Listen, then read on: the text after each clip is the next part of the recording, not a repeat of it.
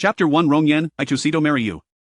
Saligay you shameless little wretch, how to seduce our sister's fian Cather engagement banquet, get out of me sight, in the Zaya family we did not recognize he was her daughter. Young grateful wretch had known better he would never have taken Ayuan if wisted some in years anew. Having been adopted by Zaya family for many years, Saligay had always been abadi and tandamiable doing jever in her power to win their affection. Yet upon their return off their biological daughter, they treat her like kid. Even her very breath felt like he had transgression. Mom, Dad, it wasn't me I didn't do anything wrong, Saligay she artled with despair, she longed for her adoptive parents to believe in her she is mifiank, you know it he's indeed my betrothed. Just because Yakin was their biological daughter, everything should is right, and if for Saligay, every action seems to be ran? It was Saligay hostile her fiank. It was Saligay who schemed against her, tarnishing their reputation. It was Saligay who drugged her, orchestrating the humiliating scene. But why don't they believe her? Mom, Dad, please don't blame Emma's sister, it's all my fault, if it were informed, shwouldn't have acted so foolishly sister, you love brother ya won't compete with you for him. I'll break off the engagement immediately and leave with the Zaya family. You and brother ya can reunite, and please, don't quarrel with Moman de Danamore. Xiaoqin you love you, how can you let go for such a shameless sister, you're far too kind. Saligay has been disfigured, yet she remains so brazen? That's right, I heard her face was marred be a jealous wife after she ferret herself to so metarector how audacious to tratos seduce her sister's fian kagain. She was nothing but a foster daughter of Zaya family filled with jealousy upon the return of the triangle and he can only imagine the dirty trick she employed against MS Chenyu. Poor MS Chenyu, too burdened with such emerald a bankrupt sister. A torrent of insult sengulfed her though looked at her were filled with disdain, contempt, as if she were retha off the earth. Nuna believed her, noon cared for her. Oh, this indifferent world. Saligay could no longer endure theber dean indo apt into the depths of Hesia. Theasi water enveloped her, and she struggled in vain against the current, the air in her lungs growing thinner, her chest acting as if it would burst. Is the show itens, her life was nothing but a joke however lie unjust. In her dazed state she thought she discerned a familiar was, fiercey attacking to the morn fuel whale fabist. She's going to dia you should go down and accompany her. As Mauricio water surged into her mouth, herbo digrevier, before Hirius closed, Saligay flating lysa office that should not be there. Missia, how scalinger, Saligay slowly opened eyes, astonished by her surroundings. Shelayun an opulent European styled, surrounded by understate diet lavished her. Where is this, did no jump into Thesia, who savin? Looking down at the dress she was wearing, it was the region from her 18th birthday could this be sublibino therosiaka and yaska mess against her? As hagazed into themer, she was utterly bewildered. Her fingers traced her face in disbelief it was smooth and flawless, devoid of any scars, she looked like she had been transported back a years in time. An astonishing thought surged in her mind as a glance at the old-fashioned phone and fitable the calendar indicated that she had been reborn to Thea. Tears streamed down her face, she had not died. Missia, know that you are awake, I shall arrange for the driver to take you home. Saligay turned to find a familiar face Sharan, cold at Bethich. Gaining her composure, Saligay faced them earnestly, I want to see him. Missia died of hit our head when you fainted, just Alphan Horigo, you refused to see him, from no one you will. Drawing a breath, her voice was clear, Sharan, there are things I must tell him facito face. Sharan semed displeased be her early refusal, asmer curling gathis lips. Missia, have I overestimate dio your own worth, if it weren't for the betroth made between our families, do I rolla think would grant out he opportunity to see him today? Unfortunately, that opportunity has been squandered by all the way out to straight ahead, na Maurice court. She still had time Meshua still in his villa. Saligay dashed away in the opposite direction, desperatito fin Simeon must see, things from must express. Pushing open the heavy wrong gate, she felt as though she had stepped into a different fairy tale. The yard was ablaze with vibrant roses, their hues a juxtaposition against white walls, a scene of both melancholic and enchanting, with red, pink, and white blooms enveloping the villa, painting a breathtaking picture reminiscent of the stunning man should have dazzled her life.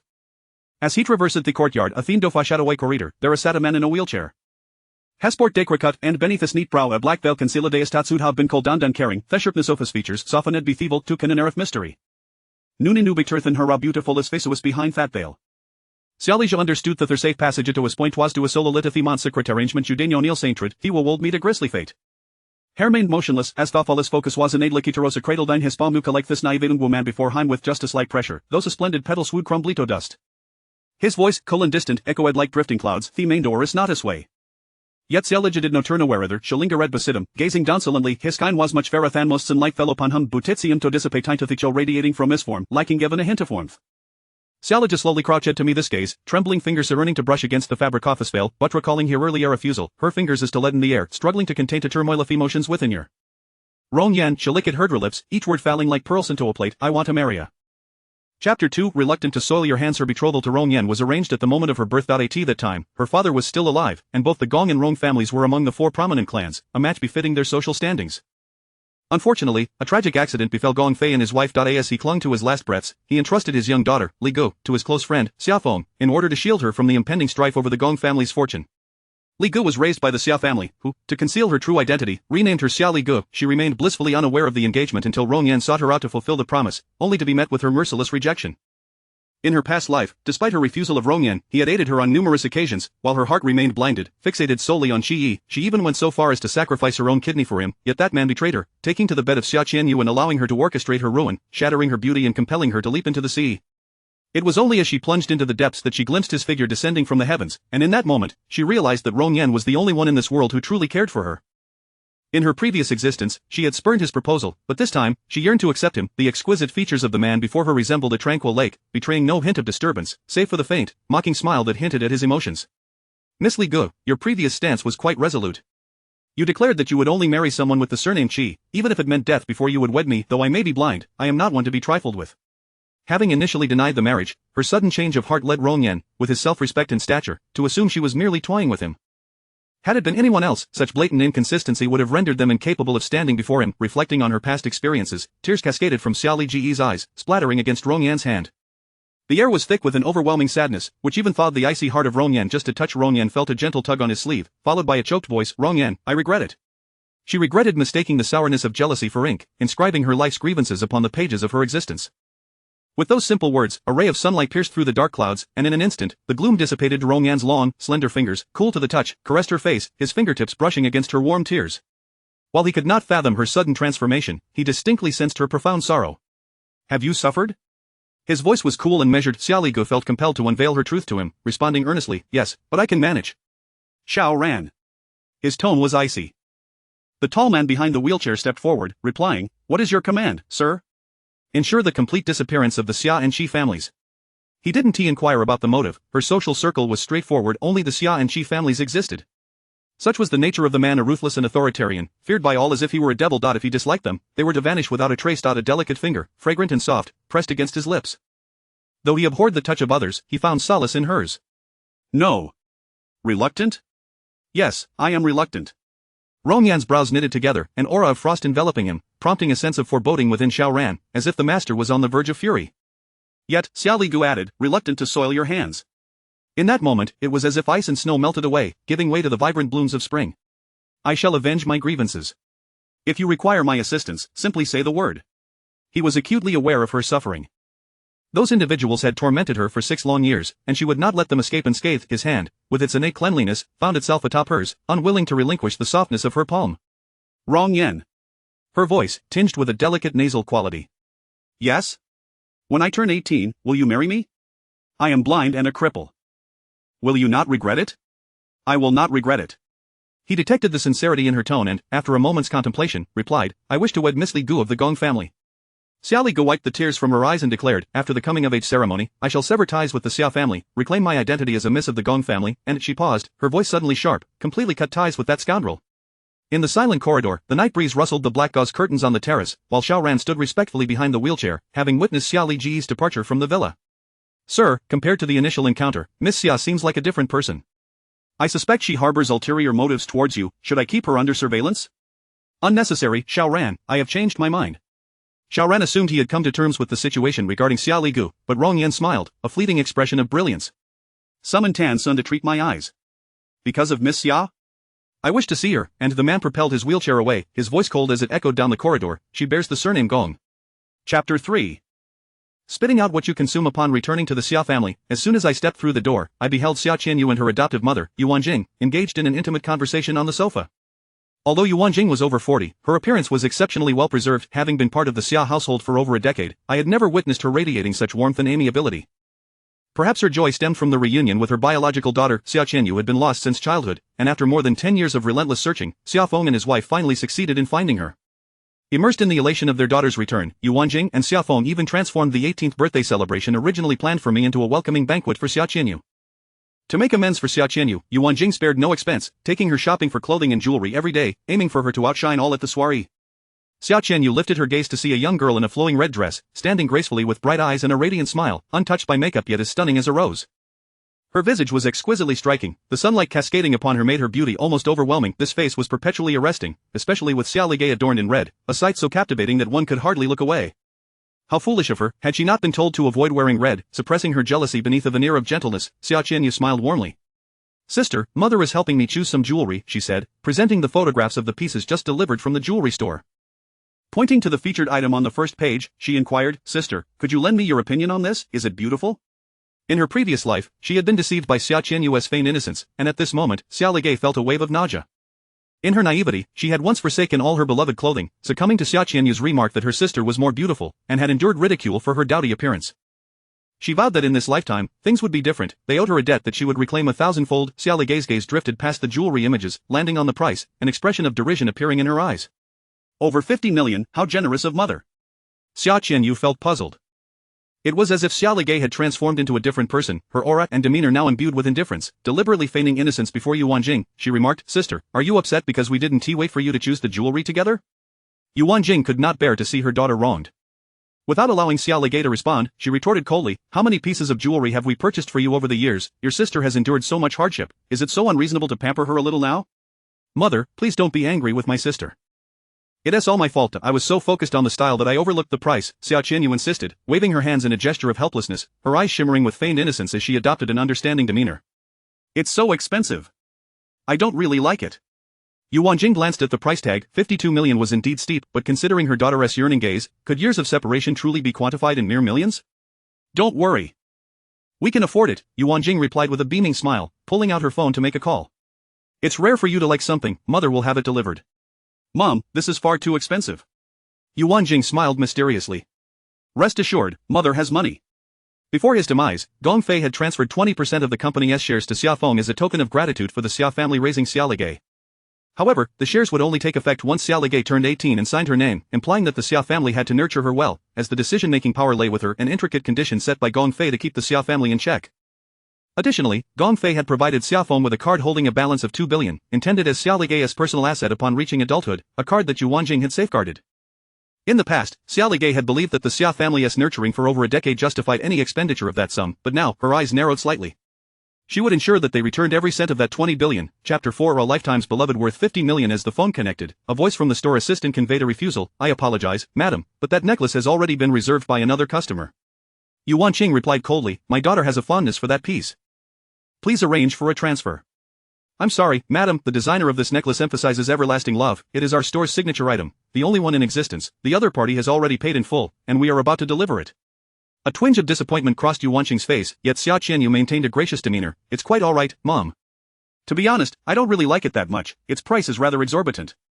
Witnessing her daughter's thoughtfulness, Yu Wanqing felt a deeper sense of guilt. Tonight, there's a haute couture show by Nii. I shall take you to the venue and help you select the finest and most luxurious gown. Thank you, Mom, you're the best. This heartwarming scene of maternal affection and filial piety, however, was rather irksome to behold. Xiao Ligay coldly interrupted the emotional exchange between mother and daughter. Sister cannot appear shabby at her welcome banquet, however. Mother, I hope you still remember my 18th birthday celebration. A smile played on her lips. I have now turned 18. Should I not receive the card my father left for me? Upon mentioning the card with a balance of 2 billion, Yu Wanqing's expression shifted. Why the urgency? It's just a card. Do you think I would keep it for myself? Xiao Qianyu gently coaxed, Sister, you are about to take your college entrance examinations. It is not the time to be distracted by financial matters, and mother will safeguard it for you. There's no rush, you can have it once you enter university. She had been deceived by such words in the past, never seeing that card until her dying day. Waiting until university is unnecessary. According to our agreement, you should give it to me after the birthday celebration. Yu Wanqing's expression soured. How ungrateful after all these years, quibbling with me over a mere card. Mother, that's rather harsh. I'm merely reclaiming what rightfully belongs to me, as per my father's wishes. Is that a problem, or have you perhaps spent the money on the card and not returned it? Yu Wanqing felt a pang of guilt, forcing a smile. Why would I use your money? The Xia family is not destitute. Just then, the doorbell rang, providing Yu Wanqing with a timely escape. Hello, is this the Xia residence? Xiao Qianyu stepped forward to inquire, who are you? We are here to deliver a piece of jewelry that someone purchased from our store. The staff opened the gift box, revealing the one-of-a-kind necklace that Xiao Qianyu had coveted moments earlier. Her eyes sparkled. Mom, it's the necklace I was just looking at. Didn't the clerk say it had been sold? How could it possibly be delivered to our home? Could it be that your father bought it for you as a surprise? Yu Wanqing speculated. Xia Qianyu's lips curled into a smile. Indeed, the term one and only could refer not only to love but also to familial ties, as Xia Feng often referred to her as his sole daughter. The fact that it was the only one in the world implied that Xia Ligay had no share in it, and she couldn't wait to see the disappointment etched on Xia Ligay's face. At this banquet, she was determined to outshine Xia Ligay. Xia Qianyu adjusted her hair, feigning ignorance. Perhaps it's a gift for my sister? The staff provided a detailed introduction, and Xia Qianyu pretended to glance at Xia Ligay. Sister, this is the only one in the world. It must be a gift from father to you. She had nearly exhausted this tactic of feigned modesty before attempting to flaunt, and Xia Ligay was disinclined to engage. The staff continued. Which one of you is the young lady of the Xia family? She is, Yu Wanqing indicated Xia Qianyu, then turned to explain to Xia Ligay. Gur, this necklace is unique. Since your sister has just returned, it serves as a welcome gift from father. We have already prepared your coming-of-age gift, so please do not take offense. Xia Qianyu feigned reluctance. If there's only one, I shall forego it. Please give it to my sister instead. I am unworthy of such a splendid necklace. It was specifically meant for you, just accept it. The mother and daughter's theatrical performance was quite nauseating. Indeed, otherwise father might be upset. Please hand it to me. Xia Qianyu adopted a posture of accepting the gift, but the staff suddenly inquired, are you Miss Gong? Chapter 5, Can't Mother Show Me Some Affection? Miss Gong? Xia Qianyu's smile froze on her face. Have you perhaps delivered this to the wrong place? There is no Miss Gong here. The staff's gaze seemed to imply, if she isn't the one, then why is she wasting time and expressions here with her incessant chatter? Isn't Miss Gong Ligay here? Xia Qianyu exchanged a glance with Yu Wanqing, both filled with confusion. Xia Qianyu could clearly sense that Xia Feng favored her more, and there was no way this necklace would be intended for Xia Ligay. Moreover, the recipient was referred to as Miss Gong, clearly a mistake. It is I. Xia Ligay sauntered forward with an air of nonchalance, a slight smile gracing her lips. Mother may have forgotten. My father's surname is Gong. At this revelation, Yu Wanqing's expression darkened instantaneously. Miss Gong, would you kindly sign for this?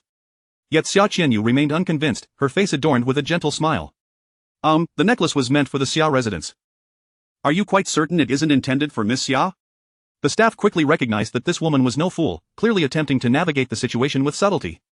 The address is indeed the Xia residence, but the recipient is Miss Gong Ligay. Yu Wanqing made her disbelief evident. Are you certain you haven't made a mistake? It should be Xia Qianyu instead. The staff maintained a polite smile. Rest assured, madam, we would not err with such a valuable item. Yu Wanqing stepped aside to call Xia Feng for confirmation. What? You didn't purchase anything? If not you, then who?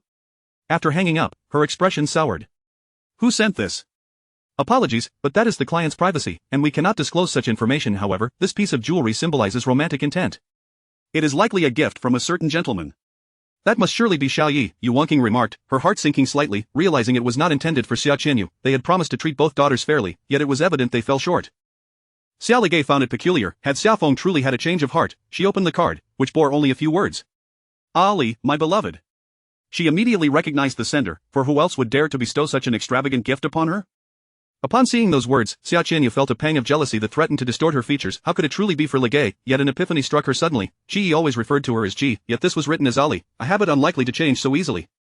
Was this necklace not from Qi? Was Xia Ligay clandestinely involved with another man? The audacity of having such a valuable item delivered suggested that Xia Ligay's new suitor was far from respectable. Yu Wanqing gazed at the gem sparkling under the sunlight, knowing it was something Xia Qianyu coveted, and her heart brimmed with resentment. Ji, you possess an abundance of jewelry, yet your sister has never adorned herself with something of this caliber. Could you possibly lend it to her for a time? Lend, like a tiger lending its pig, never to return. How many things had Xia Qianyu borrowed from her in the past? When had she ever returned anything? Xia Ligay wore a mocking smile. Mother, you see it too. This is a token of love. Yes, it's something that can be lent so casually. What would others think if they saw it? The one being pursued is me, not Xia Qianyu. Yu Wanqing appeared somewhat embarrassed. I understand this may be inappropriate, but your sister truly adores this set of jewelry. Can't you show her some kindness? Xia Ligay's smile widened. If my sister likes it, she should have it. Is my affection so worthless? Today she desires the jewelry. What if tomorrow she wishes for my clothes, my room, or my man? Am I to relinquish everything? Mother wishes for me to show kindness to my sister, yet why does she not consider showing me some affection instead? Xia Qianyu felt her heartstrings tugged, her expression pitiful. Sister, how could you think that of me? I have never desired your belongings. Xia Ligay's smile grew even broader. Never desired? You must have dreamt of possessing everything that belongs to me. Mother, listen to what my sister is saying. Today, Xia Ligay was like a blade drawn from its sheath, exceedingly sharp. Before Yu Wanqing could respond, Xia Ligay continued with relentless vigor. Mother just remarked that I have plenty of jewelry. I fear that the total value of all my jewelry since childhood does not even amount to a fraction of this necklace. If you and father profess fairness, then my coming-of-age gift should be of a similar value, should it not? Yu Wangqing's expression grew increasingly awkward. The jewelry she had prepared for Xia Ligay was merely a bracelet valued at 38,000. In the past, Xia Ligay had been exceptionally well-behaved, never asking for anything, and they would only provide her with a small red envelope and gifts during festivities. 38,000 was considered extravagant, yet it paled in comparison to 50 million. Well, that is only fair, Yu Wangqing replied, her discomfort evident. Then I shall await my coming-of-age gift from my parents, Xia Ligay thought with clarity. And this jewelry? Yu Wangqing's greed was not so easily quelled. Mother knows you are the most obedient and understanding. Xia Ligay smiled gently. I refuse. With that, she clutched the grand jewelry box and strode away. Yu Wangqing glared at her departing figure. This was the first time Xia Ligay had defied her. What an insufferable child. Mother, do not be upset, it is not worth harming your health. If only she were as understanding as you. Xia Qianyu lamented, clutching Yu Wangqing's arm. Sister might be sensitive to my presence. Had I known, I would not have returned. Do not speak such nonsense, you are my daughter, and rest assured, what is merely 50 million, it remains in my possession. Mother will take you to the fashion show to select a stunning gown. In the past, Xia Ligay had always acquiesced to her wishes, yet now she openly disregarded her in front of others, leaving Yu Wangqing with nothing but fury. After raising her for so many years, with no small amount of effort, she would never allow that 20 billion to be reclaimed. Chapter 6 No man can escape her grasp. Xia Ligay returned to her room, cradling a jewelry box, her heart brimming with joy not for its worth, but for the person who gifted it. Dialing his number, she was greeted by his rich, resonant voice. Thank you for the necklace, she replied, her tone laced with mirth. Do you like it? His voice, now softened, dispelled the usual chill, rendering her inexplicably tender. I cherish everything you give me. That's all that matters. He could discern her genuine delight. Could this be considered a token of our affection? Her voice danced with playfulness. Too inexpensive to be so, he retorted. Had anyone else uttered such words, Xia Ligay would have deemed them pretentious, but knowing it was Rong Yan made her aware of his sincerity. As long as it comes from you, it holds immeasurable value. Only someone who has been reborn understands the preciousness of being held dear by another. Faced with Rong Yan's affectionate care, she treasured it deeply. I've heard there's an auction gala this evening. Rong Yan's voice floated softly. Shall we go together to choose a gown? Xia Ligay chuckled in response. You're going to spoil me like this. As the call ended, Xiao Ran, standing behind her, distinctly sensed suspicious pink bubbles floating around the usually somber man. Could this be what they call love? Xiao Ran was taken aback. Sir, are you perhaps being overly kind to Miss Gong? Rong Yan answered her question with another. What does she look like? Miss Gong is stunning, more beautiful than any woman I've ever encountered. In his mind's eye, Rong Yan envisioned a little girl, his fingers tracing her silhouette in the air. I truly wish to see her. The grand event organized by Mi, held every 3 years, featured nearly 6 pieces, yet even before it commenced, throngs of people filled the venue. Xia Qianyu walked upon the plush carpet, observing the bustling attendants, the dazzling crystal chandeliers, and the array of upper-class elites, media reporters, and socialites. This was the life she had always dreamed of. She immediately spotted Qi Yi, resplendent in a white suit, and declared, Mom, I'm going to greet Brother Yi. Go ahead, Yu Wangqing replied, watching her daughter's lively figure with a sudden thought. How delightful it would be if Qi Yi harbored affections for Xia Qianyu. For years, the Xia family appeared harmonious, yet Xia Feng and his wife had long harbored concerns that Ligay might never be nurtured properly. With Xia Qianyu's return, the rift had only deepened. If Qi Yi were to fall for Xia Qianyu, it would be perfect. She would ascend to such a prestigious family, relieving her of the burden of planning for Xia Qianyu's future. Wearing a delicate white dress and adorned with a gentle, charming makeup, Xia Qianyu exuded confidence, believing no man could evade her grasp. Brother Yi, what a coincidence to run into you here, she initiated, her tone bright. Upon seeing her, Qi Yi's face broke into a smile. Although Xia Qianyu had only just returned, she had already made a favorable impression on him. Xiao Yu, you're here too? Where is your sister? At that moment, Ligay still lingered in Qi Yi's thoughts. To him, Xia Qianyu was merely a sweet younger sister. Brother Yi, isn't your sister with you? Xia Qianyu feigned ignorance. Her words successfully piqued Qi Yi's interest. Is she attending the gala as well? Yes, she just received a necklace this afternoon. I thought she might join you for dinner tonight. What necklace? Xia Qianyu's heart leaped with joy. Everything was unfolding as she had anticipated, though she maintained an air of feigned confusion. A gemstone necklace worth 50 million, symbolizing lifelong love. The staff delivered it to our home this afternoon. I truly envy my sister for having such a considerate boyfriend like you. Qi Yi's expression darkened abruptly. A necklace worth 50 million, given so casually. Who was that man? Xia Qianyu chose not to linger on the topic, understanding that her words had cast ripples in Qi Yi's heart like stones thrown into a lake. Brother Yi, shall we take a seat? Xia Ligay had come to meet Rong Yan but inadvertently overheard this exchange. This woman certainly seized every opportunity to ensnare her. A servant paused beside her. Miss Gong, Mr. Rong is awaiting you. While everyone mingled in the hall, the private room on the second floor was enveloped in an impenetrable atmosphere. The man sat regally in a wheelchair, his brows lowered, and his nearly flawless profile instantly captivated her gaze. As the door opened, Xia Ligay's eyes fell upon him immediately. Chapter 7 They say you look splendid in red. Come here. Upon seeing him, Xiao Ligei's footsteps became noticeably lighter, obediently sitting beside him. The event had already commenced, and the first gown was predominantly white, a floor-length ivory silk dress, adorned with lace and intricate embroidery, the elaborate patterns captivating the audience displayed on the large screen. Xia Qianyu, who had a penchant for white, was instantly drawn to this gown, exclaiming, "Mom, I adore this one. If you like it, then buy it." The bidding commenced at a base price of 1 million, and Yu Wanqing called out, 150 million. Sitting beside Rong Yan, Xiao Ligei watched the spectacle unfold, recalling that this was the very gown Xia Qianyu had once boasted about in her previous life. "Do you desire it?" "I do not." She had no interest in something worn by Xia Qianyu. She muttered, "I simply wish for her not to acquire it." 300 million. A male voice suddenly resonated from the second-floor private room. The crowd below erupted in astonishment. Who bids in such a manner, jumping from 3 million to 300 million? Yu Wanqing wished to continue bidding, although it pained her to spend so much on something her daughter liked. She quickly dismissed the thought upon remembering it was money meant for Xiao Ligei. "Mom, don't bid any further. We should save our resources for the later items. This person clearly has deep pockets, and there's no need for us to compete for this gown. The subsequent pieces will undoubtedly be even better." Xia Qianyu strategized wisely.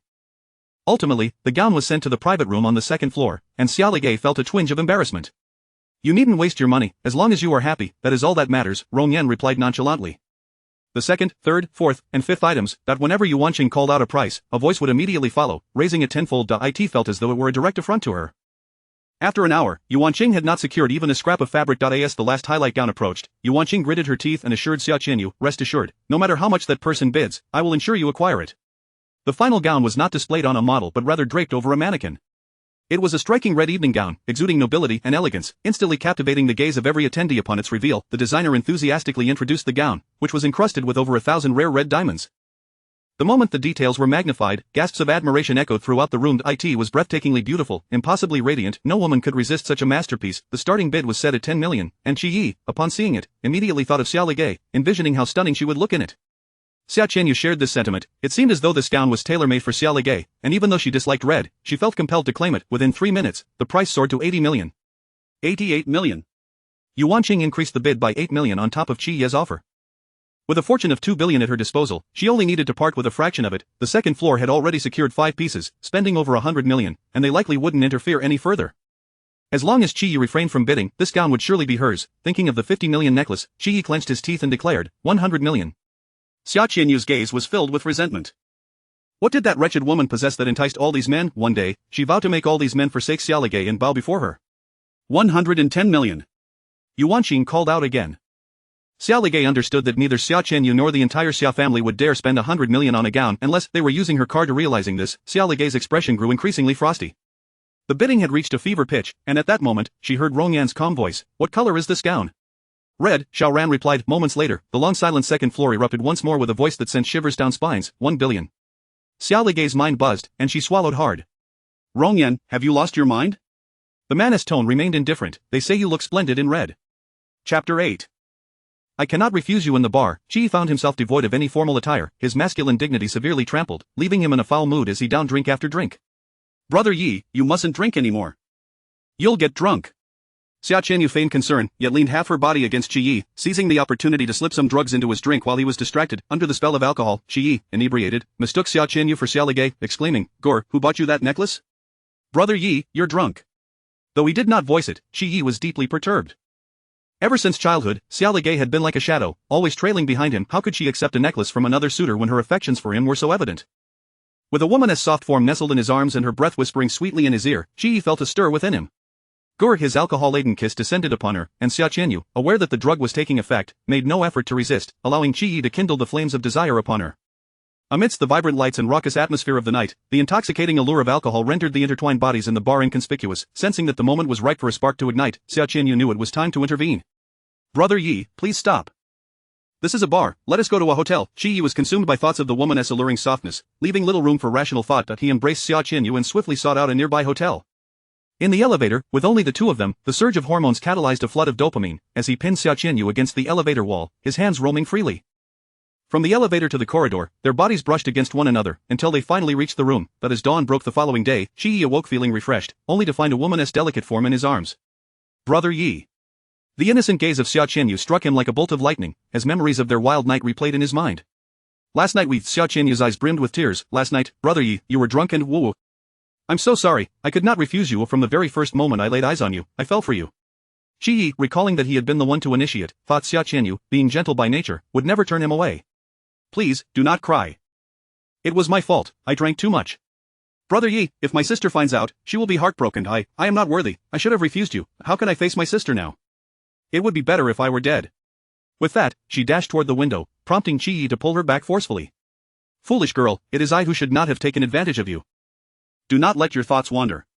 Through her tears, Xia Qianyu apologized. I am sorry, Brother Yi, I will not disturb your relationship with my sister. This matter will remain a secret forever. Let us pretend that nothing happened last night. Her retreating strategy only endeared her more to him, filling him with guilt and a heightened sense of protection over her. Xia Qianyu stealthily returned to the Xia household, and soon enough, Qi Yi sent an abundance of clothing and jewelry her way. Playing with a pair of earrings, she felt an overwhelming sense of triumph. This was merely the beginning. She desired the entirety of Qi Yi as Xia Ligay, prepare to be forsaken. Feeling a twinge of unease over his actions, Qi Yi purchased a set of jewelry to make amends with Xia Ligay. However, she turned him down, citing her need to study for the upcoming college entrance exams as the reason for not meeting him. Holding the jewelry in hand, Qi Yi felt a flicker of irritation. After all, in the past, she would have rushed to greet him at the slightest hint of his arrival. Today, he found himself met with a closed door. The guilt that had lingered in his heart quickly dissipated in the face of Xia Ligay's rejection, replaced by resentment and dissatisfaction. Chapter 9 Unmasking the Infidelity of the Scoundrels. Brother Yi, have you come to find your sister? Xia Qianyu softly called out Qi Ye's name. Then, I shall not disturb you any further. She flicked her hair and prepared to leave, yet Qi Ye's gaze fell upon the bruise on her wrist. Reminded of his own roughness that night, his heart softened. He grasped her hand firmly. Did I do this? Does it hurt? Xia Qianyu shyly nodded. It doesn't hurt, being with Brother Yi makes me very happy. Her bashful demeanor, laced with a hint of flirtation, stirred something within Qi Yi, prompting him to pull her into a nearby storage room. Brother Yi, we shouldn't, Xia Qianyu protested, torn between reluctance and allure. What is there to refrain from? Don't you find this makes you happy? After all, if you don't speak of it and I remain silent, who will ever know? Be good and let me cherish you. Having been turned away by Xia Ligu, Qi Yi was filled with pent-up frustration. After all, she was just a woman. If he desired, there were countless willing to surrender to him. The sisters were hardly different. The air was thick with their intimate whispers from within, as Xia Ligu stood outside, sucking on a lollipop, recording every word verbatim. After a while, the activities inside concluded, and Qi Yi promptly gifted Xia Qianyu a piece of jewelry. This is meant for your sister, how could I accept it? It is yours now, Qi Yi said, playfully tapping her nose. As long as he wished, he could bestow gifts upon whomever he pleased. Brother Yi, you are truly wonderful. After indulging in each other's company for a while longer, they emerged from the room, only to be met by Xia Ligu at the door. Clad in a red dress that resembled blood, her dark hair billowing, she leaned against the doorframe, lollipop still in her mouth. Her striking black and white eyes flashed with a fleeting smile that vanished in an instant. Qi Yi immediately withdrew his hand from Xia Qianyu, anxious that Xia Ligu might detect any hint of their secret. He subtly distanced himself from Xia Qianyu, donning a courteous smile. Gur, what brings you here? His eyes betrayed a hint of guilt. Xia Ligu scanned Xia Qianyu's face with an unreadable expression. I needed a breath of fresh air after studying for too long. What are you two up to? Qi Yi was uncertain how long she had been standing there or what she had overheard, and tentatively replied, Xiaoyu asked me to help her look for something. Why didn't you call me when you arrived? Just got here. Xia Ligu refrained from exposing their interaction, her lips curving into an innocent smile. Well then, you two continue to be busy. I shall not intrude. She walked away against the light, her crimson skirt sweeping through the air, leaving a delicate scent in her wake. In that moment, Xia Ligu exuded a newfound confidence, her demeanor both captivating and ethereal. Qi Yi felt as though Xia Ligu had transformed entirely. The girl he once knew was akin to a roadside flower, pretty yet unremarkable, easily overlooked. Now, she resembled a rare bloom upon a lofty peak, emanating an aura of chilling elegance, imbued with a sharpness that drew him in. He even mused that Xia Ligu's beauty, figure, and complexion surpassed Xia Qianyu's. Had the woman beneath him been her, how intoxicating that experience would be. Observing Xia Ligu's nonchalant demeanor, Qi Yi assumed she had heard nothing. As soon as she departed, he hastened to follow her. Gur, I can assist you with your studies, feel free to ask me anything you don't understand. Left behind, Xia Qianyu watched Qi Yi's attentive manner towards Xia Ligu, her eyes igniting with a fierce chill. It seemed the time to take action had arrived. Chapter 10 The unsophisticated one's arrival is quite embarrassing. A week later, the long-anticipated 18th birthday celebration of Xia Ligay arrived as scheduled. Although it was ostensibly a celebration for Xia Ligay, it had, in truth, become a welcoming banquet for Xia Qianyu. During this period, Xia Qianyu exerted every effort to entice Qi Yi, who, in stark contrast to Xia Ligay's indifference and aloofness, thoroughly relished the tenderness and attentiveness bestowed upon him by Xia Qianyu. He lavished her with countless exquisite jewels and luxurious gowns. As Xia Qianyu gazed upon the piles of spoils, her lips curled into a triumphant smile. Xia Ligay, in comparison, possessed not even a single decent gown. Even adorned with extravagant jewelry worth 50 million, she would merely be mocked as a provincial simpleton. The mere thought of Xia Ligay being neglected and making a fool of herself before the crowd filled Xia Qianyu with uncontainable excitement. As the banquet commenced, Xia Feng and Yu Wanqing made a grand entrance, holding Xia Qianyu's hand. Although the Xia family was not considered a top-tier aristocracy, they held considerable connections within social circles, attracting a plethora of affluent individuals eager to catch a glimpse of the genuine young lady of the house. Xia Qianyu felt a twinge of nervousness, prompting Yu Wanqing to gently reassure her, "You are a daughter of the Xia family, you must begin to acclimate to this, you will frequently attend such events, as you are the face of our family." Feigning nonchalance, Xia Qianyu replied, "Sister is truly the face of the family, she is beautiful and possesses an excellent demeanor, everyone will remember her as the true young lady of the Xia family." Upon the mention of Xia Ligay, Yu Wanqing's expression darkened. Does she even qualify? Unintentionally, Yu Wanqing's thoughts slipped out, unaware that Xia Qianyu was secretly reveling in her sister's misfortune. Ahem, what your mother means is that you and Xia Meng are the true flesh and blood of the Xia family, your sister is merely an outsider. Do not feel compelled to accommodate her just because she arrived first. She is but a sparrow sheltered under someone else's roof. Why Yu Wanqing's words were explicit, and Xia Qianyu feigned understanding. When will my brother return from abroad? I truly wish to see him. Xia Meng was the child that Yu Wanqing unexpectedly bore after adopting Xia Ligay, having been doted upon since childhood and sent abroad after completing elementary school. He will return soon. He is even more excited about your return than we are. He has been busy with school lately, but he will come back once things settle down. Spotting a middle-aged lady in a burgundy evening gown nearby, Yu Wanqing introduced, that is Xiao Yu, she is mother. Let us go greet her. Understood, mother. Xia Qianyu obediently followed her mother aside. With a warm smile, Yu Wanqing introduced, this is my daughter, Qianyu. Greetings, uncle, hello, auntie. Xia Qianyu spoke softly, her voice endearing and charming. Xiao Yu had never favored the closeness between Xia Ligay and her son, yet out of respect for Xia Ligay having saved Shi Yi, she refrained from opposing it, thinking that men always have a few girlfriends. However, Xia Qianyu's words prompted Xiao Yu to smile. Oh, what do you mean by auntie? I am Qiya's mother. His sister is studying abroad. Xia Qianyu playfully stuck out her tongue. I apologize, auntie. You look so youthful that I mistook you for brother Ya's sister. Exchanging pleasantries with ease, a hallmark of a true connoisseur of tea arts, Xiao Yu was eager for her son to find affection with the genuine Xia family heiress, Xia Qianyu, rather than Xia Ligay. You are quite the charmer. Qi Yi, please take care of Qianyu, as she must be feeling out of sorts after her return, and then I shall rely on brother Yi. They exchanged smiles, with Xia Qianyu closely following Qi Yi, leaving outsiders to assume she was his girlfriend. As for Xia Ligay, her absence was noted, prompting Xia Feng to frown. Where is Ligay? Who knows what she is up to? Yu Wanqing lamented. Xia Qianyu interjected. Sister must have been delayed by some matter. After all, that unsophisticated one did not even possess a proper gown. Her arrival would certainly be a cause for embarrassment. Chapter 11. The billion-dollar gown adorning her. Hey, have you heard? The genuine daughter of the Xia family has returned. Really? This is going to be quite a spectacle. I wonder how long Xia Ligay can remain so arrogant. She is merely a sparrow brought back from an orphanage. Now that a true phoenix has returned, that sparrow will surely reveal its true nature. Xia Ligay had never been able to fit in with these socialites. Apart from the Xia family, no one knew her true identity, assuming she was just a wild child from the orphanage, thus she had always been ostracized in this circle. Look, there she is, the true daughter of the Xia family, Xia Qianyu. She is quite beautiful. Just look at that gown, it must cost several million. The Xia family is truly generous. Xia Ligay never received such treatment before. Of course not. Can a counterfeit ever be compared to the genuine article? She used to wear the cheapest things. I suspect she is wearing high-quality fakes this time. Look at her standing next to young Master Qi. They are a perfect match, a match made in heaven. Xia Qianyu overheard the murmurs in the crowd, and it was evident how poorly Xia Ligay had been regarded. Indeed, fate had smiled upon her, granting her a splendid opportunity to shine. The tea ceremony master soon arrived, effortlessly forging bonds with the green tea socialites, embellishing tales to slander Xia Ligay. I never expected Xia Ligay to be so vicious. If I had such a sister, I would point at her nose and tell her to get lost. How dare she take up residence in someone else's nest and feel superior? Don't say that, after all, she is my sister. She is just feeling a bit unbalanced with my return. She means no harm. She pushed you into the water and still claims to mean no harm. Xiao Yu, you mustn't be so kind. The kind-hearted are often taken advantage of. Fortunately, your parents still cherish you the most. Don't be fooled by the crowd here. They are all here for you, not to celebrate her birthday. When that bumpkin arrives, I'll make sure to ridicule her until she doesn't know where to turn. As Xia Qianyu spoke, she feigned reluctance while secretly anticipating the arrival of her rival. Today, she wore an exclusive, expensive gown. What would Xia Ligay don if she wore her collection of high-quality fakes? It would indeed be a disgrace to the Xia family. Who are you calling a bumpkin? A clear, cold voice rang out, drawing everyone's attention. It was Xia Ligay, clad in a noble and elegant red gown. She perfectly accentuated her figure, the split skirt revealing her slender, elongated legs adorned with rubies that sparkled under the lights. She radiated brilliance. She had never worn high heels or applied makeup, yet today she defied convention. Her already exquisite features appeared extraordinarily striking and regal, enhanced by her makeup, while the 10-centimeter heels amplified her commanding presence. The dazzling necklace around her neck was the crowning touch, inciting envy among countless women. Is that Xia Ligay? The socialites gasped in disbelief. Isn't she wearing the lifelong beloved necklace?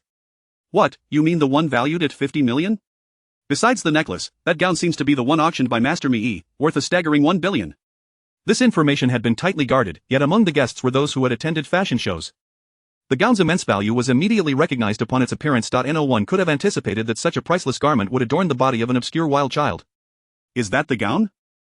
Wasn't it purchased by a mysterious buyer? How could it possibly be on Xia Ligay? Those who had planned to mock Xia Ligay were left speechless. The woman before them was no longer a bumpkin but rather a celestial being descended from the heavens, so breathtaking that they felt powerless to tarnish her image. In stark contrast, they appeared like ants beside an elephant, utterly outmatched. How could this be? That wretched girl, why is this priceless gown on her? Xia Qianyu's dreams of humiliating Xia Ligay shattered. She felt as though she were being scorched by flames, consumed by jealousy. Meanwhile, Qi Yi, captivated by the exquisite beauty of Xia Ligay, felt an unprecedented and intense desire emanating from within him. Chapter 12. With her fair skin, stunning beauty, and long legs, Xia Ligay was a vision of elegance. Her tall figure and exquisite features were accentuated by the luxurious red gown she donned, elevating her beauty to unparalleled heights. In both grace and appearance, Xia Ligay far surpassed Xia Qianyu, leaving the young gentleman present utterly captivated. Which heiress is that? She is absolutely striking. Don't even think about it, she's Qi Shao's woman. He plans to propose to her tonight. Goodness, with such fair skin, beauty, and long legs, I am utterly enchanted. Who was it that told me the legitimate daughter of the Xia family overshadowed everyone? Standing next to her, Xia Qianyu looks merely like a maid. Keep your voice down, Xia Zong will not take kindly to that.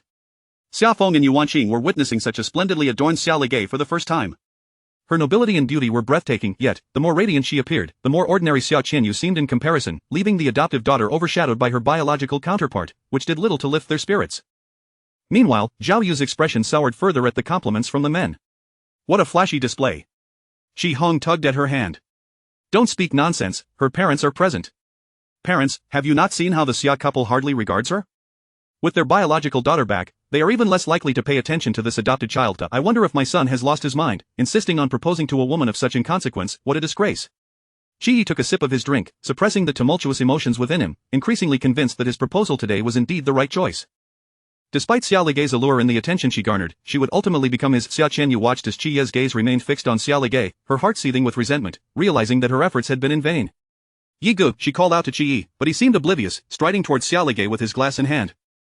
Xia Ligay radiated brilliance, akin to a rising star, capturing everyone's attention, while Xia Qianyu, the legitimate daughter of the Xia family, faded into obscurity. Xia Qianyu clenched her glass in frustration.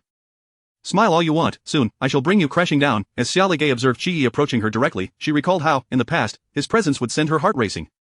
Yet now, her feelings remained unsettled, though no longer rooted in love. Gur, you look stunning tonight. His eyes were filled with infatuation. Did he gaze at Xia Qianyu with such ardor during their intimate moments as well? Reflecting on the past, where she had suffered physically and emotionally because of him, only to end up in a desolate state, Xia Ligay's heart brimmed with resentment. Thank you, she replied, suppressing her disgust. Qi Yi found her reaction peculiar. Xia Ligay had never regarded him with such disdain before. Could it be related to the individual who had gifted her something? Yet he remained convinced that, despite all changes, Xia Ligay would remain unchanged. After all, she had loved him dearly. Gur, that dress of yours, Qi Yi began to inquire, but before he could finish, Zhao Yu had already approached, looking down her nose at Xia Ligay, her words dripping with sarcasm. A girl should present herself like a girl. Dressed like that, who do you wish to impress?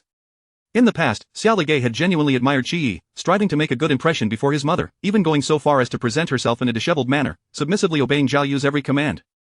But now, did Zhao Yu truly believe she was still the easily bullied Xia Ligay of yesteryear? Chapter 13. Even kneeling in plea won't grant you entry to my home. Summer Ligay had shed her former habit of bowing her head in apology.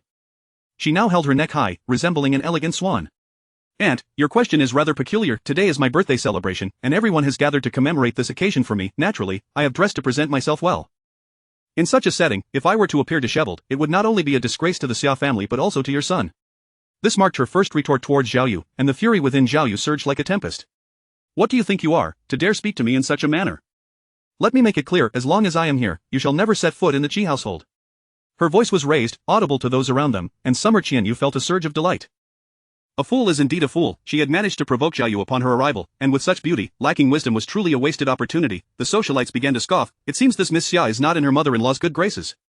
Some women who admired Qi Yi seized the moment. With her background, how could the Qi family truly regard her? She is merely a fleeting amusement for Qi Shao, easily discarded when he tires of her. Being scolded by her mother-in-law is quite the predicament, they murmured, eagerly anticipating the unfolding drama. Qi Ye's expression darkened. Mother, what are you saying? You know very well that today I intend to. Summer Ligay chuckled. Aunt, rest assured, even if Qi Yi were to kneel and plead, I would not enter your household. Zhao Yu mocked, such grandiloquence. Who does not know of your affections for my son? Very well, I hope you keep your word, just ensure you do not come crying to me later. Indeed, who was unaware of her feelings for Qi Yi? Yet, it seemed Qi Yi alone was heartless, leaving her to realize how foolish she had been in her past. Aunt, you may rest easy, even if you were to beg me with tears, I would not marry Chi. If my previous actions have led to misunderstandings, allow me to clarify publicly, I harbor no romantic feelings for Chi. Her words landed like a resounding slap against the Chi family, and not only did the onlookers doubt her sincerity, but even Yu Wanjing found it hard to believe. How could it be that Summer Legay, who was known for her affection towards Chi, could simply declare indifference? However, if Summer Legay were not to be with Chi, perhaps her own daughter would have a chance. Chi looked at Summer Legay in disbelief, as if caught in a dream. Was it possible that she did not harbor feelings for him? Legay, look me in the eye and tell me you do not like me. The scene before him inexplicably mirrored a moment from their past lives. At his grandfather's birthday celebration, she had been ridiculed and neglected, yearning for his protection, only to find him presenting Summer Qianyu before her, stating in a tone devoid of warmth, I am with Qianyu now. Let us part ways. And what about me, what am I to you? You saved me, for which I am grateful, but I have never felt anything romantic towards you. With tear-filled eyes, she had gazed at Qi, look me in the eye and tell me you do not like me. Now, those same words echoed, but the speaker was she. Summer Legay coldly added, I have not liked you in the past, do not like you now, and shall never like you. In her previous life, she had been utterly wounded, but in this life, she would not be the one to suffer. Qi's disbelief was palpable. How could you possibly not like me? It is inconceivable. Summer Legay regarded him with an indifferent expression, her heart at ease. In the past, she had trailed behind him like a small shadow, accustomed to his elevated position, to her sacrifices and her humility.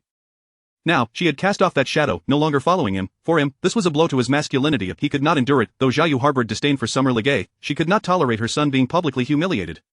Summer Legay, let me make this clear. The tactic of feigned indifference does not work on us. You wish to break up, I shall grant you that, but let it be known that it is Qi who does not want you. Mother! Zhao Yu shot him a cold glare. Silence. What use is there for such a woman? Summer Legay is merely a foster daughter. You deserve better than that. Only the true heiress of the Xia family is worthy of you. Summer Legay paid no heed to their words, raising a glass of red wine and draining it in one go, marking the definitive end of this chapter. I have said my piece. The choice is yours. With that, she turned on her heel and departed, devoid of any lingering sentiment. Zhao Yu snorted derisively, just wait and see, she will soon return, begging us. Chapter 14, I would rather marry a toad than her. Qi's heart plummeted to the depths of despair. He had an unsettling premonition that Xia Legay was being sincere. Had she discovered the affair between him and Xia Qianyu? Was she merely sulking? It seemed imperative for him to propose soon, to express his genuine feelings. Even now, Qi remained steadfast in his belief that if he extended a hand of goodwill, Xia Legay would reconsider, just as she had countless times before. Xia Qianyu regarded Xia Legay's exquisite gown with eyes brimming with jealousy. She was certain that Xia Legay had found a wealthier suitor, hence her disdain for Qi, who could possibly overshadow Qi. Yu Wanqing caught up, her expression one of displeasure. Aren't you the one who adored Qi? What is this behavior now? I used to like him, now I do not, Xia Legay replied nonchalantly. This is utterly absurd. You are publicly embarrassing the Qi family. Hurry and apologize to Aunt Zhao and the others. Xia Legay smirked, thinking, what did it matter to embarrass the Qi family? Soon, she would ensure that the Xia family faced similar humiliation. Apologize, if it's unsuitable, then part ways. What is there to apologize for? Years ago, when Xia Qianyu had taken Qi from her, Yu Wancheng had merely remarked that her sister was more suitable. Apologize, that was out of the question. Legay, we cannot offend the Qi family. Your father has some business dealings with Qi Han. Be obedient and go apologize to Aunt Zhao Yu. Don't you have another daughter? Why not send her to the Qi family? What kind of nonsense is that? Just stating the truth. Xia Legay smiled mockingly. Isn't that what you intended? You. Yu Wancheng, incensed, raised her hand to strike. Accustomed to Xia Legay's submissiveness, she could hardly bear this affront. Xia Feng intervened, halting her hand. In this situation, do you wish to humiliate her or the Xia family? He whispered in Yu Wancheng's ear, don't forget what we have been striving for all these years. Yu Wancheng understood all too well. They had not yet secured the shares from the Gong family, and Xia Legay still held value. Suppressing her anger, she watched Xia Legay move aside, glancing towards the entrance as if awaiting someone. Bah, shameless creature. Yu Wancheng reluctantly approached Zhao Yu to offer an apology. Sister Yu, please don't be angry. Legay is likely under immense pressure with the upcoming college entrance examination. Zhao Yu, adjusting her hairpiece with an air of arrogance, retorted, I couldn't care less whether she is preparing for exams or not. Once words are spoken, they are akin to spilled water. There is no turning back. My son wouldn't marry her even if she were a toad. Yu Wancheng chuckled, indeed, indeed. Your daughter is becoming increasingly temperamental. We can't possibly aspire to such heights. Zhao Yu scoffed. Xia Qianyu, smiling beside them, interjected, Aunt, please don't be upset, anger only brings wrinkles. I apologize on behalf of my sister. Xia Qianyu, you should spend more time with her. Qi Yi, I'm speaking to you. Qi finally snapped back to reality, his heart lost in the moment Xia Legay had spoken. He took out the ring he had prepared, his mind racing with thoughts on how to propose. What did you say, Mom? His dazed expression ignited Zhao Yu's fury. I will never allow her to cross our threshold. The atmosphere grew tense. Xiaofeng glanced at his close friend, Mr. Wang, hoping to alleviate the awkwardness. Mr. Wang stepped forward with a jovial smile. This child, Xiao Qianyu, has faced considerable hardships. To celebrate your return, Uncle Wang has prepared a small gift to welcome you back, wishing you smooth sailing and safety in the future. The so-called small gift turned out to be jewelry worth hundreds of thousands, and Xiao Qianyu's smile widened in delight. Thank you, Uncle Wang. Although the event was ostensibly Xiao Ligei's coming-of-age celebration, Xiao Qianyu's name was far more prominent on the invitation, and everyone was acutely aware of the true theme of the gathering. Qianyu, this is a token from Uncle Li. Thank you, Uncle. The socialites all lined up to offer their congratulations, while Xiao Ligai found herself overlooked, as if she had been deliberately forgotten, devoid of gifts, devoid of well-wishes. She felt desolate.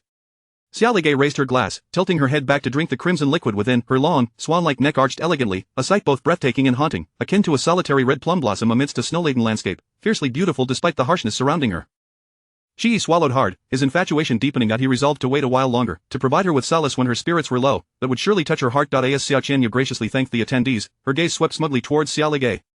Though both were daughters of the Xiao family, she was the cherished jewel, while Xiao Ligai remained a mere weed, trampled and disregarded. At this moment, Xiao Ligai's heart must have felt as if it were being fried in oil, suffering unbearably. Chapter 15. Coveting others' possessions requires one to consider their worth throughout the entire event. Xiao Ligu remained silent until Xiaofeng presented the gifts he had prepared for his two daughters. He gestured for 2 boxes to be brought forth and took Xiao Qianyu's hand, saying, "Your mother mentioned that you fancied a set of jewelry, but sadly, it has already sold out. So, I have chosen a set for you. I hope you like it."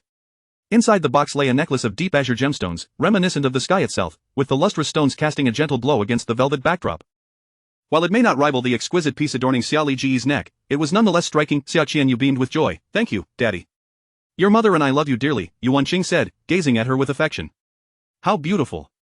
Is this not the kiss of an angel? It is also a limited edition," someone remarked. "Xiaozong truly dotes on his daughter. How could he not? After all, she is his flesh and blood. What does a few tens of millions mean? If Xiao Qianyu's gift is this splendid, then surely Xiao Liji's cannot be lacking." At that moment, Yuan Cheng unveiled another box, containing a pair of tiny sapphire studs. These were clearly made from leftover materials, the combined weight of which was less than the smallest stone on the necklace. Although they were all sapphires, the disparity in value was painfully apparent to all present. "Gur, you will always be our beloved daughter. Your father and I love you. Happy birthday," Yuan Qing declared, opening her arms for an embrace. Xiao Ligu raised her hand to halt her. "Wait a moment." Yuan Qing's expression faltered slightly. "What is it? Do you not like the gift? Your complexion is lovely. Blue gemstones would suit you beautifully."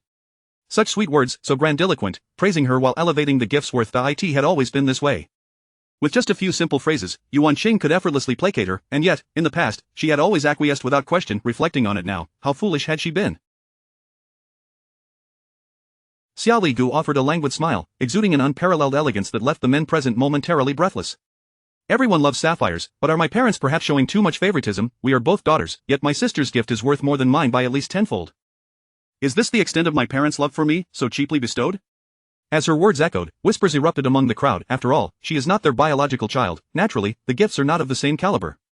Perhaps the Xia couple did not notice these discrepancies. Maybe it is Xiao Ligu who is overthinking things. She was raised in an orphanage, the Xia family taking her in is already a kindness, and yet she dares to complain about the gifts. Truly, insatiable greed. That is not entirely fair. They are both daughters, and in such a public setting, who lacks a sense of dignity? I believe some people are simply ungrateful. The Xia family has provided for her for so many years. She ought to be grateful instead of blaming others. Does she not understand her own status? Seizing the opportunity to garner favor, Xiao Qianyu chimed in. "Sister, you like the necklace, do you not? Please take mine. I am not as beautiful as you, and it would only shine in your presence. Is Miss Xia an angel? Must she give up everything? If it were me, I would have slapped her a few times for being so greedy. Does she want it all?" At this moment, Xiao Qianyu reveled in the chaos she had stirred among the onlookers. Jiayu interjected. "Coveting what belongs to others requires one to assess their worth. A mountain chicken cannot become a phoenix merely by wearing a gemstone necklace." "Mother, please refrain from such comments," Shi said, unable to bear it. I do not understand why you would choose Xiao Ligu. Not only does she fail to express gratitude to the Xiao family, but she also dares to make such demands. Had the Xia family not taken her in, who knows where she would be. If she is indeed a mountain chicken, she ought to accept her place as one. Jiayu's words grew increasingly harsh, seemingly intent on shaming Xiao Ligu. Maintaining her composure, Xiao Ligu reminded her, "Aunt Zhao, one may indulge in a variety of dishes, but one should not speak indiscriminately, lest the wind shift and lead to a slip of the tongue." "Oh, so you are becoming defiant?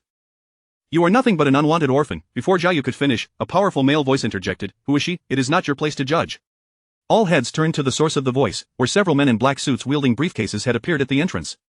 The leader, Joey, a genius in commercial law and a legend in the legal world, was known for his absence from social gatherings. His sudden appearance was unexpected. The esteemed lawyer was a highly sought-after figure who would not wish to cultivate a relationship with him. Although Xiaofeng had no prior connection with Joey, his presence was a mark of honor for Xiaofeng. Taking the initiative, Xiaofeng approached with a glass in hand. "Lawyer Zhou, welcome." Joey merely nodded at Xiaofeng, his stride unbroken as his team swept past, stirring a breeze that left Xiaofeng momentarily pained.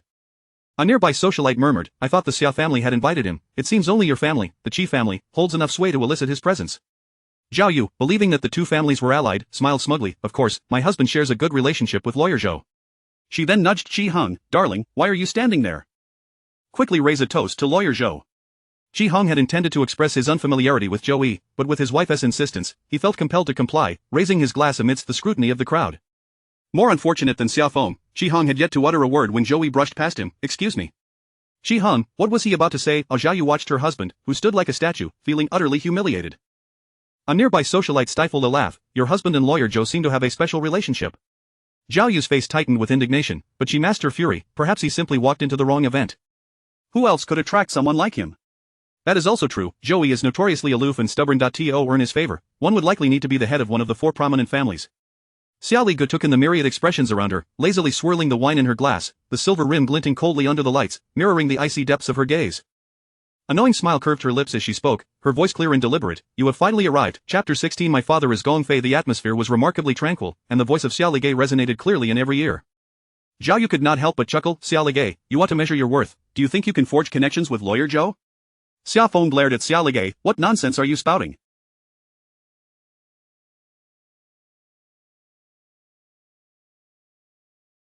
You're just making a fool of yourself. Go stand aside." Others began to whisper amongst themselves. How absurd. She should take a good look at her own status. Even her father, a renowned lawyer, disregards her. Who does she think she is? Perhaps she truly believes she is the daughter of one of the four great families. One ought to possess a modicum of self-awareness. Speaking out of turn in such a setting is simply uncouth. Yu Wanqing and Xiaofeng longed to find a crack in the ground to hide, while Xia Qianyu secretly reveled in the situation, thinking, "Serves you right. Look at you trying to show off." Xia Ligay paid no heed to their taunts, casually toying with her wineglass. "Is it a crime for me to extend a warm welcome to my invited guests at my own birthday banquet? If calling out a name equates to lack of upbringing, then what do you make of my father and Uncle Qi's earlier behavior? What are you, to compare with my husband? You claim Lawyer Zhou was invited by you. Aren't you afraid of being laughed at?" Zhao Yu scoffed. Xia Ligay shrugged nonchalantly, and everyone assumed she was at a loss for words. However, Joey walked directly up to Xia Ligay, bowed deeply, and respectfully addressed her. "Apologies, Miss Gong, for our tardiness." The utterance of Miss Gong stunned the entire venue into silence for 3 seconds.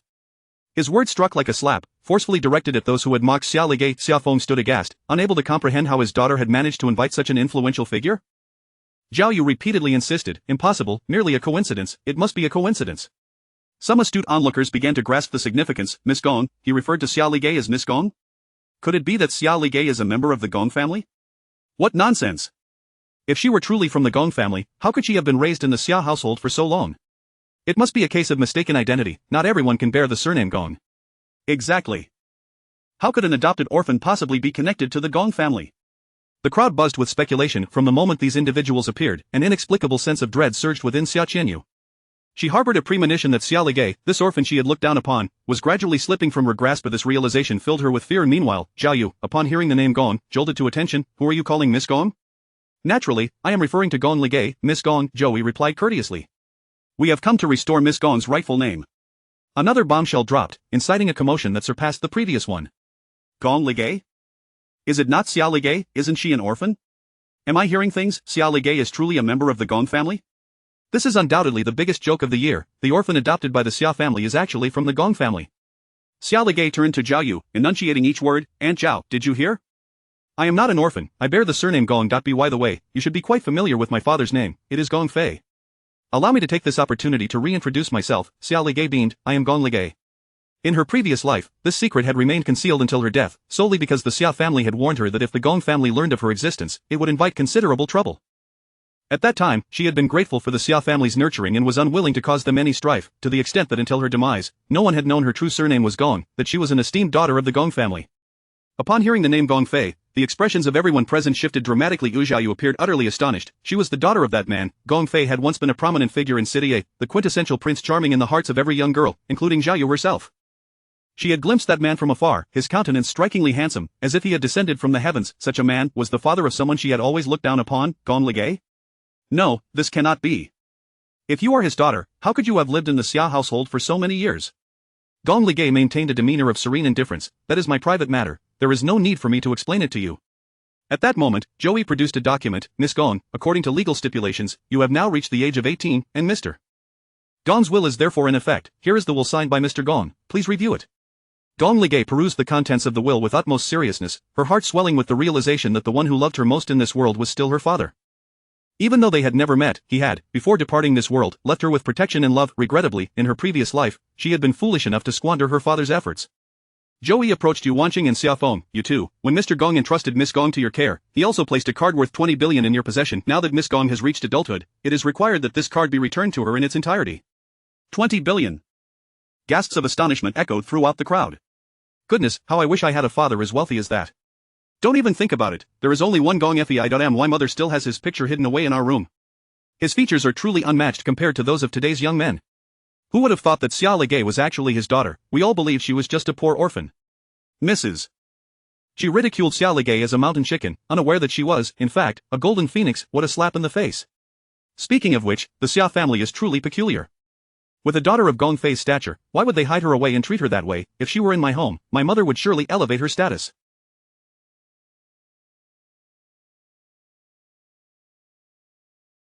There is no way she would be bullied. Upon hearing the rumors and gossip, Yu Wanqing gritted her teeth in frustration. This little wretch was quite formidable, managing to summon a lawyer, and in front of so many people. If she denied it, wouldn't that bring disgrace to the Xia family? Xia Feng, although dissatisfied, recognized that he had indeed never touched the card left by Gong Fei. After all, 20% of the Gong family's shares were worth far more than 20 billion. Faced with the scrutinizing gazes of the guests, he turned to Yu Wanqing. Bring out the card. Chapter 17. Who truly occupies the nest? His words were simple, yet Yu Wanqing felt a surge of anxiety within her heart. In recent days, she had been shopping with Xia Qianyu, and they had been using that 20 billion card. How could I possibly carry such a valuable card on me? Perhaps we could discuss this another day. Mrs. Xia, I am merely the notary. All I require is to witness you returning the 20 billion to Miss Gong, she replied, just as she prepared to breathe a sigh of relief. Gong Ligay interjected, Mother, I distinctly recall that card has always been in your handbag. Why is it absent today? It was evident that Gong Ligay had come seeking money, with an unmistakable determination to not relent until she had the card in her possession. From the looks of Mrs. Xia, it appears she is rather reluctant to produce the card. Has it been exhausted already? 20 billion is no trifling sum, would you part with it so easily? It's not my money, I don't wish to claim a single cent. Speaking of which, I spotted Mrs. Xia and Xia Qianyu at the mall a few days ago, and they spent over 10 million in one go.at. That moment, I pondered how extravagant the Xia family must be. It turns out it was all on the Gong family's account. Isn't that shameless, spending someone else's money to buy such expensive necklaces for their daughter while gifting trivial earrings? How could they stoop so low? That Miss Gong seems rather pitiful, doesn't she? Who, then, is the true usurper of the nest? The murmurs of the crowd caused Xia Feng to lose face. He scolded Yu Wanqing, if you have it, hand it over immediately. I do not wish to be the subject of gossip for squandering the Gong family's money. Indeed, Mrs. Xia, it is fundamentally the money of Miss Gong. She has come of age, and you ought to return it to her. Yu Wanqing's face shifted between shades of green and white as she turned to Xia Qianyu, urging, Xiaoyu, please retrieve the card for your sister. After all, they couldn't check the balance here. She intended to use the card to placate them for the time being. All eyes swiftly turned to Xia Qianyu. So the card was with her, why hide it? It's not even hers. What else could it be for? She likely wishes to hoard it all for herself. Xia Qianyu appears gentle and demure, yet her appetite is quite insatiable. Xia Qianyu felt an overwhelming reluctance, having never encountered such a vast sum of money in her life. However, sensing the unfavorable atmosphere, she reluctantly fished the card from her handbag, feigning an innocent demeanor. Mother, is this the one? Why didn't you mention it sooner? I had no idea this card belonged to my sister. Upon witnessing her attempt to shift the blame onto herself, Yu Wanqing felt a surge of displeasure. She was fully aware of the truth yet chose to act oblivious. For the sake of appearances, she refrained from further comments. It was far better for one to suffer than for the entire family to be branded with disgrace. This loss she would endure, for such was the burden of motherhood. I forgot to mention, Xia Qianyu said, handing the card to Gong Ligay. Sister, my apologies, mother casually left it with me the other day. Fortunately, I didn't misplace it. I had no idea it contained such a fortune. Gong Ligay knew that Xia Qianyu was undoubtedly smiling on the outside while internally cursing. To have a substantial sum so readily within grasp and yet be asked to relinquish it, wouldn't that be akin to spitting blood? Gong Ligay did not accept the card. Instead, Joey took it, stating in a businesslike manner, Mrs. Xia, I need to confirm the amount. Upon hearing this, Yuanqing's heart raced. She was uncertain of the exact balance on the card, but considering all that had been spent, it was likely several billion. In such a short span of time, where could she procure the funds to make up for the 20 billion? Chapter 18, the golden phoenix adorned with diamonds. What is there to confirm? Am I supposed to spend her money? Yuanqing's irritation was palpable, her gaze icy as it bore down on Gong Ligay. That should be sufficient. I in front of so many onlookers, what performance are you putting on? Are the guests here to watch a show? Let us not waste everyone's time. She had anticipated that Gong Ligay would comply and gracefully withdraw, but to her surprise, Gong Ligay replied earnestly, Mother, this is part of the process. I hope you can understand, Lawyer Zhou, I appreciate your assistance. Zhou responded respectfully, Miss Gong, you are too kind, this is indeed my duty, though it may require a bit of time. That's perfectly fine. I have all the time in the world. Zhou took the card to check the balance, while beads of sweat formed in Yuanqing's palms. What to do? If this were at home, it might be manageable, but in such a public setting, if it became known that she was both harsh towards her foster daughter and lavishly spending her money, how could she possibly maintain her standing in the socialite circle? What would she say to Xia Feng? Mother, you seem rather anxious. You haven't tampered with the funds on that card, have you? Gong Ligay inquired gently, her softness akin to a knife, slicing through Yuanqing with each word. Wiping the sweat from her forehead, Yuanqing retorted, How could I possibly touch your money at will? I am not without my own means. Indeed, Mother is correct. After all, the Xia family is not lacking in wealth. Gong Ligay smiled sweetly. Then I would appreciate it if everyone could bear with me for a moment longer, and perhaps serve as witnesses. With the backing of the Gong family's stature, Gong Ligay instantly transformed in the eyes of those present from a vulnerable rural girl into a dazzling golden phoenix, resplendent with diamonds. Zhao Yu suddenly felt a pang of regret for her earlier resolute remarks. She had thought Xia Qianyu to be rather agreeable, believing her lineage to be noble, but it was now evident that no one here could rival Gong Ligay's status. She was the true heiress. Had she not uttered those words and instead supported Qi Yi in being with her, she would have claimed her as a daughter-in-law, and that 20 billion would have belonged to her son. Furthermore, being related to Gong Fei, even posthumously, would have brought considerable prestige. Zhao Yu wished she could slap herself for her indiscretion. However, the thought of Gong Ligay's fondness for her son reassured her. With just a few flattering words from her son, she would undoubtedly find her way back into Qi Yi's embrace. With this in mind, Zhao Yu felt considerably lighter. Qi Yi bore witness to the unfolding drama, finding himself with an increasingly compelling reason to hold on to Gong Ligay. As Zhou had not yet returned, Gong Ligay resumed her earlier line of questioning. Father, do you regard my worth as equivalent to these sapphires, never truly considering me as your real daughter? This was a sentiment she had harbored since her previous life. The sapphire necklace and earrings lay quietly on the velvet, starkly contrasting against her circumstances, evoking a sense of absurdity within her. The gifts bestowed upon Xia Qianyu by others felt like a series of slaps across Gong Ligay's face. It was the very couple, Xia Feng and his wife, who professed to treat her as their own flesh and blood, yet Yuanqing, whom she had called mother for so many years, had the heart to leave her name barely legible on the invitation, overshadowed entirely by Xia Qianyu's. The latter's name occupied the center of the card, while Gong Ligay's was relegated to a tiny corner, akin to a discarded, pitiable creature. Gong Ligay's probing words struck deep, prompting murmurs among the guests. See? It is clear who truly holds status in the Xia family. After all, a foster daughter is merely that. Without blood ties, all that money spent would be a loss if she were to flee. Miss Gong is indeed pitiable. Apart from her parents, she received not a single gift, and even the disparity in parental gifts is so stark. Had you not mentioned it, I would have almost forgotten today is her birthday. The font of her name on the invitation is so small it's nearly invisible. I would have prepared a gift for her had I known. Some of the socialites, already harboring disdain for Gong Ligay, grew even more envious. What of the Gong family's daughter? My friend knows the Gong family, yet I've never heard mention of this one. Perhaps there are other underlying issues. Quite right, who knows what the story is? If she could be the Gong family's daughter, why would she come to the Xia family? I suspect she was cast aside by the Gong family. Serves her right, look at her haughty demeanor, such a fate was inevitable. What to do? I feel embarrassed for her from across the room as if I could dig a 3-bedroom apartment with my toes. If it were me, I would have left long ago. Why linger here to suffer humiliation? The discussions contained both inquiries and skepticism, as well as a sense of detached observation. Each remark was enough to induce discomfort. Just then, Qi Yi seized the opportunity to present his gift, but a sudden influx of people burst into the hall. A performance troupe and a team of chefs entered, creating an impressive spectacle. It's Brian the virtuoso. And Joss, the international master of pastries. Heavens, could it be true? Tickets for Brian are notoriously hard to come by, and Joss serves only royalty. How could such figures possibly appear here? Chapter 19. The most honorable guest. A confident smile graced the face of Xia Qianyu, eliciting unparalleled envy from her circle of green tea sisters. Qianyu, your parents truly adore you. Brian has never performed in such a private setting, inviting him must have cost a fortune. And then there's Joss. I've only seen his pastries in magazines and have yet to have the chance to taste them.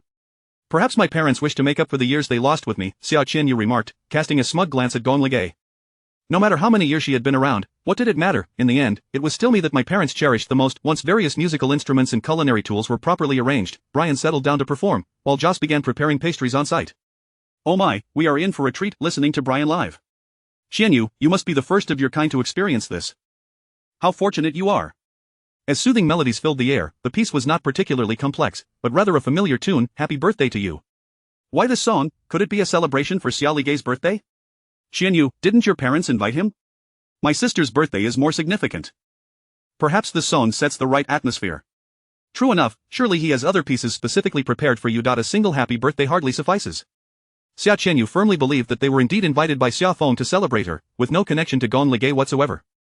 With this turn of events, she could finally shake off the shame brought on by Gong Ligei's gown and the 2 billion knot. However, the reality hit her like a whirlwind, leaving her utterly unprepared.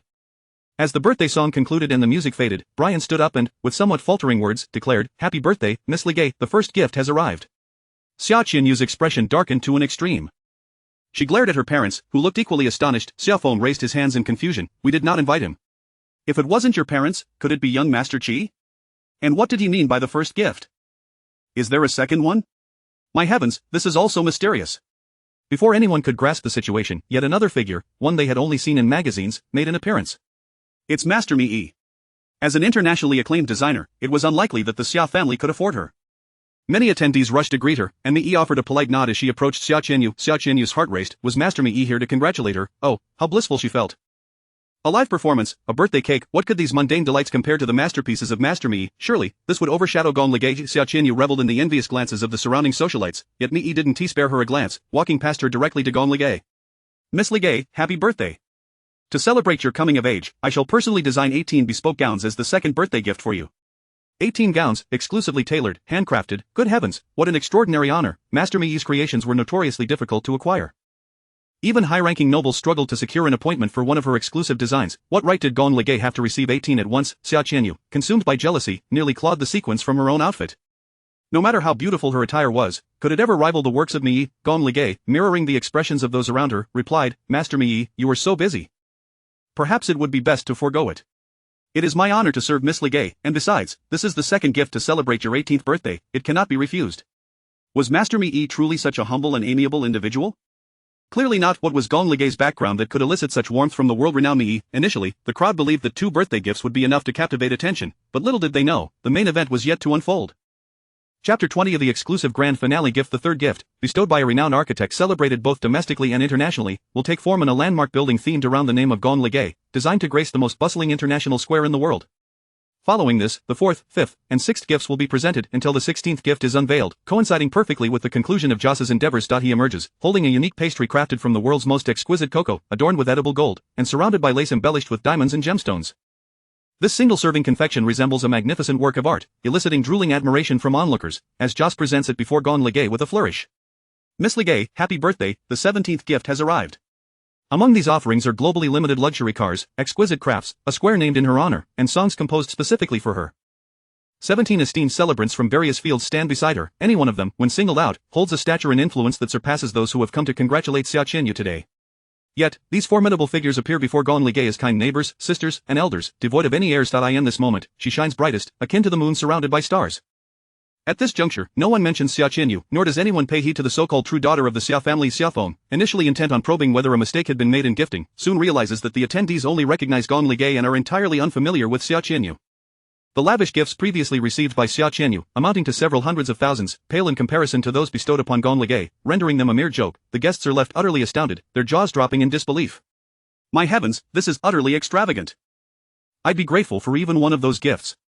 How romantic. The givers clearly wish to make up for every birthday she has missed in her 17 years. Woohoo, did Gong Ligei save the galaxy in her past life? If it weren't prepared by her parents, then it must surely be from young Master Qi. Ligei, young Master Qi truly harbors deep affection for you. Qi is acutely aware that neither the pastry chef nor Master Mi, nor any of the others, are of a caliber he could summon.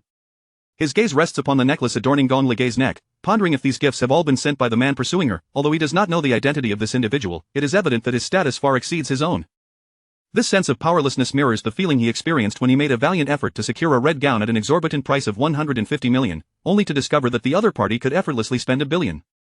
Before the contest has even begun, he has already lost. Zhao Yu and Qi Heng, oblivious to the truth, mistakenly believe that Qi Yi is preparing for a proposal, while those around them shower him with compliments. Mrs. Qi, your son is truly remarkable, knowing so many influential individuals. Indeed, if my son possessed even half of your son's abilities, it would be splendid. Mrs. G, can your son persuade Master Mi Yi to create a gown for me? I'll mention it to Xiao Yi shortly. Xiao Yu beams with delight, increasingly proud of her son. Despite Gong Li Gei being a member of the Gong family, they have never formally acknowledged her existence.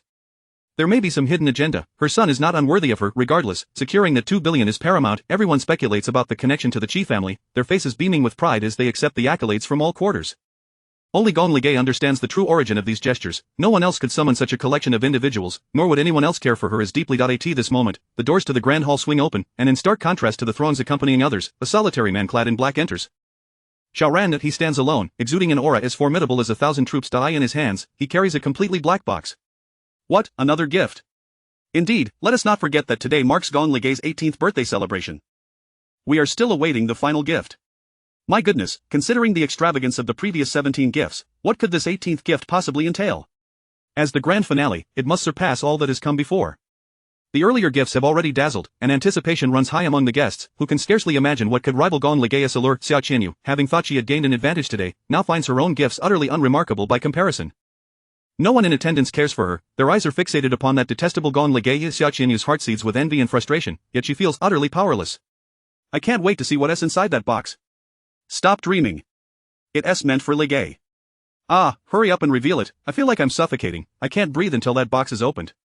Under the collective gaze of the crowd, Xiaoran calmly states, Miss Li Gei, you may choose to accept or decline this 18th gift. The gentleman has said there is no rush to respond, you have 3 seconds to consider.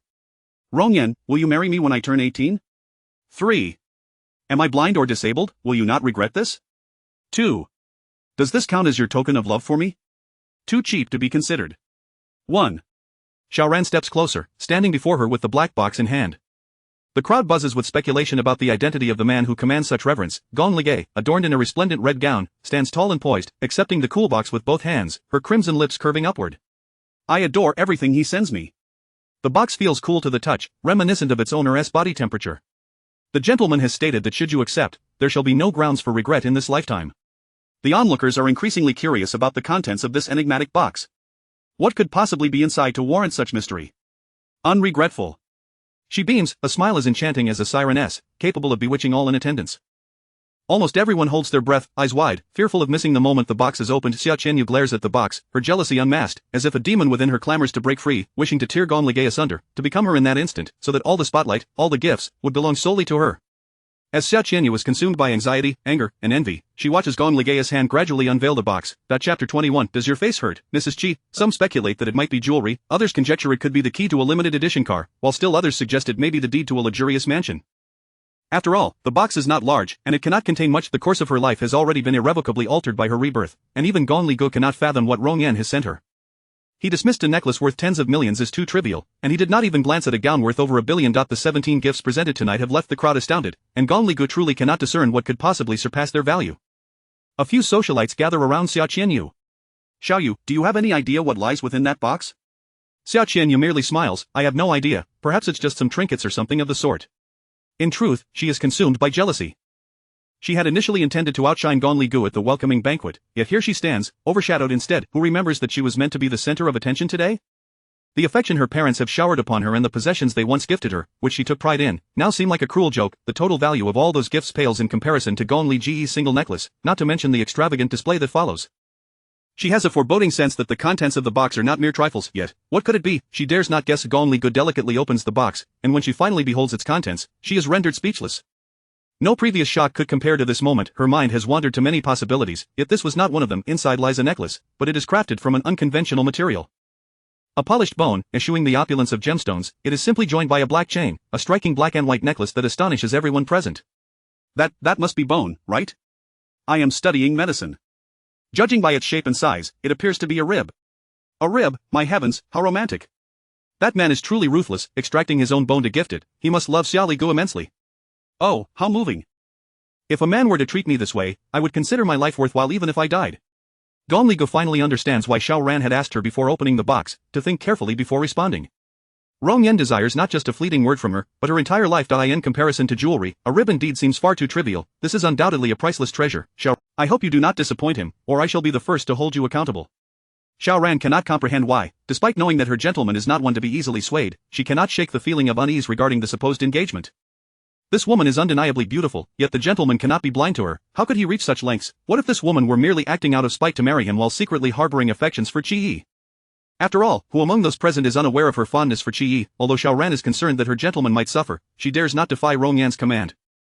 Gong Li Gu tentatively reaches out to caress the cold bone, her heart in disarray as she softly murmurs, "Rest assured, Li Gu will never betray you in this lifetime." Even if she has yet to fall in love with Rong Yan, she will endeavor to understand and love him. Upon hearing her words, Chi-yi's expression shifts. He clutches the diamond ring in his palm, unaware of the blood staining his hand, and he realizes he has lost utterly and completely. How could the ring in his hand ever compare to another's rib? Gong Li Gu vows to remain faithful, but what of him? Chi-yi suddenly longs to ask her. Xiaoran scrutinizes Gong Li Gu, confirming the sincerity in her eyes, devoid of jest, before releasing a sigh of relief. 18 gifts have arrived. May Miss Li Gu have a joyous 18th birthday. Those who previously claimed that Chi-yi had prepared these gifts for Gong Li Gu now understand that she has someone backing her. Yet, none can guess who the man behind Gong Li Gu might be. Who in Night City could summon such an array of internationally renowned masters, who could so casually spend over 10 billion on gifts for Gong Li Gu? Only the 4 young masters of Night City could accomplish such feats. The Rong, Gong, Jing, and Xiao families constitute the 4 eminent clans of Night City, wielding profound influence, yet there has been no indication of Gong Li Gu being particularly close to anyone. The most humiliating blow comes from Zhao Yu, who had confidently asserted her intention to gift a gown, only to discover that the gifts were not arranged by Chi-yi. Some well-to-do ladies cannot resist stirring the pot. Mrs. Qi, after all this commotion, it turns out your son was not behind it. Since it wasn't Chi-yi who prepared it, what grand claim did you make, Mrs. Qi? I truly believed you were well acquainted with me. Zhao Yu furrows her brows. Mrs. Zhang, those were not my words. You were the one who voluntarily mentioned contacting me, not me begging you. Mrs. Qi, had they not said these were prepared by your son and you did not contest it, I would never have taken the initiative. Now that your boast has crumbled, you dare to shift the blame onto me? Thus, it is wise to remain grounded. Why claim what is not one's own? The outcome has nothing to do with you. How absurd is that? Zhao Yu, known for her brazen demeanor, is unaccustomed to being challenged so fiercely, and today, she finds herself at a loss for words. A tempest brews within her, igniting her frustration, and her gaze toward Gong Li Gu turns bitter. All of this is due to her, thrusting the Qi family into such an awkward position. Zhao Yu feels conflicted. She yearns for Chi-yi and Gong Li Gu to reconcile, to reclaim the resources Gong Li Gu possesses, yet she resents Gong Li Gu for outshining her, making her son a source of ridicule.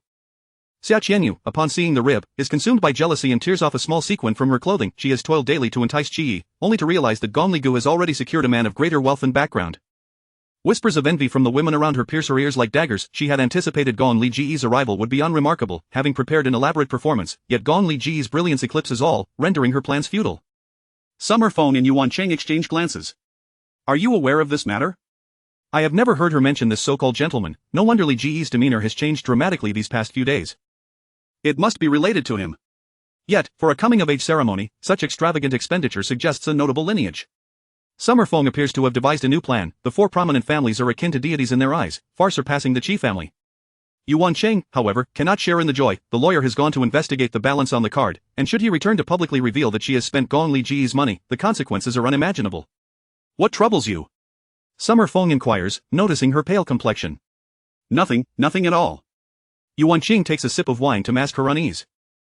Xiaoran blends into the crowd, while Gong Li Gu carefully cradles the box. This being the finest gift she has ever received, she intends to find a place to stow it away, but Chi-yi steps forward, blocking her path.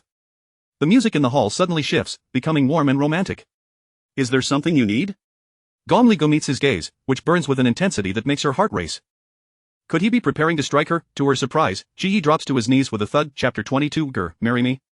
What are you thinking? Peach Ichiya's expression was grave, particularly with the crimson veins that filled his eyes, evoking a sense of fear.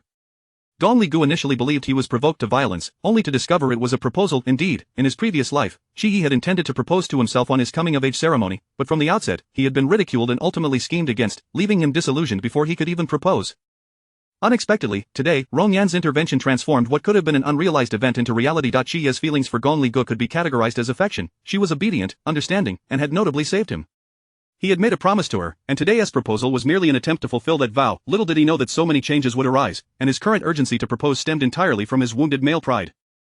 He could not bear the thought of Gong Li Gu being taken away. She was meant to be his, just as in his past life, he believed Gong Li Gu loved him and that whatever he did was justified, for she would always be at his side. Now, however, that little tale that was supposed to follow him had inexplicably vanished, a reality Chi-yi found intolerable. Grr, I once promised that when you turned 18, we would become engaged. This vow has never escaped my memory. Today, on your 18th birthday, I am truly elated. I can finally fulfill my promise. Grr, will you marry me? Chi-yi held up the diamond ring, and those with sharp eyes could see a hint of crimson on the diamond. Oh my, what kind of luck has Xiao Gu stumbled upon? Just moments ago, someone proposed to her with a rib, and now young Master Qi is proposing too. Speaking of which, Miss Li Ji's beauty is indeed striking. There are reasons why men are drawn to her. If she truly has ties to the Gong family, her status is undoubtedly extraordinary. Xiao Qianyu had arranged several matters to prevent Qi from proposing today, yet her plans were shattered before they could even commence. The bloodstained diamond ring sparkled under the light, seemingly mocking her efforts over the past few days. Even though she claimed not to involve herself in their relationship, she still felt a sense of importance in Qi's heart. He had whispered many sweet nothings to her, and her attempts to win him over seemed now a cruel joke. Qi had initially been confident in winning Gong Li Ji's heart, but upon witnessing that rib's appearance, he truly panicked. What did it signify that Gong Li Gu accepted that man's love? He was on the verge of losing her. He hastily proposed, hoping to salvage everything, yet Gong Li Ji's eyes reflected no joy, only a profound indifference. Has young Master Qi forgotten something? Just recently, I clearly announced that I no longer have any ties with you. What is the meaning of this? Qi met her gaze. The love that once resided in her eyes was now replaced by resentment. Resentment? How could she harbor hatred towards him? I know you've been under considerable stress lately, and I haven't been attentive enough. I apologize for not fulfilling my role as your boyfriend. Please don't be angry. For the first time, Qi showed vulnerability. Whoa, young Master Qi is so gentle. If it were me, I would have accepted young Master Qi's proposal. Just now, Xiao Gu accepted someone else's rib.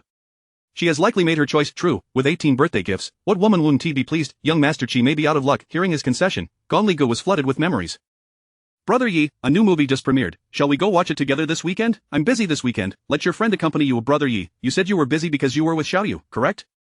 Since you've seen through me, I won't hide it any longer. Eligo, I've developed feelings for your sister. Look into my eyes and tell me you don't love me. I never loved you in the past, nor do I now, and I never will. Brother Yi, don't go. I love you. What will I do if you leave? Brother Yi, I'm scared. It has such a big fire. Save me. I don't want to be burned alive. Xiao Gu, how could you be so cruel? She is your sister. Brother Yi, trust me, I didn't push her off the building. Nonsense, Xiaoyu is the gentlest. Only a heart as wicked as yours could commit such an act. Xiao Gu, you truly are despicable. It hurts. Brother Yi, I'm in so much pain. Believe me, please. Brother Yi, if I die, will you shed a tear for me? Brother Yi. Gong Li Gu pressed her hand to her heart, and the thought of it all filled her with revulsion. When she once loved him, she felt no discontent. Now that she no longer loved him, she wished to travel back in time and slap herself, realizing that the world was not devoid of men. The past was not only filled with the Xia family's deafness and blindness, she too had been foolish and naive. Gong Li Gu suppressed her inner fury and coldly declared, Qi, we have already broken up, and everyone can attest to that. She had assumed that a few sweet words would coax her back, yet today she spoke to him with such tone. After all, in the past, Gong Li Gu had always been submissive in his presence. She had never dared to defy him. His patience had worn thin. Is it because you have found someone new that you no longer want me? Li Gu, you should not be so heartless. Xia Qianyu added fuel to the fire. Sister, Brother Yi cares for you so much. Even if that gentleman is wealthy, Brother Yi wouldn't mind if you were seeing 2 men at once. How can you be so heartless? Her words thrust Gong Li Gu into a pit of despair, inciting outrage among the men and women present. If a man were to cheat, people would merely say he was unfaithful. But when it comes to women, the words become far harsher. Is it possible that Xiao Gu is truly so shameless? No wonder the breakup happened so swiftly. It seems she had already lined up a backup. Qi is too infatuated. While women are gallivanting over him, he remains forgiving. Where can one find such a good man? I always knew Xiao Gu had questionable character. You all didn't believe me. Now you see, she is a thankless wretch. After the Xia family raised her for so many years, she has no gratitude, and now she seeks a richer man to discard Qi. She is not young, yet her heart is filled with so many schemes. Such a beautiful face wasted. How can one attract men without looks? Tisk. Perhaps the one pursuing her is an older man. Otherwise, who possesses such vast connections? Older men are particularly fond of her type. Have you said enough? Gong Li Ji's voice, cold and low, cut through the murmur. Chapter 23. My own father never struck me. Do you think you are worthy? Everyone turned their gaze towards Gong Li Gu, who had been bowing her head but slowly raised it now, her back straight and her cold, piercing gaze sweeping over the crowd. That look was as frigid as ice, sending a chill down the spines of those who met her eyes. Speak, for a woman like you, who is sullied, it is hardly an exaggeration to say you are the target of 1,000 accusations. Indeed, it had been this way in her past life, and it was the same today. They were executioners, and rumors were their weapons, forcing her into a corner where hope of survival seemed unattainable. Gong Li Gu turned her gaze towards a certain CEO's wife who had spoken. Mrs. Xia, do you truly believe I am sullied? Do you think that spreading rumors comes without consequences? Or do you think I will allow you to bully me? The woman under her scrutiny, Mrs. Xia, felt a chill run down her spine, surprised that Gong Li Gu would respond to her. Considering the 10 dresses and 18 gifts, it was evident that the man behind Gong Li Gu was undoubtedly a powerful figure. Mrs. Xia swallowed hard. Isn't it clear? You just accepted that man's rib, and now Qi Xiao is proposing to you. Have I accepted his proposal? Mrs. Xia was left at a loss for words, her gaze caught by Gong Li Ji's piercing eyes. It was your sister who claimed you were straddling 2 boats. The question was tossed back onto Xia Qianyu, who had intended to incite the crowd's anger. Gong Li Gu fixed her unwavering gaze upon her. Did you witness me straddling 2 boats with your own eyes? You are dating Brother Yi while accepting gifts from others. Isn't that intentionally leaving someone else with lingering feelings? Sister, this is not right. Qi immediately felt aggrieved, rising from the ground. Gur, I have been sincere to you, you accepted gifts, dresses, and even birthday presents from others, and I can overlook all that as long as you return that rib to him. I will not pursue the matter further. With just a few words, they branded Gong Li Gu as fickle and untrustworthy. While he played the role of a devoted lover, the onlookers were outraged. Xiao Li Gu, do you even have a heart? Qi Xiao is so fond of you, and this is how you treat him? Qi Xiao, a woman like this is not worth your time. I believe Miss Qianyu is far more deserving. Why hang yourself on a single tree? Zhao Yu, feeling particularly distressed for her son, could not restrain herself. Xiao Li Gu, what has my son done to deserve this? You are greedy, wanting to have both sides, and yet you put him in such an embarrassing position. Do you still consider yourself human? Gur, I believe in your feelings for Xiao Yi. After all, you are still young, and it is understandable to be tempted by the allure of the outside world. Just apologize to Xiao Yi, and we, as elders, will let it go. Qi Hong spoke kindly. Xiao Feng felt a deep sense of embarrassment. How could I have raised such a daughter? Qi Xiao has treated you well. Now that he has given you an opportunity, you must recognize the situation. Yuan Qing remained silent, torn between her desire for the lawyer to return quickly and her hope that Qi Yi and Gong Li Gu would sever ties, allowing Xia Qianyu a chance. Gong Li Gu smiled. You say it is my fault, you want me to apologize to him? Sister, Xiao Yi has already let it go. How long do you intend to humiliate him further? Truly shameless. I cannot fathom what is commendable about such a woman. I have certainly witnessed the existence of such brazen and shameless women. Xia Feng, noticing the murmurs around him, felt his face burn with shame. He raised his hand, intending to strike Gong Li Gu. Shameless, is this how the Xia family raises you? Apologize. He did not lay a finger on her. Gong Li Gu caught his hand. Father, that is something you should say to Xia Qianyu. She forcefully tossed Xia Feng's hand aside. My own father has never struck me even once. Do you think you are worthy? In her past life, she remembered every slap he had ever given her. How dare you turn this around, Xiao Li Gu, I see you truly are shameless. I am a Gong. Gong Li Gu stepped back a few paces, her expression defiant, resembling a general on the battlefield. Even if she stood against the world, she would fight to the last soldier and not fall. Xiao Qianyu seized the moment. Sister, after all these years of our father raising you, how can you speak to him like that? For that wild man, do you intend to become a disloyal, unfilial, and unjust person? Yet another heavy accusation was cast upon her. Gong Li Gu stood with her hands behind her back, her gaze searing into Qi Yi. Qi Yi, I ask you, do you truly have feelings for me? Her penetrating gaze pierced his soul, making Qi Yi feel exposed and guilty. He concealed the panic in his eyes. You are my girlfriend. If I did not have genuine feelings, why would I propose to you? And you, Xia Qianyu, what role are you playing? Faced with Gong Li Ji's interrogation, Xia Qianyu felt trapped, as if digging her own grave. Under the watchful eyes of the crowd, she could only respond, Sister, I am your sister, of course, I wish you well, I do not want you to take a wrong step and live with regret. Gong Li Gu smiled mockingly. What a good-hearted boyfriend you have, and what a caring sister you are. Ha, Zhao Yu coldly interjected. Xiao Li Gu, what is there to laugh about? Your sullied reputation precedes you, and now you mock my son. Do not think that just because your father is Gong Fei, you can act with impunity. Do not forget, even if he is Gong Fei, he has been dead for many years. Gong Li Gu did not respond. At some point, she had connected her Bluetooth, and the projector in the hall began displaying photographs. In a corner of a bar, Xia Qianyu and Qi Yi were embracing one another, their intimacy evident. Father, Mother, Uncle Qi, Aunt Zhao, can you now see who the true victim is? If you cannot, I can enlarge the images. The members of the Xia and Qi families felt as if they had been slapped across the face, their heads buzzing. Qi Yi and Xia Qianyu's expressions changed drastically. She had known all along. Gong Li Gu approached Qi Yi step by step, her voice soft yet laden with emotion. Qi Yi, is this what you call sincerity? While dating me, you maintain an ambiguous relationship with my sister behind my back. Is such sincerity not rather cheap? Tears welled in her eyes, yet she stubbornly held them back. In her past life, Qi Yi and Xia Qianyu had inflicted too much heartache upon her. After all, they were individuals she had once cared for deeply, and every memory felt like a knife to her heart. Xiao Li Gu, you are not even worth a single finger of Xiao Yu. Do not appear before me again, your face irritates me. Love, your love only makes me feel disgusted. Who are you to speak of love? I did not send such a message, it was her, she took my phone. Qi Yi, believe me, you must believe me. She had been manipulated by Xia Qianyu time and again, and in the end, even her truths were dismissed as lies. She had become the embodiment of disgust and contempt, viewed as a cockroach by all. And the true instigators roamed free. She could not allow such a thing to happen again. Xia Qianyu, Qi Yi, your retribution is upon you. As Qi Yi met her tear-filled gaze, panic began to creep in. Gur, let me explain. It is not what you think. Chapter 24. This is your good daughter. The revelation sent shockwaves through the crowd. My heavens, how shocking! It turns out that young Master Qi has been entangled with her sister all along. How utterly revolting of Xia Qianyu to seduce her own brother-in-law. They have long been involved. What audacity do they have to accuse Xia Ligay? Xia Ligay is truly the victim here. I can't believe I was just berating Miss Ligay. I was wrong. Yuan Qing could no longer ignore the situation. Her immediate reaction was not to confront Xia Qianyu but to scold Gong Ligay. How could your sister, so kind and gentle, possibly do such a thing? Did you fabricate these photographs to ruin her? How could you be so cruel-hearted? Upon hearing her accusation, Gong Ligay found it laughable. Mother, no matter the circumstance, if I claim it to be false, you will not believe it, even with evidence laid bare before you. You call me cruel, why not label Xia Qianyu as the one who seduces another's boyfriend, or perhaps, mother, you secretly wish for Xia Qianyu to marry into the Qi family. A cold glimmer crossed Yu Wanqing's face. What nonsense are you spouting? How could I ever have such a thought? Xiaofeng gently interjected, Qianyu, do clarify, these photos are fabricated, are they not? All eyes turned to Xia Qianyu, who internally cursed Gong Ligay's ancestors while maintaining an air of calm. Mom and Dad, the photos are authentic. However, the shooting angle creates a misleading impression of intimacy. That night, Gidji drank too much, and I merely advised him against it. It was a well-meaning gesture, yet someone with ill intentions captured it from another angle. Isn't that right, Gidji? Having reviewed all the images, Xia Qianyu swiftly concocted her narrative. After all, they were merely a few photographs attempting to ensnare her in guilt. How naive of them.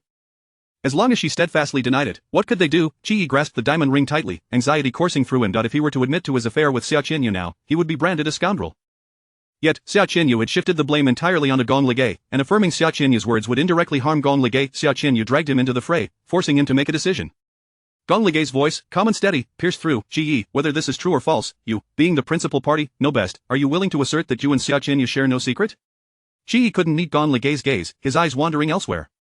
Yes, we have no secret. This is merely an issue of shooting angle.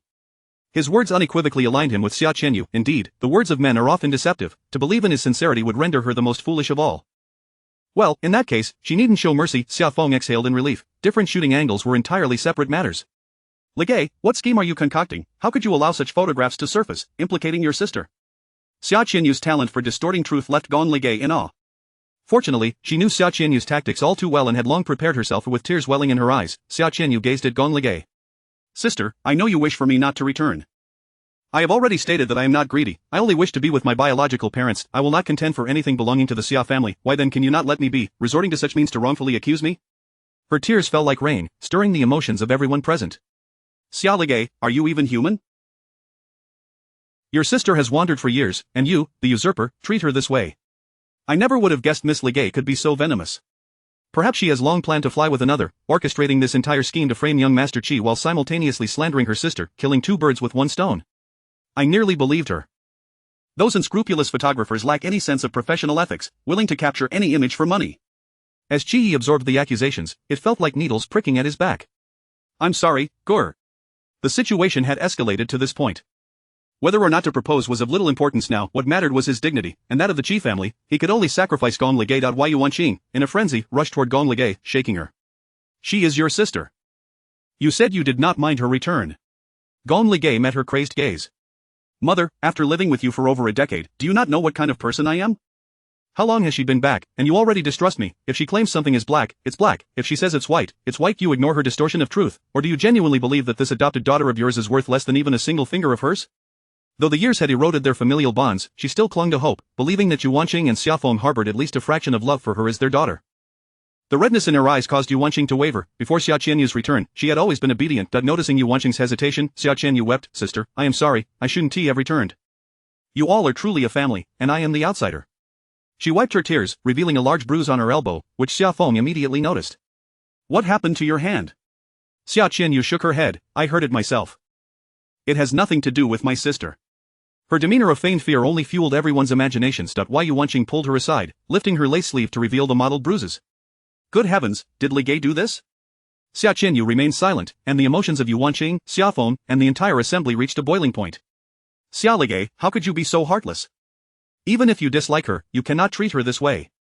Jiayu expressed her concern. Qianyu, that must hurt. Xia Ligay, you wicked woman, my son must have been blind to fall for you. Xia Ligay, you are truly cruel. Yu Wanqing, in her stiletto heels, kicked Gong Ligay's calf fiercely, causing her to wince in pain. Xia Qianyu smirked, her lips curling upwards as she thought, Gong Ligay, do you think you can compete with me? Gong Ligay let out a cold laugh. Xia Qianyu, have you finished your performance? Xia Qianyu covered her lips, her large eyes brimming with innocence, shaking her head repeatedly. Sister, I said nothing. Please do not be angry. Indeed, she had said nothing but relied on her exquisite acting skills to incite the collective ire of all present. Such tactics were beyond the reach of ordinary individuals. What, do you still intend to threaten your sister? Xia Ligay, I warn you, should you ever lay a hand on Qianyu again? Xiaofeng's words were cut short as the screen behind them flickered, transforming from still images to a dynamic video. Qi and Xia Qianyu were seen kissing in a dimly lit corner of the bar. If the bar's poor lighting and angle could be dismissed, the subsequent surveillance footage left everyone astounded. The couple changed locations, from the elevator to the hallway, engaging in intimate caresses and kisses, appearing as a deeply enamored couple, their passion palpable even through the screen. This seems irredeemable. Young Master Chi is quite the character. One moment he's proposing to the sister, and the next, he's all over the younger sister. No wonder he bears the Chi surname, he seems to enjoy the favors of both. He claimed there was no secret affair. This is no mere dalliance, it is outright betrayal. Gong Ligay fixed her gaze on Xiaofeng and Yuan Qing, a mocking smile gracing her lips. Mother, father, this is the good daughter you trust. Chapter 25. A loud outcry. Xiaofeng and Yuan Qing stood in stunned silence. Had they not witnessed the woman in the video being so forward, showing not a hint of resistance, they would never have believed that such actions could be attributed to their own daughter. Jiayu was the first to regain her composure, her fiery temperament prompting her to stride directly to Xia Qianyu's side and deliver a stinging slap. You wretched girl, I thought you were a gentle child, yet at such a tender age, you reveal a depth of malice. It's you who has seduced my son. She struck first, diverting the blame and drawing everyone's attention squarely onto Xia Qianyu. Although Xiaofeng felt a pang of sorrow for his daughter being struck, he was acutely aware of the wrongdoing at hand and, coupled with his collaboration with the Qi family, he dared not confront them head-on. Whispers and murmurs from the onlookers filled the air, and Xia Qianyu's hatred for Gong Ligay deepened. She had considered Gong Ligay to be nothing more than a simpleton, yet this so-called simpleton had seen through her schemes, orchestrating a plan with remarkable precision. She regretted her actions from that night, realizing that if not for the influence of the drug, Shi would not have acted so impulsively, and they would not have been caught on camera. Yuan Qing raised her hand but ultimately could not bring herself to strike. Xia Qianyu, are you out of your mind? Ultimately, Shi was Gong Ligay's boyfriend, her actions of encroaching upon another's relationship were indefensible, and there was no way to cleanse herself of the stain. Yuan Qing failed to recognize that, regardless of Gong Ligay's involvement, the blame would inevitably be laid at her feet. Even knowing that Xia Qianyu had committed such an act, her first instinct was not to chastise but rather to concoct excuses for her. Gong Ligay, observing Yuan Qing's hesitance to strike, once again grasped the chasm that lay between herself and Xia Qianyu. Her disappointment in these individuals reached its zenith. She realized that she should harbor no illusions about them. Qi, is this what you call having no personal entanglements? You truly do me justice. Am I the one playing both sides, or are you the one embracing both? Qi took a couple of steps forward, attempting to grasp Gong Ligay's hand, only to have her evade him. Do not touch me. I find you repugnant. Gore, let me explain, my mind was not quite right that night. Qi too suspected he had been drugged, for even inebriated, he would never act so recklessly in public. Xia Qianyu's tears flowed unabated. We were drugged that night. A voice chimed in, Miss Xia, have some shame, the video is crystal clear, do you still wish to wash your hands of this? Indeed, the existence of the video serves as our witness. I was fully aware that Brother Yu was in a relationship with Gong Ligay. Even if we had a secret affair, we would have been discreet. Why would we be so reckless in public? That night, Brother Yu was in low spirits and drank excessively. I merely intended to counsel him, unaware that we had both been drugged. We are all individuals of some standing. How could we have been so careless as to be filmed? Does no one find this peculiar? Why does Gong Ligay possess evidence? How did she manage to capture it and access the surveillance footage? Xia Qianyu methodically laid out her reasoning, pulling the crowd's rationality back in line with her narrative. It was Gong Ligay who accepted a necklace from someone just days prior. Without a legitimate reason, how could she break up with Brother Yi? Yes, I admit to my wrongdoing, but I and Brother Yi were both victims of circumstance. Had we not been drugged, such actions would never have transpired. Her seemingly gentle words were laced with sharpness, clearly implicating Gong Ligay as the perpetrator. I believe Miss Xia makes a valid point. Gong Ligay possesses no foresight. How could she have anticipated someone would be lurking to film, unless Gong Ligay orchestrated everything to find a reason to break up with young Master Qi, all the while plotting against Xia Qianyu? Astute. It appears that Gong Ligay has been scheming from the very beginning. Zhao Yu pointed vehemently at Gong Ligay's face. My son is the epitome of fidelity. Despite the numerous suitors vying for his attention, he has never once cast a glance at anyone else. How could he possibly engage in such indiscretions with Xia Qianyu? Gong Ligay, you must provide us with a satisfactory explanation, otherwise, the Qi family will not let this slide. Xiaofeng regarded Gong Ligay with a scrutinizing gaze. Speak. Did you plot this against them? Yuan Qing's eyes burned with animosity. Who else but her? How long has Xia Qianyu been back? How many times has she met with young Master Qi? To suggest that feelings could develop so quickly is utterly implausible. Xia Qianyu would never behave in such a manner. There must have been foul play. Xia Qianyu has just returned to the Xia family, with no enmity towards anyone except you, Gong Ligay. I truly cannot fathom who else would have schemed against her. To ruin Xia Qianyu's reputation, facilitate a breakup with Qi Yi, and then cast all the blame upon them, this strategy is truly masterful. Miss Ligay, your cunning would be wasted if you were not a military strategist. I have known Qi Yi for many years. He is not the type to be swayed by trivial matters of the heart. There is something amiss here. I can vouch for Qi Yi, he would never engage in such behavior. Xia Qianyu rubbed her eyes, feeling a surge of triumph with Gong Ligay. Despite your meticulous preparation, you have ultimately faltered. You have lost. In this contest between us, I am the true victor. Gong Ligay found herself besieged. With all eyes turned against her, she cast a cool glance at the wealthy young men who were defending Qi Yi, particularly at Qian Yi, who in her past life had been blinded by Xia Qianyu's facade, often finding himself at odds with her and causing her considerable distress. With this in mind, Gong Ligay set her sights on him. Jianshao, some words should not be spoken too confidently, otherwise, the sting of reality will be quite painful. Xia Qianyu's heart raced with anxiety upon hearing this.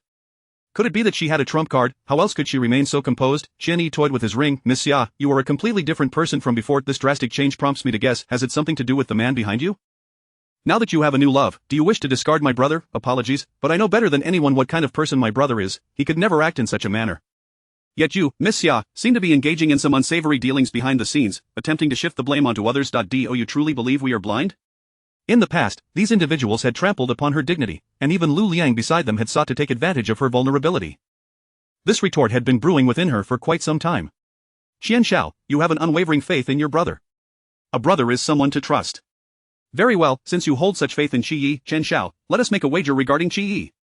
Qianyi paused. Fine, I will take your bet. If you lose, Miss Xia will kneel and slap herself 3 times, loudly declaring that she is a wretched woman. Do you dare to accept this wager, Miss Xia? As events escalated to this point, they had strayed far from their original purpose. Some eager onlookers anticipated the spectacle, eager to capture a moment of Gong Ligay's disgrace. Gong Ligay smiled, her beauty radiating even more captivatingly. You are certain to lose, since Qianshao enjoys seeing others kneel. I propose a condition identical to yours. Should you lose, you too will kneel, slap yourself 3 times, and loudly proclaim that you are a scoundrel. However, I will add an additional condition. Gong Ligay pointed toward a still unpeeled durian in the distance. You must kneel upon it. Chapter 26. You cannot love me. Hatred is acceptable. Qianshao let out a cold snort. Indeed, the heart of a woman can be most venomous. If you claim this is not your design, I fear no one would believe you. Gong Ligu chuckled softly, radiant as a blossoming peach tree, captivating many men present who were utterly enchanted by her charm. They thought to themselves, this woman is truly stunning. Qianshao, will you agree or not? Very well, I accept your terms. Should my brother dare to commit such an act, I shall consider myself blind and kneel before a durian without hesitation. Then it is settled. All those present can serve as witnesses for us. If we are to gamble, then let it be known that the only one likely to lose is you. Qianyi and Qiyi had been brothers for many years. He knew Qiyi inside out. Qiyi would never engage in frivolous romantic entanglements, and he had never once summoned a courtesan during their nights out. In matters of women, Qianyi trusted him completely.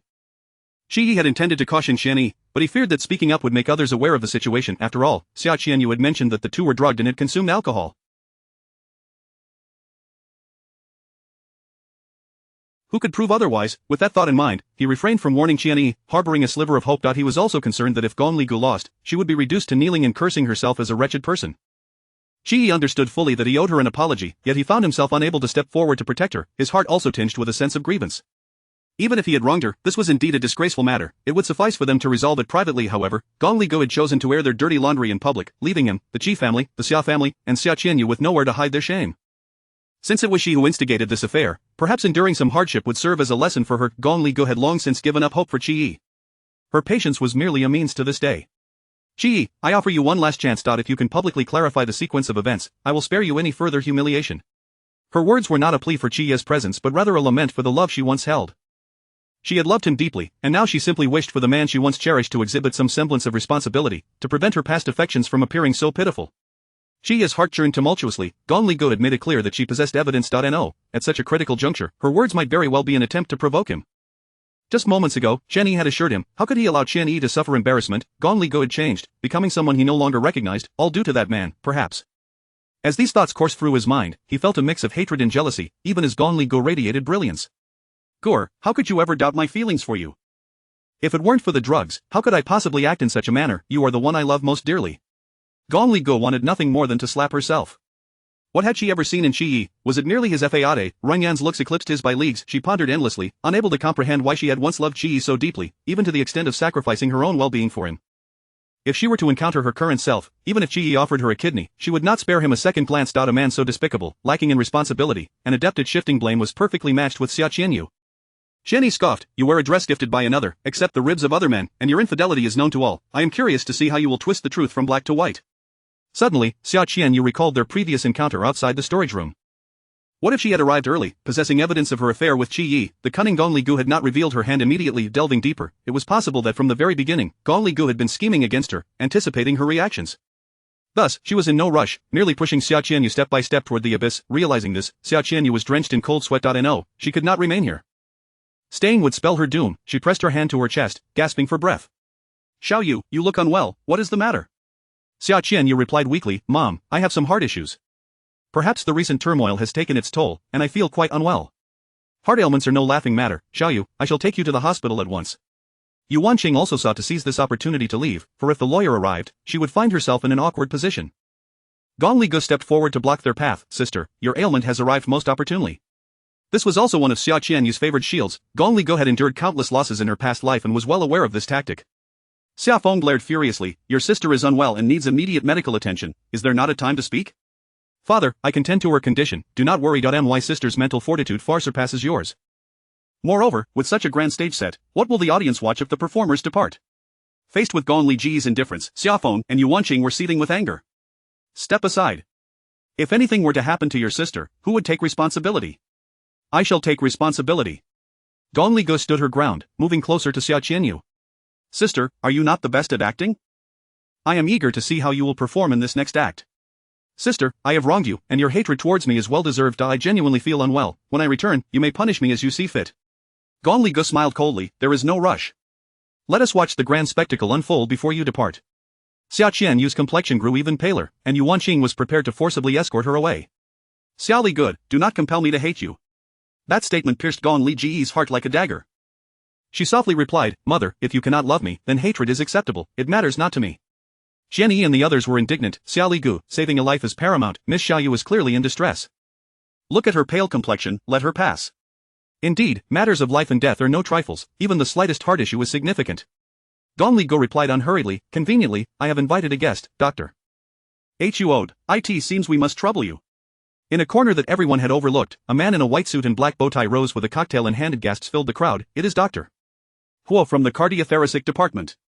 The 30-year-old expert retained an unblemished record, and everyone present recognized him. Dr. Hui is renowned for his aloofness. He has declined countless invitations from the elite for him to attend Xia Li Ji's coming-of-age ceremony. Her influence must be considerable. He carried a medical kit. Miss Xia, are you unwell? I am at your service to conduct an examination. Chapter 27. Of this time, there is no redemption. Gong Li Gu had indeed anticipated every possible outcome and prepared accordingly. Some might argue that she was not a seer, yet little did they know that she possessed the extraordinary ability of rebirth, effectively rendering her a prophet. With an air of elegance and sophistication, she lifted a glass of red wine from a server's tray, exuding a maturity that belied her youth. Welcome, Dr. Hua, she said, taking a sip before placing the glass back, leaving many men captivated by the imprint of her lips. Gong Li Ji's psychological age approached 25, and her demeanor mirrored that of a discerning woman. Unbeknownst to her, her mere act of raising a glass had ensnared the hearts of many. Hua Jun lifted his cocktail, stating, It is my honor to attend Miss Gong's coming-of-age ceremony. His reference to her as Miss Gong, rather than Miss Xia, clearly indicated his allegiance to the man behind this scheme. Xia Qianyu nearly bit through her lip in frustration. How could that despicable Gong Li Gu force her into such a predicament? Hua Jun set down his drink, addressing Xia Qianyu, If it's convenient, I can examine you now. Caught in a dilemma, Xia Qianyu recognized that Hua Jun was no charlatan. He could discern her true condition with a mere glance. If he exposed her, her predicament would be dire. If he didn't, she would still face inevitable consequences. Sweat trickled down her forehead as Yu Wanqing genuinely worried for her health. Xiaoyu, let Dr. Hua take a look. You're drenched in sweat.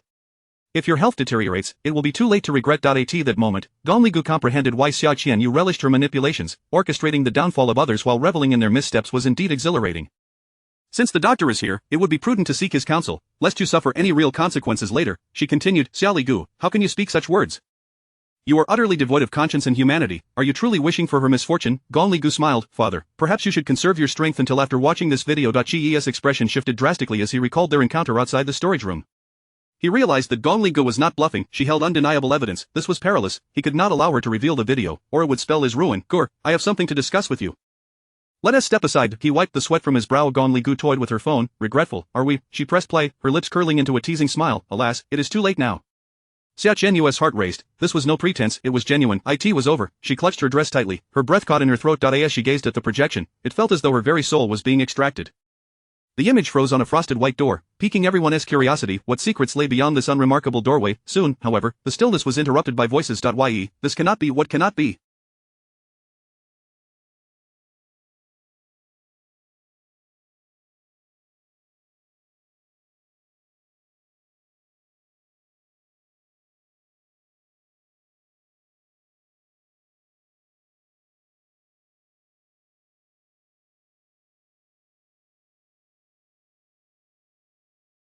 You find this makes you happy. If we don't speak of it, who will know? Despite the frosted glass, everyone could clearly see the impression of a woman's 10 fingers upon the door, the ensuing dialogue causing cheeks to flush.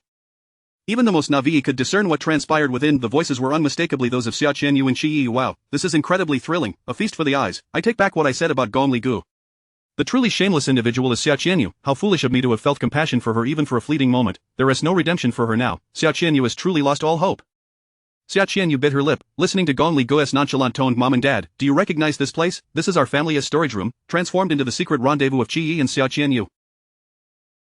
Xia Qianyu, Qi Yi, did you think I lacked evidence and that denying it would absolve you of responsibility? Qi Yi's gaze at Gong Li Gu was filled with icy fury. Xia Li Gu, you are indeed formidable.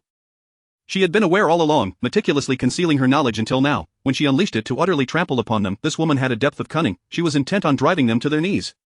Gong Li Gu scoffed. Qi Yi, you have long been entangled with Xia Qianyu, professing love to me while secretly cavorting with her. Do you truly consider me a fool, someone to be trampled upon endlessly? Xia Li Gu, you have changed. Your current demeanor terrifies me. Qi Yi finally revealed his true self of the emotions Gong Li Gu had bottled up for so long. Erupted. I have changed? Ha, what must I become to be deemed frightening? Qi Yi, I once loved you, everyone present knows this. I was prepared to offer you my heart on a silver platter, showing you warmth and concern daily, waiting until the early hours just to receive a simple good night from you. I would traverse the city for your favorite 3 flavored dumplings. I do not even know why I loved you so deeply, to the point of losing my dignity. I have changed. I in your eyes, must I pretend to be blind to your relationship with Xia Qianyu and delude myself into believing you love me? Qi Yi found himself at a loss for words, his throat tight with emotion. Even if I have wronged you, you should not have made this public knowledge. Gong Li Gu found it utterly absurd. Here he was, not reflecting on his own actions, but blaming her instead for exposing the truth. Why blame the heavens and the earth when you have never blamed yourself for your infatuation? Even now, you wish to lay all the blame at my feet. Qi Yi, do you believe all the men in the world have perished, or do you truly think I cannot live without you?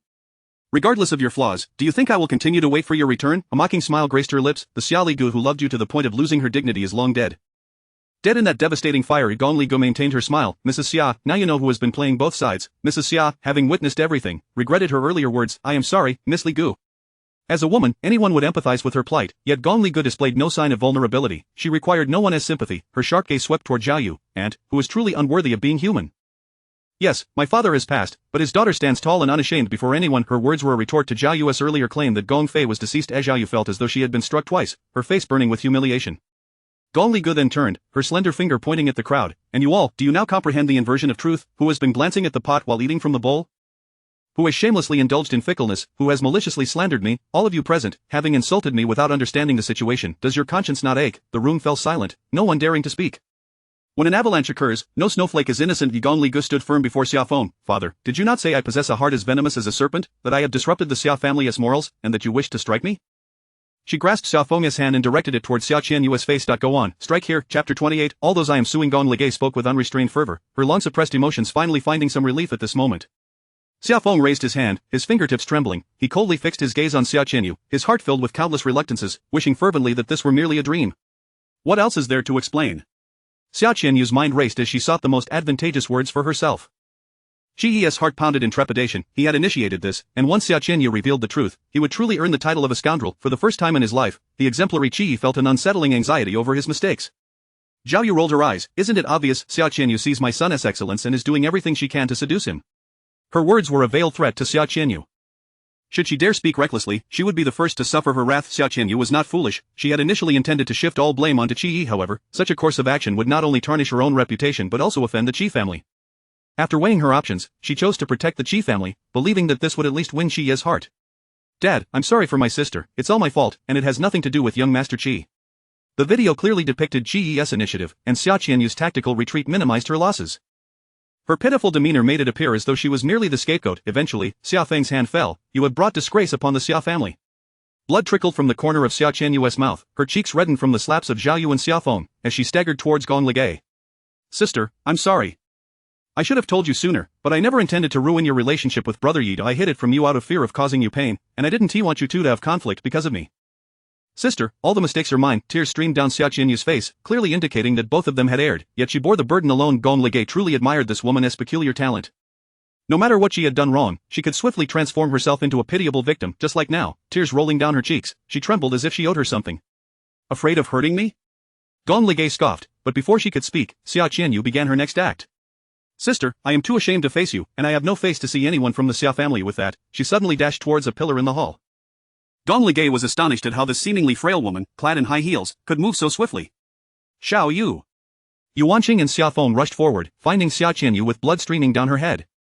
Sister, I owe you my life. With those words, she collapsed into Xia Feng's arms. Gong Ligay, the story had completely deviated from its original course. Who could foresee how it would unfold from here? Yet Gong Ligay knew that with Xia Qianyu's selfish nature, she would never truly relinquish her life. This was merely her retaliation. He instinctively, as a doctor, Hua Jun quickly approached to assess Xia Qianyu's condition. Mr. Xia, Mrs. Xia, please remain calm. I will stop the bleeding immediately. Everyone else, please step back and do not interfere with my emergency measures. Qi Yi gazed at the shocking pool of red on the ground. After all, he had been involved with Xia Qianyu. He was not entirely heartless. Moreover, as Xia Qianyu bore all the blame, his heart swelled with gratitude. The more guilt he felt towards Xia Qianyu, the more he loathed Gong Ligay. Xia Ligay, this was merely a private matter between us. Yes, I admit my fault, but you disregarded the dignity of both the Xia and Qi families and exposed everything. Are you pleased with this outcome? Indeed, that cold and disdainful gaze was Qi Yi's true nature. Tears streamed down Yuan Qing's face, filled with hatred. Xia Ligay, you should know you were such an ungrateful wretch. Years ago, we vowed never to let you into our home. All those years, I treated you like my own daughter, sharing my best with you. Before Xia Qianyu returned, I spoke with you. You assured me you did not mind her existence and would treat her like a sister. Is this how you treat your sister? You meticulously plotted this, ruining her reputation and bringing shame to the Xia family. Are you satisfied now? Under Yuan Qing's incitement, the crowd was stirred. Those who had mocked Xia Qianyu were now taken aback by the sudden turn of events and began to re-evaluate their opinions of her. Though young Master Qi and Xia Qianyu's clandestine affair was wrong, she shouldn't have gone so far as to ruin someone's life. Perhaps young Master Qi was aware of her true nature, which is why he fell for Xia Qianyu. Honestly, Miss Qianyu is gentle and gracious. I refuse to believe she would play the role of the mistress. She must have been coerced by young Master Qi, and now that the truth has come out, she feels guilty and believes death is her only escape. She doesn't deserve such a fate. Xia Ligay is too ruthless. Young Master Qi is right. This was originally a matter involving 3 people, yet she insists on making it public. Isn't that a bit too harsh? Poor Xia Qianyu has become the scapegoat. Thinking back, Xia Ligay must have known about their affair all along. She only chose to expose it today. She clearly shows no regard for the Xia family. What an ungrateful wretch. Even if Xia Qianyu wronged her, the Xia couple treated her well. Her actions are a betrayal. Thus, it is said, the sting of a wasp is not as venomous as a woman's heart. Human nature is inscrutable, and all are mere pawns in Xia Ligay's game. Gong Ligay observed all the reactions with a calm demeanor. Xia Qianyu, true to her name, had executed a masterstroke. Not only had she turned the tide, but she had also positioned Gong Ligay in this precarious situation. The winds had shifted, and in an instant, the narrative had been reversed, with everyone standing atop the moral high ground, continuing to condemn her. Every action is being monitored, and we can retrieve the footage as evidence at any time. As for eyewitnesses, there are plenty. A wealthy young man spoke up, insulted. Are we not merely stating the truth? Gong Ligay stood with her hands clasped behind her back, solitary beneath the crystal chandelier. Whether it is fact or defamation will be determined in court. Forgive my candor, but any statements made here that deviate from the truth will be subjects of my lawsuits. Chapter 29. Serve the durian, let the scoundrel kneel. The daggers that once pierced her heart were wielded by those present. Yuan Qing, in a fit of agitation, pointed at her and exclaimed, what do you intend to do? These are guests here to celebrate your birthday. If you mean to sue them, you must be out of your mind. Today, Gong Ligay's actions had far exceeded her expectations. She resembled an ancient weapon, unsheathed and stained with blood upon the battlefield. Guests celebrating my birthday, forgive my candor, but who among them has wished me a happy birthday today? Are they truly here to honor me, or merely to revel in my humiliation? Gong Ligay's words resounded with authority, leaving the attendees feeling somewhat guilty. Indeed, how many among them had genuine intentions? Most had come either for Xia Qianyu or to uphold the Xia family's reputation. In the vast hall, filled with hundreds, not a single sincere guest could be found. Some were incensed by her remarks. Your relationship with the 3 of you is a matter we are outside of. We shall not judge right from wrong. However, it is a fact that the Xia family raised you, and your disrespect towards your adoptive parents is evident to all. Is it wrong to call you an ingrate? Gong Ligay chuckled coldly. I advise you to think carefully before you speak, lest you end up like Qian Shao, who sought to defend others only to be slapped in the face. We are all prominent figures here. It would not bode well for anyone if that were to happen. Ever since the truth had come to light, Qi Yi's few brothers had ceased to utter a word, striving to diminish their presence. With the matter concerning Xia Qianyu unfolding, they were eager to keep it under wraps and hoped Gong Ligay would not mention the wager. Such a significant matter, how could Gong Ligay possibly forget? The conversation had swiftly pivoted towards them. She beamed at Qian Shao, do you not agree? Confronted with her smile, Qian, in other circumstances, would have jested, but now he felt a chill run down his spine. The former Gong Ligay was a delicate flower, beautiful yet lacking depth. Today, she was dazzling and formidable, evoking fear. A hint of embarrassment washed over Qian's face, having previously assured that Qi Yi was in the clear, only to be proven wrong moments later. He had learned his lesson and resolved not to inquire further about anything related to Gong Ligay, to avoid any awkwardness. Miss Xia speaks wisely. His demeanor had shifted drastically compared to before, merely an attempt to dissolve the wager. However, Gong Ligay stepped forward. I nearly forgot, just now, Qian Shao questioned my integrity, and the outcome is now apparent. Is there not something you have yet to do? Qian Yi's smile was strained, internally cursing, for she had clearly remembered every detail. Miss Xia, I was previously unaware of the situation and did not foresee that my trusted brother would act in such a manner. Miss Xia, we have had no grievances before this, so why not let the matter rest? Chen Yi bore resentment towards Qi Yi, feeling that he had exerted himself to support him, only for him to remain silent while he faced humiliation.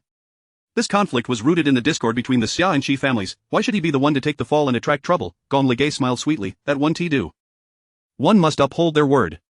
The phrase smile concealing a dagger aptly described her, and Qian Yi glanced at Qi Yi. Having spent so long as a turtle hiding in its shell, Qi Yi could not afford to remain silent any longer, lest he be scorned by the wealthy elite of this circle. Qi Yi spoke up. Ligay, this matter ultimately arose because of me. Do not make things difficult for me, grant me some face, and let this issue conclude here. Upon hearing this, Gong Ligay felt a swell of displeasure. What did he mean by granting face? Qi Yi, do you think your face holds great value? Do you believe I am still the old Xia Ligay, too timid to defy your wishes? Very well, you are correct. This situation did arise because of you. If you seek to extricate your brother from peril, I shall offer you an opportunity. The wager stands. I consent to transfer the responsibility from Qian Yi to you, and you shall kneel and slap yourself thrice, declaring yourself a scoundrel. Qi Yi's complexion paled. Xia Ligay, you, with some onlookers, who had refrained from cursing Gong Ligay and held a semblance of moral integrity, expressed a desire to witness such a spectacle. Isn't Qi Yi the one who straddles two boats? This punishment seems tailor-made for him. Indeed, Qian Yi only wagered on his behalf. He cannot back down now. Such a punishment would strip anyone of their dignity, and Qi Yi already found himself in a precarious position. To kneel would be to invite mockery. Qian Yi discerned the hesitation in his expression. Qi Yi, do not forget that your brothers wagered this because of you. This stems from my faith in you. Is this how you treat your brothers? Qi Yi furrowed his brow.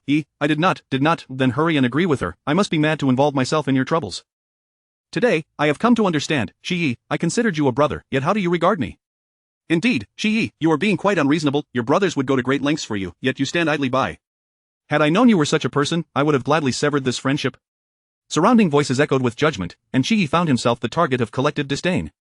He attributed all to Gong Ligay, glaring at her with venom. You have stripped me of my dignity, nearly caused Xiaoyu's demise, and now you sow discord among my brothers. Gong Ligay, why did I not see before how ruthless you are?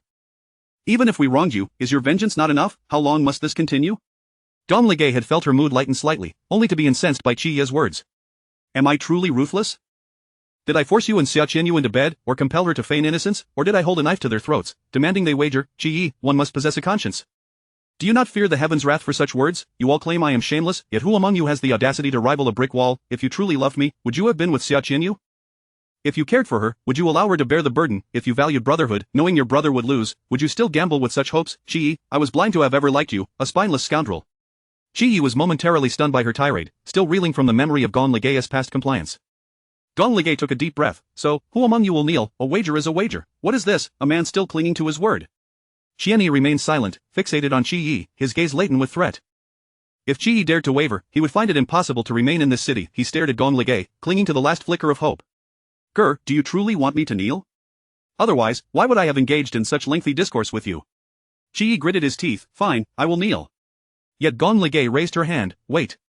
Qi Yi's eyes brightened. Ger, I knew you couldn't bear it. Gong Ligay nearly regurgitated her meal from the previous night, pointing calmly at the durian. Kneel on that. Chapter 30. Let your mother kneel. As soon as Qi Yi caught sight of Gong Ligu pointing at the durian, his complexion paled in fear. He never anticipated that Gong Ligu could be so ruthless.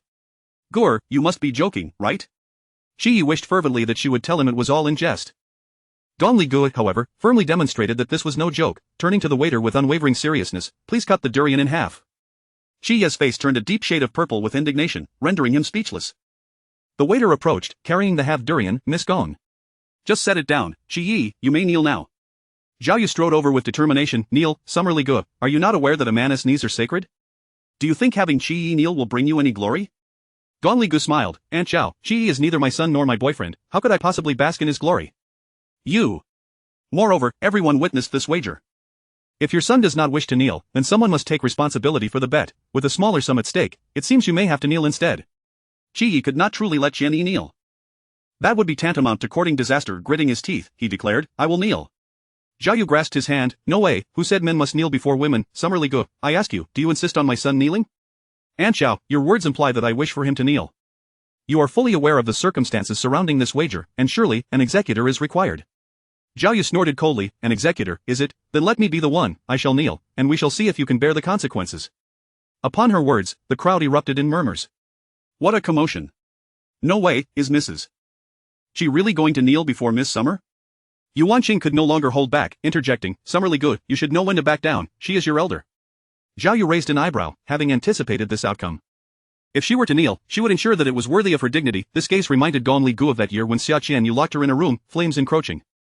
Gong Li Gu frantically pounded on the window, clearly seeing Zhao Yu pass by, and she knelt on the ground in desperation, pleading, "Auntie, help me, please save me, let me out." Zhao Yu, cold as a devil, retorted, "You, this ugly creature, leave my son alone. If you die, I will no longer have to see that repulsive face. Auntie, save me, I do not wish to die." "Ah, it's so hot." Her helpless fist struck the glass, watching as Zhao Yu, in her high heels, swayed away, her vision blurred by tears. Recalling this, Gong Li Gu smiled slightly. "Since Aunt Zhao wishes to kneel on behalf of her son, I shall not obstruct her." Zhao Yu's expression stiffened, seemingly unprepared for Gong Li Ji's complete disregard for anyone's sentiments. "The durian is here. Will it be you kneeling, or Qi Yi? Perhaps you should discuss it first?" Summer Li Gu. "Aunt Zhao, my hearing is excellent, you need not shout so loudly." Zhao Yu lifted a glass of red wine, poised to splash it across Gong Li Ji's face. "I shall kneel for you." "Who do you think you are?" In the past, Gong Li Gu had been as docile as a cat before her. Now, the contrast was too great for Zhao Yu to accept. The wine never reached Gong Li Gu, as it was intercepted by Xiao Ran, who asserted, "Mrs. Qi, please conduct yourself with dignity." Zhao Yu felt her bones nearly snap. This person possessed immense strength, having seized her wrist before she could react. Qi shouted angrily, "Let go of my mother." Xiao Ran's indifferent gaze fell upon him. "You chose to bear the consequences of the wager, and now, I ask you plainly, will you kneel or not?" Though unaware of this man's background, he represented someone else, and Qi Yi was seething with frustration. Kneeling now would strip him of all dignity. "This is our business, it has nothing to do with you. That if you do not release my mother, I will." Before he could finish, Xiao Ran, growing impatient, kicked Zhao Yu's calf, causing her to collapse, still held firmly by him. "Mom! Wife! Who are you? Let go of my wife!" Qi Hong rushed forward, intent on striking Xiao Ran. Before he could approach, several bodyguards in black emerged from the crowd to restrain Qi Hang. Xiao Ran continued, "You refuse to kneel, then your mother shall kneel for you, and she shall bear the slap as well." For those devoid of shame, a straightforward approach often proves most effective. Despite Qi Ye's lack of responsibility, he still possessed a shred of conscience. "No, I will kneel, I will kneel." In that moment, he disregarded everything else and knelt before the durian on the ground. "And the slap?" Qi slapped his own face, his voice barely audible. "I am a scoundrel, speak louder, I cannot hear you." "I am a scoundrel." His declaration echoed throughout the hall. Some women, possessing a sound moral compass, found solace in his admission. A scoundrel deserves such retribution. If my husband dared to betray my sister, I would ensure he faced utter ruin. Betrayal is one thing, but to feast at one table while eyeing another, and still have the audacity to propose to Miss Summer, only to shift the blame onto her when exposed. This man is beyond the scope of mere scoundrel. Gong Li Gu observed Qi Ye's disheveled state. It was he who had once reduced her to such a pitiful condition. Now the tides had turned. "Qi Yi, how are you faring?" Qi Yi fixated on Gong Li Ji's face. He had expected to find sorrow or guilt in her eyes, yet throughout it all, she displayed nothing but indifference. Did she truly not care for him at all? This notion was more unbearable to Qi Yi than the loss of his pride. "Brother Yi, I made this cake with my own hands, please, taste it." "Brother Yi, I wish to apply to your university." "Brother Yi, I like you." "Brother Yi, no, it was impossible." How could someone who loved him so dearly not care? She was merely angry that he had been with Xia Qianyu behind her back. Qi Yi reassured himself inwardly. Once the slaps had concluded, Xiao Ran finally released Zhao Yu. Zhao Yu hurriedly assisted her son to his feet. "Are you all right?" "Mom, I'm fine." Zhao Yu glared at Gong Li Gu, filled with hatred. "Are you satisfied now?" Gong Li Gu smiled lightly. "Aunt, Qi Yi owes me far more than this." "To be honest, I am still not satisfied. 6 long years of deception, torment, and that kidney. If a few slaps could suffice, she would be far too cheap." "You heartless woman." Zhao Yu's eyes brimmed with venom, as if Qi Yi had wronged no one. "Compared to your son and Xia Qianyu, I am but a fraction of a fraction." Gong Li Gu articulated, word for word. Chapter 31, Today's Events. I demand an explanation. Even the usually mild-mannered Qi Hong was nearly driven to the brink of despair by Gong Li Gu today. It was not merely the face of the Xia family that was tarnished, but the dignity of the Qi family as well. "Xia Feng." Qi Hong, abandoning all pretense, furiously rebuked in front of everyone, "Is this the good daughter you have raised?" At this moment, Xia Feng was preoccupied with concern for his unconscious daughter, and now being called out by Qi Hong, he wore an expression of utter embarrassment. "Mr. Qi, please do not be angry. I came here with good intentions to attend this banquet, and this is how you treat your guests." Xia Feng wiped the sweat from his brow repeatedly, holding up his wineglass, bending slightly. "Mr. Qi, today's incident has its reasons. It is my fault for not properly raising my children. I offer you this drink, and I implore you to forgive my daughter's transgressions." Qi Hong raised his glass and splashed wine all over Xia Feng's face. "Xia Feng, if you do not give us face, do not expect us to grant you any either. I demand an explanation for today's events." Zhao Yu, still fuming, added, "If the Xia family does not provide us with an explanation, this matter is far from over." Xia Feng wiped the wine from his face, and even in the face of humiliation, he still managed to smile. Yes, my daughter is still in a coma. Once she awakens, I will personally bring her to apologize. As for Gong Li Gu, what must she do to placate your anger?" Zhao Yu's face was filled with indignation. I want her to kneel and apologize to my son. Yes, Mrs. Qi, please do not be upset. I will have Li Gu apologize to young Master Qi right away. Before Xiaofeng could finish his sentence, he was interrupted by Gong Li Gu, the victim apologizing to the perpetrator? This is the first time I have ever heard of such a thing. If Dad wishes to appease the Qi family, he can do so by kneeling himself. Do not drag me into this. Xiaofeng's emotions unraveled, and disregarding everything else, he charged toward Gong Li Gu. Wretched girl, kneel before me. He was even contemplating physical violence. His mind was consumed with the thought of not offending the Qi family. He still had 2 projects to pursue with them, and if he angered the Qi family, it would spell disaster. Ignoring Gong Li Ji's intentions, Xiaofeng's eyes blazed with rage, resembling a furious beast. Even if Gong Li Gu refused to kneel, he would force her to apologize. Meeting Xiaofeng's gaze, Gong Li Gu saw nothing but irrational fury within his eyes. What if I refuse to kneel?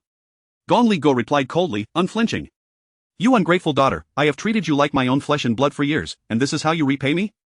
Xiaofeng raised his hand. If you do not apologize to the Qi family today, I will personally end your life. Gong Li Gu smiled bitterly. Apologize? May I ask if I forced Qi Yi to cheat, or did I compel him to hide the truth? The ones who have erred are he and Xia Qianyu. If you want me to apologize, fine, just point out one thing I did wrong, and I shall acquiesce. One thing she did wrong? For a moment, Xiaofeng was at a loss. The only thing he could muster was, regardless of the relationship among the 3 of you, this is ultimately a private matter. You should not have created a scene in such a public setting, embarrassing everyone. Does that suffice? Gong Li Gu smirked mockingly. I created a scene? Father, think carefully about who instigated this. Who was it that spoke of having 1 foot in 2 boats? If I do not reveal the truth, must I bear the blame until my dying breath? Xiaofeng pondered briefly and realized it was indeed not Gong Li Gu who had initiated this. Seeing him at a loss for words, Gong Li Gu continued, you keep insisting that I am in the wrong, yet you do not even know what I have done wrong? Now that the truth is out, you wish to save face. Did they not consider how they would appear today when they were engaged in their sordid affairs? Be silent. Qi Yi, thoroughly humiliated, found himself further wounded by her words. Gong Li Gu shifted her focus back to Xiaofeng. Father, you have yet to answer me. Do you view my worth as nothing more than these sapphire jewels? Have you never regarded me as your true daughter? The conversation circled back to the beginning of the banquet, when Xiaofeng prepared gifts for his 2 daughters, leaving him momentarily speechless. You claim to treat me as a daughter, yet when Xia Qianyu returned, she demanded my room, and I was sent off to sleep in the storage room. She requests my clothes, and I present them to her, only to have her turn around and tell you that I gave her outdated garments, and you did not listen to my explanations before hurling insults at me. For my coming-of-age ceremony and her welcome banquet, everyone only remembered to celebrate her arrival, yet forgot my birthday. Is this not due to your blatant favoritism? It was she who seduced Qi Yi first, before the truth came to light. Do you recall how you scolded me? After the truth was revealed, you merely regarded her as having her reasons and even shifted her blame onto me. The sapphire necklace and earrings symbolize our standing in your eyes. Father, mother, since you have never treated me as your biological daughter, why must you use the guise of adoptive parents to morally bind me? Her words did not elicit even a hint of sympathy from Yuan Qing. Instead, they incited further wrath. Xiao Li Gu, you truly are an ungrateful wretch. How do your trivial grievances compare to the years of care and nurturing we have given you? Had I known this would be the outcome, your father and I should never have agreed to adopt you. Darling, I told you, even if you pour your heart out to a child from another family, they would feel no gratitude. As both sides faced off, the onlookers ceased their discussions. They had witnessed the Xia couple's actions, and with Gong Li Gu threatening to sue for defamation, no one dared to speak freely. Gong Li Gu regarded Yuan Qing with derision. Did you truly adopt me out of kindness? Was it not for the shares? The mere mention of shares deepened Zhao Yu's gaze, which had previously been filled with fury toward Gong Li Gu. Beyond that 20 billion, did Gong Li Gu possess shares in the Gong family? The Gong family was a prominent dynasty. Even holding a mere fraction of shares represented substantial profit. The thought of this made her regret her recent actions in defending her son against Gong Li Gu. Shares were far more valuable than 20 billion. Xiaofeng, unwilling to let this secret be exposed, altered his demeanor. Enough, no more nonsense. If you dislike these earrings, I shall buy you new ones tomorrow. Even if you are upset, is tonight not enough to soothe your temper? It was precisely because of the shares that Xiaofeng's rationality returned. Gong Li Gu still held value, and he could not afford to offend her completely. He believed his little schemes were unnoticed by Gong Li Gu, whose luscious red lips curled into a smile. It is too late. The smile on Gong Li Ji's lips evoked an inexplicable sense of trepidation, as Xiaofeng and Yuan Qing had long dismissed her, believing they had her firmly under their control, viewing the shares as their guaranteed possession. Gong Li Ji's demeanor at the banquet tonight was akin to that of a transformed individual. If she were to backtrack, would not those 20 billion shares be rendered worthless? The mere thought of this sent a wave of panic surging through Xiaofeng. Chapter 32. Grateful for Qishao's decision not to marry, he blamed himself for becoming accustomed to Gong Li Ji's submissive and obedient nature, her eager desire to attach herself to the Qi family, while forgetting the immense benefits that lay in her grasp. Whether it was Xia Qianyu or Qi Yi, neither could hold a candle to the shares held by the Gong family. Xiaofeng's demeanor shifted instantly, a sycophantic smile plastered across his face. Gur, I was a bit impulsive just now. I apologize. If you are dissatisfied with your room, I shall have your sister return it to you once we are home. Tomorrow, your mother will take you to the mall, be it clothes or jewelry, you may choose whatever you desire. The daughter of the Xia family cannot be made a laughingstock. The stark contrast in attitudes did not escape the notice of onlookers, and Zhao Yu began to contemplate the implications. It seemed this girl possessed something far more valuable than 20 billion. If he did not flatter her, Gong Li Gu would not regard him with such disdain. The current shift in Xia Feng's demeanor was entirely motivated by the word shares, and her heart was pierced with 1,000 wounds. What a familial affection, what a fatherly love. In the end, they paled in comparison to profit. She regarded Xia Feng with derision. Did you not just insist that I kneel and apologize to the Qi family? Is that no longer necessary? What then will you offer to appease them? Resolute, Xia Feng thought, although the Qi family was indeed formidable, they could not possibly compare to the Gong family's shares. At worst, he would incur a loss on these two projects. He had already calculated the pros and cons in his mind. The spectators awaited the unfolding drama, curious as to how Xia Feng would navigate this predicament. Xia Feng's expression turned grave.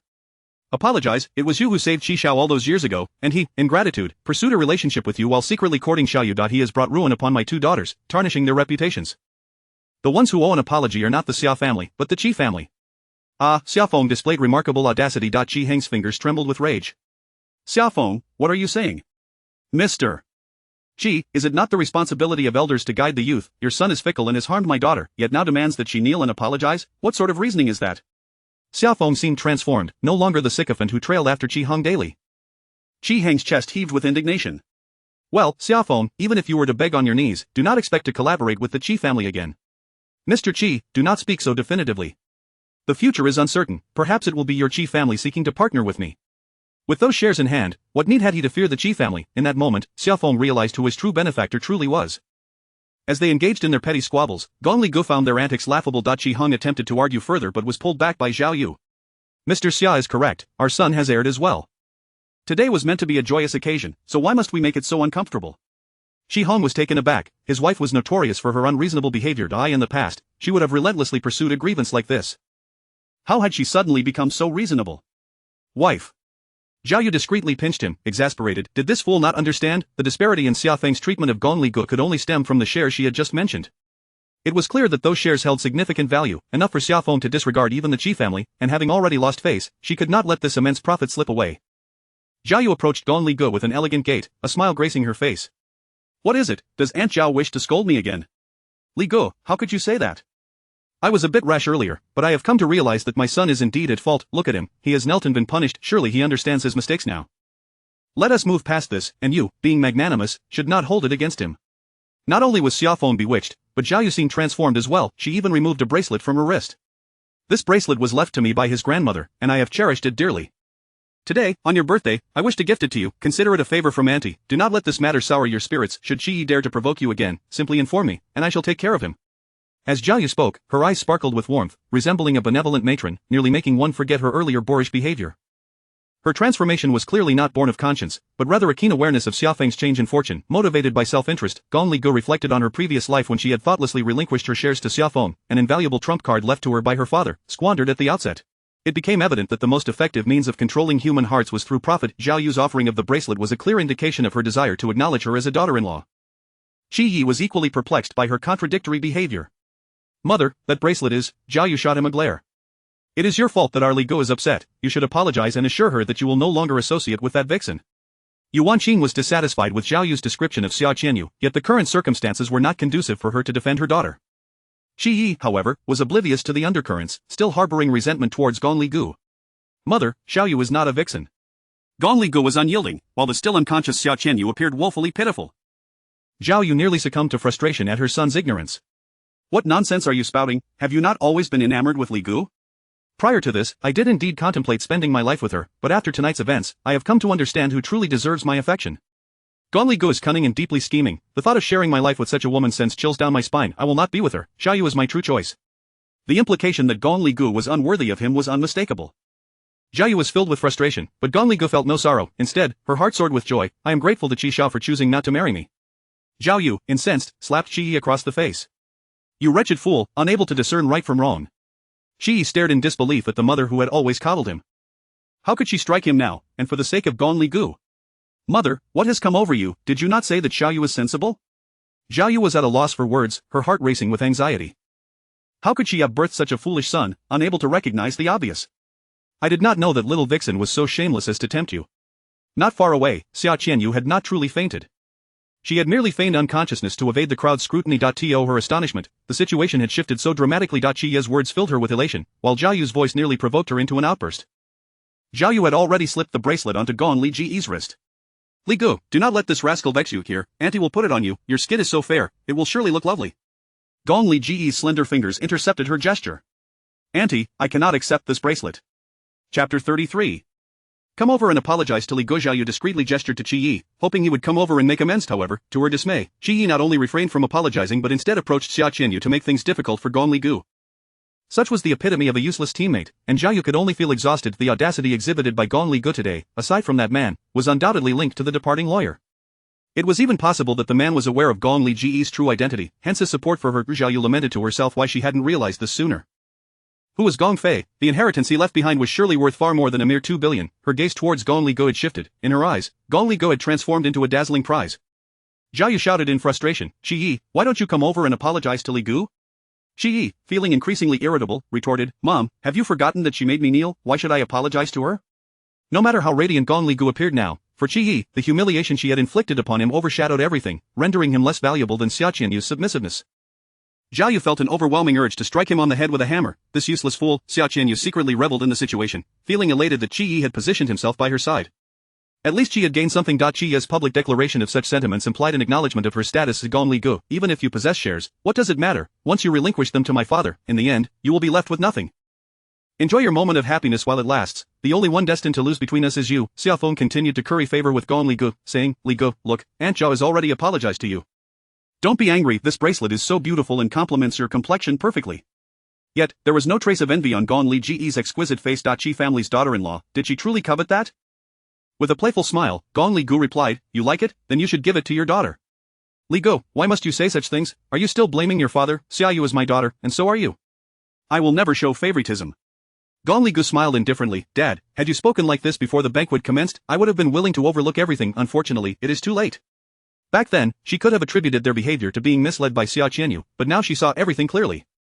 No matter what Xia Qianyu did, they would forgive her, while she herself held no value beyond mere profit. How could it be too late?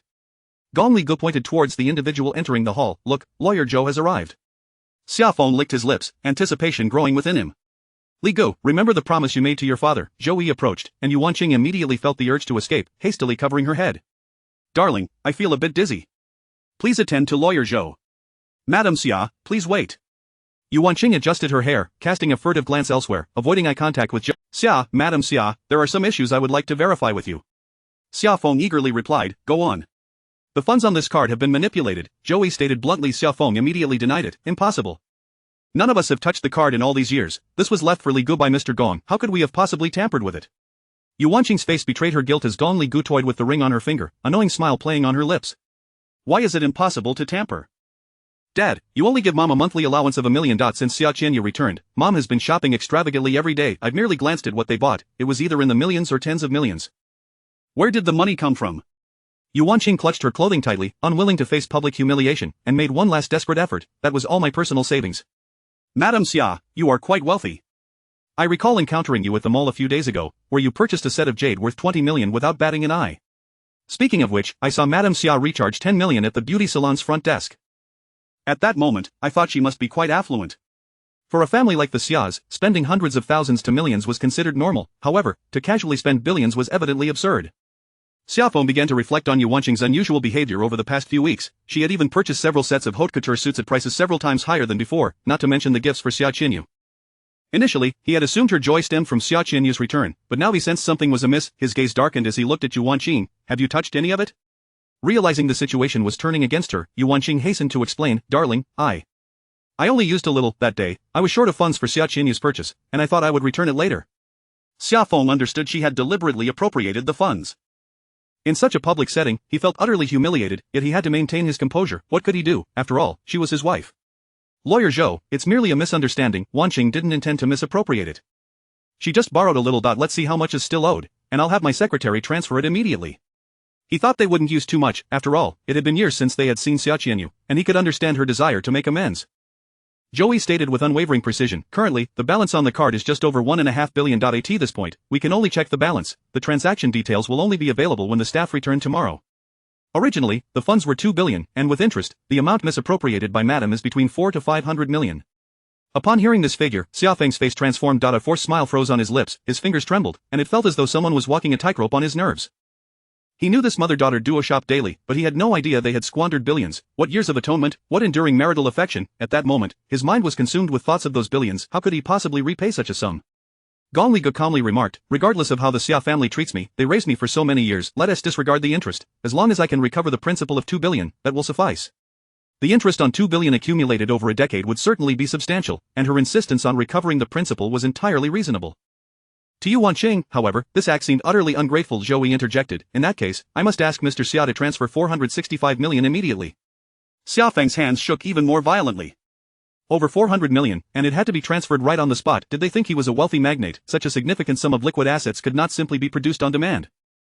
Noticing his hesitation, Zhou added, Mr. Xia, would you prefer a check or a bank transfer? Chapter 34. I no longer have any connection with the Xia family. Xiaofeng was drenched in sweat, the eyes of those around him fixated upon him. Surely, Mr. Xia does not intend to renege on his debts? Over 400 million, perhaps he finds himself financially constrained and unable to produce the sum? It seems not a matter of financial strain, but rather that he has never considered repayment. Otherwise, how could he so freely indulge in lavish spending, devoid of any sense of guilt? Even a foster mother cannot arbitrarily access another's inheritance. Today's banquet has revealed numerous issues. Who knows how wretched Miss Li Guo's private life truly is? What astounds me most is that Mrs. Xia constantly speaks of the gratitude for raising her, yet she has appropriated several hundred million from someone else's estate, refusing to even purchase a decent coming-of-age gift for her. It is utterly disheartening.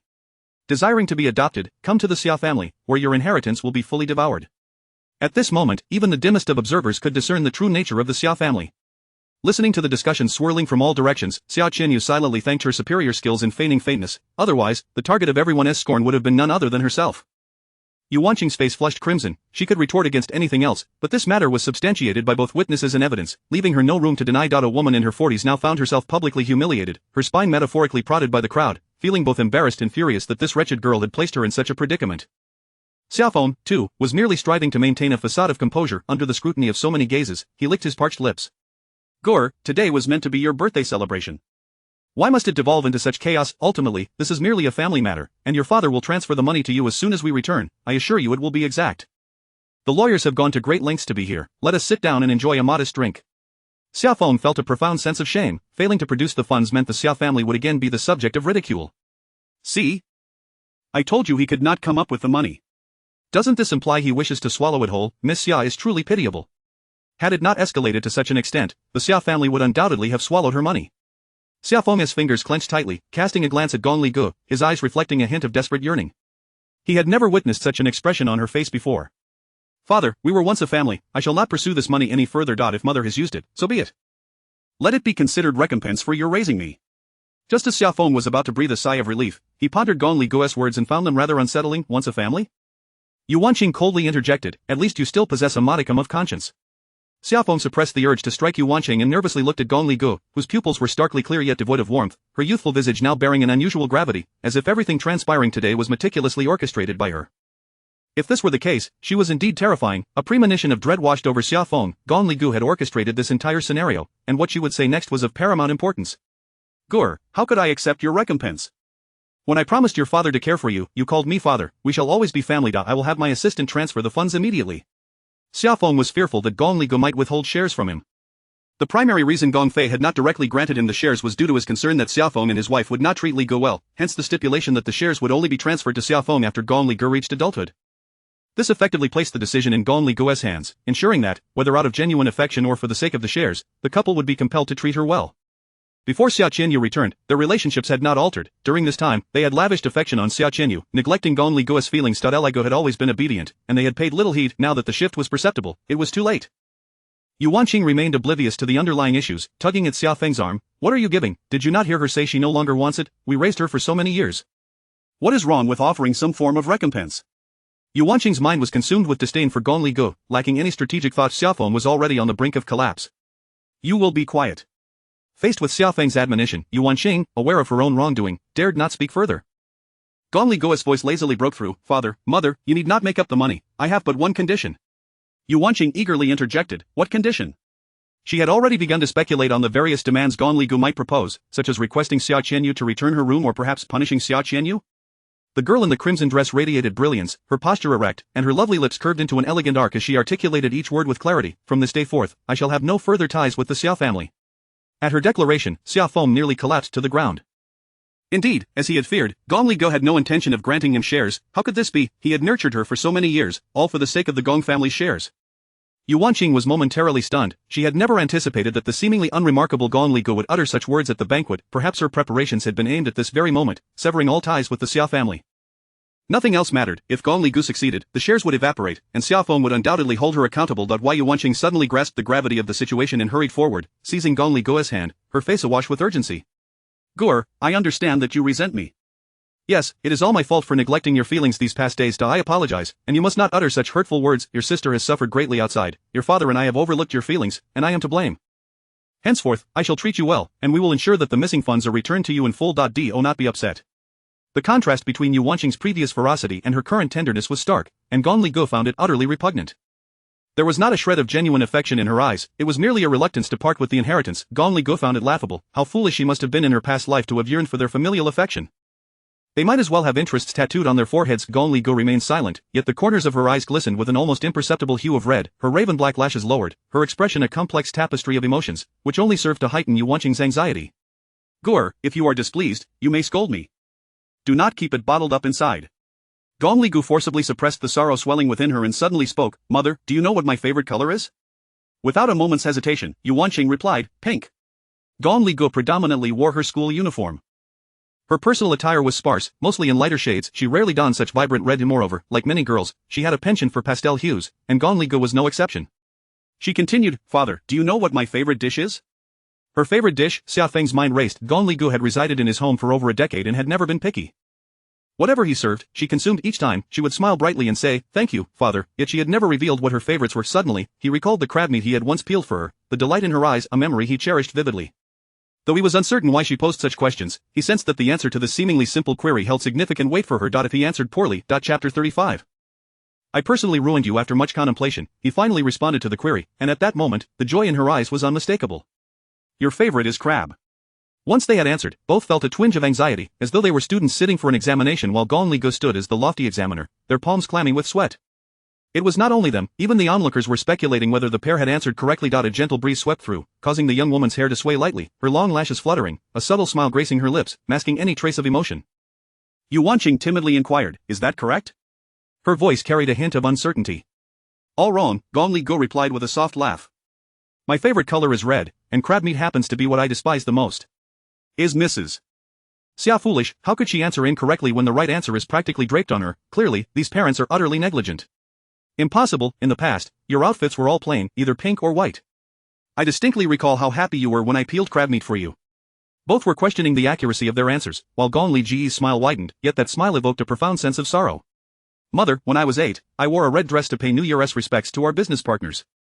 Because my dress matched that of their child, I was mocked in front of you. To appease that child, you insisted I remove my coat, and I caught a cold in the frigid weather.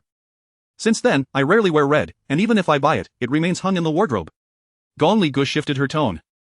As for crab meat, I once had my finger pinched by a crab, resulting in significant bleeding. Now, I am terrified of crabs. How could I possibly like them? The only reason I appeared happy was that it was the first time my father had peeled crab meat for me. Of course, I would smile. Upon hearing her words, Xia Feng and Yu Wanqing exchanged glances, clearly recalling those long-forgotten memories. Yu Wanqing still vividly remembered the look of grievance on Gong Li Ji's face when she had to remove her coat, standing quietly beside them without uttering a word. In that harsh winter, she had focused solely on pleasing others, neglecting whether the child might feel cold. Gong Li Ji's gaze drifted into the void. From the very beginning, I was aware that I was adopted. My biological parents have long since passed away, and I regarded you as my dearest family. After the arrival of my younger brother, my greatest fear became being cast out of the home, which compelled me to strive to be a good daughter and sister. No matter what injustices I faced, I never spoke up. My likes and dislikes were buried deep within. I meticulously observed your expressions, obediently heeding your words, only to realize that without blood ties, there are no true bonds. In the past, it was Xia Meng, now it is Xia Qianyu. A mere word from Xia Meng could bring me to my knees, while a single remark from Xia Qianyu could tarnish my reputation and place a heavy burden upon me. If I had not cleared my name, who knows what fate would have befallen me today. For all these years, regardless of my actions, I have never been the person you see. I am grateful for your nurturing, and the millions spent can be considered a repayment for your kindness. Having used it, I am willing to let it go. In that moment, both realized their irreparable mistakes. Gong Li Gu resembled a compliant puppet, their indifference towards her joys and sorrows evident. In the past, Xiao Meng had often tormented Gong Li Gu, punishing her repeatedly, yet she had never once defended herself.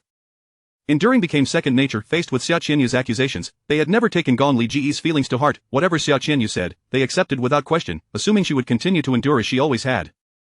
Now, they understood the gravity of their miscalculations. Gong Li Gu was, after all, a human being, possessing her own dignity, with Xiao Qianyu enticing Qi Yi and attempting to malign her. Every incident was a testament to the Xia family's injustices towards her. Xia Feng was filled with regret. Gur, please grant your father and mother one more chance. We acknowledge our errors and promise to treat you well in the future. Tears seemed to shimmer in Gong Li Ji's eyes, her gaze luminous beneath the crystal chandelier, resembling a myriad of stars in the galaxy. Her hair danced in the wind as she offered a smile, softly murmuring, "Thus, I say, it is too late." After all these years of genuine affection, she had received nothing but a dismal conclusion. Even if Xiao Feng and the others were deceived by Xiao Qianyu, it would be somewhat easier to bear. Reality proved she had overthought the matter. The inherent flaws of greedy individuals would not change due to anyone else. From the very beginning, their motive for adopting her had been self-serving. Gong Li Gu beckoned Zhou Yi. "Lawyer Zhou, I shall not pursue the remaining amount. Miss Gong, of course, that is your prerogative. As for the other formalities, I will visit the law firm tomorrow to handle them. I am too weary today, I shall take my leave." "Very well, Miss Gong. We await your presence." The assembly was well aware of the complex entanglements between her and the Xia family, and their gazes towards Gong Li Gu were tinged with sympathy. Yet, the striking young woman, her beauty radiant, proclaimed with unwavering resolve, "As for those who slander me, my lawyeress letter will be delivered to each of you. From this day forth, I sever all ties with the Xia family. There will be no more Xia Li Gu in this world. Only Gong Li Gu remains." The girl in the flowing red dress departed with a box in hand, leaving the crowd in various states of astonishment. Xiao Feng and Yuan Qing sought to follow her but were deterred by the multitude of guests. Zhao Yu nudged Qi Yi. "Why aren't you pursuing her?" Now was the moment when Gong Li Gu was feeling despondent. He ought to seize this opportunity to mend his transgressions. Although Gong Li Gu withheld her intentions, Zhao Yu had a hunch that she possessed something highly coveted by Xiao Feng. Regardless of what it was, it undoubtedly represented significant benefits. Upon hearing the entire exchange, Qi Yi felt a shift within himself. Gong Li Gu had never spoken ill of the Xia family in his presence, and he had not anticipated her life to be like this. But Zhao Yu was tempted to knock some sense into him, questioning whether his mind was filled with nonsense. "Qi Yi, let me make this clear. If you do not win back Miss Gong, do not ever call me mother again." Were it not for the presence of others, her words would have been even more forthright. Meanwhile, Xiao Qianyu, lying there, sensed Qi Yi's absence and clutched her skirt tightly. Her carefully planned performance had been extinguished before it even began, as Gong Li Gu had stolen the spotlight. Despite her fervent desire to oust Gong Li Gu from the Xia family, this was not the manner in which it should be executed. What should have placed her on a pedestal now left her feeling like a discarded rag, while Gong Li Gu boldly rejected the Xia family. Xiao Qianyu seethed with resentment. How could fate be so unjust? Suddenly, Zhao Yu's cold voice pierced her thoughts, low enough for only the two of them to hear. "You little vixen, I warn you, if you continue to cling to Qi Yi, I will personally ruin you." She could see through Qi Yi's obliviousness. It was evident that this little enchantress was scheming behind the scenes, not only sowing discord between them but also aiming to expel Gong Li Gu from the Xia family. Like herself, she was meticulous yet prone to oversight. Had she known that Gong Li Gu was the child of Gong Fei, she would have treated her with the utmost respect, hoping it was not too late. "Qi Yi, this time you must win back Gong Li Gu." Chapter 36. Only by offering myself. Gong Li Gu stepped out of the hotel, expecting to feel a sense of relief, but in truth, she found herself far less magnanimous than she had imagined.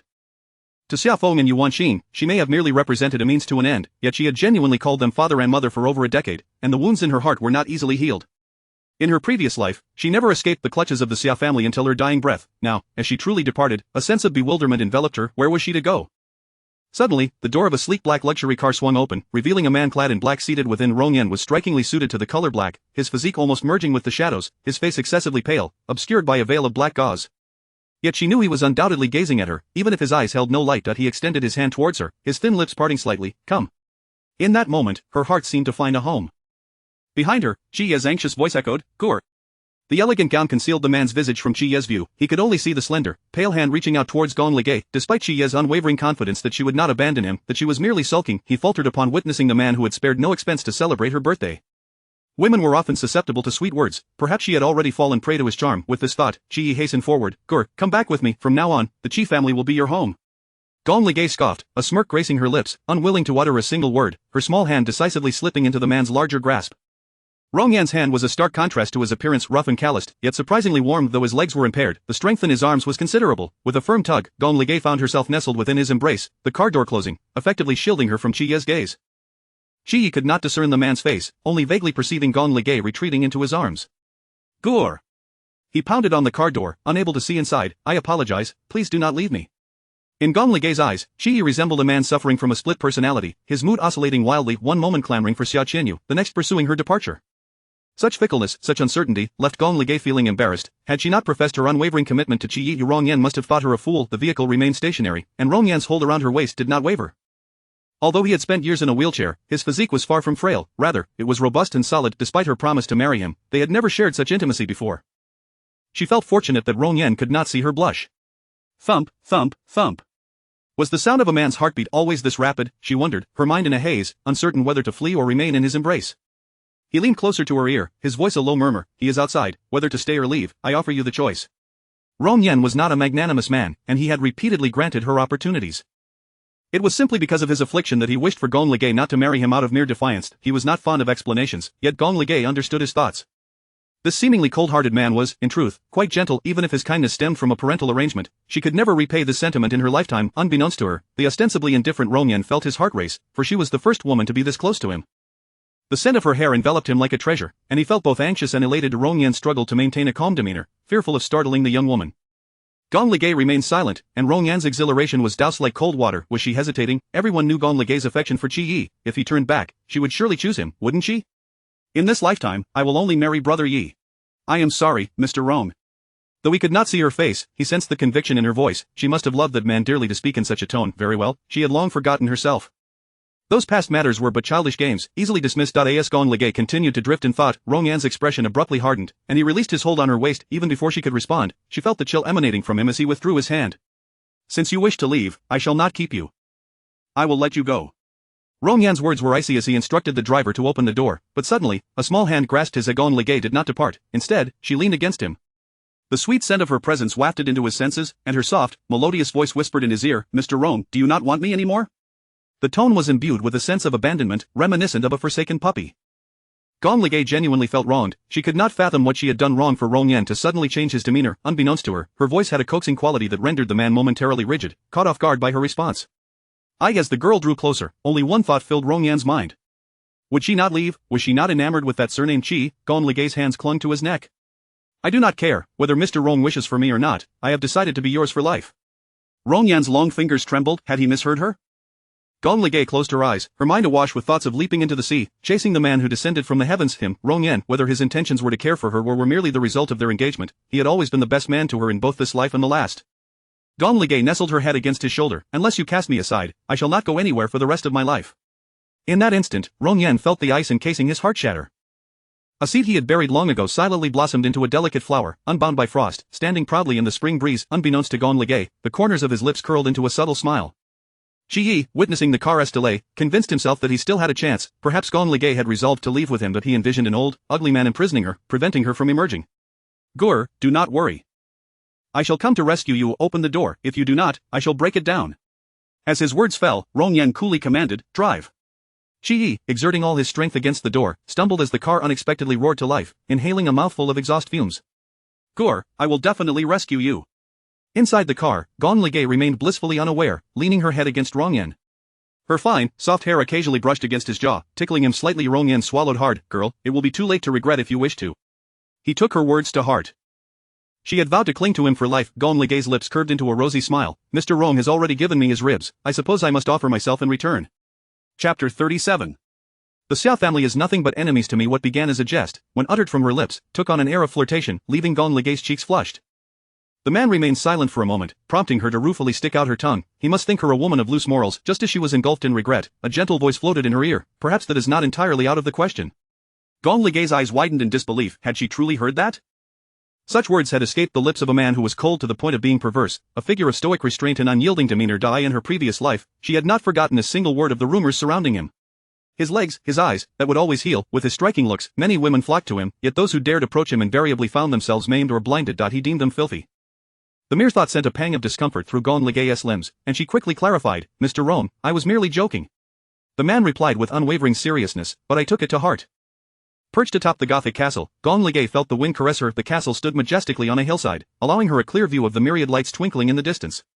She had never anticipated that her 18th birthday would be spent in the company of Rong Yan. As the night breeze tousled the black veil over his eyes, Gong Ligei rested her chin on her palm, her smile pure and uncomplicated. Reflecting on her two lives, she realized that her previous existence had been a cacophony of chaos. It had been ages since she had felt such ease, even the simplest smile had become her greatest luxury. A wave of gratitude washed over her. How wonderful it was to be alive. Her voice, reminiscent of a gentle breeze through the valley, drifted to him. Mr. Roan, do you know, I have long desired to leave the Xiao family. Not far away, Xiao Ran observed their silhouettes, astonished that such a lofty gentleman would lend an ear to a young girl's innermost thoughts. This girl must be a unique presence in his life, one so distinct that he was finally willing to cooperate in her healing. Gong Ligay took a generous sip of wine, her voice tinged with melancholy. Sir, I have been without parents since childhood. It was the Xia couple who took me and I treated them as my own kin, fearing their rejection. Thus, I endured and behaved, only to find that my cautiousness led me to this very juncture. Even without seeing her expression, he could sense her profound sorrow. His voice, low and gravelly, resonated with conviction. They are unworthy. Indeed, I know they are unworthy, yet I cannot help but feel heartbroken. However, I promise this is the last time. After tonight, the Xia family and I shall be nothing but enemies. The final words were almost spat out through clenched teeth. Driven to the brink by the Xia family, who had tormented her to the point of despair, and the specter of the unseen Xia Meng, along with the predatory Qi family, they had long ceased to be family or lovers. They could only remain as adversaries. The shares of the Gong family, which Xiaofeng had failed to acquire, would inevitably lead to further entanglements. A large hand ruffled her hair, the motion oddly familiar. Gong Ligay recalled how she used to touzle the golden fur of her beloved dog. Do not be disheartened, I shall assist you. With his intervention, the Xia family would crumble within half a month, yet how could that possibly compensate for the 6 years of suffering she had endured? Sir, my enemies are mine to confront, she stated stubbornly. Rong Yan, having no choice but to relent, reached out to halt her attempt to pour herself more wine. You've had enough. I am of age now, she replied playfully, reaching for the glass. Though both were seated, Rong Yan's arms were significantly longer, effortlessly keeping the cup out of her reach. Drink more, and you shall be drunk. The little woman rose to seize the glass, her voice cheerful. Isn't there a gentleman here to look after me? A ripple of emotion surged within Rong Yan. Isn't there a gentleman here? The girl's unthinking words fell like honey, sweet and cloying, soothing his heart. How could she trust him so implicitly? Rong Yan realized that she was merely a naive young girl, aware only of their engagement and oblivious to his true nature, a being born of darkness, unafraid of the unknown. With this thought, his lips returned to their usual placid state. He must not allow her to uncover his secret. It was better this way. In a moment of distraction, Gong Ligay had consumed more wine than intended. No more drinking. Just one last sip, I promise. Her voice was both soft and persuasive. As she stumbled into his embrace, clinging to his chest like a languorous cat, the faint scent of alcohol lingered on her lips. Rong Yan had been blind for so long, finding solace in the darkness, for life itself had been a shadowy realm. Yet, at this moment, he yearned to see her face, to behold her beauty. Xiao Ran had said she was exquisite, particularly in a red dress. Of course, the once delicate girl had blossomed into a stunning woman. How could she be anything less? She placed her hands against his chest. Sir, yes. His voice was rich and melodious, especially in the night, akin to a siren's call. We have not yet registered our marriage. Gong Ligay felt her cheeks flush with embarrassment. Her excuse was utterly flimsy. Only then did Rong Yan realize she believed he had ulterior motives. Truth be told, he was a man, and she was the object of his long-held affection. It would be disingenuous to say he did not wish to pursue her. However, now was not the time. She was still too young, and he did not wish to frighten her. Gong Ligay batted her large eyes at him. Sir, do you believe me if I say I'm drunk? Such a feeble excuse.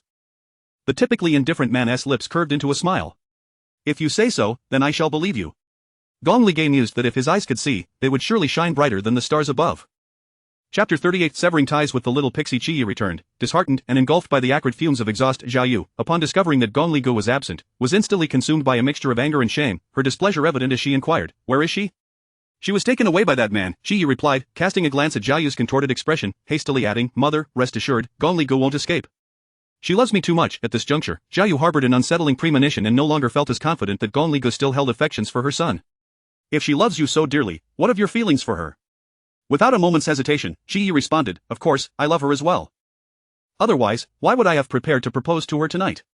Perceiving her son's obliviousness to the gravity of the situation, Zhao Yu could not help but douse his enthusiasm with cold reality. "Qi Yi, if it were you, and another woman presented you with gifts worth billions on your birthday, hosting celebrities to celebrate, with even a single gown valued at $1 billion, would you still look back?" Qi Yi's smile faltered visibly, reality delivering a harsh blow. "Mother, can we not discuss this?" As a grown man, he too had his pride, and the financial disparity with his rival weighed heavily upon him, especially with Gong Ligu having slipped away. Zhao Yu sighed, "You are my son, your success reflects upon me. Today, both the Xia and Qi families have suffered immense humiliation. Why should I remain patient while you attempt to win her back? Qi Yi, you are not a child anymore. Although you have become your father's right hand at the company, you are still young and lack experience. Our Qi family occupies a precarious position among the true elite.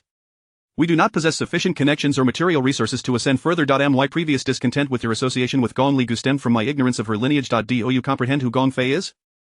His wealth was unfathomable, and even with the Gong family in disarray, he would have left behind a significant legacy before his passing. Gong Li Gu as his daughter. Whom do you think he would favor? 20 billion is indeed a substantial amount, Shi Yi acknowledged, but the Qi family is not so desperate as to covet her wealth. Zhao Yu poked his forehead with her finger. Sometimes, my child, you lack common sense. Have you not noticed the stark contrast in the Xia family's treatment of her? That is true. I assumed it was due to her revealing their misdeeds that stirred their guilty consciences. Ha! You overestimate the Xia couple. If they possessed any sense of morality, they would not have engaged in such actions. I firmly believe that the inheritance left to her by Gong Fei is merely the tip of the iceberg. It is highly likely he bequeathed her some shares as well. Zhao Yu perceived clearly that Xiaofeng did not appear to be interested in a mere 20 billion unless there was a more substantial fortune at stake, one that far exceeded that sum. With this revelation, Qi Ye's eyes sparkled with excitement. How much could the Gong family's shares be worth? The Gong family has been a prominent clan for a century. In his prime, Gong Fei was a prodigy, having expanded the Gong family manifold, elevating them to the forefront of the four great families. Had he not met with misfortune, Zhao Yu reminisced about the commercial titan who could sway fortunes with the flick of a hand, a dream figure for countless young women. Perhaps fate envied his talent. Though the Gong family has not maintained the same prowess in recent years, their deep-rooted heritage remains. If he left shares in the Gong group to Gong Li Gu, even a small percentage would constitute a vast web of interests. Furthermore, her status. If we could align ourselves with the Gong family, how far could the Qi family rise? Qi Yi gazed at Zhao Yu with fervent determination, as though he could already envision himself atop the pinnacle of power. Mother, I understand what I must do. You do not comprehend, for you have already made a mess of everything. You squandered a perfectly good hand. Mother, fret not, I will certainly win her back. But with what means? If not for Xia Qianyu, perhaps you would have had a better chance. Why must you provoke that little vixen? Regardless of who it is, no woman would tolerate such behavior. Qi Yi muttered, but you previously mentioned that Xia Yu was gentle and gracious, urging me to cultivate a good relationship with her. That was before I realized that this little vixen possesses such cunning. Qi Yi, I've shared all this to make you aware of the stakes. That little vixen is no easy target, and you cannot outmaneuver her. If you cannot win back Gong Li Gu, forging a connection with the Xia family is not a disgrace to the Qi family. Now that you know Gong Li Ji's true identity, you must do whatever it takes to make her reconsider. Promise me, you will sever ties with that little vixen completely. Qi Yi, reflecting on his pleasant interactions with Xia Qianyu, felt a twinge of worry for her well-being. Zhao Yu, noticing his distracted expression, struck his head once more. Are you still hung up on that little pixie? Mother, I'm merely concerned for her injuries. I warn you, if you lack shame, the Qi family must still uphold its dignity. From this day forth, you are to sever all ties with that little pixie. Only in doing so can you hope to regain Gong Li Gu. Otherwise, do not blame me for the consequences. You could lose both your love and your fortune. Qi Yi was not a man devoid of understanding. His feelings for Xia Qianyu began to wane as thoughts of Gong Li Gu surfaced. I understand. I will no longer be entangled with her.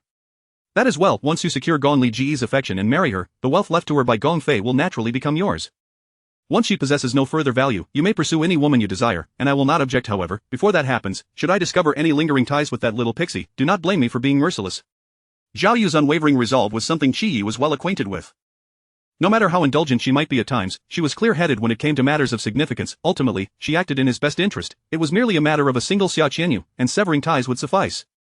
I understand, but given the current circumstances, Gong Li Gu is likely still harboring resentment towards me and the Xia family, fearing her heart is now solely with that wild man. Zhao Yu gazed into the distance, her expression darkening. As a woman, I inherently understand her better than you do. Women are creatures with soft hearts. It is only natural for her to harbor resentment towards you. The more she hates you, the more it signifies her love. If you cease all communication with Xia Qianyu and genuinely move her heart, it will not be long before Gong Li Gu softens and returns to your side. Regardless of how far her relationship with that wild man progresses, you cannot blame her or push her away. Perhaps that man lavishes her with gifts simply because he sees the potential benefits behind her. A sense of urgency gripped Qi Yi, his fists clenched tightly. If anyone wishes to take my woman, they must first assess their worthiness. Gong Li Gu, I shall claim you. Chapter 39. Not even letting Sisters Man Go. Originally intended as a banquet for Gong Li Gai and Xia Qianyu, no one anticipated it would culminate in such an outcome. While the Xia and Qian families lost face, even some indiscreet individuals found themselves facing lawsuits from Gong Li Gai. At this moment, Xiaofeng was busy apologizing to each guest. My sincerest apologies, Mr. Zhang. Apologize? Oh, Xiaofeng, I came to celebrate your daughter's achievements, and she had the audacity to take me to court. Your Xia family is one we cannot afford to associate with.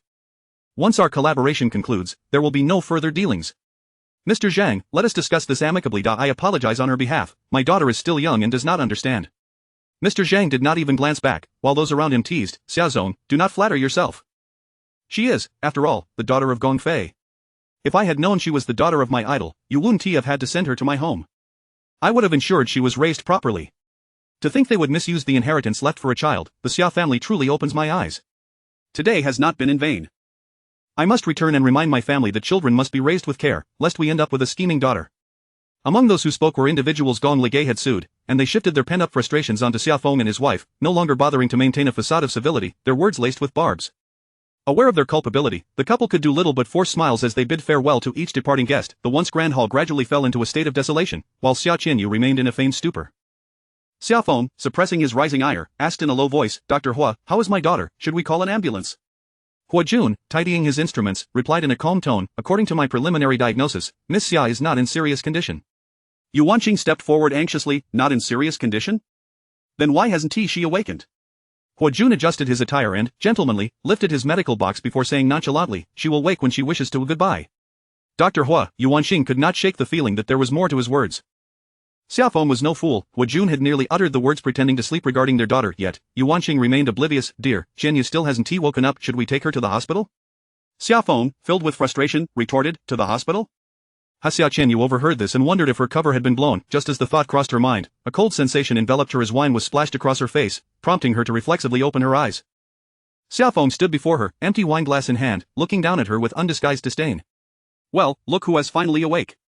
Xia Qianyu contemplated further pretense, but Xiaofeng, his expression filled with disappointment, turned to leave, ignoring Yu Wanqing's calls. "Even a fool like Yu Wanqing could see the truth. You were pretending?" "Mom, let me explain." Xia Qianyu, with a silver tongue, shifted blame entirely onto Qi, and the mother-daughter duo returned home like lost dogs.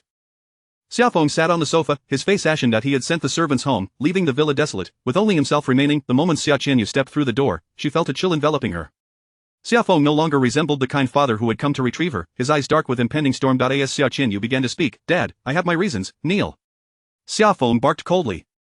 Xia Qianyu obediently knelt without hesitation. Yu Wanqing, in distress, implored, "Darling, this is not Xia Qianyu's fault." Qi forced her into this. Without a word, Xiaofeng struck her, sending her sprawling onto the sofa. Yu Wanqing, in disbelief, covered her face and stared at Xiaofeng, shocked. After decades of marriage, this was the first time he had ever laid a hand on her. "Darling, you hit me? You actually hit me. You dare to commit such an act? I warned you repeatedly about the money belonging to Gur, left by her father. Haven't I given you enough pocket money each month? Yet you choose to squander it?" Xiaofeng's eyes were bloodshot.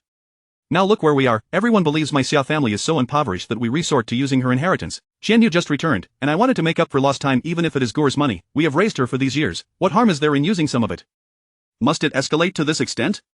Xiaofeng struck her again. "You shameless woman, I had a close friendship with Gong Fei. He entrusted his daughter to me before his demise, believing in our integrity. And you go and do this, tarnishing the Xia family's reputation and betraying Gong Fei's trust in me." The two slaps left Yu Wanqing dazed. "Darling, I was just momentarily foolish. Even if we were wrong, she should not have acted this way. If it weren't for us, she would have starved all these years. Momentarily foolish, I see you have no shame. Gur is, after all, our own flesh and blood, and she is the kindest soul. Had it not been for your mother-daughter duo's repeated humiliation, how could she have turned out this way? Hand over your secret savings. If it's not enough, I will supplement it. From now on, your monthly allowance will be reduced to 10,000. Another crushing blow followed, and Yu Wanqing stared at Xiaofeng in disbelief. 10,000, that is hardly enough for a handbag. Handbag? Do you even have the face to buy a handbag? Oh right, you reminded me, all the items you two have purchased these days must be returned. If they cannot be returned, sell them at a second-hand market, no matter the loss. Darling, all that money belongs to Gur. Whatever you have consumed must be returned, and I demand interest on top of that." Yu Wanqing wished to argue further, but Xia Qianyu interjected, "I'm sorry, it's all my fault. I didn't realize I would spend so much. I haven't touched the jewelry or handbags. I will return them tomorrow. Dad, our daughter has suffered so much outside, these losses cannot be compensated with money. Jewelry and handbags are mere trifles. If you demand their return now, won't that only further break her heart?" With tears blurring her vision, Yu Wanqing choked out, "Clearly, Gong Ligay has already stated that the money need not be returned. Must you take it to such extremes? I see you are truly unrepentant." As he spoke, Xiaofeng raised his hand to strike Yu Wanqing again, but Xia Qianyu stepped in front of her mother. Her forehead, already injured, revealed faint traces of blood through the white bandage, and her frail body appeared even paler. "Dad, it's all my fault. If you must hit someone, let it be me. Spare my mom." Seeing her colorless face, Xiaofeng hesitated, unable to bring himself to strike. After all, she was his long-lost daughter. Yu Wanqing added, "It's not Xia Qianyu's fault, it was all that Qi is doing, that scoundrel, who drugged her that night and forced himself upon her." Only then did Xiaofeng's expression soften slightly. "Why didn't you clarify this in front of others? Everyone thinks my daughter is promiscuous, not even sparing her sister's man?" Chapter 40. Brother, your muscles are impressive. With tears still glistening at the corners of her eyes, Xia Qianyu remarked, "Father has previously told me that the Qi family is one we must not offend." You and Uncle Qi have a partnership, and I fear that revealing the truth may incite retaliation from the Qi family, jeopardizing father's work. Xiaofeng could no longer maintain his stoic facade, his tone laced with helplessness as he responded, You, my dear child, truly are naive. Is father's work truly of greater significance than your reputation? Wiping away her tears, Xia Qianyu managed a gentle, understanding smile as she replied, Although I have only recently returned to the Xia family, as their daughter, I must consider the family's interests. My reputation pales in comparison to that of the Xia family. You Xiaofeng sighed, Well then, it is my ineptitude that has caused you distress today, Xiaoyu, you should move out of your sister's room. Let us go and bring her back to extend a proper apology, after all, we are family. Xia Qianyu cast a glance at the concealed camera nearby, fully aware of its presence, yet feigning innocence, she said, It is my fault for being inconsiderate. I will move out at once and personally visit my sister tomorrow to apologize. Xiaofeng affectionately ruffled her hair, offering a few more admonitions before allowing the two to leave. As night deepened, he sent the recorded video to Gong Ligu, feeling a wave of trepidation as he watched the sent notification appear in his inbox, hoping that the video would quell her anger. Upon returning to the room, Yuan Qing, with reddened eyes and swollen cheeks, was rolling an egg across her face. The moment she saw Xiaofeng, she instinctively recoiled, her gaze filled with fear. Xiaofeng reached out, causing Yuan Qing to shut her eyes tightly. Step back. At dawn, I shall return the goods, please, do not strike me, my husband. To her surprise, Xiaofeng merely took the egg from her hands and began rolling it across her face. Despite being in her 40s, Yuan Qing had aged gracefully, appearing no older than 30, her skin devoid of wrinkles. Seeing her usually fair complexion so swollen pained Xiaofeng, who spoke softly, You must have been quite frightened just now. Yuan Qing looked at him in confusion as he rolled the egg on her face, unable to comprehend the stark contrast in his demeanor. Husband, are you no longer angry? Yuan Qing, do not blame me. My actions earlier were intended for Li Ji's sake. While I hold grievances against you both, I also understand how much you have longed for Xiaoyu, your daughter. It is only natural that you feel protective of her. As for Xiaoyu and Qi, I know she fears offending the Qi family. Ultimately, our Xia family's status pales in comparison to the Gong and Qi families. Yuan Qing remained perplexed. Husband, if you do not blame us, why were you so fierce earlier? Our actions have already crossed Gong Li Guo's bottom line. Do not forget why I was willing to take on this troublesome matter in the first place. To obtain the shares? Indeed, now that she has come of age, the will of Gong Fei should come into effect. Yet, the cunning Gong Fei, fearing I might mistreat his daughter, imposed such a condition. Originally, Li Guo was a well-behaved child, obedient over the years, yet the affair between Qi Yi and Xiaoyu has provoked her. It is understandable that she harbors resentment towards us, especially since we disregarded her feelings during her birthday banquet. If we do not take some action to alleviate her grievances, she may very well withhold the shares from me. Upon hearing his explanation, Yuan Qing finally grasped his earlier actions. So, those 2 slaps were meant to placate her? Yes, Yuan Qing. Do not hold it against me for not informing you in advance. Had I not acted thus, that girl would not forgive us. Feeling a sense of relief, Yuan Qing responded, Husband, since you are doing this for our family and the shares, I do not hold it against you. What shall we do next? I suspect Xiaoyu may have caught wind of something. She might exploit her connection with Qi Yi to further seize control of the shares from Li Gu. Moreover, that mysterious benefactor who gifted her something is likely also eyeing the shares. We have raised her for so many years, and we must leverage our advantages. It appears that you and Xiaoyu may have to make sacrifices. Yuan Qing nodded in understanding. I see.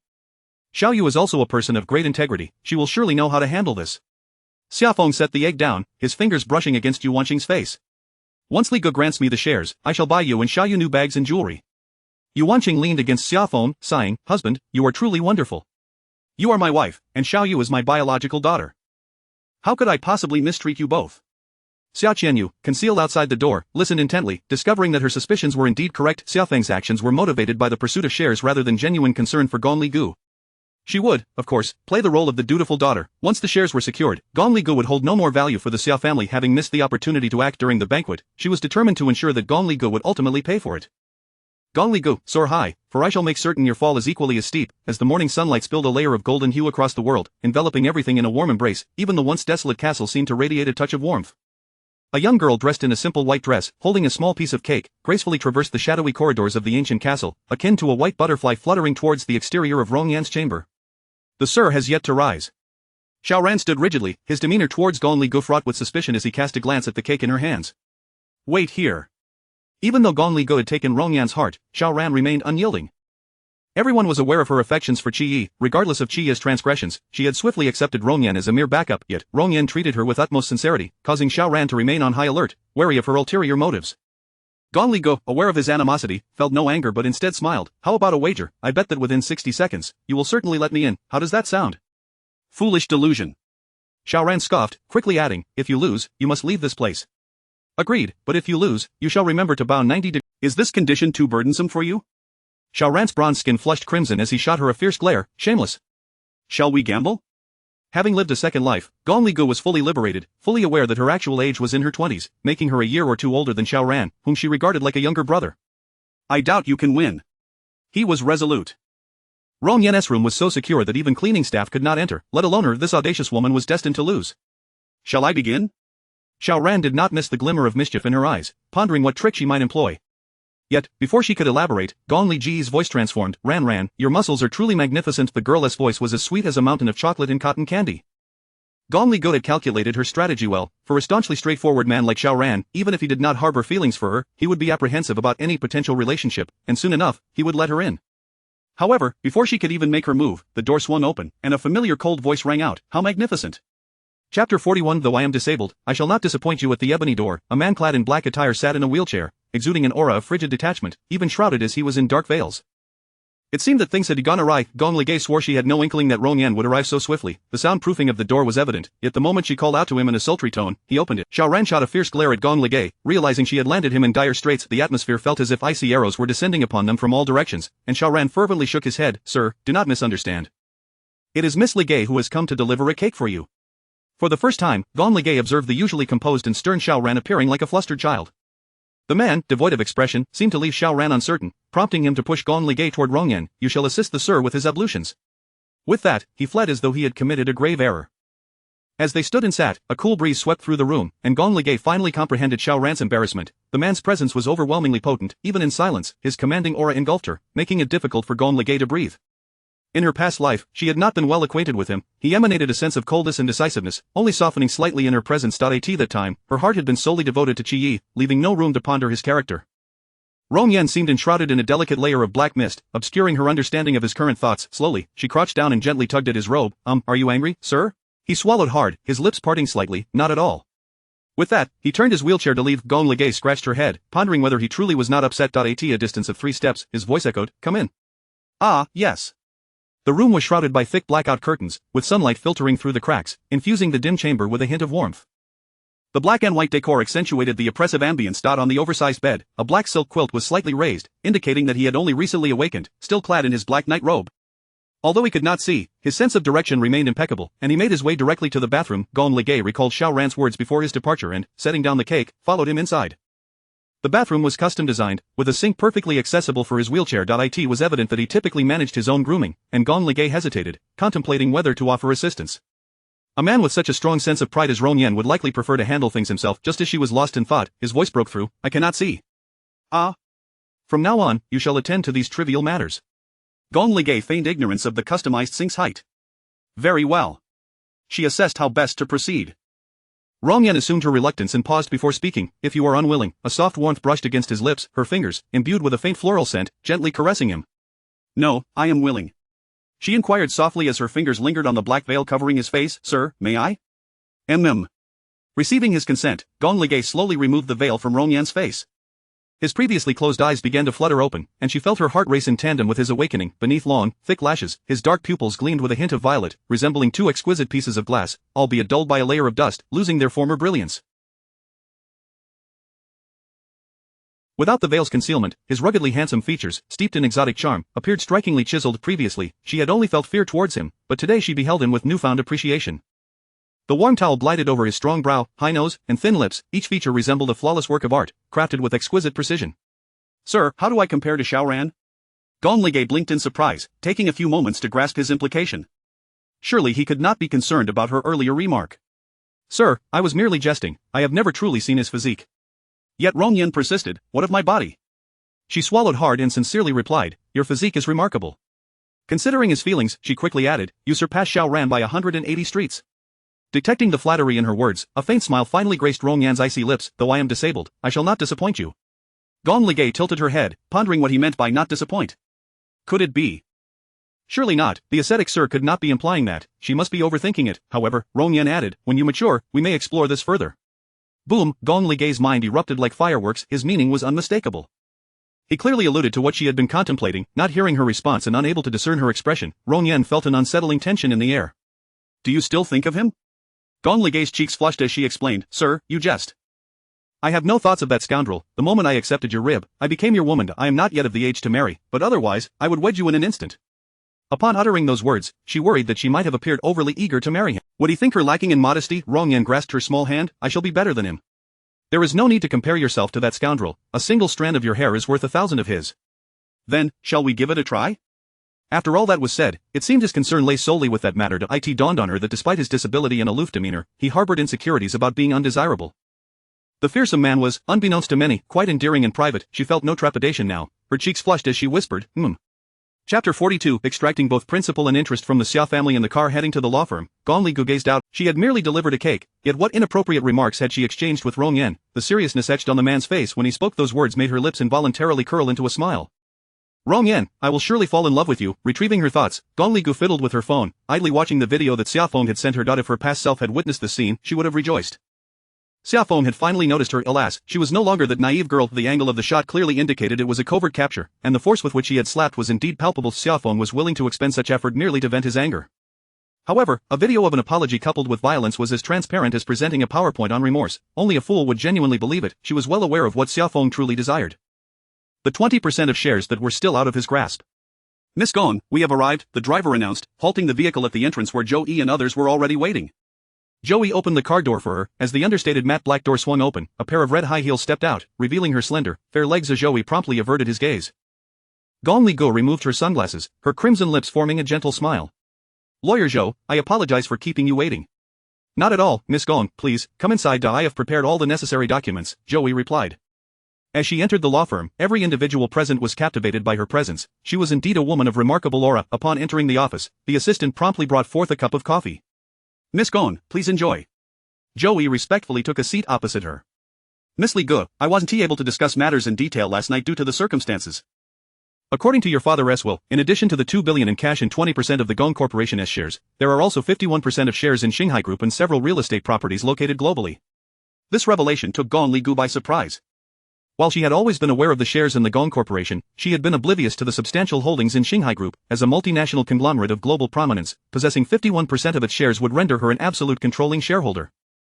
In her previous life, Xia Feng had never allowed her to engage with the lawyers directly, presenting her with a multitude of documents to sign without scrutiny, leaving her unaware of the fortune her father had bequeathed her until her demise. It was no exaggeration to claim that, combined, these shares and properties had elevated Gong Li Gu's net worth to over 100 billion. Although Gong Fei had not raised her, he had nonetheless secured her a life free from worry. Yet, in her past life, she had completely overlooked these riches, mistaking a thief for her father, and had relinquished everything Gong Fei had bestowed upon her to the Xia family. Not only had she endured the loss of her beauty, but she had also lost her hearing in her left ear, a kidney, and ultimately, her life had been shattered, culminating in her being coerced into jumping into the sea. She had entrusted her parents' hard work to a usurper. Xia Qianyu had seized Qi, squandering the wealth and shares that Gong Fei had left for her, allowing the Xia family to soar to great heights. How absurd! The life that was rightfully hers had been usurped by Xia Qianyu. Tears began to fall, dampening her cheeks. This was not merely a list of inheritances, but a testament to her parents' unconditional love. Zhou Yi quickly handed her a tissue, offering comfort. Miss Gong, please do not be disheartened. A parent's love for their child is profound and far-reaching. Your father, watching from beyond, would wish for you to thrive. Wiping away her tears, Gong Li Gu resolved, yes, she must live well. Or perhaps ensure that those who had harmed her would descend into hell. Once her emotions stabilized, Zhou Yi spoke again. Miss Gong, there are certain conditions for you to inherit these assets. Regarding the shares of the Gong Corporation, your father, in his foresight, anticipated potential unfairness from the Xia family and thus did not directly bequeath the shares to you. Instead, he stipulated that upon your reaching adulthood at 18, other designated shareholders would transfer the shares to you. I have been handling the transfer process these past few days. Fortunately, your father chose wisely. His trusted confidants have already facilitated the transfer. One crucial condition for your inheritance is that you must change your name back to Gong Li Gu. Having lived with the Xia family for years, her household registration and identification bore the name Xia Li Gu. Without the name Gong Li Gu, she would be unable to inherit these assets. I understand, I will arrange for it, she replied. Excellent, that should resolve most issues. Your father also left you other properties. When do you intend to take over? After the college entrance examination. She would not forget that this was her second turning point in life. Previously, she had been schemed against by Xia Qianyu, missing out on the examination altogether, losing her reputation, and ultimately being pushed into the entertainment industry, becoming a mere cash cow for the Xia family. When the Xia family members arrived at the office, Gong Li Gu was savoring her coffee, exuding elegance and ease. Xia Feng glanced at Yuan Qing, who promptly approached Gong Li Gu with flattering intentions. Go air, so you are here. How many calls have your parents made to you? Why didn't you answer? Are you still upset with us? I realize my mistakes. These past few days with Xiaoyu back, we neglected your feelings. I am here to apologize, Xia Feng said, half squatting beside her, embodying a caring father. Last night, I had Xiaoyu vacate your room, and I will reimburse the money your mother spent. Come home with your father, and let our family live well together from now on. Neither mentioned the events of the previous night, nor did they dwell on where Gong Ligu had spent the night. Xiaofeng handed her a prepared check. A total of 500 million. He was quite generous in persuading her to return home. Gong Ligu had merely feigned indifference when she mentioned not pursuing the matter. She was fully aware that Xiaofeng would soon offer her something back, and even a single penny was too much to remain in the Xia family's hands. Father, the amount your mother used wasn't that much, and besides, I've already stated that it was meant for your support. Xiaofeng pressed the check into her hands. The excess is a gift from me for your coming of age. I wasn't sure what you would like, so take this money and buy whatever you desire. Yes, dear daughter, it was our fault before. I assure you, we will never let you suffer again. Xiaoyu is my daughter, and so are you. My precious daughter, please come home with us. The notion of returning home had made her relinquish everything in her past life. Deep down, what she yearned for most was a family. No matter how Xiaofeng treated her, she still considered him her father, clinging to that warmth that had never truly existed. And now, it all seemed laughable. A hint of fear lingered on her face. Father, I can return with you, but you must promise not to favor Xia Qianyu any longer. Of course, your father expressed his wrath yesterday, and Xiaoyu has been punished. She understands her mistakes now, and we will no longer show her favoritism. After all, both hands are flesh. Alright, do not be upset, come back home with your father. How the Xia family had taken everything from her was precisely how she would reclaim her due, with interest. Chapter 43. What if I were to ask you to die? On the journey back, Xiaofeng mulled over his thoughts multiple times, and in a near suffocating moment, he finally posed the question. Gur, regarding the inheritance your father left you. I mean, no offense, I merely worry that at your tender age, you may find the complexities of the inheritance procedures overwhelming. Indeed, if you find it too perplexing, you could let your father handle it. He is well aware of the intricacies, otherwise, others might perceive you as a mere little girl being taken advantage of. Yuan Qing refrained from directly mentioning the matter of the share transfer, fearing it might provoke Gong Ligei's aversion. Feigning ignorance of their intentions, Gong Ligei sincerely responded, before my father entrusted me to you, he bequeathed 20% of the Gong Group's shares to me, which will be transferred to my father when I turn 18. Yuan Qing and Xiaofeng exchanged covert glances of delight, for Gong Ligei remained the naive girl they knew. A simple gesture of kindness was enough to win her over. Initially, Yuan Qing had been lamenting the 5 billion Xiaofeng had contributed, but upon hearing Gong Ligei's words, she felt an immediate sense of worthiness. 5 billion was trivial compared to the shares of the Gong family. Suppressing his overwhelming joy, Xiaofeng maintained a neutral expression, stating, Indeed, this is the case. My parents adopted you because they had lost Xiaoyu at that time and had no children of their own. We treated you as our own daughter, those shares truly belong to you, and my father has no intention of taking what is rightfully yours. Having delivered such a well-crafted speech, Gong Ligei felt inclined to applaud him. He was indeed the father of Xia Qianyu, with acting skills of an award-winning caliber. Gong Ligei calmly replied, If that is the case, then I need not transfer them to my father. The two grew anxious, and Xiaofeng hurried to rectify the situation. Gur, you are still quite young and lack any experience in managing a company. For now, your father will assist you in overseeing it. When you marry in the future, he will return it as a dowry, principal and interest included, as a form of consolation for Fiji's spirit in the afterlife. Both of them watched Gong Ligei intently. Her sunglasses concealed her eyes, hiding her true emotions, while her rosy lips curved into a smile, leaving them feeling exceedingly anxious. That seems acceptable. Does that mean Gur agrees? Gong Ligei replied nonchalantly, You have raised me for so many years. Of course, I must repay you well. Only then did their hearts feel at ease, thankful that the girl had not changed her mind. Mom and Dad, before inheriting the estate, I need to change my name. I am currently registered under your household name, Xia. Isn't it just a matter of changing names and transferring the household registration? That is simple, I will have someone take care of it immediately. And my name on my college entrance examination records needs to be changed as well. Change. All of that is on me. Xiaofeng's face lit up with a smile at the thought of soon receiving the shares. The cunning glint in Gong Ligei's eyes was entirely concealed by her sunglasses, yet the upward curve of her lips betrayed her delight. The Xia family believed her to be the fish, unaware that, in her eyes, they were the true catch. Upon returning to the Xia household, Yuan Qing affectionately linked her arm with Gong Ligei's. Gur, Xiaoyu has already moved out of your room. Gong Ligei did not see Xia Qianyu's figure, and Yuan Qing, sensing her thoughts, explained, Xiaoyu knows she has wronged you and is currently in the kitchen preparing a meal for you as an apology. As she spoke, Xia Qianyu emerged from the kitchen, wearing an apron, a bandage on her forehead, and her face devoid of color. With her naturally sorrowful expression, she appeared even more pitiful. Sister, you're back, I've made several dishes you like. Gong Ligei ignored her and ascended the stairs, with Yuan Qing unfazed by her cold demeanor towards Xia Qianyu. Sister, rest assured, I haven't touched your things. I've moved all my belongings. I was thoughtless before, but I promise I will never compete with you again. Whatever you want, I will give you. Her obedient demeanor appeared genuinely innocent, prompting Gong Ligei to halt and lift her chin. Is that so? You truly will give me whatever I desire? Gong Ligei now exuded an aura so powerful that it filled Xia Qianyu with an inexplicable dread. Of course, she stammered. Before Xia Qianyu stood a breathtakingly beautiful girl, her lips parting in a radiant smile. What if I were to ask you to die? A drop of sweat trickled down Xia Qianyu's forehead as she forced a smile. Sister, if you truly wish for my demise, then noticing her theatrics beginning anew, Gong Ligay chuckled lightly, I was merely joking. How could I bear to let you perish? Gong Ligay's fingers grazed Xia Qianyu's face, and for reasons unknown to her, despite Gong Ligay's smile, she felt no warmth. Goosebumps rose where Gong Ligay's fingers had touched. Your skin is remarkably fair, it's suitable for leaving a mark, Gong Ligay remarked cryptically. Gong Ligay was already taller than her, and in this position, Xia Qianyu could only look up at her, feeling immensely humiliated. I don't quite understand what you mean, sister. Gong Ligay smiled faintly and released her hold. You will understand in the future. A sense of foreboding settled in Xia Qianyu's heart, though she could not articulate why. Yu Wanqing quickly intervened. Gur, is there anything else you require? If you need anything, I can arrange it for you at any time. Rearrange everything. Yu Wanqing feigned ignorance. What does Gur mean? Be it the house or its contents, if someone else has touched them, I find them unclean. Xia Qianyu's expression shifted, realizing that Gong Ligay was indirectly scolding her. Gong Ligay had no intention of residing at the Xia household any longer. Her visit today was merely to gather some essential items. Noticing her packing, Yu Wanqing hastily asked, What, Gur, are you leaving? Yes. She was taking with her the dress Rongyan had gifted her.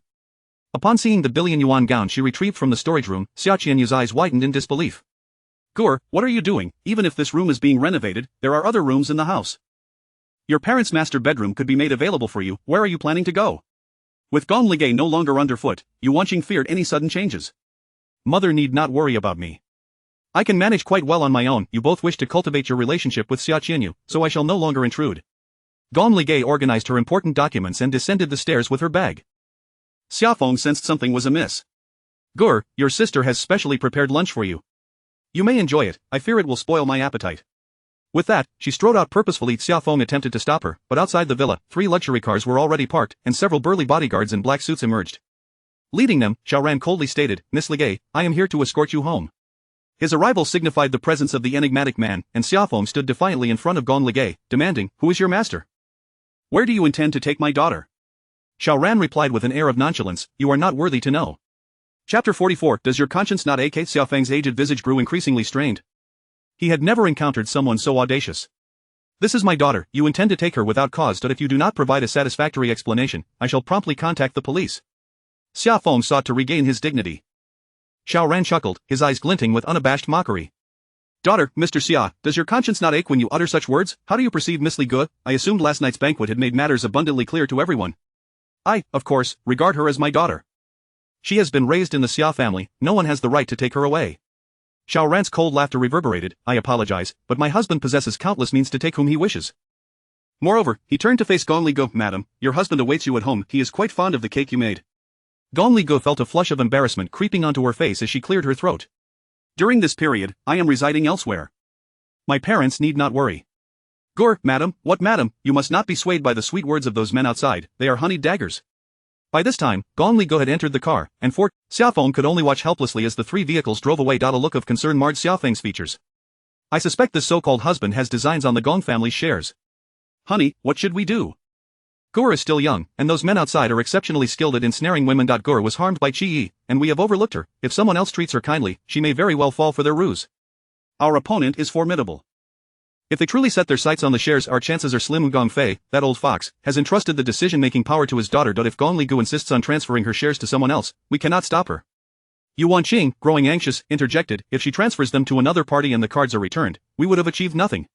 While Xia Feng and his wife fretted over Gong Li Ge being deceived by unscrupulous men, Xia Qianyu was preoccupied with the fact that Gong Li Ji's birthday banquet had seen that man spend billions on her.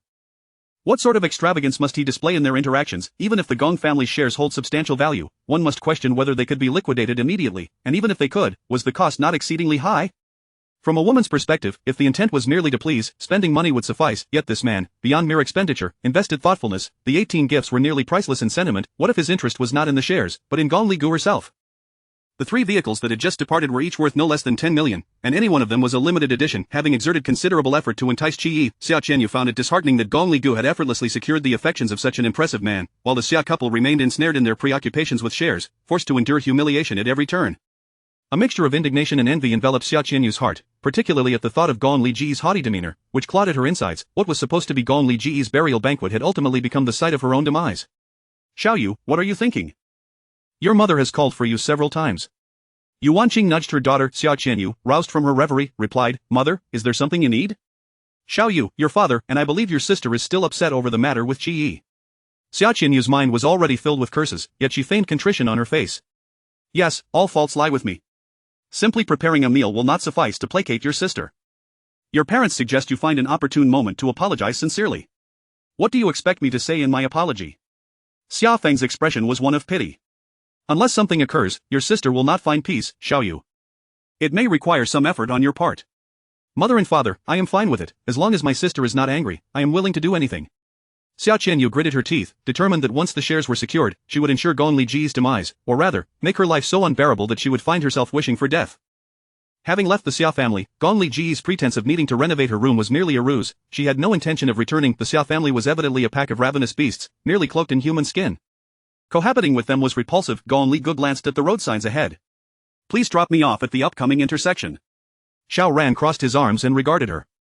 Your husband is still waiting for you at home. I shall visit him later, but for now, I need to establish my own residence. Are you not going to live with your husband? Xiao Ran inquired, somewhat surprised. Gong Li smiled. What sort of arrangement is it for an unmarried couple to live together? Yes, this will do. Xiao Ran had assumed Gong Li would be reluctant to part with Rong Yan after finally reaching such heights, but to his astonishment, she promptly sought out a rental agency and signed a lease on the spot. Gong Li chose a luxurious apartment in a prime location, for she was no ordinary individual. She was a mogul worth billions, possessing 20 billion in cash. In her previous life, she had not had the chance to enjoy such wealth, and she would not squander it again. Without hesitation, Gong Li enlisted several bodyguards to assist with her shopping and tidying up her new home, only releasing them once the sun had set. Xiao Ran, originally there to escort her, found himself cleaning for an entire afternoon, leaving him dusty and disheveled. Thank you. Gong Li tossed an apple in his direction, which he instinctively caught. You truly will not return with me? Once I am settled, I will formally invite my husband over for a visit. Gong Li handed Xiao Ran a small cake purchased from the supermarket. Please deliver this to him. Under the setting sun, the young woman's brow glistened with perspiration, and the sunlight cast a warm glow upon her. Gong Li's smile radiated warmth. Xiao Ran, momentarily taken aback, was met with the sound of the door closing with a definitive thud. He walked away in a daze, determined to inform his master that once he regained his sight, he would behold Gong Li's exquisite smile. At the dining table of the castle, a small cake was placed before Rong Yan, with Xiao Ran standing respectfully behind him, relaying the details. Sir, do you truly not wish to bring Miss Li back? No need, let her be. The morning's cake had also been blueberry, yet he had never revealed this preference to her. How could she know he favored blueberry cake? Lost in thought, a boisterous voice broke through. Yengu, I heard you waved your hand and splurged over 10 billion to acquire every gown and gifted dozens of presents. It appears you are not inept at courting women. Quickly, tell me, where is that little wife of yours hidden? The approaching man donned a sky blue shirt paired with jeans, exuding a refreshing demeanor that sharply contrasted with Rong Yan's. Blueberry cake? Perfect, I haven't eaten. I'll take it. The man took a bite. Xiao Ran, throw him out to feed the crocodiles, Rong Yan commanded coldly. Yengu, please don't, I merely took a bite, I will return it to you. Is it so petty to deny me a small cake? If you don't want it, let me see your eyes. Rong Yan enunciated each word clearly, and my legs I wish to stand again. He was weary of being a burden. He yearned to see her, to accompany her, to embrace her. Tan Sin chuckled, you have finally seen the light. Chapter 45 Would anyone care if you were ruined? Through the relentless efforts of Xiaofeng, Gong Li successfully changed her surname and obtained an identification card and household registration under the name Gong Li, which finally bestowed upon her a sense of belonging. Early in the morning, Xiaofeng arrived at the apartment rented by Gong Li. Gur, your father expended considerable connections to facilitate your name change in such a short period. Thanks, Dad, Gong Li replied, noticing his hesitance clearly indicated his concern regarding the shares. Observing her silence on the matter of transferring the shares, Xiaofeng resorted to a more potent approach. Gur, you left in such a hurry last time, your sister has been eager to apologize to you. She and your mother are waiting outside. Let them in, Gong Li instructed. Xiaofeng failed to recognize that she now held the dominant position before them. Yu Wanqing and Xia Qianyu entered, carrying various bags. Xia Qianyu scrutinized the apartment Gong Li had rented, and despite Xiaofeng's extensive efforts, he had not uncovered the identity of the man behind Gong Li. She discerned no signs of a man's presence in the room. Was she not addressed as madam? Had the novelty of their relationship worn off, leading him to discard her? Yet, upon further reflection, that seemed improbable. After all, he had invested billions, and such infatuation would not dissipate so swiftly. The only rationale Xia Qianyu could conceive was that the man was already entangled in another relationship, rendering him unable to appear publicly. Gong Li was merely his kept woman.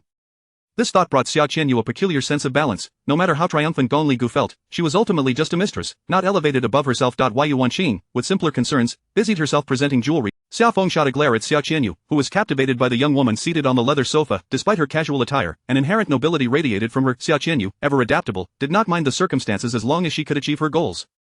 She retrieved a sapphire ring and knelt at Gong Li's feet. Sister, try this one on, you are so beautiful, and it will look quite opulent on you. Gong Li Go raised her hand under the light, the gemstone shimmering brilliantly. If I recall correctly, this was a gift from President Zhang. Your memory is quite impressive, sister, but I am unworthy of such a gift. It would look far better on you.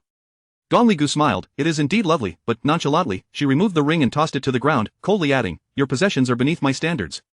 Memories of her past self, kneeling before Xia Yi in a state of utter desperation, flooded her mind. Sister, the man you loved most is now mine.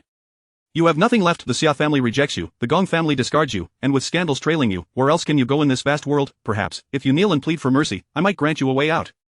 Gong Li Ji's mind echoed with the image of her former self, beseeching Xia Qianyu for reprieve. Sister, if you are spared, who will extend mercy to me? Blame yourself for occupying my position for so long. Gong Li Gu opened her eyes. The one kneeling now was Xia Qianyu, not her. This was far from sufficient. Xia Qianyu had yet to lose everything, and a tempest of hatred surged within Gong Li Gu. Gur, I know you blame Xia Qianyu, but it was Qi Yi who pressured her. You must understand that we are not as powerful as the Qi family. Your father and Qi Hong had business dealings, and Xia Qianyu acted solely for the benefit of the Xia family. After that incident, Xia Qianyu has had no contact with Qi Yi. I assure you, she will not engage with him again. Gong Li Gu toyed with the other pieces of jewelry, realizing that the Xia family was quite willing to make sacrifices for their shares. Mom, that thing around your neck is not merely for decoration. Sometimes you ought to apply your intellect. In the past, Gong Li Gu would have never dared to speak to Yu Wanqing in such a manner. She would have been met with a barrage of insults. Yet, now, with the shares still unattained, Yu Wanqing could only endure. Xia Qianyu understood Xia Feng's intention for bringing her here was solely to appease Gong Li Gu. She knelt on the floor, striking her own face with considerable force. Sister, I was wrong. Regardless of the reason, my actions were utterly inexcusable. The resounding slap echoed throughout the room, yet Gong Li Gu did not even glance up, as if her eyes were solely fixed on the jewelry. If you acknowledge your unforgivable actions, one slap is hardly sufficient. Xia Qianyu fell silent. Xia Feng coldly instructed, apologize to your sister immediately. Xia Qianyu, left with no choice, continued to strike her face, each slap leaving a deeper mark. As she looked at Gong Li Gu, it was as though she were witnessing her own past. Rather than feeling vindicated, her anger only intensified. After delivering a series of slaps, Yu Wanqing, filled with concern, interjected, Gur, your sister has school tomorrow, perhaps we should then let it stop. Gong Li Gu interrupted. Xia Qianyu, with a trickle of blood at the corner of her mouth, managed a weak smile. Thank you for your forgiveness, sister. Gong Li Gu chuckled. When did I ever say I would forgive you? Xia Qianyu was at a loss for words. This wretched woman was deliberately toying with her. Xia Feng had no intention of leaving and sought to smooth things over. Gur, your sister will demonstrate her sincerity through her actions to earn your forgiveness. It's perfectly fine if you do not forgive her now. By the way, since you've been alone outside these days, I had your mother buy some of your favorite foods for you to enjoy. Yu Wanqing entered the kitchen with groceries alongside Xia Feng, leaving Gong Li Gu and Xia Qianyu alone in the living room. Tears glistened in Xia Qianyu's eyes as she gazed at Gong Li Gu. Sister, my reputation is tarnished now. I genuinely regret my actions. Can you not find it in your heart to forgive me? Gong Li Gu regarded her with disdain. You need not display this facade of innocence before me. I am not a man who would fall for such tricks. Sister, I sincerely wish to apologize. Sincerely? Gong Li Gu laughed flamboyantly, picking up a fruit knife from the table, brandishing it in her hand. If you were to mar your own face, I might just believe in your sincerity. Xia Qianyu's eyes widened in shock. Sister, how can you treat me like this? She deliberately raised her voice. Gong Li Gu gripped her chin tightly, raising the knife close to Xia Qianyu's face. Xia Qianyu, your good parents are wholly focused on seizing shares from me. Do you really think this tactic will work? Even if I were to ruin you, do you think Xia Feng would shed a single tear for you? Xia Qianyu felt a chill run down her spine. Gong Li Gu, you've lost your mind. I have indeed lost my mind. Is this not the result of what you all have done to me? Xia Qianyu met Gong Li Ji's frenzied gaze. Terrified, she screamed, Mom, Dad, my sister is going to kill me. Yu Wanqing prepared to rush out, but Xia Feng held her back. It's merely a childish quarrel. Gur is just trying to frighten her. How could she possibly harm her? This frustration must be released, or she will withhold the shares from me. Just as she had anticipated, Gong Li Gu smiled. Look, do they genuinely care about you? Chapter 46. No matter how long you kneel, I will never be satisfied. She understood the inherent flaws of the Xia family better than anyone. Xia Qianyu felt a deep sense of injustice. She always believed that she was fundamentally different from Gong Li Gu, for she was the true flesh and blood of the Xia family. She called out loudly several times, but her once proud family seemed deaf to her cries, clearly considering her merely a pawn to please Gong Li Gu. To them, acquiring shares from her was far more valuable than her existence. Xia Qianyu's mouth was tightly gripped by Gong Li Gu, the sharp edge of a knife pressed cruelly against her swollen skin. With a mere tug from Gong Li Gu, a deep gash would mar her face. The raw hatred in Gong Li Gu's eyes was unmistakable. This time, Xia Qianyu was not merely pretending. She trembled in genuine fear, convinced that Gong Li Gu would slice her face at any moment. Sister, it was my fault regarding Qi Yi. I should not have slept with him, but you know how strong men can be. I had no way to refuse. Instead of directing all your anger at me, why not unleash it upon him? He is the true culprit, a scoundrel. Sister, please forgive me. Xiao Qianyu's pitiful attempts at deflection disgusted Gong. I still have use for your lovely visaged, I would never harm it. To ruin her would be a waste, especially considering the torments Xiao Qianyu had inflicted on her for 6 long years. As Xiao Qianyu met Gong Ligei's malevolent gaze, she felt a foreboding sense that today was merely the beginning, not the end. Gong Ligei withdrew the knife and placed it on the table. You wished to apologize, did you not? Then demonstrate your sincerity by kneeling over there. Xiao Qianyu's eyes flashed with defiance, which did not escape Gong Ligei's keen perception. What's this, is the fox's tail finally showing? Sister, she bit her lip and slowly knelt to the side. Having endured far worse humiliation, Xiao Qianyu reasoned that as long as she could ascend in status and survive, what was dignity worth, she knelt obediently at Gong Ligei's feet. Sister, how long must I kneel for you to be satisfied? No matter how long you kneel, I will never be satisfied, Gong Ligei replied with an air of inevitability. This response infuriated Xiao Qianyu to the brink of madness. She longed to leap forward and sink her teeth into Gong Ligei. Sister, do not display such a pitiful countenance before me. It only makes me want to laugh. Gong Ligei. Xiao Qianyu lowered her voice. What do you truly want? Gong Ligei sat with her legs crossed, resting her chin on one hand, her demeanor languid, as if she were watching a play unfold. Xiao Qianyu, are you not the best at manipulating other psyches? Why not take a guess at my desires? Once assured that Xiao Feng and Yuan Qing would not emerge, Xiao Qianyu saw no need for pretense and rose from the ground, her expression brazen. You hate me for stealing everything from you, your family, your position, your man. You might even wish I had never returned. My affair with Qi Yi is the most painful blow to your pride, and as far as I know, he has yet to touch you. Hate me, resent me, even if you expose these truths, what difference does it make? The one who shares a bed with your beloved is me. He has often praised my prowess in bed. He does not love you, he merely owes you his life. Your animosity towards me stems from my acquisition of everything you could not attain. Gong Ligei, what does it matter that you are the daughter of Gong Fei? He has long since passed, leaving you an orphan. I will not allow you to take my family from me. Xiao Qianyu, driven to madness by provocation, abandoned her facade. If words were weapons, she would rend Gong Ligei to shreds. She assumed that her tirade would incite Gong Ligei's rage, but instead, Gong Ligei remained indifferent, her gaze upon Xiao Qianyu akin to that of a spectator observing a shameless woman. You are mistaken. None of your words matter to me, I care only about one thing. Suddenly, Gong Ligei leaned in, seizing Xiao Qianyu's shoulders and pulling her close, whispering softly in her ear, I live with a singular purpose. To witness the Xiao family's ruin, to see you, Xiao Qianyu, brought to despair, to witness the Qi family torn apart, scattered like leaves in the wind. Xiao Qianyu felt an overwhelming wave of hatred wash over her. The malice in Gong Ligei's eyes was not merely due to her stealing a man, it was a profound, penetrating hatred that felt like a bone-deep agony. Who are you? Xiao Qianyu stammered, shaken. She was Gong Ligei, yet not Gong Ligei. Gong Ligei leaned in closer, almost whispering in Xiao Qianyu's ear, like a specter, consider me a vengeful spirit returned from the grave, here to reclaim what is mine, Xiao Qianyu. I will collect every debt owed to me. The tone of her voice, combined with Gong Ligei's exquisitely crafted features, sent a chill from Xiao Qianyu's toes to her very core. Gong Ligei, you must be mad. Gong Ligei chuckled softly, the game has only just begun. Let us play slowly, I am quite curious to see how it feels to be ensnared by your own tactics. A sense of foreboding crept into Xiao Qianyu's heart as she watched Gong Ligei reach for a fruit knife, her pulse quickening with anxiety. She feared that Gong Ligei's mental state was unstable, worried that she might do something drastic. To her surprise, Gong Ligei suddenly dashed towards the kitchen, tossing the fruit knife to the ground. Xiao Qianyu, what are you doing? Let go of me. At the sound of Gong Ligei's cry for help, Xiao Feng and Yuan Qing rushed from the kitchen. Upon seeing Gong Ligei's pale face and Xiao Qianyu's complex expression, along with the knife on the floor, they were alarmed. What has happened? Mom and Dad, Xiao Qianyu is trying to cut my face. Gong Ligei exclaimed, covering her face, her eyes wide with lingering dread. Xiao Qianyu felt a surge of rage. Was Gong Ligei truly an actress? What nonsense are you spouting? You had the knife pointed at my face, nearly causing me harm. Harm? Do you see any blood on my face? Look at my hand, it was injured during our struggle. If you do not wish to apologize, no one is forcing you. You take advantage of Mom and Dad's absence to hurl insults at me, claiming that you intentionally seduced Qi Yi to steal everything from me. Xiao Qianyu noticed the small cut on Gong Ligei's hand. Though minor, it was enough to sway sympathy. Dad, Mom, I didn't do it, please let me explain. Xiao Feng recalled how she had demanded Gong Ligei's room upon her return, used her card for purchases, and had been entangled with Qi Yi. If one incident was a coincidence, then the multitude of events was far too conspicuous to be mere happenstance. As Xiao Feng considered how, had it not been for her, he might have already acquired shares, his anger surged, and he struck Xiao Qianyu across the face. Wretched girl. Chapter 47. The master of emotional management loses control. Despite Xiao Qianyu having previously slapped herself to curry favor with Xiao Feng, nothing compared to the sting of his slap. He was her father. He should have been on her side. The pain was not in her body but in her heart. She looked at Xiao Feng in disbelief. Dad, it was her own fabrication. Another resounding slap echoed as Xiao Feng pointed at Xiao Qianyu's face and commanded, apologize. Apologize to your sister this instant. Had she been in a clearer state of mind, Xiao Qianyu would have instinctively complied. However, her emotions had been ignited, and Xiao Feng's slap had only fueled her fury. She was on the brink of collapse, the master of emotional management had lost control.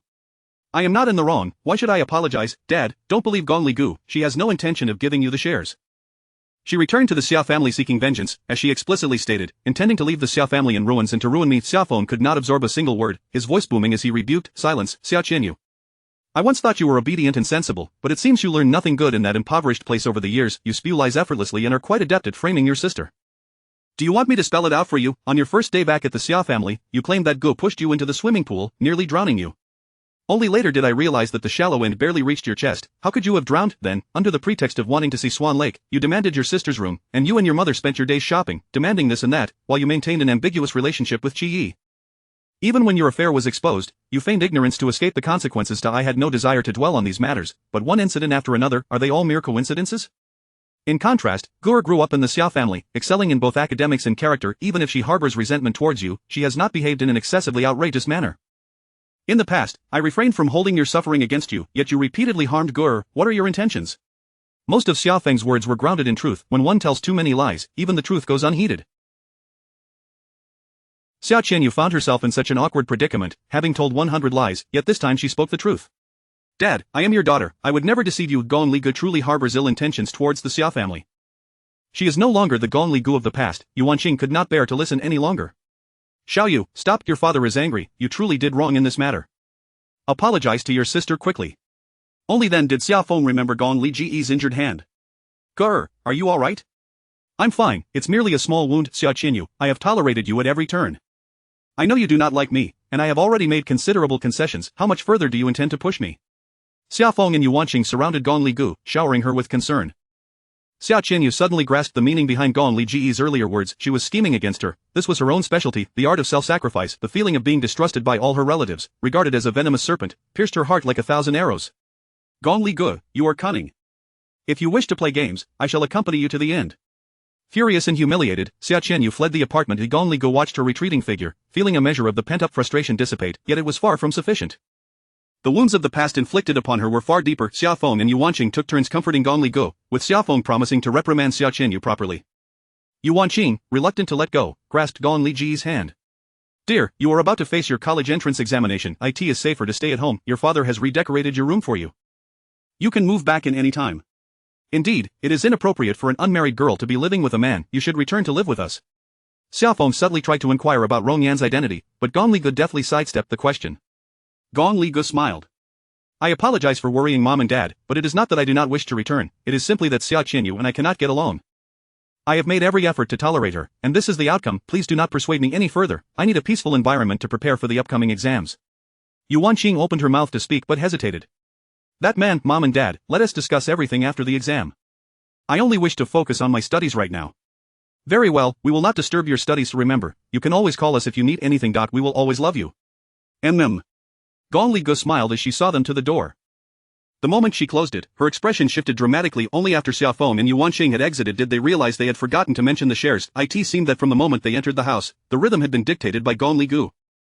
Yuan Qing called Xiao Qianyu, initially concerned that she might be wandering aimlessly. Thankfully, Xiao Qianyu answered, stating she was on her way home, which relieved Yuan Qing, who then reproached Xiao Feng. Darling, Xiao Qianyu was our daughter whom we struggled to find. Even if you are concerned about the shares, you should not speak to her that way. It will hurt her feelings. Hurt her feelings? Xiao Feng scoffed. Do you truly believe I am merely putting on a show? Gur is not trying to harm you by encouraging you to think more critically. Our daughter is no simpleton. Most of what I said was heartfelt. Honey, you have harbored doubts about her? Reflect on what I previously mentioned. 9 times out of 10, it was orchestrated by our daughter. And what about the incident with Qi Yi? We were deceived by our parental biases. I just reconsidered the video Gur shared. She displayed no signs of being forced. Was it once due to drugs? What about that time at our home? She knew Qi Yi was Gur's boyfriend and still engaged in such behavior in the utility room. It is evident she acted intentionally, aiming to drive Gur away. Making her apologize was not bullying her, yet she managed to ruin everything. Yuan Qing opened her mouth, wanting to speak but falling silent. Deep down, she leaned towards Xiao Feng's viewpoint, but given that it concerned their daughter, she was reluctant to dwell on it. Upon returning home, they found Xiao Qianyu kneeling on the floor. Please punish me, Dad. I realize my mistakes. Xiao Feng sighed. Even knowing his daughter was intelligent, what could he do? What parent does not wear a filter when looking at their child? The 2 slaps he had given her in the apartment were out of frustration, aimed at putting on a show before Gong Li Gu. In reality, he could never bear to harm Xia Qianyu. Once Xia Qianyu had calmed down, she quickly assessed the situation. She could not allow Gong Li Ge to have the upper hand. Get up. The college entrance examination is approaching. Focus on your studies. We will discuss the shares after the exams. Tears brimmed in Xia Qianyu's eyes, but the familial warmth had vanished. She now clearly understood that both she and Xia Feng were cut from the same cloth, prioritizing interests over relationships.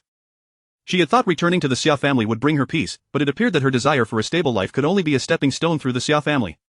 Gong Li Ge, let us see how this unfolds. Chapter 48. The dowry worth a fortune. The chapter has been renamed, and Gong Li Ge is preoccupied with inheriting a vast estate. The inventory of properties listed includes no fewer than 8 buildings within the city alone. Not to mention the numerous properties his father owned both domestically and abroad. Gong Li Ge has finally come to realize just how remarkable her father truly was, as whispered by the townsfolk. She devoted an entire day to exploring all the properties in the city, some perched by the lakeside, others nestled in the mountains, and still more situated along the coastline and in the city center. While the list merely bore names, each villa she visited left her utterly astounded. Her only response was to conclude that her father must have been a veritable land baron, and an exceedingly extravagant one at that. Among the villas, one was surprisingly a winery, its basement housing an impressive collection of limited edition and rare wines, the value of which could easily surpass that of the villa itself. The mountain retreat showcased a myriad of antiques and jade artifacts, and upon entering, she felt as if she had stepped into a museum. The seaside villa featured an art gallery adorned with masterpieces from around the globe. As Gong Li Ge's fingers glided over the rare canvases and centuries-old gemstones, her gaze lingered on a stunning set of amethyst jewelry. The lustrous gems emitted a faint glow, shimmering on the velvet, and they reminded her of Rongyan's dark yet purplish eyes. As she reached for the jewelry, she noticed a letter tucked beneath the velvet. The bold inscription "To my dearest Li Ge" caught her eye. Opening the envelope, she was met with elegant handwriting. Dear little A Li. If you are reading this letter, it means you have discovered your father's secret haven. Indeed, this is a trove of hidden wealth your father has kept from your mother. Is your father not impressive? Shoo, this is our little secret. Do not let your mother know, or else I shall suffer greatly. Just kidding. By the time I penned this letter, you were already nestled in your mother's womb. The doctor informed us that we were expecting a girl, and your existence brought us immense joy, driving your mother and me nearly mad with excitement. As first-time parents, your mother and I lacked experience, but we only wished to provide you with the best of everything. After all, you are the embodiment of our love. I would even pluck the stars from the sky for you. Upon reflection, that might be a tad difficult, so on the day I learned your gender, I began collecting beautiful jewelry from various places. I understand that girls adore beauty, so I shall prepare a plethora of exquisite gems for you, ensuring you grow into the most beautiful little princess in the world. I often wonder whether you resemble me more or your mother. Your mother is the most beautiful girl in the world. I hope you inherit her grace, so I may have 2 treasures to cherish. Indeed, I would be the happiest man on earth.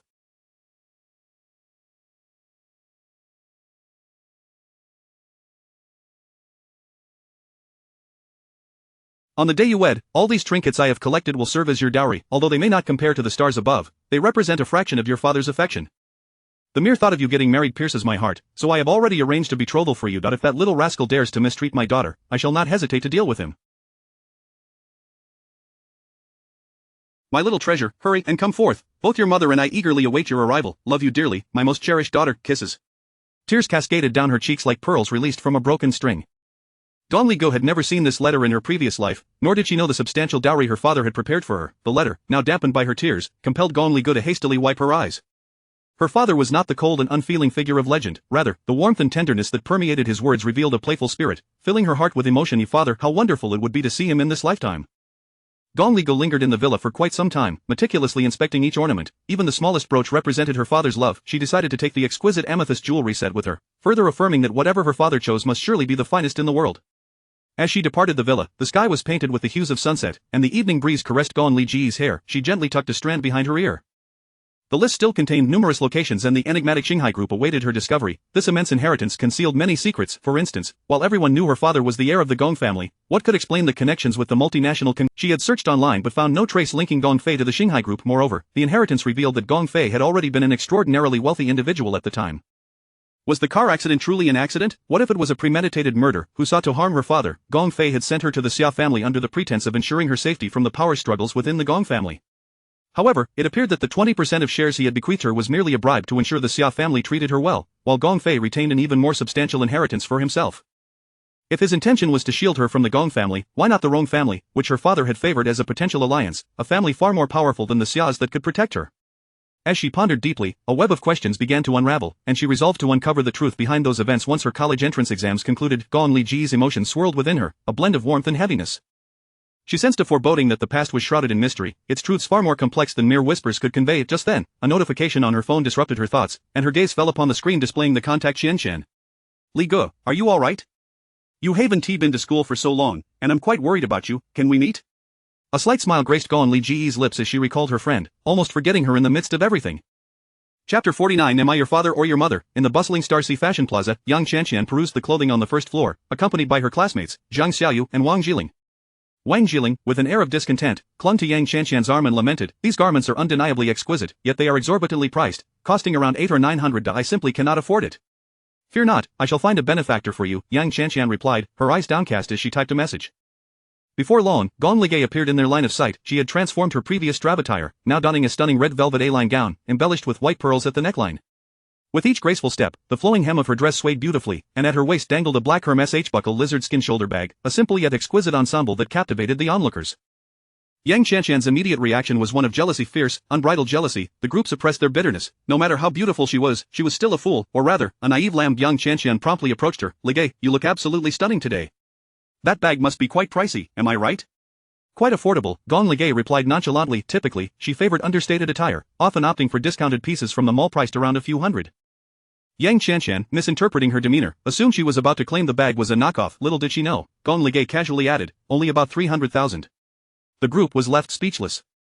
Indeed, comparisons could be infuriating. Yang Qianqian's eyes sparkled. It seemed Gong Ligay had come into some wealth recently. After all, she had just celebrated her birthday. Regardless of her status as an adopted daughter in the Xia family, they would not treat her poorly. Perhaps she had access to a substantial sum. With this thought, Yang Qianqian's enthusiasm intensified. "Why haven't you been in school lately? I've been so worried about you." "Just studying at home," Gong Ligay replied indifferently. Yang Qianqian led Gong Ligay upstairs to in the past. Gong Ligay was known for her accommodating nature, never turning anyone awake each year. Her outstanding academic performance earned her scholarships worth thousands. Although the Xiao family was not as generous as other affluent families, her allowance was still several times that of an ordinary student, with holiday gifts included. Gong Ligay had amassed nearly 200,000 a year. She rarely indulged in spending. Her school wardrobe consisted of items priced at a few hundred. Most of her savings had likely been siphoned off by her so-called friends. If she had viewed Gong Ligay as a true friend, she might not have minded. However, Yang Qianqian blatantly treated her as a cash cow. Not long after, once her usefulness waned, she ingratiated herself with Xia Qianyu, eventually becoming her sycophant, often mocking and ridiculing Gong Ligay. In the past, Yang Qianqian was acutely aware of her limited personal funds, typically selecting items under 1,000. Upon seeing Gong Ligay's elegant outfit today, she was immediately struck with a devious idea, pulling Gong Ligay toward the luxury section. Feigning ignorance, Gong Ligay accompanied her to the top floor, where even the simplest garments started at 10,000. Yang Qianqian, in an effort to make conversation, asked, "Ligay, your sister mentioned that you bullied her at home. Is that true?" She looked quite swollen. During her absence from school, Xia Qianyu had spread numerous rumors, but Gong Ligay could not be bothered to respond. Yang Qianqian sensed that Gong Ligay seemed somewhat different from usual, attributing it to the pressures of the upcoming exams without further thought. Upon reaching the top floor, Yang Qianqian immediately entered a boutique whose brand she had only seen in magazines. Gong Ligay languidly strolled into the adjacent store. Yang Qianqian eagerly tried on several dresses, and even Zhang Xiaoyu and Wang Jiling selected a lovely little gown. "If you wear this dress to the graduation ball, Qianqian, your crush will surely be enamored with you. Miss, your complexion is exquisite. This dress seems tailor-made for you." Feeling triumphant, Yang Qianqian reveled in her beauty, believing she ought to dress like a wealthy heiress. With that thought, she picked out several items, declaring, "Wrap them all up for me." The sales assistant, seeing her lavishness, hurried to accommodate her. "Qianqian, I just checked the total. It comes to over 80,000. Where did you get so much money?" Wang Jiling inquired. "I may not have it, but that does not mean she doesn't." Yang Qianqian pointed toward Gong Ligay, whose sales assistant was already laden with. After all, she was merely an adopted daughter. What was there to be proud of? Perhaps her parents were simply unremarkable, impoverished individuals. Yang Qianqian harbored disdain for Gong Ligay, yet maintained a sycophantic smile as she inched closer. "Ligay, I found a few dresses I adore, but I'm short on cash. Could you lend me a bit?" In the past, such a request would have been met with immediate compliance from Gong Ligay, who would inquire how much, despite never having received repayment for her loans. Gong Ligay adjusted the hem of her gown. "How much?" Yang Qianqian grinned like a hen that had just laid an egg. "Over 80,000. Without even glancing at her, Gong Ligay turned to the sales assistant. "What's the price?" Realizing the question was directed at her, the sales assistant quickly responded, "Not expensive. This is a new arrival, priced at 38,000. "Very well, please wrap that along with the dresses I just selected," Gong Ligay replied coolly. The sales assistant's eyes sparkled with excitement. "Understood, I will prepare that for you right away." Seeing that Gong Ligay had disregarded her request, Yang Qianqian hastily followed her, and the sales assistant trailed behind, awaiting Gong Ligay's payment. "Miss, your total comes to 187,920. Will you be paying by card or cash?" "By card." Gong Ligay produced a black card that Yang Qianqian had never seen before, clearly an expensive one. Witnessing Gong Ligay's nonchalant demeanor only reinforced Yang Qianqian's suspicions. Indeed, Gong Ligay was wealthy. "Ligay, once you settle up here, let us go across together to pay for mine." The sales assistant across the way, eager to complete the transaction, chimed in, "Miss, your friend has a total of over 80,000. Gong Ligay stored her card away, lifting her gaze with indifference. "You can collect from her." "Why are you addressing me?" The sales assistant's smile froze on her face, and Yang Qianqian appeared momentarily stunned. "This young lady just stated that her bill would be covered by you." Yang Qianqian, maintaining a friendly demeanor, wrapped her arm around Gong Ligay's. "Ligay, what are you saying? We are the best of friends, classmates at that. I've helped you countless times. Is it really too much to ask for you to cover this bill? You have more than enough money now. I'll pay you back when I can." Gong Ligay withdrew her arm from Yang Qianqian's grasp, her expression icy. "Am I your father or your mother? Why should I pay for your clothing?" In front of the assembled crowd, Yang Qianqian could no longer maintain her composure. "Ligay, if you insist on saying such things, it loses all meaning. We are the closest of friends. I've helped you so many times. Is it really necessary for you to make such cutting remarks?" Wang Jiling chimed in. "Ligay, one mustn't be so cold-hearted. Remember in our first year when you injured your foot during a long run because of a thumbtack in your shoe, Jianqian carried you to the infirmary." "Indeed, I haven't forgotten that." "Ligay, you're not lacking in funds, aren't you friends? Why must you be so calculating? You're being rather stingy. It's clear you have the means." "Ligay, I misjudged you. I suppose I no longer want a friend like you." As Yang Qianqian spoke, she attempted to pull her companions away, casting a sidelong glance at Gong Ligay, expecting her to plead for her to stay. Gong Ligay, casually accepting the bag from the sales assistant, remarked nonchalantly, "Leaving, why are you still here?" Chapter 50. What is there to thank? It's not like I bought it. Gong Ligu, an orphan since childhood, harbored feelings of inferiority and was prone to emotional fluctuations. Whether it was familial affection, romantic love, or friendship, she always believed that by exhausting her all, she could maintain these relationships. Ultimately, everyone regarded her as a mere pushover to fulfill their desires. Each time Yang Qianqian sought her assistance, she would resort to the so-called friendship as leverage, even pushing Gong Ligu to the brink of despair. After taking a couple of steps, Yang Qianqian noticed Gong Liji's seemingly indifferent demeanor and wondered if this tactic had lost its effectiveness.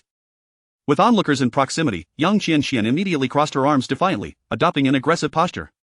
"Xiao Ligu, if you still wish to be my friend, you must hand over the money immediately. Otherwise." Gong Ligu produced a black card, leading Yang Qianqian to believe her threats had taken effect, as a smile began to form at the corners of her mouth. Gong Ligu was adorned in a black, fitted dress, a color she seldom wore, yet she exuded an imposing aura that was both powerful and intimidating. "Do you truly believe I would pay you?" Gong Ligu remarked, her smile enigmatic and intriguing, a stark contrast to her previously transparent persona.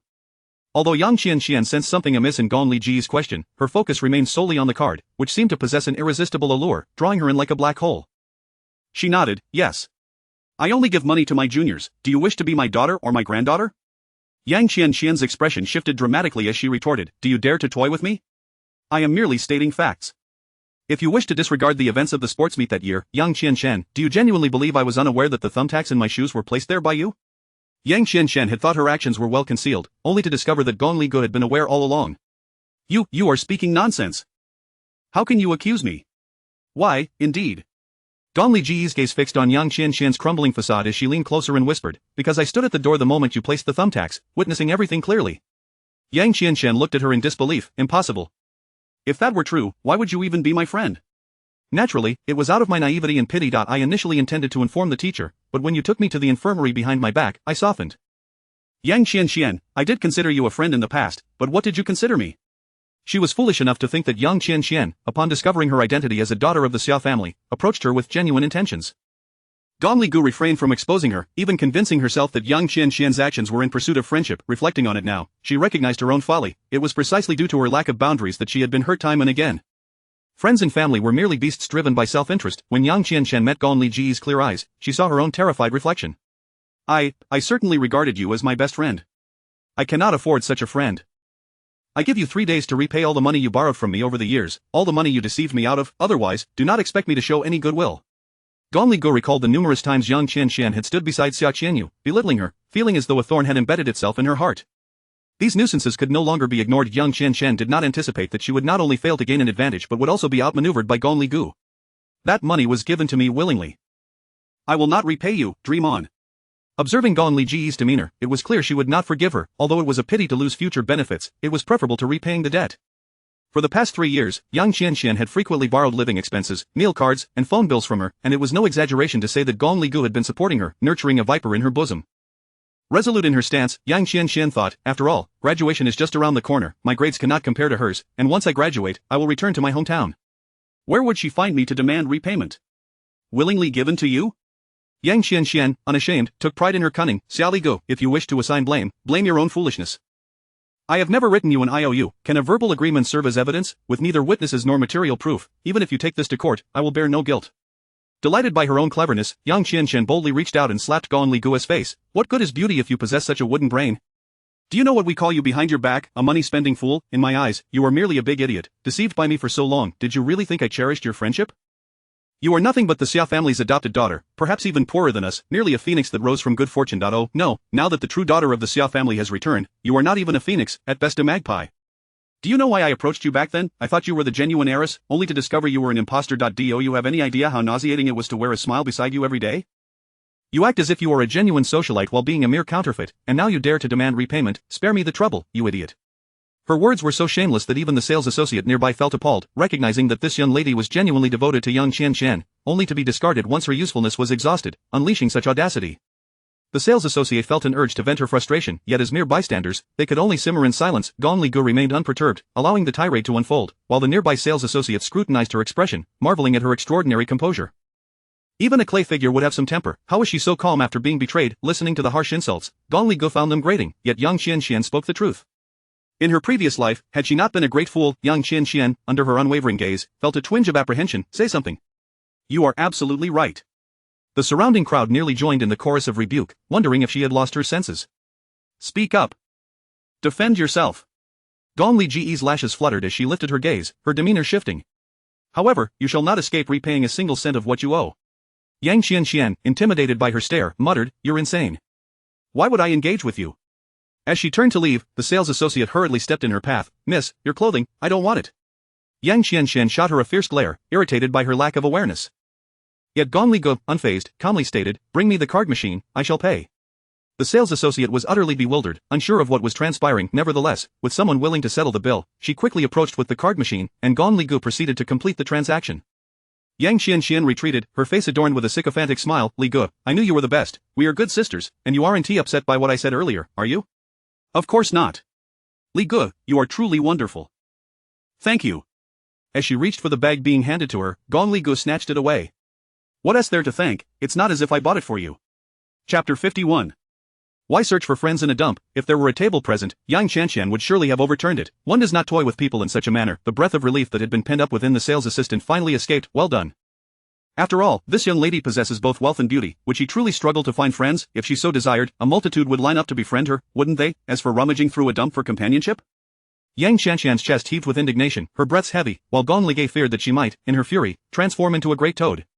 You wretch, do you think you are someone important? At her core, Yang Qianqian was a shrew, albeit one who feigned decorum in public. Now, humiliated and toyed with by Gong Li, her true temper flared at the two other classmates. Sensing the brewing storm, tugged at young Qianqian, urging, Qianqian, do not be angry, let us leave. Indeed, clothes can be bought at any time. Why must we wait until now? The image of Gong Li as the submissive one had become deeply ingrained in their minds, yet suddenly, the one they were accustomed to controlling had changed, and instead of feeling remorse, Yang Qianqian's immediate reaction was anger at this insubordination. In a fit of rage, Yang Qianqian lunged at Gong Li, her flawless face long having irked her. However, before she could lay a finger on Gong Li, a towering man appeared from nowhere and sent her flying with a swift kick. He moderated his strength, but she, not being a martial artist but merely a female university student, could hardly withstand it. In that instant, even a mannequin by the storefront was knocked over by her collision. Zhang Xiaoyu and Wang Jilin stood gaping, nearly biting their tongues in astonishment. Although Yang Qianqian's plight was unfortunate, the sight of her soaring through the air was truly comical, as if enhanced by special effects. Yu Xiao Ran instinctively moved to protect Gong Li. Although he had tempered his force, he had not anticipated the outcome to be so disastrous, resulting in an awkward atmosphere. He cleared his throat and declared, Ahem, I never strike women.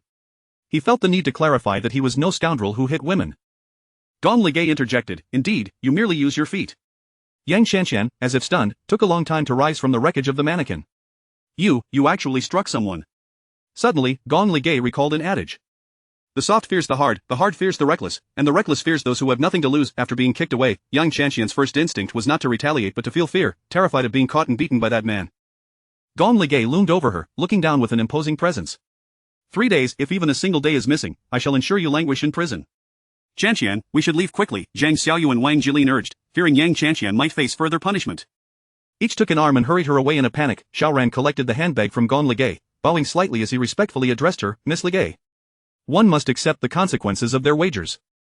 Gong Li nodded, then turned her gaze to the dazed sales assistant, one of whom wore a troubled expression. The mannequin had been damaged, and the culprit had fled. Where could she find them? Sensing the assistant's distress, Gong Ligay reassured her, "Do not worry, I will compensate for the damages." The sales assistant's faces brightened, their spirits lifted immensely. My goodness, this young lady is both elegant and kind, a veritable angel. "Thank you, miss." "No need for thanks. I require you to serve as witnesses."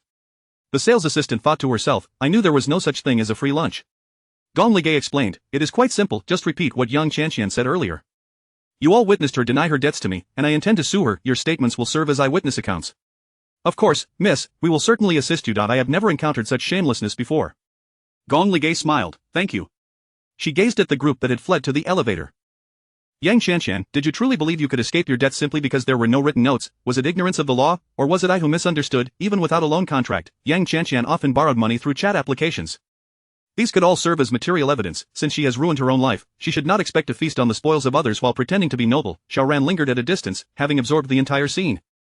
In his mind, Gong Ligay had always been synonymous with cunning, yet after hearing Yang Qianqian's words, he found himself viewing her in a different light. This woman as past seemed more pitiful than he had imagined, neglected by her family, betrayed by her lover, and even her friends treated her like a cash machine. How had she endured such hardship? Gong Ligay made her way to the men's clothing section. The man had gifted her something so extravagant, and given their engagement, it would be remiss of her not to show some gratitude. Xiaoran specially accompanied Gong Ligay to the castle. Under the night sky, the various roses appeared to don silken gowns, shimmering with a honeyed glow in the dim light, alluring and tantalizing. Having visited this place before, she had always found it chilling, never staying long. However, with a change in heart, the once icy castle now radiated warmth. Perhaps it was not the flora that transformed her mood, but rather the presence of that individual. The man in the black suit with a cropped hairstyle gazed directly at her, and although his eyes lacked shine, Gong Ligay knew he was watching her. "Sir." Upon seeing Rong Yan, she unconsciously quickened her pace. Xiaoran stood a short distance away, clearly observing the subtle smile that curled at the corners of the man's lips. "I have brought you a small gift. It pales in comparison to your extravagant offerings, so do not disdain it," she spoke softly, laced with a hint of playful reproach. To Rong Yan's ears, her words felt like a gentle scratch from a teasing kitten upon his heart. Why is there so much sweat, sir? Is the room too warm?" The next moment, her warm little hand appeared on his forehead, gently wiping away the perspiration. Rong Yan's throat tightened as he hoarsely replied, "Dirty." "Yours is not dirty." Unbeknownst to Gong Ligay, Rong Yan's heartbeat quickened at her innocent murmuring. He caught a whiff of her delightful fragrance, sweet and intoxicating, a blend of floral and fruity notes that left him in a delightful disarray. He took her hand, not wishing his sweat to mar hers. "What gift?" Feeling shy, Gong Ligay attempted to pull away from his large hand. The gift for Rong Yan was one she had personally carried back, cradled close even during their journey. It was a deep purple bow tie, unlike the black ones he had worn in their few past encounters. "I know you like black, but I believe this color suits you better." Her small hand rested atop the bow tie, her slender fingers gliding over the smooth satin fabric as she remarked, "What color is it?" "It resembles the color of your eyes, so beautiful." Chapter 52. Ensure she meets her untimely demise. A high school the finest in the city. Though not an aristocratic institution, its college admission rate has consistently topped the nation for a decade, attracting a multitude of affluent families eager to enroll their children. Each year, a month before the college entrance examination, a high school holds its traditional event, the oath-taking ceremony, to energize and motivate the students. On this day, every teacher and student is required to attend, regardless of whether their family is composed of high-ranking officials or billionaires. No exceptions are made. Early in the morning, Gong Ligu received a phone call from Xia Feng. This year, he would represent Gong Liji's family at the oath-taking ceremony, while Yu Wanqing would represent Xia Qianyu. Gong Ligu smiled and replied amiably, but once she hung up, the smile faded from her face. Currently, she possessed a substantial inheritance, and given the recent discord with Xia Qianyu, her relationship with the Xia family had become quite delicate. Xia Feng, wary of provoking her, had to tread carefully, waiting for an opportunity to reclaim his shares. "Xia Qianyu, I will return to you the pain I endured all those years." Just as she was about to hang up her phone, an unfamiliar number called in. Gong Ligu pressed the answer button, her voice languid, "Hello. Gore, it's me, don't hang up." Qiya's anxious voice came through. He had made numerous calls over the past few days, only to discover that all his family's numbers had been blocked by Gong Ligu. Each day, he sent 100 messages, all of which vanished into silence. He had visited the Xia residence but was turned away before he could even enter, learning from a servant that Gong Ligu had already moved out. Qi was as restless as an ant on a hot pan, and today, he finally managed to reach her. Hearing her languorous tone, he felt both astonished and elated. "Qi, I have nothing to discuss with you. Gore, my grandfather's birth. His health is frail, and if he learns of our breakup, he will surely." The image of a gentle old man flashed in Gong Liji's mind. Qi was indeed aware of his weak spot. "I will come to celebrate his birthday." Qi sighed in relief. She still cared for the Qi family. The next moment, Gong Liji's tone abruptly shifted, "And then I will personally clarify the situation to him." Qi was struck cold with fear. "Gore, if Grandpa finds out about my affairs, that is none of my concern." Gong Ligu had already hung up the phone. Gong Ligu tossed the covers aside and pressed the button for the curtains. The electric drapes opened automatically, allowing sunlight to stream through the glass and envelop her in warmth. It felt delightful. She got up to wash and groom herself. Today promised to be another splendid day. A gentle breeze caressed her, the willows by the lakeside swayed gracefully, and golden rays filtered through the tree-lined path, casting dappled shadows upon Gong Li Gu. Even in a simple school uniform, her slender waist and long legs, with skin as fair as snow, made her the center of attention wherever she went. Unfortunately, in her past life, she had concealed her advantages, and despite later achieving great fame in the entertainment industry, she ultimately faced utter destruction. Reflecting on it, she realized she had never truly lived for herself, having suppressed her personality since childhood to become a docile daughter. Humbled like dust, each day of her life was spent pleasing others, striving desperately to satisfy their needs. Only when the sunlight danced upon her fingertips did she feel truly alive, not lost in the cold depths of the ocean. A stranger's voice interrupted her reverie. "Hello there, student." Gong Li Gu turned to find a man around 1.73 meters tall, clad in a floral shirt and jeans. His appearance was barely passable. "Long time no see, son." He, my erstwhile manager, Gong Li Gu thought gently to herself. At the school was currently filming an idol drama, starring Mo Wugui, a young talent under Sun He's man. Sun He had come to visit the set and, upon unexpectedly encountering Gong Li Gu, was momentarily struck by her beauty and extended an olive branch, coinciding with her dismal performance in the college entrance examination, leading the Xia family to push her into the entertainment world. "Hello," she replied with a soft smile. She had not forgotten this good manager who colluded with the Xia family to exploit her value time and again. Gong Li Ji's looks and poise were exceptional, requiring little effort to achieve fame. However, once she became successful, this manager inundated her with work, dragging her into various social gatherings and even demanding she engage in humiliating acts. After she rejected his advances, he became enraged and attempted to drug her, under the pretense of training her. After managing to escape his clutches, she placed her hopes on the Xia family, hoping they would release her from her contract. However, the Xia family profited from her earnings without giving her a cent, advising her to endure.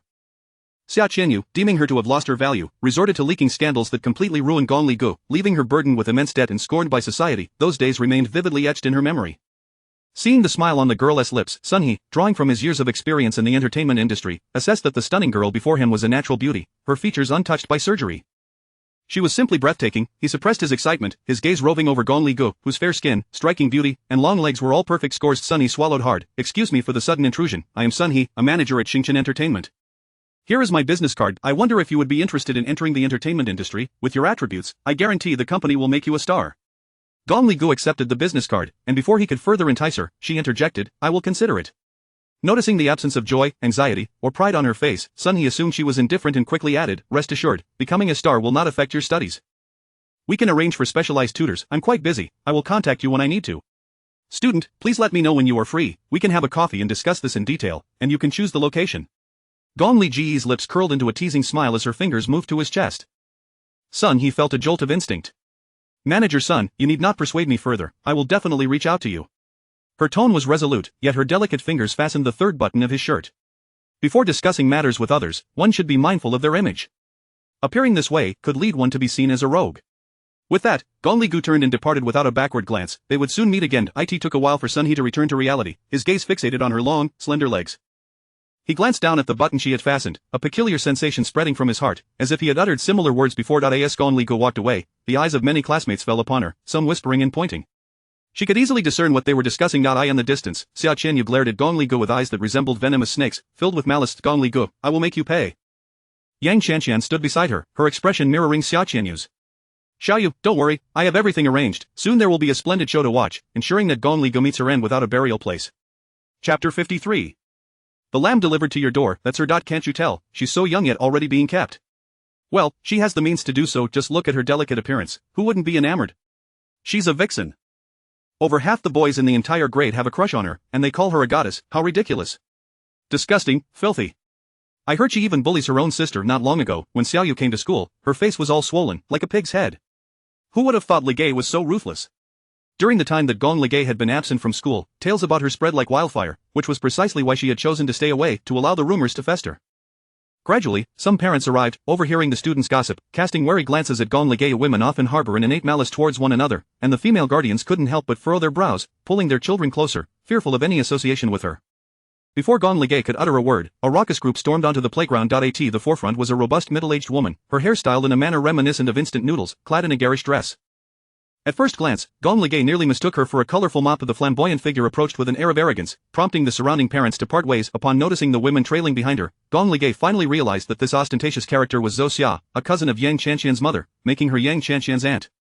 Following closely was Luo Li, the fishmonger from the local market, who happened to be Yang Qianqian's mother. Yang Qianqian was embarrassed by her mother's lack of refinement and had never allowed any classmates to meet her, even hiring other parents to attend today's gathering. Gong Ligay had always been aware of this fact, previously opting to preserve Yang Qianqian's ludicrous pride. However, today how could one not seize the opportunity presented by a lamb delivered to their door? She stood silently, the wind billowing her dress and hair, as she delicately tucked a stray strand behind her ear. Every movement of Gong Ligay was as enchanting as that of a noble princess from a fairy tale. But this idyllic scene was shattered in an instant as Zosia, chewing gum, approached and audibly spat it out with an air of superiority. She began, but before she could finish, Gong Ligay interjected, spitting gum on the— Zosia momentarily froze, only to regain her composure and continue, you must be Xia Ligay? Whether I am Xia Ligay or not, you should be fined. This is a school, rules must be upheld. Zosia, the carefully cultivated tension crumbled. Surrounding parents began to murmur, causing Zosia to feel somewhat uneasy. After all, this wasn't her marketplace. Yang Qianqian, standing a distance away, signaled to Luoli, who quickly attempted to re-establish the atmosphere. Cousin, this is Xia Ligay, the student who has been involved with my husband. The moment those words were uttered, a wave of astonishment rippled through the gathered parents and students. Zosia finally came to her senses, her expression morphing into one of fierce hostility as she seized Gong Ligay's school uniform collar. Little vixen, I finally found you at such a tender age, seducing my husband. Just wait until I teach you a lesson. With that, she raised her hand, ready to strike Gong Ligay across the face, yet, Gong Ligay grasped her wrist, preventing the blow from landing. The commotion around them escalated, but Gong Ligay remained unfazed, her fair complexion serene. Holding the woman's hand firmly, she spoke in a chilling tone, Auntie, we are strangers to one another. Allow me to offer you some wise counsel. Do not involve yourself in matters that do not concern you, lest you find yourself regretting it later, with no antidote for your remorse. Gong Ligay's intent was clear. She could easily surmise that this was a vendetta instigated by young Qianqian, who felt slighted from their previous encounter in the marketplace. Teaming up with Xia Qianyu to humiliate her, Gong Ligay pondered whether they possessed the capability to succeed. Her gaze grew colder. Zosia had come today to assist her sister, believing that intimidating a female student would be an effortless task. However, when she locked eyes with Gong Ligay, she was taken aback by the chilling resolve reflected in those depths.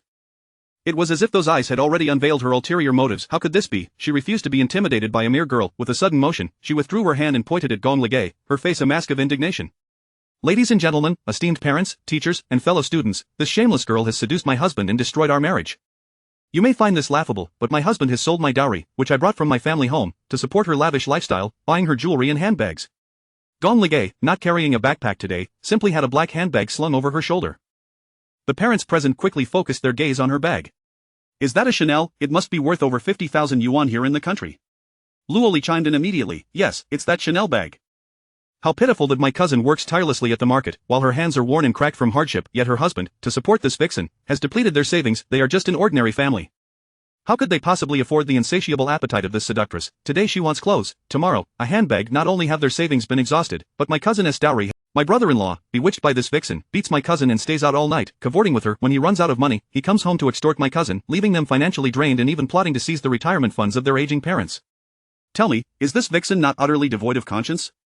Chapter 54. Civilized spectators. Among those present, many were female guardians. What do women resent the most? Men's infidelity, mistresses, and seductresses. Luoli's words immediately resonated with all the women. The originally passive audience began to voice their opinions. Today's female students are truly shameless. How old is she? Has she even reached adulthood to engage in such behavior? Society has changed, and so have people's hearts. Today's children insist on having the best of everything, and competition among students has become rampant. Some families cannot afford it, leading these students to contemplate devious paths. At such a young age, dressed so provocatively, how can their minds be so wicked? Yang Qianqian gestured again, and Luoli did not forget their primary intention today. To utterly ruin Gong Ligay, she nudged Zosia, who suddenly changed her expression. Pity my mother was hospitalized due to this incident, and my daughter suffered a concussion from that scoundrel's beating. Our family has become like this because of you. I will fight you to the end. Saying this, Zosia lunged at Gong Ligay, her robust physique giving her considerable strength, and she knocked Gong Ligay to the ground. Seductress, today I shall strip you of your skin, exposing to everyone how you flaunt yourself. Xia Qianyu rushed forward. Do not touch my sister, let go. Luoli pushed her aside, and despite using little force, Xia Qianyu rolled several times.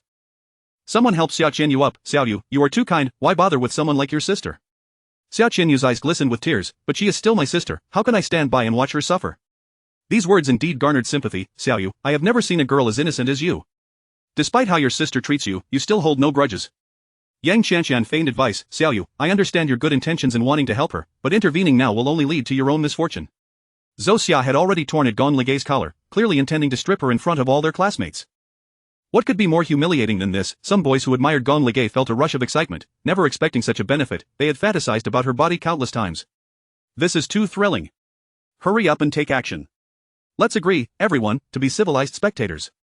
Whether she is a mistress or not is irrelevant. I primarily wish to appreciate the beauty of the female form. Xiao Wu, what are you saying? A guardian emerged from the crowd, twisting a student's ear. Mom, be gentle, I was just saying we should seek justice for this ant. The playground had turned into a chaotic scene, and Xia Qianyu watched Gong Ligay with satisfaction, thinking, from this day forth, I wonder what face you will have left to live on. Not only Qi Yi, but even the man behind you will likely not spare you a glance. What will you use to compete with me? Gong Ligay's long, dark hair lay scattered on the green grass, her features devoid of any panic, pristine as tea after a fresh rain. Encountering such a gaze, Zhou Xia, who should have been at a disadvantage, felt like a prey ensnared in a trap. With Gong Ligay as the hunter, her fingers paused, captivated by Gong Ligay's gaze, her hands stiffening in fear of advancing further. Think carefully. If you take one more step forward, I shall cast you into an abyss from which you shall never rise. A chilling voice echoed in Zhou Xia's ear, her fingers trembling, beads of sweat trickling down her forehead. This female student seemed to possess a unique aura of intimidation, rendering her immobile. Speak the truth, and I may let you off the hook, Gong Ligay whispered in a tone audible only to the three of them. Seeing Zhou Xia hesitate, Luoli tugged at Gong Ligay's left shoulder, exposing it. The cameras focused on Gong Ligay, poised to capture her disgraceful moment. Little seductress, at this point, you still dare to threaten my cousin? I fear you not. She attempted to move closer, but Gong Ligay's lips curled into a strange smile. Aunt Luo, you tread the path of heaven yet choose not to walk it. You barge into hell's gates. If you lack humanity, do not blame me for my lack of righteousness. Gong Ligay snapped her fingers, and Zhou Yi along with his assistant appeared, swiftly separating Luoli and Zhou Xia. Luoli realized the gravity of the situation. This girl had just referred to her as Aunt Luo, indicating she recognized her. How could that be possible? She had never attended a parent-teacher conference, so there was no way this girl could know her. Miss Ligay, are you all right? Zhou Yi had waited too long among the crowd. If anything truly happened to Gong Ligay, the consequences would be dire. Other boys, having missed the heart-pounding scene, wore expressions of disappointment, silently blaming him for meddling. Xia Qianyu recognized Zhou Yi. He was now Gong Ligay's proxy lawyer, and his appearance could not bode well. A sense of foreboding rose within her. Yang Qianqian, unaware of Zhou Yi's identity, saw a strange man shielding Gong Ligay. Given his physique, he hardly resembled a bodyguard. The repeated instances of protection for Gong Ligay further fueled Yang Qianqian's already rampant jealousy. She stepped forward. Xia Ligay, you are truly filthy. Not only did you entangle yourself with an older man, but now you are flirting with others and dare bring them to school. The crowd buzzed with chatter. This girl has some audacity. She is utterly reckless. Exactly, today is the oath-taking ceremony. She isn't afraid of being seen. Some people have peculiar tastes. Perhaps they enjoy the thrill of school encounters. One isn't enough, but two are. Xiaowei, I warn you, do not emulate such a wicked girl. Zhou Yi's assistant, still young, felt his face flush at the indecent remarks. No, we do not have that kind of relationship with Miss Ligay. No such relationship? Today is the oath-taking ceremony, attended by parents. Are you her father or her grandfather? Laughter erupted around them, causing the assistant's face to redden further. Zhou Yi adjusted his glasses, remaining silent as he awaited Gong Ligay's instructions. It was clear that Gong Ligay had summoned him for reasons beyond mere entertainment. Following the events of the last banquet, he felt an increasing fondness for this girl, admiring her resilience. The assistant muttered softly, even if I wished to, I doubt Miss Ligay would want me. Heaven knows the vast fortune she possesses. Marrying her would mean a lifetime free from worry. The head of the department, the principal, and the homeroom teacher navigated through the throng. What is happening here? Yang Qianqian's mind whirled. Although she hadn't succeeded in stripping Gong Ligay, the ensuing drama was bound to be the main event. To Gong Ligay, your time is up. Meanwhile, Xia Feng and Yuan Qing had already driven halfway, their car breaking down on the overpass. Xia Feng glanced at his watch. It is getting late. We still need to attend the oath-taking ceremony. No worries, the tow truck is on its way, and our driver, Xiao Li, will be here soon. We won't be late, Yuan Qing reassured him. Xia Feng sighed. I hope so. I can't shake this uneasy feeling. I hope nothing goes awry. Chapter 55 of the expulsion of Xiang Ligay. With a solemn expression, he approached, having only heard fragmented whispers of the events that transpired. Yang Qianqian took the initiative to broach the subject, stating, Ladies and gentlemen, this is our Xiang Ligay. She has personal issues, having seduced another's husband and disrupted a family, and now, the wife has come knocking. Others chimed in, we brought you here believing in your integrity and moral standards, yet you harbor someone of such dubious character. How can we trust you now? I am genuinely terrified for my daughter and her company. What if she leads her astray? Who will we turn to for justice? I have heard that not only does she have personal issues, but she is also treacherous and malicious, frequently bullying her younger sister at home. Last time, Xiaoyu came home with a swollen face, the result of her abuse. Indeed, Xiang Ligay was once merely part of the Xiang family. The family had only just reclaimed their biological daughter Xiaoyu, and a single issue of misconduct could ruin everything. Had it been possible to suppress the matter at its inception, it would have been preferable, but today was a public meeting, with countless eyes watching. Friends demanded accountability. If he mishandled the situation, it would soon be exposed, leading to total ruin of his reputation, and he could forget about maintaining his position. Once dignified and commanding, he now felt like a frantic ant on a hot pan. Exercising patience, he addressed the crowd, Dear friends, please remain calm. We will address any issues at hand. Since it has come to this, let us revoke Xiang Ligay's eligibility. Xiang Ligay, the name sounded vaguely familiar, as if he had encountered it recently. Shaking his head to clear his thoughts, he turned to Gong Ligay, who was Xiang Ligay. Lu Li interjected eagerly, that shameless woman who seduced my cousin's husband. Given her actions, you should expel her without delay. If you do not remove this disruptive element, how can we trust you with our affairs? I am a member of the media. If this matter is exposed, do not blame me for the negative repercussions. It was evident that these individuals had been bribed, seeking to have Gong Ligay expelled amid the chaos. Gong Ligay surveyed the crowd, spotting Xiaoqian and Yang Qianqian. While Xiaoqian's smile was subdued, Yang Qianqian had already donned a victorious grin, gazing at Gong Ligay with an air of triumph. Fool, still hoping to collect her debts, yet she has lost her eligibility. What good would it do her now? Her life, utterly ruined. Many had been stirred to a frenzy, clamoring for Xiang Ligay's expulsion. The cacophony of parents was overwhelming, akin to ducks quacking in a pen. Enough, everyone, please quiet down. Given the overwhelming evidence, I will not tolerate an individual of such poor conduct and low character. At once, you are to submit Xiang Ligay's information to my office. Is she even present? I wish to discuss her expulsion. Rubbing his ears, he glanced around. Xiaoqian was fiddling with her bracelet, as her parents were likely still on the overpass.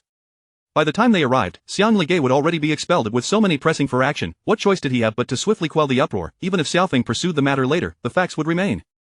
Xiang Ligay would still be barred from participating. With this stain on her reputation, no matter what she attempted in the future, she would carry a fatal blemish. Xiang Ligay, you shall ultimately be outmatched. Amid the clamor, a clear voice emerged. Uncle, you have yet to inquire about the truth before condemning me and planning my expulsion. Is this not exceedingly unjust? Finally, she drew the attention of the crowd, a young woman with bright eyes and a radiant smile, her black hair flowing gently. Clad in a simple dress, she exuded an air of sophistication. Many women resort to makeup to attract attention, yet her face bore no trace of it, yet she appeared refreshingly exquisite. Even after encountering countless beauties, Gong Ligay found her strikingly captivating. She was ethereal, seemingly far removed from the label of moral depravity that others had ascribed to her. You are Xiang Ligay? Indeed, I am. Everything they claim is a fabrication. I have done nothing wrong, Gong Ligay replied succinctly. If you dismiss me without cause, that would be most unjust. Done nothing wrong, with witnesses and evidence at hand, you dare to argue? You possess an audacious spirit. Evidence? Where? Shall I randomly select someone from the street to claim you seduced their husband and consider it fact? Gong Ligay stood confidently, her demeanor serene. Xiang Ligay, you are merely grasping at straws. Yang Qianqian sneered, Madam, present any evidence you possess. Let us see how she attempts to refute it. Zhou Xiao's confidence had waned considerably, an unsettling premonition washed over her. Her gaze fell upon Gong Ligay, whose calm demeanor suggested either certainty or an untroubled conscience. Recalling her earlier words, Zhou Xiao felt her resolve falter. Cousin, hurry and present it. Why are you dawdling? Only then did Zhou Xiao retrieve several photographs from her bag. Look, this is evidence of her sharing a hotel room with my husband. The images depicted Gong Ligay with a portly man in a hotel lobby. The crowd glanced at the images, confirming it was indeed her. Xiaoqian gasped, a look of disbelief etched across her face. Sister, how could you engage in such behavior? I couldn't believe it when they first mentioned it, but it is true. How heartbroken would our parents be if they found out? She has repeatedly harmed Xiaoyu. Just last time, she left her battered and bruised. Gazing at another petite girl, one couldn't help but feel a surge of sympathy. You are her sister. You must know what she has done. Speak up. She hasn't done anything, Xiaoqian stammered. Xiaoyu, even now you shield her. You need not lie, simply recount the truth. Xiaoqian looked around nervously before finally saying, I only know that recently, she hasn't been home at all. Some time ago, she got into a man's car. Did she harm your face? Xiaoqian nodded. No wonder Xiang Ligay has been absent lately. It seems she has been off with a man. Xiang Ligay appears innocent, yet she is quite the libertine behind closed doors. Yang Qianqian seized the moment. The evidence is irrefutable. What further defense do you have? Chapter 56, a shocking revelation, the kind that is hard to digest. Is the evidence irrefutable? Gong Ligu chuckled, snatching the photograph from Zhou Xiao's grasp. She scrutinized the image of herself, marveling at the proficiency of the photo editing technique. You accuse me of seducing your husband, yet aside from knowing my name is Xiao Ligu, what else do you truly know about me? Zhou Xiao grew increasingly anxious, her lips trembling as she stammered, how could I possibly know these things? Very well, if you claim ignorance, then how did you come to know that I am studying here? And that you would create a scene today? I discovered your status as a student at this school from the chat messages on his phone. My neighbor's child also attends here. Knowing about the pledge ceremony was hardly difficult. As for a vixen like you, I intend for the entire world to see just how vile you are. You took the photograph yourself, then where is the hotel where the rendezvous occurred? A simple phone call could verify its authenticity. Gong Ligu pressed forward. I hired a private investigator, he only provided me with the photograph, and I did not inquire further about the hotel, she replied, her words faltering, her gaze evasive, no longer displaying the arrogance she had initially exuded. Gong Ligu stepped closer, her height near 170 centimeters making her tower over Zhou Xia. Even in flat shoes her piercing gaze bore down on Zhou Xia, who, despite being a domineering figure in the market, felt a flicker of intimidation in the presence of Gong Ligu.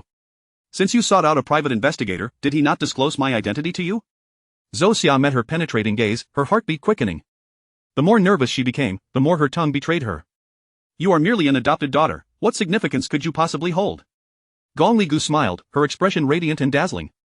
Auntie, aren't you afraid of regretting your actions once you find yourself imprisoned, having been used by others without even completing your own homework? Imprisoned? What are you talking about? Gong Li Gu then turned to the individuals beside her. Lawyer Zhou, I am grateful that you are here today. Joey stepped forward, clearing his throat as he spoke each word distinctly. Principal, esteemed parents, and teachers, I neglected to introduce myself. My name is Joey, and I am currently Miss Gong Li Ji's private attorney. A thunderous silence enveloped the room, as everyone was left in shock, their minds reeling with the singular thought. Lawyer, he is actually a lawyer. The faces of those who had mocked his status burned with embarrassment. Even Yang Qianqian stood agape. Who on earth brings a lawyer to a pledge ceremony without their parents? Moreover, despite their unremarkable appearances, these two exuded an air of confidence. Clad in suits and ties, carrying briefcases, they were surely not insurance agents. Upon hearing his introduction, it became apparent that not all parents present were from the market. Several elite individuals recognized his esteemed identity. Zhou, you are the renowned attorney Zhou, the prodigy specializing in commercial cases. My goodness, did you hear that? He is Miss Gong Li Ji's private lawyer. His schedule is so packed that it is nearly impossible to hire him, even with money. What kind of person is Gong Li Gu to have secured his services, and as a private lawyer at that? His annual fees must be a staggering 8-figure sum. Wait, isn't she referred to as Xia Li Gu? Gong Li Gu Xia Li Gu, the principal finally recalled where he had encountered this name. Just days prior, someone had requested his assistance in amending a student's records, seemingly related to a name change for Miss Xia from the Xia family. He had found it curious that someone would opt to change their name so close to the college entrance exams, but that was not his concern. Thus, the individual standing before him was indeed the person in question. The principal awoke from his stupor. Is your father not Xia Feng, the esteemed CEO? Gong Li Gu replied coolly, to be precise, he is my adoptive father. Many of the common folk were left bewildered. What was this unfolding drama? Even if they were hard of hearing, they could discern the principal mentioning the word CEO. It is not the daughter of a corner store owner whose father could be called a CEO. Her family must own a company. Observing the composed and beautiful young woman contrasted against the rough and vulgar Zhou Xia and her cohorts, a number of elite individuals began to express their doubts. I recall a recent birthday banquet for the Xia family's adopted daughter. It was quite a lively affair. Miss Li Gu reclaimed her birth surname and inherited a fortune of 20 billion. Pray tell, Auntie, you just claimed that your husband is keeping her? What on earth could a heiress with 20 billion in assets possibly want with your husband? Perhaps she is attracted to his age or his lack of personal hygiene, Zhou Xia retorted, accustomed to throwing tantrums in the market, where everyone shared her social standing. However, before these well-groomed elites, she found herself feeling small and belittled, unable to muster a single retort, her ears burning as she fidgeted with her long skirt. Other parents began to comprehend the situation. So, all this fuss, and she is actually a wealthy heiress? What exactly were you trying to achieve here? Wait a moment, didn't this young lady just claim to be her biological sister, with her sister testifying? Is it true or false? Oh, I say, dear Zhou's mother, you still don't grasp the situation. This young lady is no ordinary person. Although I was unfortunate enough not to attend Miss Gong's birthday banquet, I heard stories from my cousin. In fact, both of them are daughters of the Xia family. However, this Miss Gong is the adopted daughter, while Miss Xia is the biological daughter who has only recently returned to the Xia family. Though she appears mild-mannered and innocent, you cannot fathom the things she has done. The tide had turned unexpectedly, and gossip was rife. Xia Qianyu, who had intended to fan the flames, found herself caught in the blaze instead. Auntie, please don't say any more. Xia Qianyu implored, her demeanor that of a fragile flower, as though she had been wronged. What could I possibly do? My dear girl, your tearful appearance might attract the attention of the young Master Qi, but it holds no value here. The surrounding parents were enraptured by the unfolding drama. Zhou's mother, do hurry and share more. It seems like quite the scandal. The pledge ceremony had morphed into an impromptu gossip session, and the proceedings had spiraled beyond anyone's control. Even the principal was eager to discover what had transpired. Zhou's mother took a sip of goji berry tea from her thermos before finally speaking, a juicy revelation, indeed. Before Xia Qianyu could interrupt, she launched into her narrative. Miss Gong was originally in a romantic relationship with the young Master Qi, yet upon her return to the Xia family, Miss Xia shamelessly usurped her place, spreading rumors of her sister's unkindness and bullying her mercilessly. In truth, her family dotes on her excessively. That night, guests who had come to celebrate Miss Gong were instead there to welcome Miss Xia, showering her with gifts. It does not end there. She even slandered her sister by claiming infidelity, but little did she know that the tales surrounding Xia Qianyu had already become fodder for laughter among the elite circles, yet her classmates remained oblivious.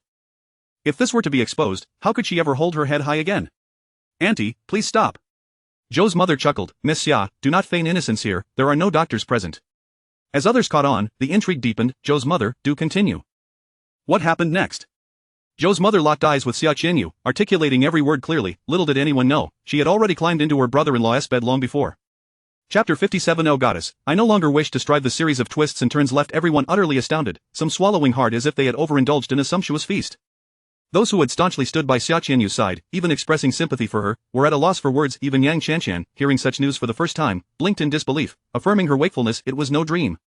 Wow, this is indeed a sensational scoop. Everyone knows about Li Gu and Senior Qi's romance. I even saw him pick her up frequently. I used to say they were a match made in heaven, a golden boy and a jade girl. How disgusting of Xia Qianyu. At such a young age, she has climbed into a man's bed. She pretends to be a delicate flower, yet is truly vile behind the scenes. Ah, have I just heard the most nauseating gossip? I feel tainted. Xia Qianyu's cunning and scheming would be better suited for palace intrigue. She must be a master at it. I can't believe I defended her so fervently before. In hindsight, Li Gu has truly suffered. How many times has she been harmed by the rumors Xia has spread? No wonder Li Gu took a leave of absence. She must not want to hear those slanderous whispers. I misjudged my goddess. I am deeply sorry, Goddess Li Gu. Goddess Li Gu has inherited a fortune of 2 billion. Dear goddess, do you lack a boyfriend? I no longer wish to strive. Xia Qianyu had meticulously orchestrated everything, only to discover that fate had other plans. She had miscalculated right from the outset. Gong Li Gu had not been stripped of her dignity, nor had the principal swiftly expelled her. The vitriol that was meant for Gong Li Gu was redirected towards Xia Qianyu, each word cutting her like a blade. Xiao Zhan's mother was not about to let her off the hook so easily. She reignited the conversation. This is just the beginning. Now that the truth has surfaced, Miss Xiao will likely resort to drastic measures to assert her intentions. The fact that she stands here unscathed suggests this is merely a facade to evade public condemnation. As for Miss Gong, she is of impeccable character, virtuous and pursued by a multitude, one of whom has lavished tens of billions on her. Even the gown he gifted her was worth 1 billion. A rejected classmate remarked, 1 billion? I am so envious. Another, who had been spurned, added, 1 billion, where is this suitor? May I have a look? Let us not be so rigid about gender. A handsome classmate chimed in, a goddess deserves a domineering CEO. I haven't lost, I simply lack wealth. Xiao Zhan's mother turned towards Zhou Xia. What was it you just said? She seduced your husband. Why abandon a promising young man for an old, impoverished, greasy uncle? Has she lost her mind or is she merely foolish? Dressed in a designer outfit worth 100,000, with an air of sophistication and high heels, Xiao Zhan's mother looked down upon Zhou Xia, whose mismatched attire appeared utterly inadequate before her. Under the scrutiny of Xiao Zhan's mother, Zhou Xia dared not raise her head, stammering in response. I also found out through private investigation, perhaps I have mistaken the person. It's not certain that this classmate is the one. Gong Li Gu laughed coldly, mistaken, my dear aunt, your words are quite remarkable but I was nearly deprived of my chance to take the college entrance examination, potentially ruining my life because of you, and you think I should bear such a monumental cost due to your mere words? Who do you think you are? It seems I must sue you for defamation. Upon hearing defamation, Zhou Xia recalled her initial comments about imprisonment, and, lacking legal knowledge, her face drained of color in panic as she hastily corrected herself, I did not err. It is you, the person in the photo is evidently you. Gong Li Gu stepped closer, then may I inquire where the chat records between me and your husband are? I did not record them. She retreated, feeling guilty. Gong Li Gu advanced again, surely, my financial transactions can be verified, I can accompany you to the bank to check the transfer records. My card isn't with me. Zhou Xia stumbled backward, falling to the ground, but she was too terrified to care about her humiliation, her face a mask of fear, as though the sweet young girl before her had transformed into a ravenous predator. Gong Li Gu observed her quietly, her long black hair flowing in the wind, her expression defiant, and, did no one inform you of a tool known as Photoshop? Such clumsy techniques can be easily debunked by anyone with a modicum of skill. I will give you one last chance, name the mastermind behind this, and I shall let you go, otherwise, prepare for incarceration. Prison, I refuse. Zhou Xia's expression had turned frantic. At that moment, Luo Li realized the gravity of the situation. If this continued, Zhou Xia might implicate her own daughter. Luo Li shouted, it was I who instigated her actions, the photos were manipulated by me. With the truth unveiled, Xiao Zhan's mother smiled, dear aunt, do not bear the blame for others. They will not only fail to appreciate your efforts but will also use you as a pawn. She belonged to a prominent family and understood that matters were not as simplistic as they appeared. The true orchestrator was likely beyond the grasp of these ordinary folk, possibly even the hand of Miss Xia. Luo Li was far more astute than Zhou Xia and knew she had encountered a formidable opponent.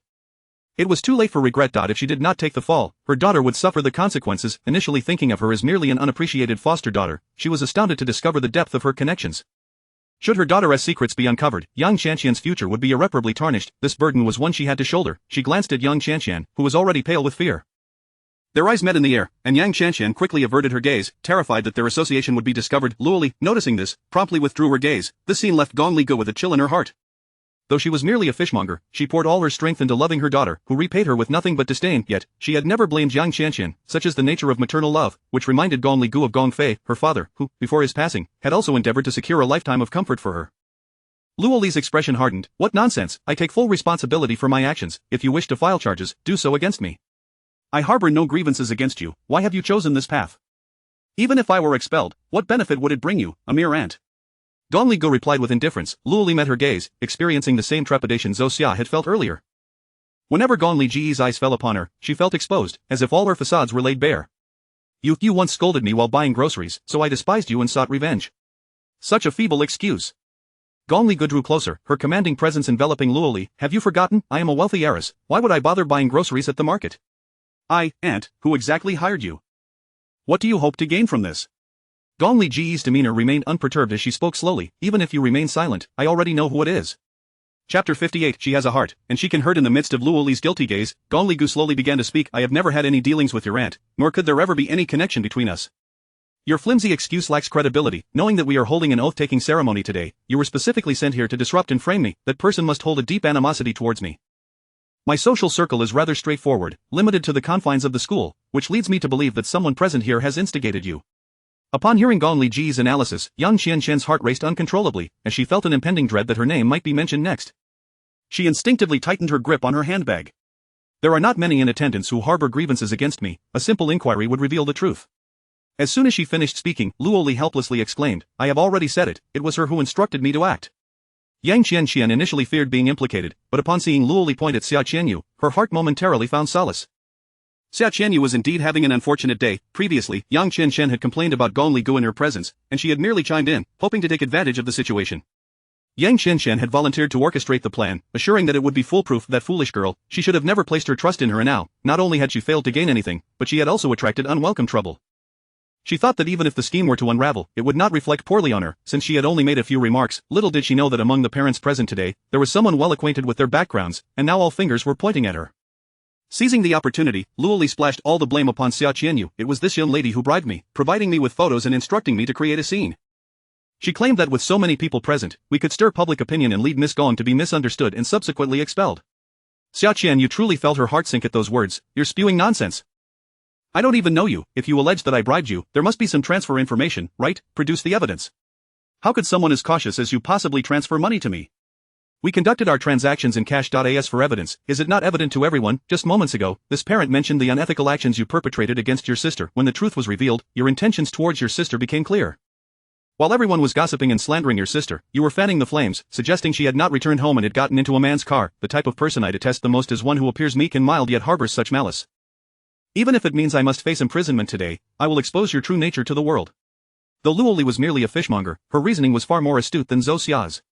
Despite her daughter's disdain for her throughout the years, being vain and competitive, she understood her daughter's limitations well. Today's incident surely involved others inciting her daughter from behind the scenes. Initially, she had no idea who was involved, but after hearing what Xiao Zhan's mother had said, she quickly grasped the essence of the conflict. It was evidently centered around Xia Qianyu, and her foolish daughter was being used as a pawn. Luo Li's heart hardened. She would not let Xia Qianyu off lightly. Out if she was to descend into hell, they would go together. The crowd began to murmur among themselves. What a vile person Xia Qianyu is. No wonder you were never the subject of gossip before transferring. Now that you've moved, Gong Li Gu is suddenly besmirched with scandal, all of which you have propagated. You accuse Gong Li Gu of usurping, yet it seems you are merely projecting your own malevolence. That day your face was so severely swollen. I can't believe I was deceived. Gong Li Gu is no fool. If she had indeed struck you, why would she do so where it could be seen? Why not strike you where it wouldn't be noticed? And you crawled into your brother-in-law's bed. Do you have no shame? Even some parents could no longer remain silent. How can such a young girl be so malicious, regardless of whether she is a stepsister or a biological sister? It is unacceptable to entrap others in such a manner. If it weren't for Lawyer Joe bearing witness today, we might have truly believed it. Rumors can ruin a life. Merely spreading rumors is one thing. This Miss Xia is clearly intent on causing expulsion, showing a malicious intent to prevent others from participating in the college entrance examination. She appears delicate and beautiful, yet her heart is so vile. As the flood of insults rained down upon her, Xia Qianyu felt as though each word was a chilling snowflake, piercing her with its lethal cold. She covered her head. Stop, please, just stop. Summer Feng and Yuan Qing hurriedly arrived to find Xia Qianyu in a state of emotional collapse. What happened? What is going on? Dad, Mom. Summer Feng patted her back. What is it? Tell Dad, I won't let you be wronged. Yuan Qing surveyed the crowd, all eyes upon her with ill intent, as if the world had turned against her. Gong Li Gu stood calmly amidst the chaos, in stark contrast to Xia Qianyu's turmoil. A sense of foreboding washed over Yuan Qing, instinctively linking it to Gong Li Gu. As long as the shares in Gong Li Ji's hands had not been transferred, the Xia family had no choice but to support her. If a conflict were to arise, it would be her daughter who would bear the brunt. Seeing Xia Qianyu in such distress, still recovering from her recent injuries, having endured so many slaps, Yuan Qing felt a deep sense of anguish for her daughter. Xia Qianyu remained silent, only crying, which only deepened the sympathy towards her. Summer Fong had no choice but to turn to Gongli Gugur. Please explain what has transpired. Gongli Gu shrugged. Let her speak for herself, lest they accuse me of bullying her again. Xiao Zhan's mother interjected, Mr. Xia, Mrs. Xia, I happen to be a bystander as well. To prevent your daughter from embellishing the facts further, I shall recount the events. Xia Qianyu, nestled in Summer Feng's embrace, felt a surge of rage, wishing she could tear Xiao Zhan's mother's mouth apart. Thank you, Mrs. Xiao, we appreciate your assistance, Summer Feng replied politely. Xiao Zhan's mother recounted the events fairly and justly, and by the end, Summer Feng's expression had soured, realizing that his daughter was a hot potato, impossible to discard, yet too burdensome to keep. Yuan Qing felt an overwhelming sense of embarrassment, thinking that perhaps it would have been better to arrive later than to endure such an awkward situation. Finally, Xiao Zhan's mother added, Mr. Xia, I don't mean to meddle, but as a fellow parent, I sincerely wish to advise you, if you did not wish to love her, you should not have agreed to Mr. Gong's offer to raise this daughter. Since you have accepted the responsibility, you must fulfill it. Now that your daughter has returned, you cannot simply cast her aside. She is a person, not an animal. She has feelings and can be hurt. Your beloved daughter has orchestrated this scheme with the intent to ruin her life completely. You may have raised her, but you have no right to destroy a child's life at your whim. Do you not fear that her father will return from the grave to confront you? Chapter 59 Appetizers. Before the grand feast, Gongli Gu felt a warmth in her heart. Thus far, Xiao Zhan's mother was the only one who, however, when she heard the phrase akin to, I won't let you off even in death, she stifled a laugh, as the imagery was simply too vivid. Xiao Zhan's mother's words were like a cold, biting rain, mercilessly pelting the faces of Xia Feng and Yuan Qing, leaving them on the verge of swelling. Surrounded by countless parents, teachers, and classmates, Xia Feng suddenly felt as if he was at war with the entire world. Xia Feng yanked Xia Qianyu out. Is this all true? Dad, it's not true. Xia Qianyu shook her head, desperate to defend herself. With her prior misdeeds and Luoli adamantly insisting she was the mastermind, no one would believe her, even if she spoke up. Sure enough, Xia Feng's hands flew, delivering 2 sharp slaps. You wretched child, after disgracing the Xia family at the banquet, you still crave more attention? Now you come to school to pull this stunt, you truly are something. The 2 slaps left Xia Qianyu seeing stars, a fiery pain spreading across her face. She resembled a delicate white flower battered by the wind, yet this time, no one would offer her sympathy. Even Yuan Qing's gaze lacked its former warmth. Xia Qianyu, you have disappointed me profoundly. How foolish she was to think that Xia Qianyu had been wronged. What should she do now? Dad, Mom, please believe me, I didn't bribe her, Xia Qianyu pleaded, shaking her head frantically. This scene mirrored a memory in Gongli Ji's mind. In her past life, it was she who was left bloodied and begging for trust, yet not a single soul believed her. Everyone's eyes were filled with disdain and contempt, hurling the most venomous words at her, and now, it was Xia Qianyu's turn to reap the bitter fruits of her actions. This was merely an appetizer before the main course. Yang Qianshan, her heart racing, patted her chest, relieved that her mother was clever enough to shift the blame entirely onto Xia Qianyu, otherwise, she might have been the one in tears. A sudden chill crept up her spine, and upon turning, she found Gongli Gu contemplating her with an inscrutable expression. Yang Qianshan shuddered. This woman seemed like a lingering spirit. Could she have already sensed her involvement? Xia Qianyu pointed an accusing finger at Yang Qianshan. It's her. I don't even know this auntie. It was all her doing. Luoli immediately sprang to defend her daughter. Even now, you still want to frame others? The one who paid me is clearly you, and the one who instructed me to do this is also you. Yang Qianshan, disregarding the potential fallout with Xia Qianyu, thought losing a friend was a small price to pay. With the impending college entrance exams, who knew where they might end up, better to lose nothing than to be publicly humiliated like Xia Qianyu. Xiaoyu, I've helped you so much in the past. You cannot turn against me now. How can you shift your problems onto me? How dare you, Yang Qianshan, you act boldly but flee when trouble arises, always trailing behind me like a shadow. Xia Qianyu, you did what you did, and now you want to drag others down with you. Yang Qianshan declared indignantly, I should never have defended you. Xia Qianyu trembled with anger. How thick-skinned could this person be? As Xia Feng and his wife felt utterly humiliated, their voices cold as they shouted, Xia Qianyu, do you not feel ashamed? You have brought disgrace upon the Xia family. Xia Qianyu's tears flowed, yet there was no one left to comfort her. Just as the scolding reached its peak, Gongli Gu spoke calmly, Mom and Dad, the mastermind behind this is not Xia Qianyu. Xia Qianyu gaped, momentarily at a loss for words, unsure if Gongli Gu was merely playing another trick. However, Gongli Ji's gaze fell upon Yang Qianshan's face. How much longer do you plan to feign ignorance? Yang Qianshan was speechless. Weren't these two sisters supposed to be enemies? If there were to be a confrontation, it should be between them, not involving her. She had only just cleared her name. Luoli, sensing the tide turning against Yang Qianshan, stepped forward to defend her. This entire situation was orchestrated by Miss Xia. It has nothing to do with anyone else. Xia Qianyu found herself at a loss, unable to prove her innocence as everyone had already decided she was guilty. Gongli Gu crossed her arms, her gaze icy as she fixed it on Yang Qianshan. Yang Qianshan, I am offering you a chance. If you confess the truth, I may let you off the hook. Yang Qianshan, having witnessed Xia Qianyu's fate, felt a surge of dread. She had no intention of confessing, but when she met Gongli Ji's penetrating gaze, her heart raced. Since their last encounter, she had sensed a change in Gongli Gu. She was no longer the familiar person she once knew. In her internal turmoil, she resolutely denied, Li Gu, what are you talking about? I don't understand. Is that so? Gongli Gu raised an eyebrow and smiled. Everyone, it is Yang Qianshan who is the true culprit. Xia Qianyu seized the opportunity. Mom and Dad, did you hear that? I am innocent, Gong Li Gu has said so. Gong Li Gu glanced at her dismissively. Stay out of this, innocent. If you're not the mastermind, you're at least an accomplice. Xia Qianyu fell silent, no longer daring to utter a word in Gong Li Ji's presence. Yang Qianqian felt the situation spiraling out of control. Gong Li Ji's focus was now on her. Li Gu, don't do this, we are good friends. Indeed, I once considered you a close friend, but who knew my best friend would stab me in the back? Wouldn't you agree, Aunt Luo, has your daughter ever mentioned me to you? Gong Li Gu slowly approached Luo Li. Luo Li was drenched in sweat, she could not possibly reveal whose child she was. What daughter? My daughter doesn't know you. Truly a case of like mother, like daughter, even when playing dumb. Yang Qianqian, who is she? Yang Qianqian was unprepared for Gong Li Gu to broach this topic. It was her greatest fear. She had carefully crafted an image of a wealthy and beautiful girl at school, and if that facade crumbled, how could she survive? She could not admit it, absolutely not. She is just a fishmonger. What could she possibly have to do with me? Yang Qianqian's words struck Luo Li like a dagger to the heart. Ah, a fishmonger, indeed. Gong Li Gu found it laughable, yearning for her biological parents while they took her existence for granted. Li Gu, you must be mistaken. This lady is actually Yang Qianqian's mother. Yang Qianqian clung to the rented woman. You see, she is my mom. With a resounding slap, Yang Qianqian's face was suddenly met with a sharp sting. Chapter 60 I. Merely a bit player. The one delivering the blows was none other than Gong Li Gu. Before Yang Qianqian could turn hostile, Luo Li, enraged, exclaimed, How dare you strike my daughter? Like a frenzied cow, she charged at Gong Li Gu, only to be swiftly intercepted by Zhou Yi. Your daughter does not even recognize you. She would rather call a complete stranger mother. How can you still defend her? With this revelation, the truth became painfully evident. No mother could stand idly by while another harmed her child. Luo Li's maternal instincts flared, casting aside any pretense, her true nature laid bare. The sight of Yang Qianqian embracing that woman felt like a cruel jest. The hired extra had initially thought merely standing there sufficed, unaware she would be embroiled in such a convoluted affair, with the opposing counsel possibly dragging her into the mire as well. She hastily waved her hands. No, I am just a bit player, I am not her mother. Yang Qianqian, incensed, tore away the facade they had maintained. What nonsense are you spouting, mother? Do not expect me to sit in jail for you, I have matters to attend to, she declared, her high-heeled shoes clattering as she fled like the wind, fearful of being caught and returned. The onlookers were left bewildered. What act was this?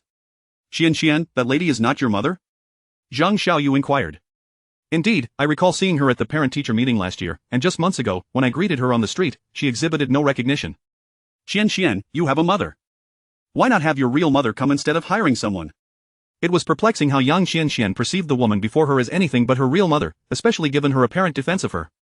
Luo Li's revelation left everyone astonished. Gong Li Gu casually toyed with her handbag and remarked, she disdains her mother for selling fish at the market, deeming herself too noble for that, which is why she has employed others to attend any event requiring parental presence over the years.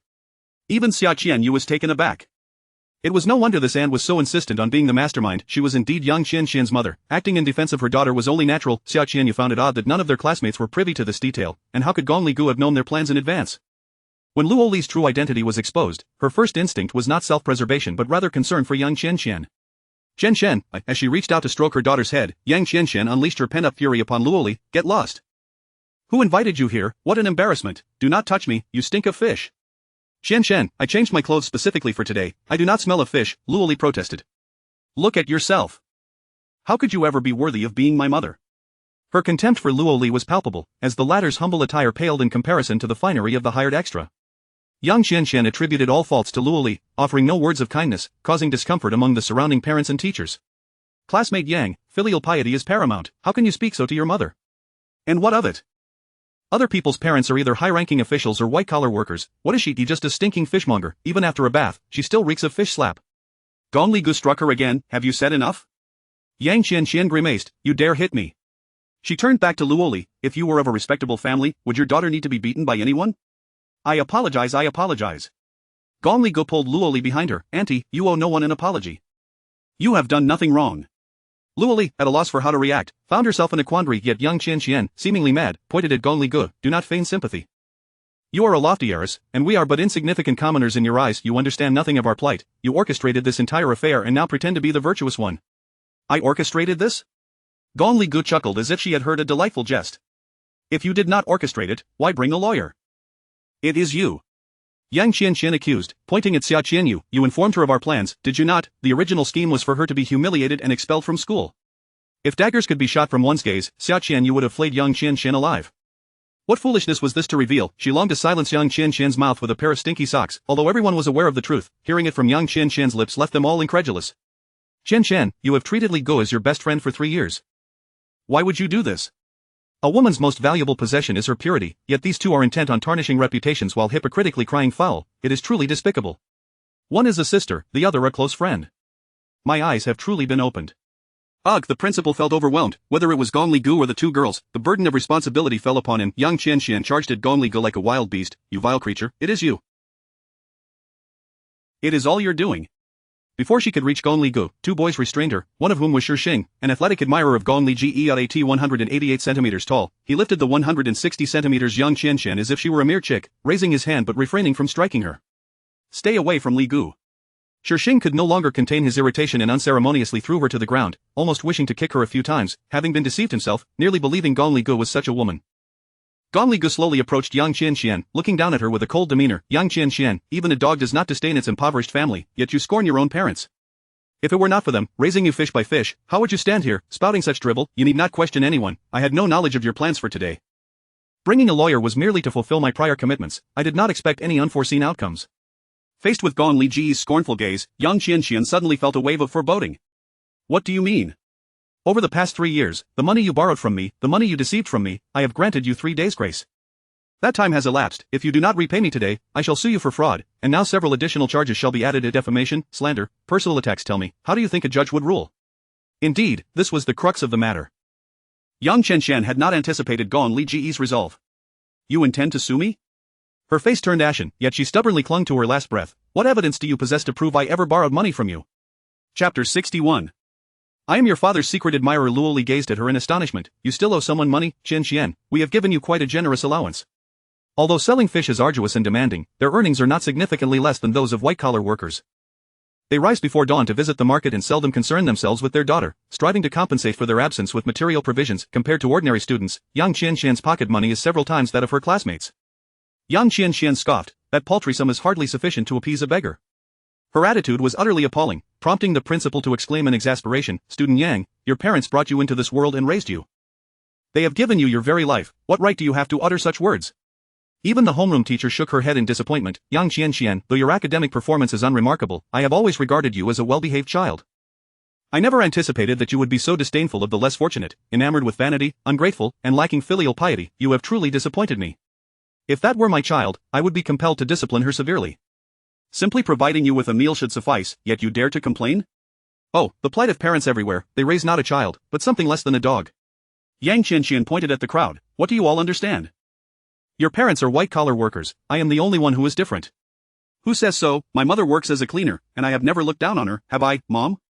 A boy glanced at the gentle woman beside him.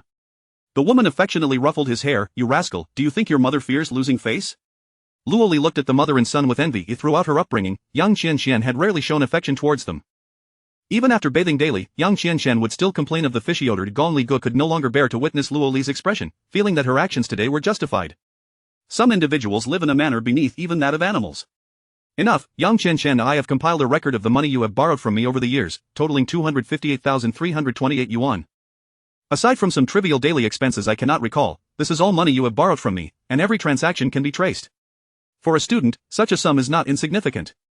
Xia Feng recalled that he provided Gong Li Gu with an annual allowance of about 100,000 yuan, and she had never asked them for living expenses, nor had they inquired if it was sufficient. This meant that most of their daughter's pocket money had been taken by Yang Chen Xian, leaving Gong Li Gu with even less than the average person. Though Xia Qian Yu had not been home long, she had already spent a considerable amount on her, and despite her claims of raising Gong Li Gu, it seemed that the money spent over the years amounted to less than a mere fraction of what Xia Qian Yu had spent. Reflecting on this, Xia Feng felt a twinge of guilt towards Gong Li Gu. Yang Chen Xian stared, wide-eyed. You lie, I only borrowed a few hundred each time. How could it possibly add up to so much? Indeed, a few hundred or 1,000 each time. 10 times would amount to 10,000. Your vanity is so pronounced that upon seeing others purchase a phone worth several thousand, you immediately desire to upgrade. Your parents provide you with limited pocket money, so where do you think the rest comes from? You are clearly no princess, yet you suffer from a princess complex, spending exorbitantly on clothing every quarter. 9 times out of 10 when we went shopping, I was the one footing the bill. And aside from clothes and jewelry, I also paid for movie tickets, popcorn, and various dining expenses. You even had your birthday gift selected well before your birthday this year. You wished for a Cartier bracelet, which I lent you money to buy, even though I couldn't bear to purchase my own study materials at the time. This amount is verifiable through records, transaction logs, and screenshots of our conversations where you requested money, along with your verbal and various witness testimonies. I have prepared this information to submit to my lawyer, leaving you no room to quibble. Gong Li Gu was thoroughly prepared, while Yang Chen Xian resorted to petulance. I don't owe you anything. I haven tea. Student Yang, if you insist on refusing to repay your debts, I will have no choice but to initiate legal proceedings on behalf of my client. Joey was taken aback by the audacity of today's students, willing to go to any lengths for the sake of vanity. The sound of police sirens approached, and officers in uniform emerged. Someone reported a disturbance here, those involved must accompany us. The principal resolutely listed several individuals, including Xia Qianyu. Xia Qianyu did not anticipate the situation escalating to the police station. She feared the consequences of having a police record for her future. She looked pleadingly at Xiaofeng. Dad, I don't want to go. Xiaofeng felt no lingering sympathy for her return home. In truth, Xia Qianyu was gradually extinguishing their expectations for her, leaving them heartbroken. Xiaofeng coldly replied, Officers, please take her away. Yang Qianxian was escorted to the police vehicle, still struggling vehemently. I didn't cause a disturbance. I didn't. Gong Ligu approached her, leaning down to whisper in her ear, aside from causing a disturbance, I will also accuse you of multiple offenses. Should they be substantiated, you know the consequences. Yang Qianxian met her gaze, icy dread enveloping her. Gong Ligu disregarded the anger etched on Yang Qianxian's face, stating, Your mother carries no scent, yet your perfume nauseates me. Since you cannot learn to respect others, you will find someone in there to teach you. Gong Ligu, you are ruthless. Thank you for the compliment. I learned from you. Gong Ligu coldly watched them depart. The lawyer represented her as she returned to provide her statement, and the atmosphere was significantly more serene without those troublesome individuals. The principal smiled kindly, akin to a friendly neighbor. Student Gong, are you unharmed? I was too impulsive earlier, nearly causing you irreparable harm. I'm fine, Uncle Principal, you were misled, and I understand. At this moment, Gong Ligu radiated warmth like a gentle spring breeze. Other parents and students offered their apologies, to which Gong Ligu responded with a smile and forgiveness. The oath-taking ceremony proceeded as scheduled, yet this time, she stood alongside Xiaofeng and Yuan Qing, a stark contrast to her previous life. Yuan Qing, preoccupied with concern for Xia Qianyu, appeared distracted. As the ceremony concluded, Gong Ligu did not leave immediately but sought out Xiao Zhan's mother. Mrs. Zhan, please hold on. She hurried to catch up. Ah, it's Xiao Ligu. What brings you to me? Mrs. Zhan had softened considerably, no longer confrontational towards Xia Qianyu. Thank you for your assistance earlier. Had you not stood by me and exposed Xia Qianyu's actions, I fear I would not have emerged so unscathed. Mrs. Zhan gently ruffled her hair. No need for thanks, it was a small effort on my part. To use the current lingo of your generation, I was indeed your father's true admirer back in the day. It is a pity that while your father is quite handsome, he has poor taste and did not reciprocate my affections. Her humorous words elicited a smile from Gong Ligu. Auntie, you were quite familiar with my father? I know him. He does not know me. I even know his measurements. In his eyes, I am likely no different from an ardent fan. How could I not assist his daughter? Mrs. Zhan glanced at the time. Xiao Ligu, we are fated to meet. If you need anything, feel free to contact me. Here is my business card. I must be on my way now. I shall not detain you further. Auntie, I would like to treat you to a meal another day. Sounds good. I shall take my leave now, moi.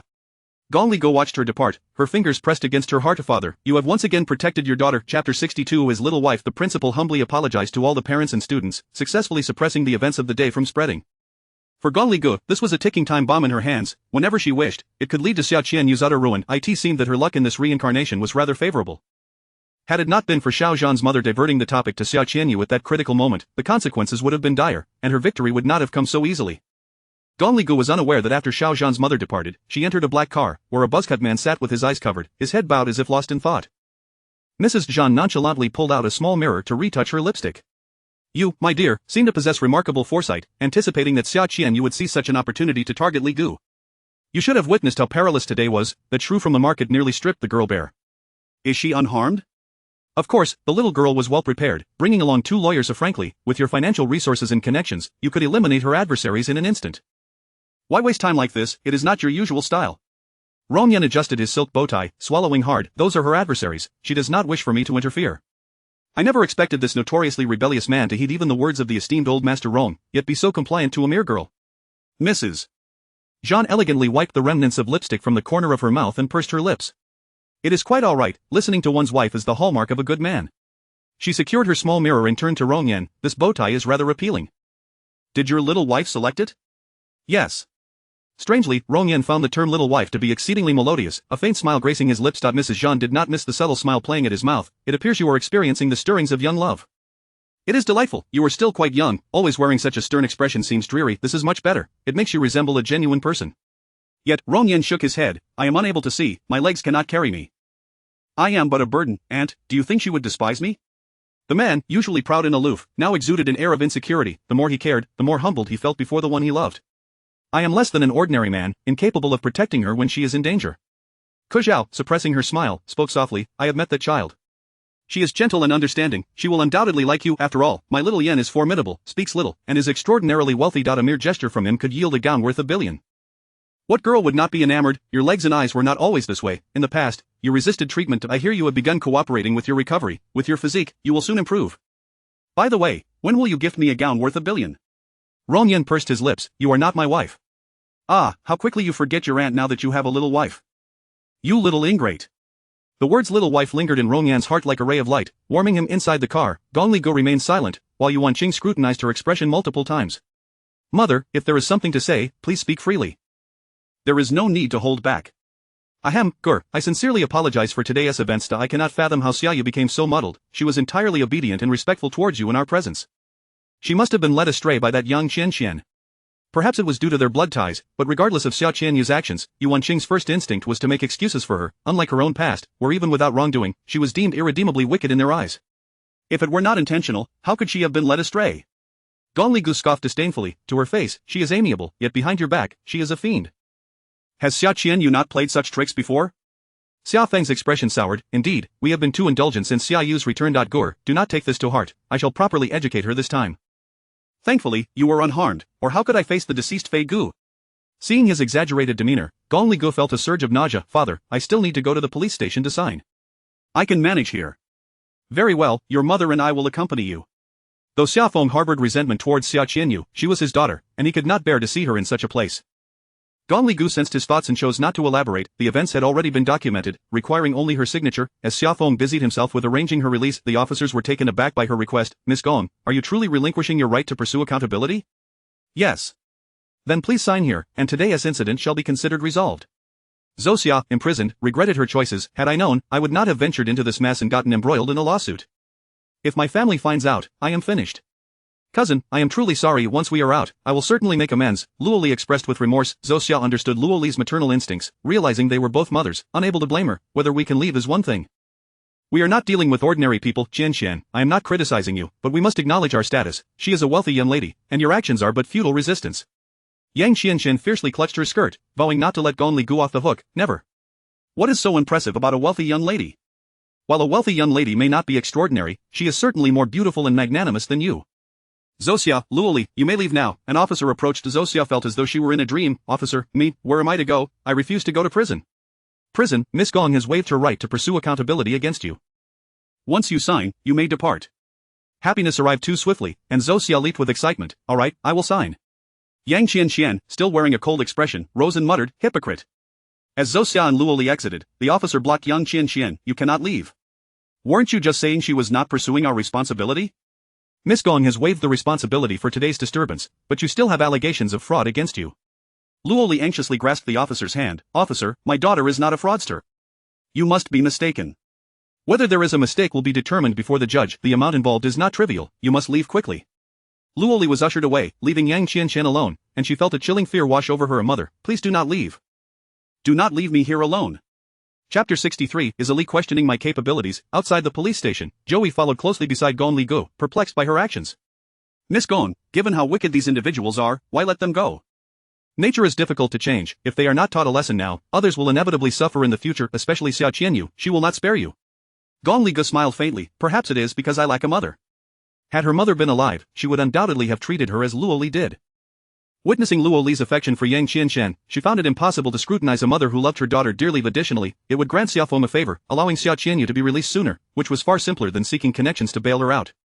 To assume her kindness was a sign of weakness would be a grave mistake. To lure her prey, one must first offer them a taste of sweetness. Miss Gong is truly benevolent, a far cry from Xiao Qianyu's hypocrisy, Joey observed, discovering with each passing moment that this girl was not only resilient but also fiercely independent. A discreetly luxurious black car halted a short distance away. Gong Li Gu smiled politely. You are mistaken. I am neither a villain nor a saint. Thank you for your assistance today, Lawyer Zhou. With that, she stepped into the black car, leaving Zhou Yi and the others curious about the man who accompanied her. However, they only caught a glimpse of the man clad in black, his face obscured by a black veil. Master, is Miss Gong's boyfriend blind? The assistant inquired with curiosity.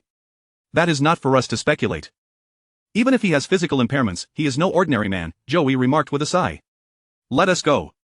Gong Li Gu was taken aback to see Rongyan come to pick her up in person. She felt a mix of surprise and honor. Sir, you really needn't have gone out of your way. I'm perfectly fine. There is no need for formality between us, after all, you are my— He hesitated to finish the sentence. Gong Li Gu blinked in confusion. What were you about to say, sir? Rong Yan abruptly turned to gaze out the window, even though he could see nothing. It's nothing, let us head to Shi Wei Xian. He changed the subject. Beside him, Gong Li Gu shed her previous aloofness, exuding the charm of a young girl. Oh, I've heard much about Shi Wei Xian. It said they only serve 10 tables a day, making reservations quite difficult. Noticing her joyous demeanor, Rong Yan's mood lifted slightly. It seemed the scoundrel's hen tea dampened her spirits. Shi Wei Xian was built on water, resembling an aquatic garden. A few egrets skimmed over the surface, creating ripples, while the sunlight danced on the water, sparkling like diamonds. Such a splendid view exhilarated Gong Li Gu. She took the wheelchair from Xiaoran and pushed Rong Yan along the waterside corridor, the warm breeze brushing through her hair. Compared to the chaos of her previous life, she had never imagined she would one day experience such tranquility. Sir, the scenery here is beautiful year-round. When your eyesight improves in winter, shall we come to see the snow together? Sure, Rong Yan replied, then added, how did you know my eyesight would improve in winter? Gong Li Ge's smile faltered. She had only seen Rong Yan with restored vision during the winter of her past life, unaware of the exact day it occurred, yet, this alone was enough to raise his suspicions. I could detect a faint scent of medicine on you. The white bandages peeking from beneath the black veil suggested you were treating your eyes, she offered as an excuse, having noticed it in the car but refraining from asking. When Rong Yan heard this, it conveyed her concern for him, that she even knew he had medication for his eyes. Little did he realize, his wife was indeed attentive. Xiaoran felt as if a fluffy tail had sprouted behind his master, joyfully wagging. Sir, have you forgotten to inquire about the most important thing, how she knows your preferences? Indeed, the term femme fatale has always carried a pejorative connotation. Men, upon encountering women, often succumb to their allure even before fully discerning their appearances. As their thoughts diverged, the dishes had long been prepared, the cordyceps chicken soup had been simmering for hours, and the other ingredients had been flown in from various countries, both fresh and delectable. Gong Li Gu presented the soup before Rong Yan. Sir, do try this cordyceps chicken soup, it is highly nourishing, not only boosting immunity but also— She abruptly halted her words. Rong Yan inquired, what else can it do? Gong Li Gu swallowed the phrase regarding its efficacy in treating physical shortcomings and instead said, it can enhance skin health and beauty. Although you are already quite handsome, I selfishly hope you become even more so. Rong Yan remained silent, pondering her preference for attractive men. Throughout the meal, Gong Li Gu busied herself with serving him, resembling a dutiful wife. Sir, try this sweet and sour pork ribs. They are delightful without being overly sweet, and the sauerkraut fish is also exquisite, with tender meat. Rong Yan hardly needed to lift a finger, she had already fed him. He intended to assert his independence but found his mouth once again filled before he could voice his intent. The flavors erupted in his mouth, a dance of sweet, sour, bitter, and spicy, ultimately settling into a soft, sweet sensation within his heart. Gong Li Gu found the soup light and fragrant. Without a second thought, she ladled more into his bowl. Sir, please drink more of this chicken soup.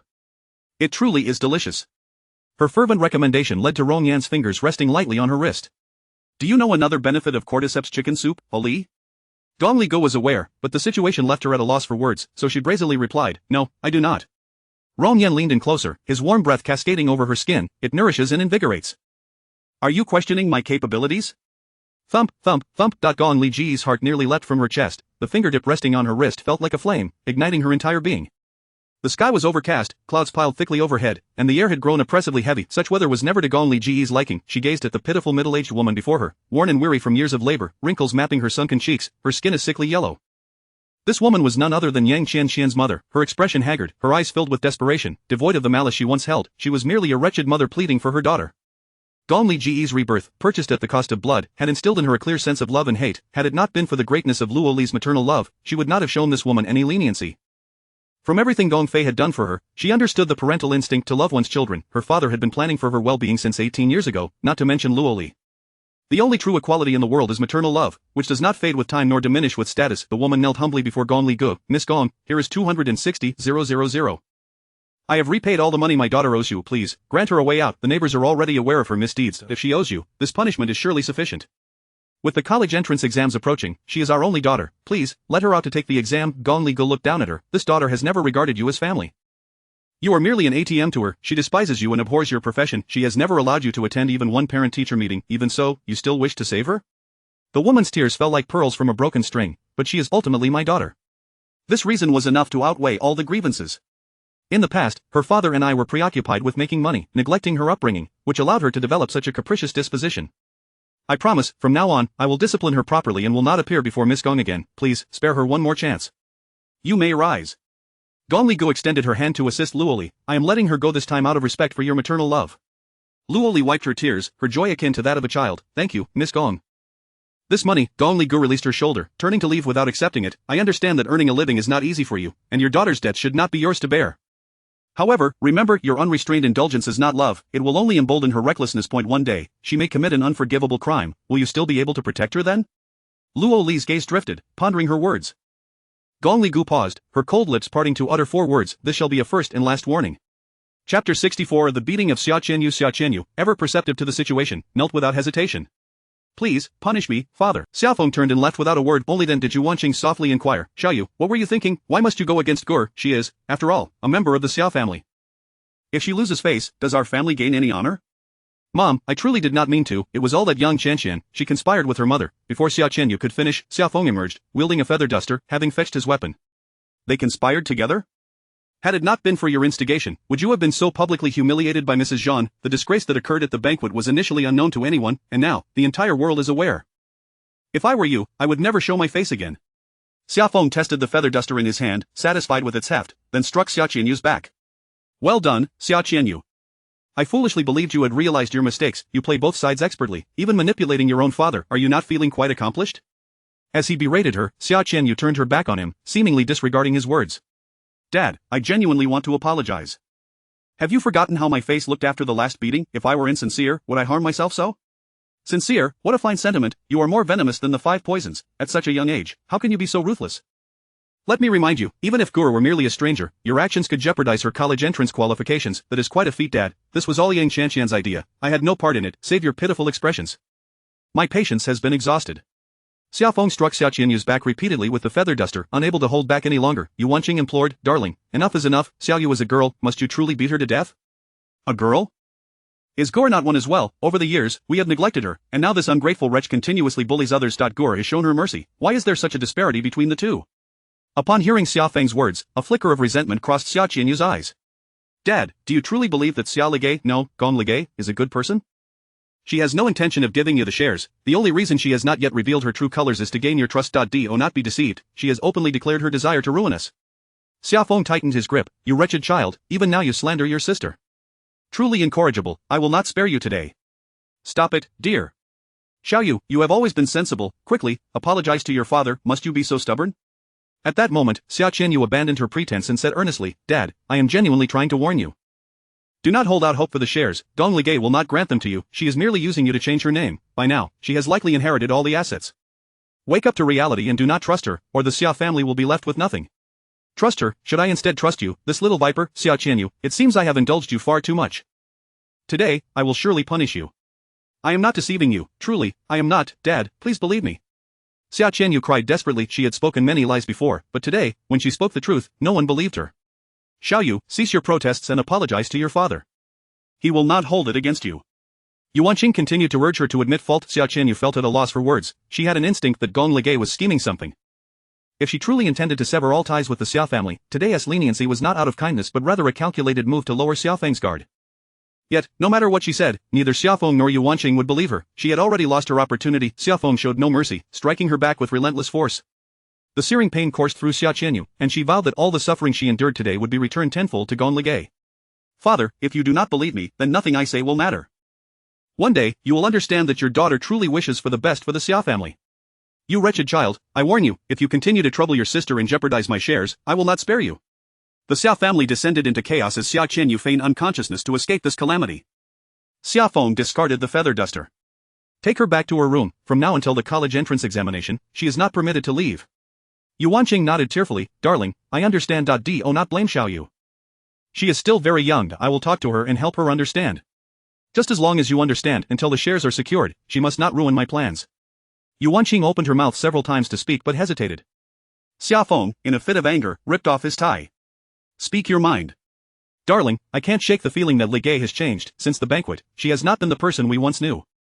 Xiaoyu's arrival, along with various provocations, would naturally cause changes in her. If anyone is to blame, it is Xiaoyu and Qi Yi. Their actions have been excessive, and it is understandable that Gur would be affected. Yu Wanqing furrowed her brow, worry etched on her face. We have inquired several times about the man behind her, yet she refuses to divulge anything.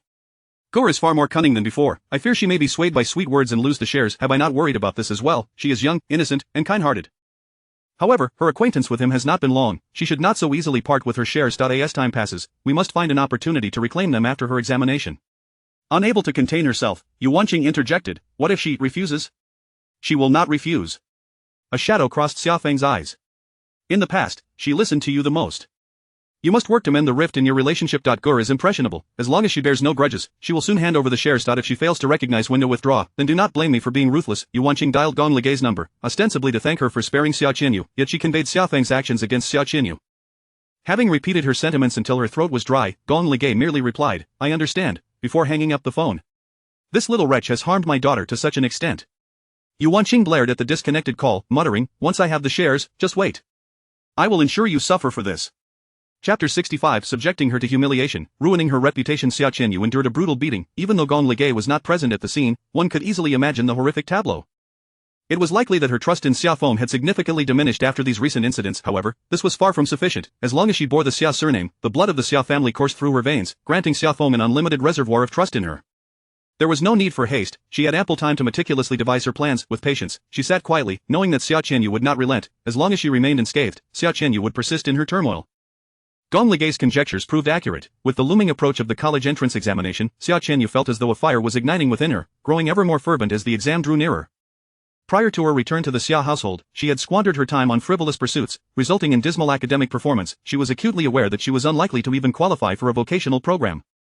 In stark contrast, Gong Ligei had always been a model student, consistently ranking within the top 5 of her class. Barring any unforeseen circumstances, she could effortlessly gain admission to the finest universities, both domestically and abroad. As she pondered this, the thought of Gong Ligei thriving while distancing herself from Xia Qinyu filled her with discontent. She resolutely vowed that she would not allow her adversary to live in satisfaction. There remained one opportunity, an opportunity to sabotage her before the examination. Xia Qinyu dialed several phone numbers in succession. After a few unsuccessful attempts, she was determined that this time, failure was not an option. Brotherly, if you assist me in this matter, I shall reward you with 100,000 yuan. A coarse male voice inquired, Dear sister, the individual you mentioned is your parents' adopted daughter. You ought to refer to her as sister. Is this not a tad excessive? The term excessive was a careful choice, what he truly meant was malicious. Excessive, you are unaware of the deeds she has committed against me. A wretch like her deserves to suffer humiliation beyond measure. Even if she were to meet her demise, it would scarcely quench my wrath. I want you to find several loathsome men, those with festering sores, beggars, and decrepit old men. I intend for her to endure the utmost disgrace and ruin. Even through the telephone, one could sense the palpable hatred in Xia Qinyu's voice. She added, ensure they are the most vile and repulsive men in the world. Dear sister, your elder sister is, after all, the adopted daughter of the Xia family. What do you hope to achieve with this? Should this scheme be exposed, the Xia family would seek retribution, and we, mere thugs, could face imprisonment. You would not escape unscathed either. Xia Qinyu's voice, dark and foreboding, resonated through the CAF table's phone. If neither of us speaks of this, who would ever know? Brotherly, will you assist me or not? Since my dear sister has sought me out, I must lend my aid. However, about that 100,000, Xia Qinyu had assumed that a sum of 100,000 would be a staggering amount for these ruffians, yet to her surprise, he countered with a demand. 200,000. My dear sister, it is not that I refuse to help. You are aware that this is not only disgraceful but also illegal. Once we complete this, I would have to flee. I have brothers who rely on me. With the current prices, 2 pounds of pork already costs 100 yuan. Though she recognized his extortion, Xia Qinyu cursed her inability to find alternative contacts. Biting her crimson lip, she protested, 200,000 is far too much. I cannot afford that. Brotherly, given our acquaintance, could you not lower the price? You are the esteemed young lady of the Xia family. What is 200,000 to you? Your father is the CEO of a publicly listed company, and this sum is already quite modest. We are risking our lives to undertake this task. Consider how many years we would face if convicted. Xia Qinyu gritted her teeth. Very well, wait for me. I shall transfer the funds shortly. Upon hanging up, her phone screen dimmed. Lier turned, trembling as he gazed at the elegant young woman sipping her coffee. Her slender, fair fingers stirred the beverage, creating ripples that disturbed the calm surface. The black dress glimmered under the sunlight, reminiscent of twinkling stars, while her long, pale neck radiated an ethereal glow. Every movement exuded nobility and grace. Was this the woman Xia Qinyu yearned to trample upon? Gong Ligei set down her spoon, her beautiful eyes locking onto Lier. Her dark pupils were pristine, as if capable of seeing through all his facades. Miss, what shall we do next? Will she truly have 200,000? Gong Ligei reflected on her previous life, during which she had been tormented by these individuals. Though she had ultimately escaped, her college entrance examination had been marred, and she had been photographed in compromising situations, which Xia Qinyu had used to blackmail her. She ought to have harbored hatred for Lier, yet the thought of Xia Qinyu becoming the target of their malice made these men seem far more endearing. Reclining on the sofa with a languid demeanor, Gong Ligei rested her chin on her hand. Even if she doesn't possess the funds, she will find a way. Just wait. The Xiao family still had Yuanqing, she would surely gather the 200,000. Previously, the Xiao family had amassed 500 million to appease her. Yuanqing's private savings must be nearly depleted by now, and 200,000 would likely be her last resort. As anticipated, Xiao Qianyu did not disappoint. It was unclear what deceptive tactics she employed to procure 200,000 from Yuanqing. When Lier saw the sudden influx of 200,000 in his account, he was overwhelmed. He had never encountered such a substantial sum in his life, a mix of anxiety and exhilaration coursing through him. This is truly here, miss, I will transfer the money to you. Keep it. Gong Ligay had already risen. Under normal circumstances, Lier would have been ecstatic, but he glanced at the imposing bodyguards surrounding him and swallowed hard, feeling as though the money burned in his hands. Perhaps he would not live to spend it. This, Gong Ligay, with a knowing smile, instructed, as per her request, locate those individuals. What does the young lady mean by this? Since my sister enjoys playing games, let us indulge her whims. Lier was utterly perplexed, but she wants us to. Gong Ligay's smile radiated warmth, her finger pressed to her lips. Shoo. Chapter 66. The bait approaches unbidden. While engaging in her endeavors, Gong Ligay did not consciously avoid Rong Yan. Before long, Xiaoran had relayed Gong Ligay's actions to Rong Yan. Rong Yan, with a dumbbell in each hand, displayed a robust upper body, sweat cascading down in droplets. Although he had often exercised in the past, it was evident that his current intensity and frequency far surpassed those earlier days. Sir, Miss Gong is truly ruthless, Xiaoran remarked, having overheard Gong Ligay's intentions regarding Lier's treatment of Xiao Qianyu, a chill running down his spine. Ruthless? Rong Yan chuckled lightly. It is Xiao Qianyu who seeks to conspire with thugs, and it is she who desires ill intentions towards Ali. Gong Ligay merely reciprocates the actions intended for her. How can this be deemed ruthless? I find her excessively gentle. Were I to handle the matter, I would have severed that woman's limbs, gouged out her eyes and tongue, and discarded her into the sea as fish bait. Xiaoran fell silent, realizing that in contrast to his master, Gong Ligay appeared rather gentle. He awkwardly cleared his throat. Ahem, I just feel that Miss Ligay seems like a different person compared to before that I made inquiries, and in the past, she was timid and compliant, blindly obeying her adoptive parents. Even in the initial days after Xiao Qianyu's return, no matter how she was bullied, she complied without protest. Even when she was brought to the villa that day, she fainted from fear. But upon regaining consciousness, it was as if she had transformed, no longer fearing you, treating her adoptive parents and Xiao Qianyu with ruthless indifference. Such scum, do they deserve compassion while feasting on New Year's Eve? Rong Yan raised the dumbbells again. Have you not wondered how she knew Xiao Qianyu would pull such a stunt? She borrowed people from me to find Lier in advance.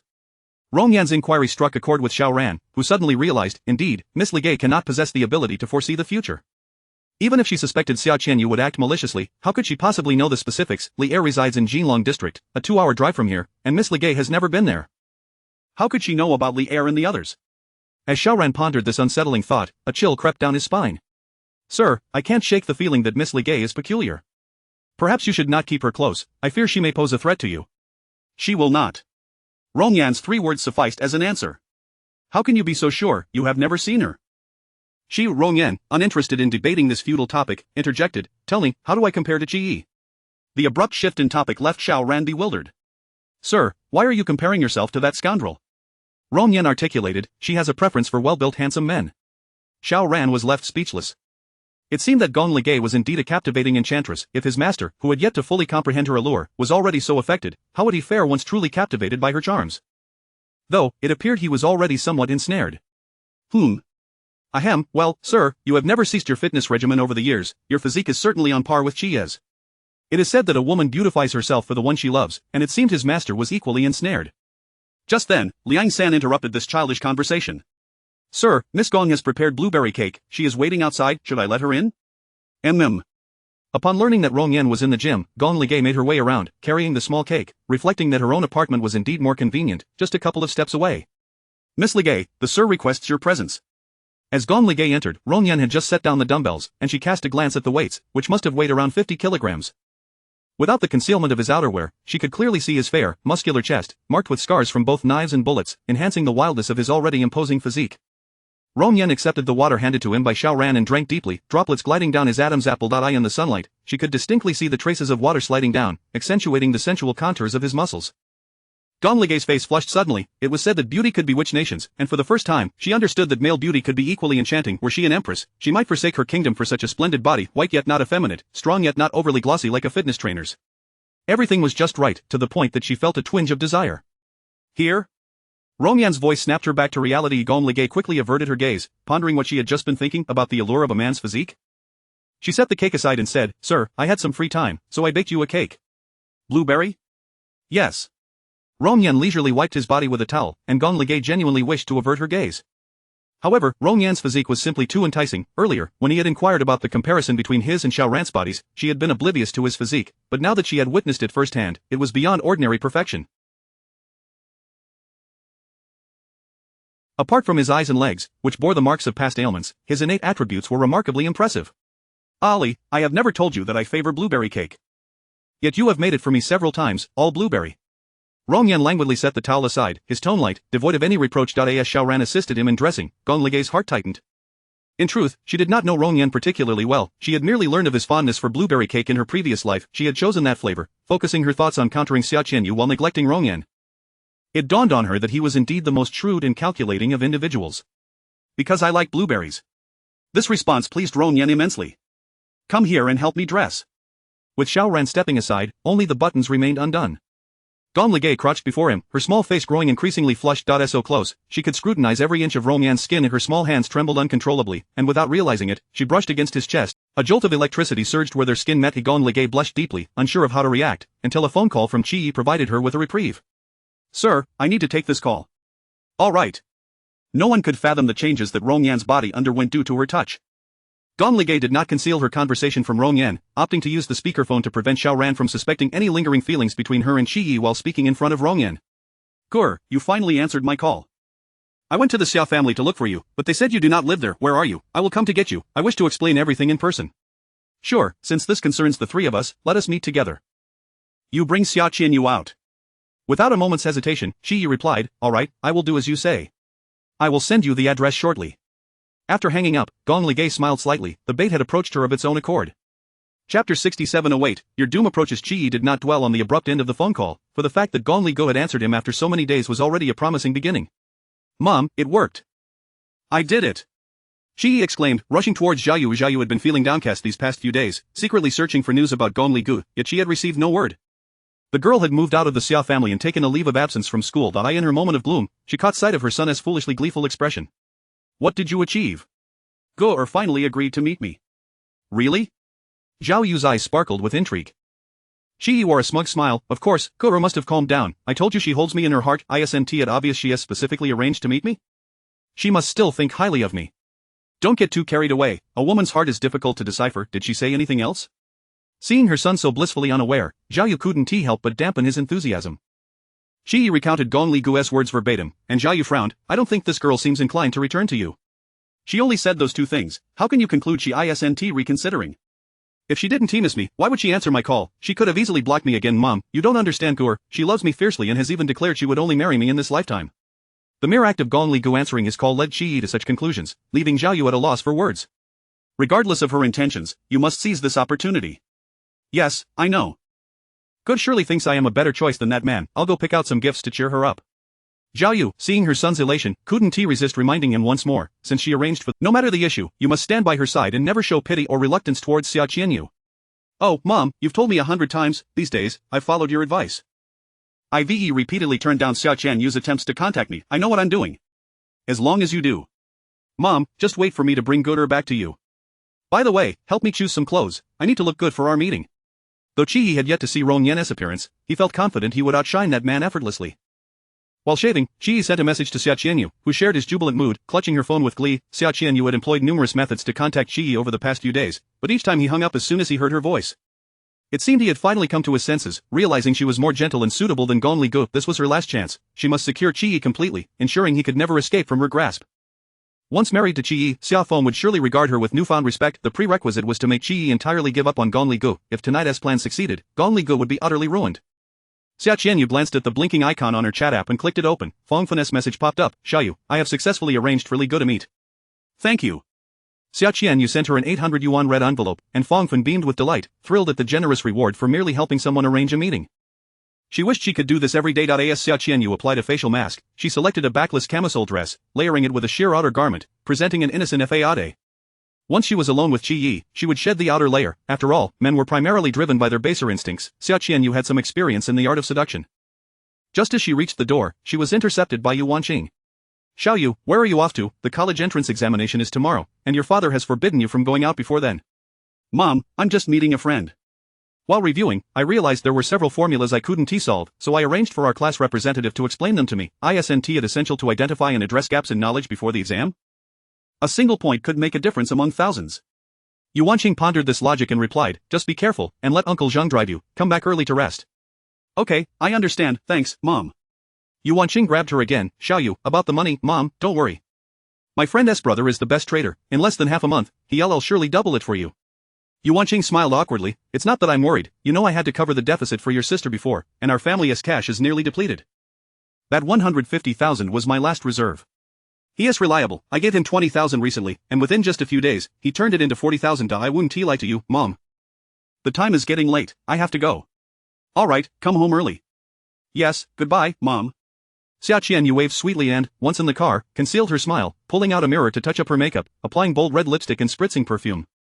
The driver glanced at her through the rearview mirror, he harbored a dislike for the second young lady, feeling her delicate demeanor was merely a fade, and she had driven away the elder sister. Just like now, she showed one face to Yuanqing and another once turned away, having climbed into her brother-in-law's bed at such a young age, adorned like a siren, he wondered what she was up to. Xia Qianyu turned to Uncle Zhang with a chilling smile, Uncle Zhang, you've been with my family for quite some time, haven to you? Yes, miss, for over 20 years. Uncle Zhang is getting on in years. He should understand what can be said and what cannot.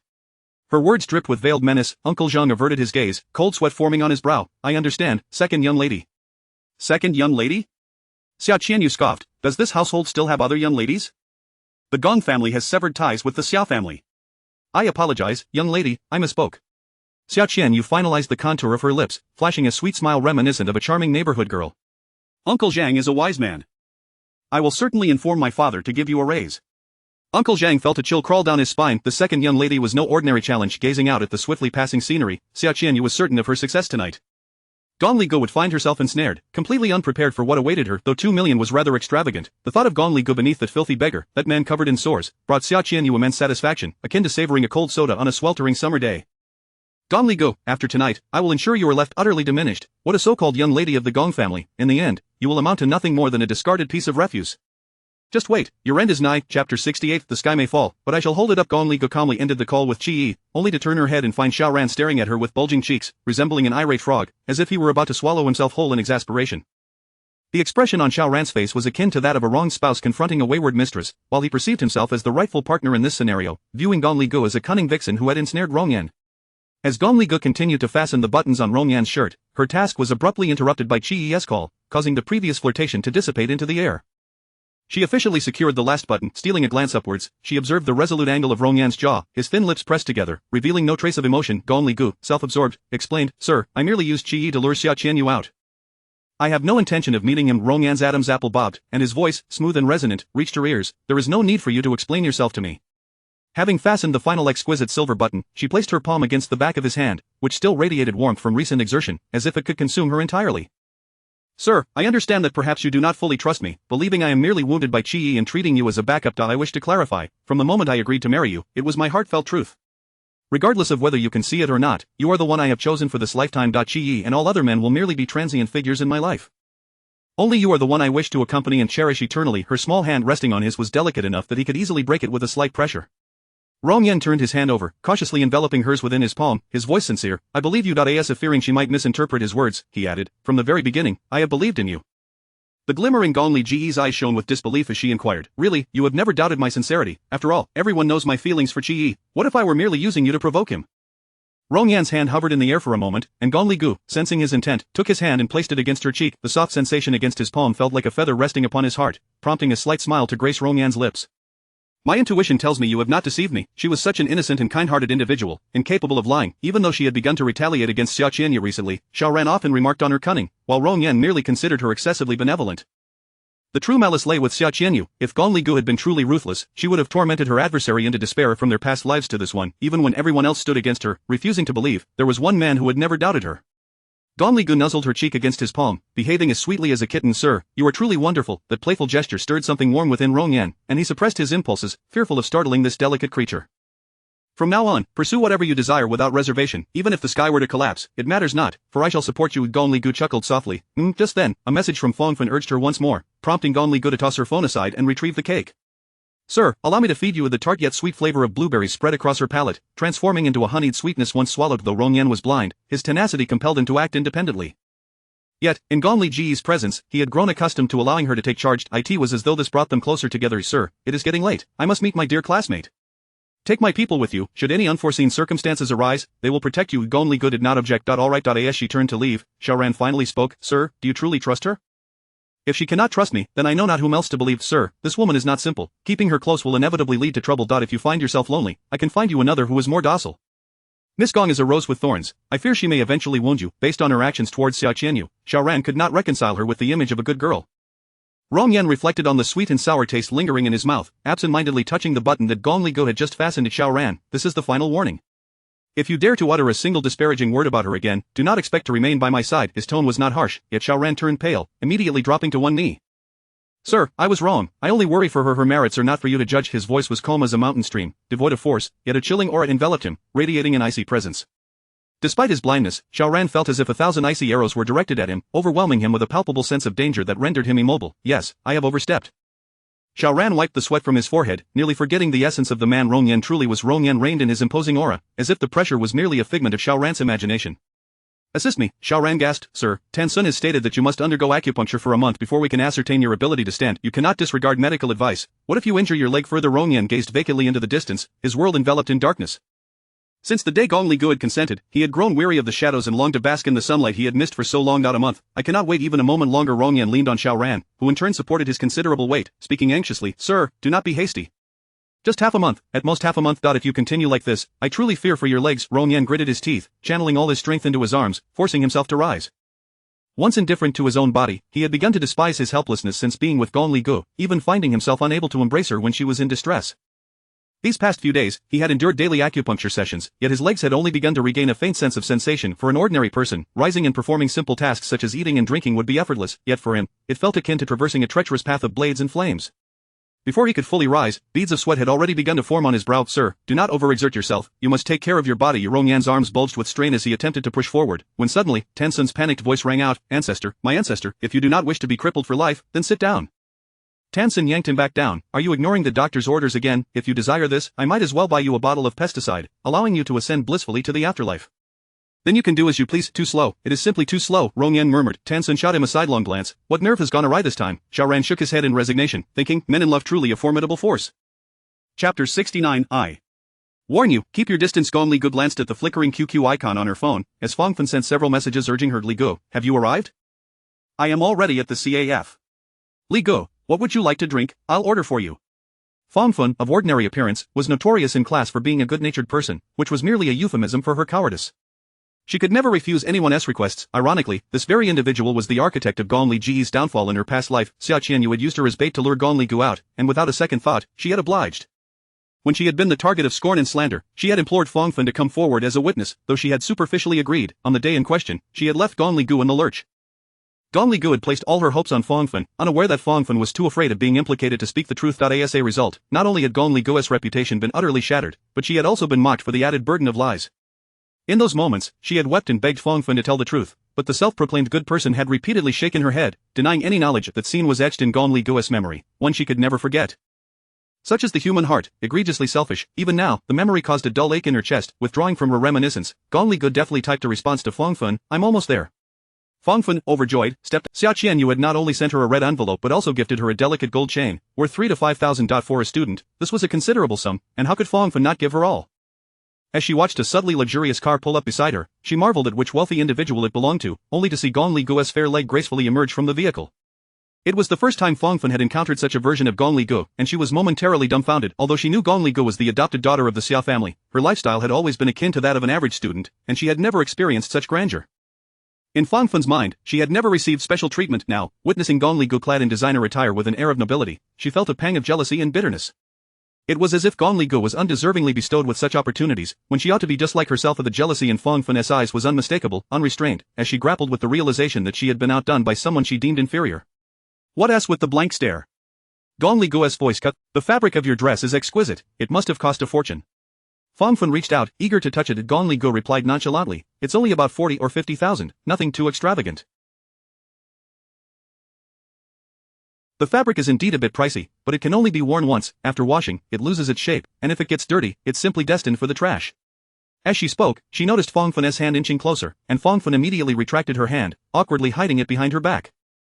In truth, the dress was not nearly as costly as she had suggested. Gong Li Gu merely wished to avoid any contact, lest she succumb to the temptation of retaliating against Fangfen. Did you need something? Gong Li Gu shifted the topic. Yes, with the college entrance examination tomorrow, there are a few formulas I don't understand. Could you help me? Fangfen repeated what Xia Qianyu had previously told her to in her past life. Gong Li Gu had been caught off guard by such traps. She replied coolly, sure. Let us head inside then. I've already ordered drinks for you, Fangfen said. Her spirits lifted as she led the way. Xia Qianyu observed from a distance, and upon confirming that Gong Li Gu and Fangfen had entered a private room, a smug smile crept onto her lips. Gong Li Gu, your demise is imminent. After a short while, Qi Yi arrived, stepping out of the car in a tailored white suit, meticulously dressed from head to toe, every strand of hair exuding an air of intentionality. Gong Li Gu had a penchant for him in white, so he had deliberately chosen her favorite color, checking his reflection multiple times to ensure that Gong Li Gu would fall in love with him all over again upon seeing him today. Xia Qianyu believed Qi Yi had dressed up specifically to impress her, her heart fluttering with delight. She was certain that compared to the oblivious Gong Li Gu, Qi Yi's affections lay with her. Yi Gu, upon seeing Qi Yi, she rushed toward him. I've missed you so much. To Qi Yi, it felt as though a horde of germs was charging toward him as Xia Qianyu approached, prompting him to instinctively step back. I warn you, don't touch me. Keep at least 3 meters away. Qi Yi had come to win Gong Li Gu's favor today. If she saw him entangled with Xia Qianyu, it would squander his chance to impress her. Xia Qianyu was hurt by the disdain etched on his face, a profound sense of desolation washing over her. After all, it was because of Qi Yi that her reputation had been tarnished. He had shown no concern for her in recent days, and now he was treating her with such disdain. Qi Yi retrieved a bouquet of vibrant roses from the trunk, along with a gift bag.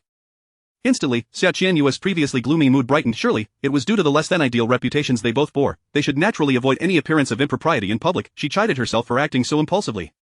Qi Yi had invited her out, so why had she rushed? With that thought in mind, she maintained a distance of 3 meters from Qi Yi as they both entered the CAF.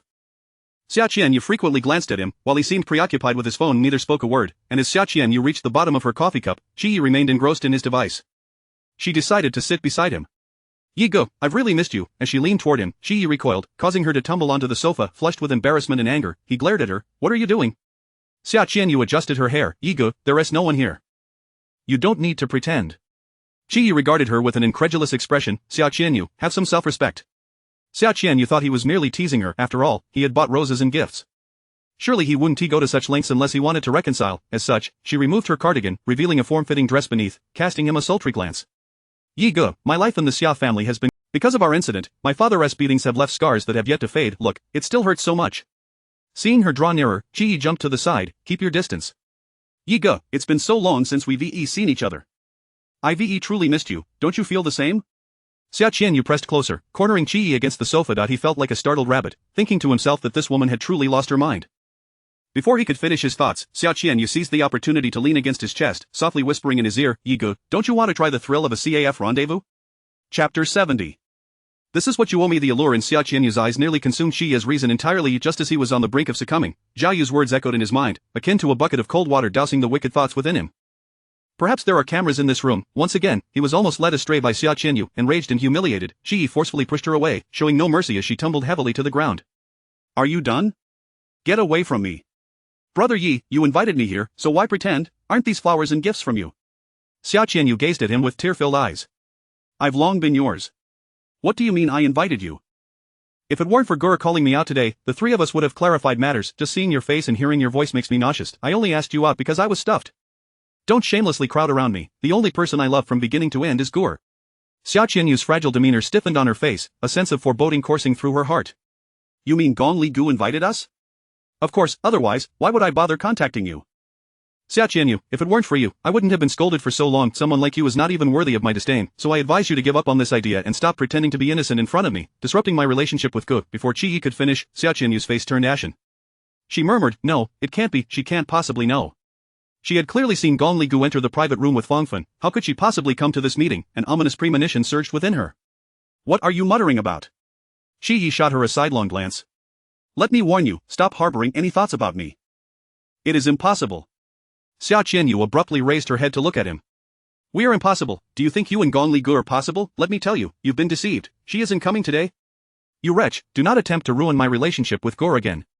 Xia Qianyu sneered. If she wanted to come, she would have arrived by now. She wouldn't still be waiting. Just a short while ago, I saw her with a man going to a hotel. She won't show up here. Abandon that thought. But if you don't believe me, why not call her and see if she answers? Qi Yi, initially reluctant to believe her, dialed her number again, only to find it still unreachable. Who is that man?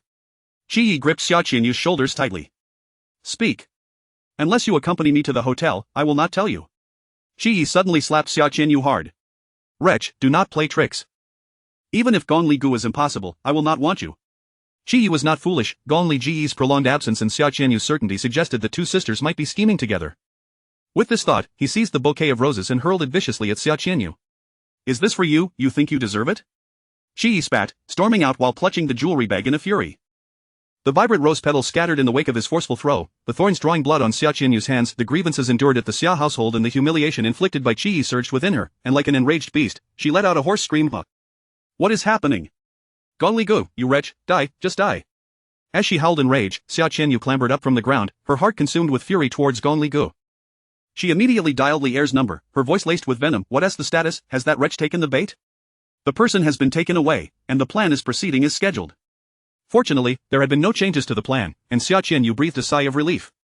Where? I will come right away. Li Er provided the location of an abandoned warehouse, and Xia Qianyu hung up, her eyes ablaze with furious determination as she hailed a taxi. Gong Li Gu, die, just die. Imagining Gong Li Gu being pressed down by that filthy man, begging for mercy, Xia Qianyu's face contorted into a malicious grin, her emotions fluctuating between anger, rage, and twisted joy.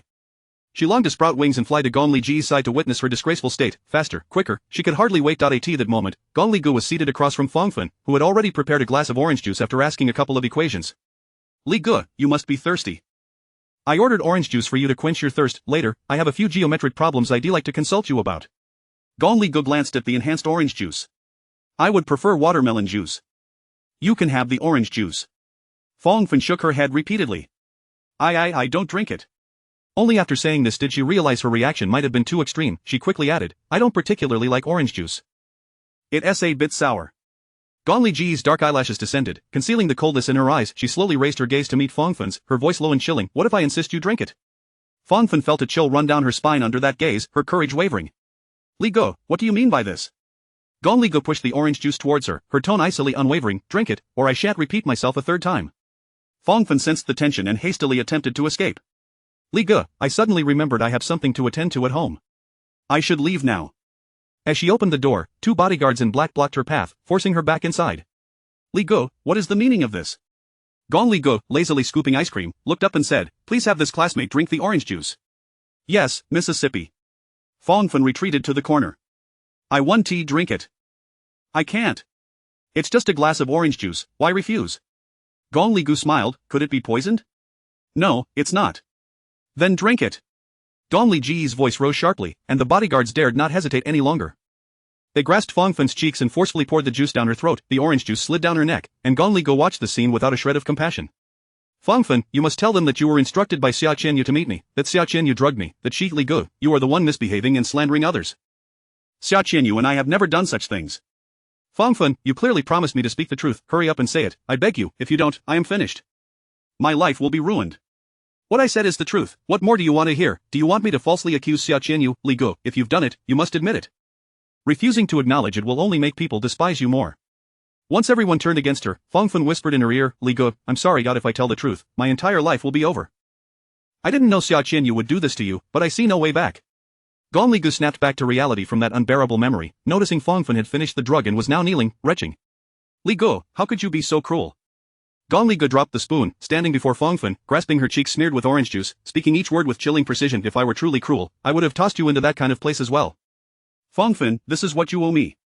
Fangfen wished to say more but felt her vision blur, darkness creeping in slowly. Chapter 71, utterly disgusting from your lips. Gong Li Gu cast a cold glance at the woman at her feet and commanded, bind her and send her to Li Er. Inform him not to harm her, she is merely to serve as a witness. Understood, Miss Gong. How could such a splendid performance, meticulously orchestrated by Xia Qianyu, lack an audience? After all, Fangfen had once been Xia Qianyu's most devoted sycophant. True friends should share both fortune and misfortune. She had no intention of harming her. Whether or not she could sit for the college entrance examination was merely her own fate. Had she not sold herself for a golden chain, she would not have found herself in this predicament today. Ultimately, it is the insatiable human heart that leads to one's downfall. Coveting what does not belong to you inevitably incurs the rightful consequences. Gong Li Gu did not look back and left without hesitation. Stepping out of the CAF, she glanced at the ominous clouds overhead and murmured, a storm is brewing. A deluge was imminent, and she recalled it vividly. She had knelt in the rain for an eternity, drenched to the bone, missing the college entrance examination, and subsequently suffering from a grave illness that nearly cost her life. Go air, I knew that wretched woman was deceiving me. You would definitely come. Shi, unwilling to accept defeat after leaving, felt that this was yet another of Xia Qianyu's tricks, so he turned back, just in time to encounter Gong Li Gu, whose heart swelled with joy. Gong Li Gu had presumed she had stood Shi up by leaving early, only to discover he was still there. Shi eagerly presented the necklace he had selected, beaming with delight. Guer, this is a gift I chose especially for you. I realize now that my past actions were excessive, and I have been reflecting on them. Even if I was drugged, I should have informed you immediately. You could hit me or scold me, but I should not have concealed the truth out of fear of your anger, allowing Xia Qianyu to seize the opportunity to threaten me. Guer, I truly regret my actions. From this moment on, punish me as you see fit. I accept it all, only hoping to put aside past grievances and be granted another chance. Shi's words were earnest and tinged with urgency, fearful that Gong Li Gu might leave him in silence once more. Meeting his anxious gaze, Gong Li Gu felt a surge of emotions within her. Shi, it is too late. Shi clutched her arm tightly, unwilling to let go, as if she might vanish the moment he loosened his grip. Late? How could it possibly be late? You like me, I like you, and my parents have approved of our marriage. We could become engaged now, and when you are of age, we can immediately register our marriage. If you feel insecure, I can draft a guarantee. Just return to my side. If only Chi had offered her a kind glance in her previous life, it might have soothed her wounded heart. Yet, from the beginning, he chose to believe in Xia Qianyu, just like everyone else, trampling her into the dust. Gong Li Ji's eyes held no affection for him any longer. She had not forgotten that Qi was also complicit in the suffering inflicted upon her. With a calm demeanor, Gong Li Gu declared, my fondness for you is a thing of the past.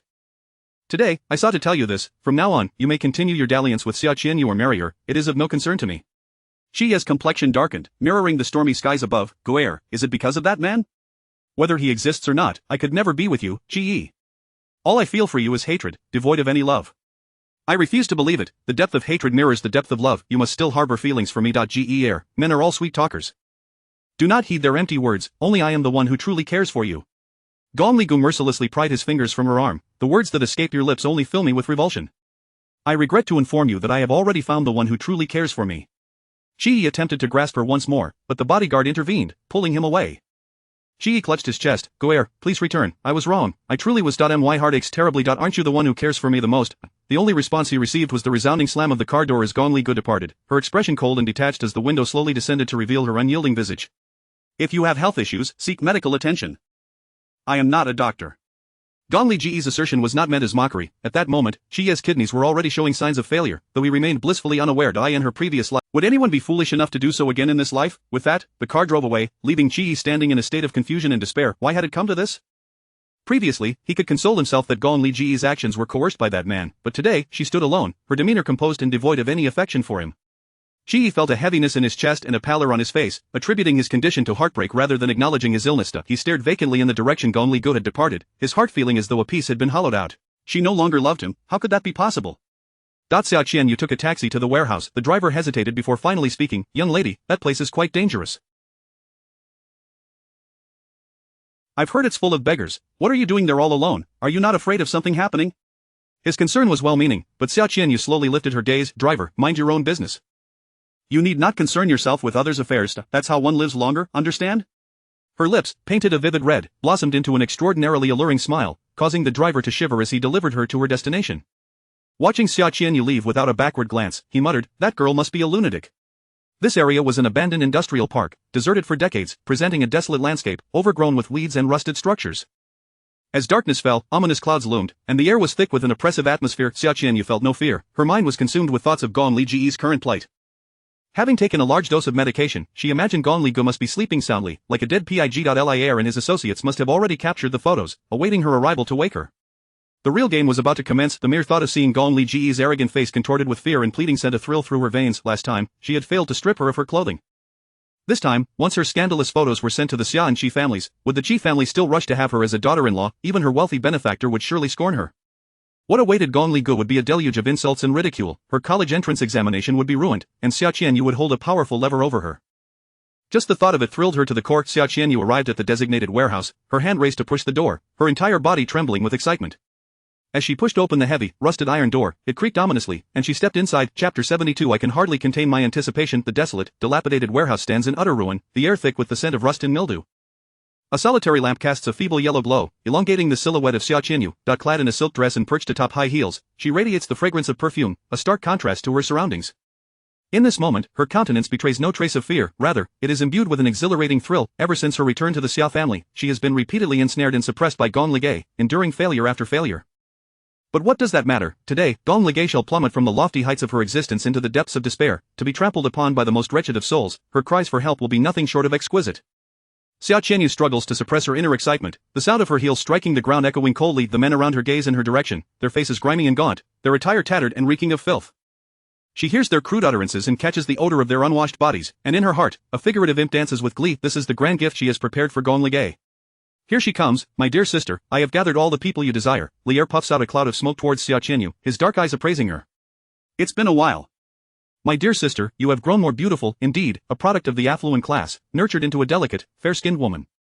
She is no stranger to such settings, having grown up in the slums, willing to do anything for money. Xia Qianyu nonchalantly requests a cigarette from Lier, lighting it with a demeanor reminiscent of a streetwise girl, utterly devoid of the grace and elegance typically associated with the daughter of the Xia family. Brother Li, where is my dear sister? Lier kicks at a burlap sack at his feet. Isn't she right here? Xia Qianyu furrows her brows. Haven't you taken her picture yet? There's no rush. We must wait for your arrival. What is there to photograph without the main character?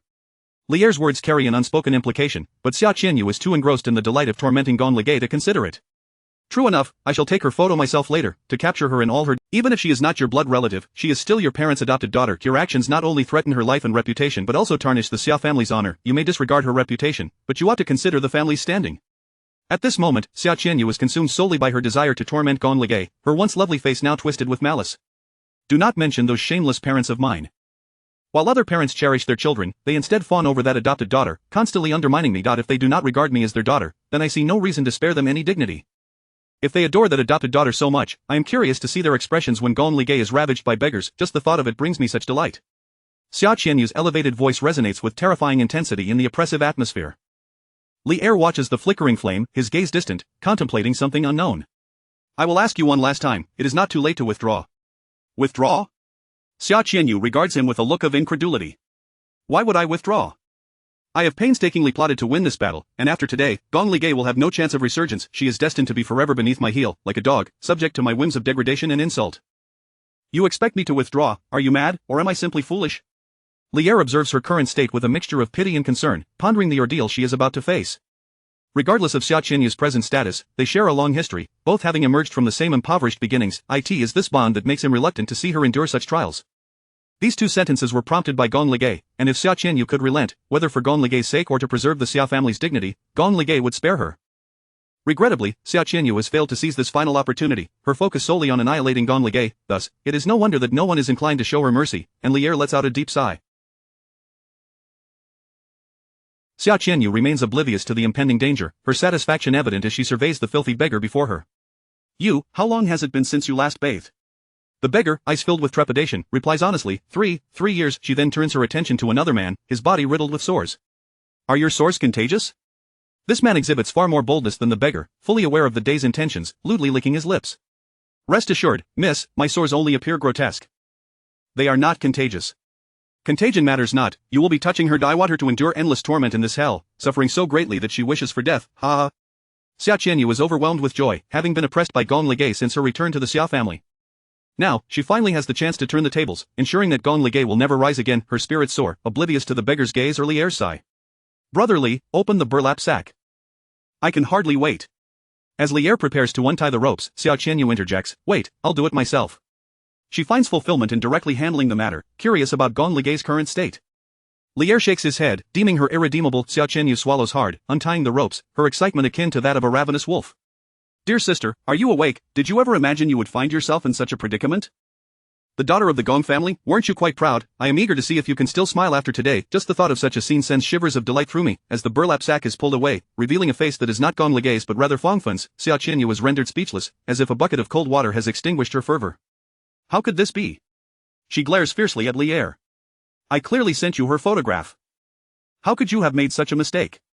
Lier snaps the lighter shut with a resounding click, his expression darkening as he meets her gaze. Who says I made a mistake? Gong Ligay did not come. How will we proceed with the next act? She did not come, but there is still a woman here. Xia Qianyu suddenly turns her gaze to him, locking eyes with Lier's brooding stare, an ominous premonition rising within her. What do you mean? Chapter 73. The fish that was hooked as Lier placed the lighter into his pocket, straightened his posture, and wore an expression devoid of warmth. I've found the person you wanted, and I've brought the right people along. So why is the performance not unfolding? Xia Qianyu pointed at the sleeping Fangfun. Are you referring to her? She is my classmate. I have no deep-seated enmity with her. Even if I wanted her, it would be of no use.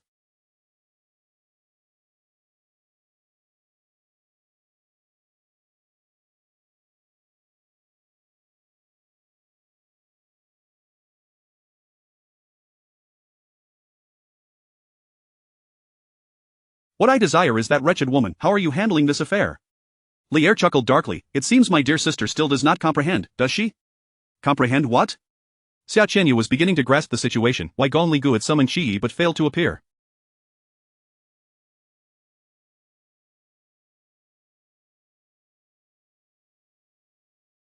There was but one explanation, that Shi Yi was merely bait, and she was the true catch. Of Fangfun's presence here was not a coincidence. They had not mistaken their target but had been delivered by Gong Li Gu. Li Er before her was already in cahoots with Gong Li Gu. If that were the case, she had fallen into Gong Li Ge's trap, becoming the turtle caught in the urn. No, it cannot be so. However, the next moment, Li Er shattered her fleeting hope. Does my dear sister not understand? Should we enlighten her on the current predicament? The man, whose face was riddled with sores, grinned, revealing a mouthful of yellowed teeth. Do you not have peculiar tastes? Do not be deceived by our unremarkable appearances. We guarantee to take you to the heavens. They rose from the ground, advancing towards Xia Qianyu like an infected horde of zombies, validating her suspicions. Xia Qianyu pointed at Li Er. Scoundrel, I paid you. How dare you conspire with Gong Li Gu to bully me? Li Er twisted open a bottle of mineral water he had prepared and splashed it all over Fangfun's face. Xia Qianyu, do not blame me for my ruthlessness. Your dear sister is no innocent. To speak frankly, before you even contacted me, several bodyguards in black dragged me from my home. It was she who instructed me to swindle 2 million from you. She orchestrated this entire scheme. You think you are clever, yet every step you take has been meticulously calculated by her. The orange juice you laced with drugs was entirely consumed by this girl. That young lady comes from an illustrious background, surrounded by formidable protectors. She is not someone of our lowly caliber can contend with. My actions are merely for self-preservation. Li Er divulged everything. Fangfun, just awakening, heard the conversation, still groggy from the medication. She stared blankly at the scene before her. Xia Qianyu was struck by a profound blow. No, it cannot be. I never revealed a single word to her. I have stayed at home these days without stepping out. She could not possibly know my plans. More than her current predicament, Xia Qianyu was concerned about the prospect of Gong Li Gu seeing through her scheme. She was unwilling to accept that she could be outsmarted by Gong Li Gu. Fangfun finally regained her senses and screamed, "Where is this place? Who are these people? Xiaoyu, save me!" Xia Qianyu turned sharp. It was you, wasn't he it? Xiaoyu, what are you saying? I do not understand. Fangfun gazed at the chaos surrounding them, terror-stricken to the point of tears. It was Li Gu who made me drink the orange juice, and then I fainted. Xiaoyu, I am so scared. Xia Qianyu was acutely aware that it was impossible for Fangfun to have leaked any information, as she had approached Li Er first without confiding her intentions to Fangfun, yet, she refused to acknowledge her own faults and instead sought to shift the blame entirely onto Fangfun. It cannot be, that wretched woman, how could she possibly know this? The men had now closed in on her, extending their filthy hands towards her, causing Fangfun to freeze in terror, her legs giving way. Xia Qianyu cast a cold glance around. Dare you lay a finger on me? Be careful, or I shall sever your hands. Seeing her defiant demeanor, those men took a step back in fear. Li Er interjected, do not forget why I summoned you all here. Why are you all standing there in a daze? Li Er, this girl seems extraordinary. I fear that if we harm her today, she will seek revenge tomorrow. Money is of no use if one has no life to spend it. What is there to fear? This was her scheme from the start. Does she dare to utter a word? Xia Qianyu regarded him with sorrowful fury. Li Er, you scoundrel. I gave you 2 million. Xia Qianyu, do not blame others. If you had not entertained such malicious thoughts against your sister, she would not have returned the favor in kind. It was you who drugged her. It was you who abducted her. You sought out the most despicable individuals in the world, and in our earlier conversation, I had already asked you, if you had chosen to withdraw, then today's events would be as if they had never occurred. Regrettably, your sister left a window open for you, which you yourself have now closed, leading to this outcome. You can blame no one else. Li Er's gaze towards her was one of indifference. Had she shown the slightest hint of compassion, she could have extricated herself at any juncture. With only malevolent intent, she would have to bear the bitter fruit of her own sowing. An elderly man, nearing the end of his days, could no longer contain himself. You may fear me, but I do not fear you. After all, I am already half buried. I never imagined I would encounter such a tender young girl before I die. I would gladly perish for this. Get away, remove your filthy hands. Realizing the situation was dire, Xia Qianyu quickly turned to flee. Run, where do you think you are going? A beggar lunged at her, and she fell onto the cold ground. As that sore-ridden hand fell upon her, Xia Qianyu screamed in terror, her voice akin to that of a slaughtered pig. Ah! Look at this little girl, so delightful, fair and tender, tsk. After one man reached out to touch her, the others revealed their true nature, charging towards Xia Qianyu like a pack of ravenous wolves. The dim yellow light elongated their shadows, casting monstrous silhouettes against the pale walls, resembling a host of clawing creatures. Xia Qianyu found herself cornered, realizing that they were indeed serious. Her body trembled involuntarily as she tearfully implored Lier, "Good brother, can you truly bear to treat me this way? We have known each other, that wretched woman is not here, just tell her a different ending." "That cannot be. Dear sister, do not blame me, I am also being forced into this, your sister is not someone I can provoke." Lier rejected her without a second thought simultaneously. The filthy beggar, drooling, licked her feet as Xia Qianyu screamed. Lier looked down upon her as a stranger, a filthy beggar, a dying old man, a man covered in sores. "Dear sister, this is all according to your request." For the first time in her life, Xia Qianyu understood the concept of shooting oneself in the foot. She intended to drag Gong Ligu into hell and torment her thoroughly, yet it turned out that the one kicked into hell was herself. Chapter 74. With me, you shall no longer suffer nightmares. A man had already lifted her skirt, and Xia Qianyu was truly terrified. Her voice trembled as she pleaded with Lier, "Good brother, I beg you, save me. If you rescue me, I will be yours forever. I am the daughter of the Xia family, and I can offer you money, lots and lots of money." "Dear sister, your money is of no interest to me. Whether you will see the sun rise tomorrow is still uncertain." Lier had come to understand that these two sisters were like poisonous flowers who would dare to touch them. With a tearing sound, Xia Qianyu's garment was ripped apart. Fangfun, having never witnessed such a scene, clutched at Lier's sleeve, crying out for help. "Please save her, I implore you." Lier glared fiercely, lifting her chin. "The path you chose is of your own making. Do not blame others, open your eyes wide and behold the consequences of your malicious schemes. You ought to be grateful that you are not the mastermind, or else it would be you lying there today." Fangfun dared not utter another word, fearful that Lier might cast her into the fray as well.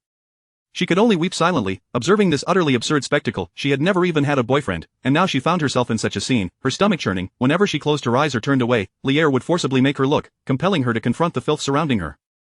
The old man, nearing his grave, had a gaze clouded with greed, devoid of the kindness one would expect from an elder, revealing instead the brutal savagery of a demon. Xia Qianyu recalled the year she turned 12, when she lost her innocence to a man older than her father, merely because he promised her 1,000 yuan. She had climbed into his bed without hesitation. On a scorching summer afternoon, her small body lay on a moldy wooden bed, in a room filled with the buzzing of black flies overhead. The man's lecherous expression began to merge with that of the loathsome old man before her. All her life, she had understood the significance of money. She could sell her dignity for it, but that did not mean she would allow herself to be trampled upon at will. Inside her, a beast seemed to stir, yearning to tear apart the crowd before her. She understood that struggling was merely a seasoning for men, especially these wolves and tigers surrounding her. To shield herself from the greatest harm, she had but one option: to submit. The skin that had been touched felt as if infested with the dirtiest maggots. She ceased to resist, gazing up at the pale ceiling, which was thick with cobwebs. A moth had strayed into the web, and a black spider crawled along its silk, awaiting the inevitable fate of the moth. Xia Qianyu fixated on that moth. She refused to be it. She would be the hunter. In her heart, she vowed Gong Ligay, the humiliation of today will be repaid 1,000-fold in the future. The struggling moth was ultimately ensnared in the web, unable to move, just like Xia Qianyu, a doll stripped of its soul, at the mercy of others. This night was interminably long. Thunder rumbled, and the long-anticipated downpour finally descended. Due to the impending college entrance examinations, all sounds of construction, square dancing, and various public disturbances faded away, rendering the world astonishingly quiet. Gong Ligay sat on the bed, hugging her knees, as the roses outside the terrace swayed in the wind, and the black gauze curtain was swept outdoors. The room was as warm as spring. Each flash of lightning made her flinch instinctively. After all these years, she still had not overcome this weakness. As the thunder boomed, Gong Ligay covered her head and cried out, "Ah!" She clutched the quilt tightly, burying her face in its softness, which was imbued with the fragrance he had prepared for her. It should have been comforting, yet she could not find peace. She was terrified, truly terrified. Closing her eyes brought forth the visage of a beggar's filthy face, the man's lascivious smile, and the outstretched hands reaching for her. She retreated further, tears wetting her cheeks, fervently begging them to spare her. "Please, I beg you, do not treat me this way." The men's laughter was devilish, their words tainted with obscenity, pressing her relentlessly. Outside, the thunder roared, lightning twisted across the sky, illuminating the dark warehouse, merging the sounds of the men's lewdness, the tearing of garments, and her helpless pleas into a cacophony. "Come, capture her expression. Yes, just like that, how delightful. Spare me, I beg you. Please." Gong Ligay suddenly lifted her head, her eyes wide open. The door was kicked open, and upon seeing the two figures at the threshold, she felt a flicker of reassurance upon spotting Rongyan. "Sir," Xiaoran, noticing she wore only a nightgown, quickly turned his back to her. "Sir, Miss Ligay is fine. She probably just had a nightmare." "Go on," Rongyan instructed. "Yes." Xiaoran dared not glance around carelessly. Should he truly see something he should not, he would surely lose his eyes. He shut the door behind them, and Rongyan remained by the door in his wheelchair. Gong Ligay had been staying in her apartment for these past days, only occasionally coming over to bake cakes. She never stayed overnight. Today, her suggestion to stay was indeed peculiar. "I am afraid of the rain and thunder." He recalled her playful tone as she had whispered that in his ear, initially thinking it was mere jest. In the corridor, he had heard her heart-wrenching cries, and only then did he believe she was not joking. Rongyan could not see her expression at that moment, but he knew she must be exceedingly frightened. He maneuvered his wheelchair to the bedside and extended his hand. "Give me your hand." Her slightly damp hand rested gently in his palm. His hand was warm and broad, calloused in places, yet it provided a profound sense of security. "Do not be afraid. I am here with you. You have your exams tomorrow." Gong Ligay was taken aback. He was Rong Yan, such a distinguished man, keeping vigil for her. Was he being too kind? Was it because of that engagement? But Gong Ligay felt it was too much for Rong Yan. Just as she was about to refuse, another clap of thunder echoed nearby. "Ah!" Gong Ligay could not help but exclaim, trembling all over. The man's grip tightened around her hand. "Do not be afraid." He was not a gentleman, nor did he possess the experience of soothing a woman. He could only clumsily say, "Do not be afraid." Rong Yan recalled Xiao Ran mentioning that women preferred sweet-talking, tender-hearted men. Rong Yan searched his mind for words of comfort, ultimately transforming into a single declaration. "Who are you afraid of?" "I will kill him for you." A chilling aura enveloped him, his resolute and handsome face rigid, resembling a sword poised to be unsheathed. Gong Ligay, who had been tense, found his serious demeanor oddly comforting. She was no longer as fearful. Seeing her silent, Rong Yan assumed she was simply stunned into silence and hastily added, "Is it that brat named Qi or someone from the Xia family? Speak, and I will arrange it immediately, ensuring it remains a secret." Chapter 75. If there is, then kill it. Upon uttering those words, Rong Yan immediately regretted his statement. How could he have forgotten that Gong Ligu was merely an innocent girl of just 18 years, who had, throughout her life, only faced neglect from her adoptive parents and had never encountered true darkness? She was not his possession, nor had she witnessed bloodshed. His words might frighten her, and thus he sought to amend his statement. "Well, what I meant was not to kill, but rather to teach them a lesson, just a light reprimand, something that wouldn't even break their skin." Could Gong Ligu truly believe him? Observing the anxious expression on his face, she reflected that in her previous life, she had often seen his cold demeanor. Never did she anticipate that the formidable Lord Rong could exhibit such vulnerability. Suppressing a laugh, Gong Ligu replied, "The reprimand you speak of might very well crack their skulls, wouldn't it?" Rong Yan pursed his lips, his expression reverting to its customary chilliness. "Indeed, since you are already aware, there is no need for me to feign innocence. I am no virtuous man, my hands are stained with blood, and to me, human life is the most trivial of matters. That if you fear me or find me repulsive, then," her small hand clasped his palm gently, and a soft voice whispered in his ear, "I am not afraid of you, sir." The simplicity of her declaration left Rong Yan momentarily stunned, yet after a brief contemplation, he surmised that she likely did not comprehend the depths of his nature. After all, the world he inhabited was beyond her imagination. Would she truly remain unafraid if she were to witness it? He chose not to dwell further on the topic, instead offering reassurance, "It's getting late. You should rest." Gong Ligu did not pursue the matter any further. "Will you not leave tonight, sir?" "I will not sleep now." With his protective presence, Gong Ligu felt a profound sense of security, her senses focused entirely on the warmth of his hand enveloping hers. It was comforting, a balm against her nightmares. With her eyes closed, she murmured softly, "You are very kind, sir." Rong Yan's body jolted slightly at her words, yet Gong Ligu was oblivious to the profound impact that her simple forward phrase had on his heart. That night, she dreamt of an incident where she had injured someone and fled a warehouse drenched in blood. To evade capture, she hid in a dilapidated pipe, curling herself into a ball while listening to the thunder outside. Blood and tears streamed down her face. She felt cold, hungry, and terrified, much like a wounded rabbit. Suddenly, a warm hand rested atop her head. She looked up to meet deep violet eyes. The man squatted before her, extending his hand. "Ali, do not be afraid." "Sir." She rushed into his embrace, the sturdy warmth of his presence dispelling her fears and anxieties. Sensing the tension radiating from the young girl, Rong Yan gently caressed her head, feeling the warmth of her sweat beneath his palm. He slowly soothed her fraught emotions. "With me, you shall no longer suffer from nightmares. If there is, then kill it." The rain persisted until dawn, gradually subsiding as the night wore on. Gong Ligu slept soundly through the storm, undisturbed by the thunder. At some point, the sound of rain on the roof diminished, and she slowly opened her eyes, the first sight being the elegant hand of the man beneath her cheek. Rong Yan's hand was extraordinarily slender, the edges of his nails smoothed and pristine, revealing faint blue veins. She had inadvertently slept on his hand throughout the night. Rong Yan looked at her, and Gong Liji's face flushed with embarrassment. "Yes, sir, I'm sorry. Did you sleep well?" His question caught her off guard. She nodded. "Quite well. Did I crush your hand all night?" Her heart swelled with gratitude. In her dreams, he had shielded her from the storm, and in reality, he continued to warm her spirit. "Go wash up." "I am fine. Today is significant for you." With his companionship, Gong Ligu nearly forgot that today was the day of the college entrance examination. In a flurry, she hurried to the bathroom. Only then did Rong Yan take his leave. When Xiao Ran saw that his clothes were still impeccably pressed, he suspected that Rong Yan had not engaged in anything inappropriate with her. Perhaps he had merely sat in his wheelchair all night? "How did things go last night?" Xiao Ran inquired. Rong Yan interrupted him swiftly. "What is the situation over there?" "They're alive, still breathing." Rong Yan nodded. "Ensure that the bodyguards closely follow Ali in the coming days. If a rabid dog goes wild, send it to the asylum." "Understood, sir." "Take good care of her." Once Gong Ligu finished washing up and emerged, she realized that Rong Yan had already departed. She reflected on how he had kept her company throughout the night. He seemed so different from the Rong Yan she had known in her previous life. After finishing her breakfast, Xiao Ran handed her a memory card. Everything that transpired last night is on this. Gong Li Gu hesitated to take it. Could you please find someone to edit it for me? I cannot bear to watch it. She feared that it might awaken painful memories, and she had no desire to sully her eyes with the sight of Xia Qianyu. Certainly, sir has instructed me to take you to the examination. Thank you. Gong Li Gu, however, did not feel the elation that Xiao Ran had anticipated. Instead, a profound sense of melancholy clouded her features. Shouldn't she be joyful now that she had avenged herself? Perceiving her mood, Gong Li Gu proactively spoke. I know what you are thinking. As a woman, I understand the pain of such experiences. Perhaps last night will leave her with indelible scars. Even though she had escaped in her previous life, the memories of those terrifying people haunted her still, especially on stormy nights. Xia Qianyu was likely far more pitiable than she was. Since you understand, you did not hold back. I know, but she remains oblivious. With that, Gong Li Gu strode away. She had left Xia Qianyu a chance for redemption, but it seemed to have gone to waste. She could not blame herself for being ruthless. Xiao Ran had not witnessed the misery of her past, nor had Xia Qianyu ever shown her an ounce of compassion. Gong Li Gu retracted her thoughts, her tone icy. Let us go. Upon arriving at the examination hall, she blended seamlessly into the throng of students. In her previous life, she had missed this crucial examination. As she stepped through the school gates, a multitude of emotions surged within her. This time, she would not let the opportunity slip by.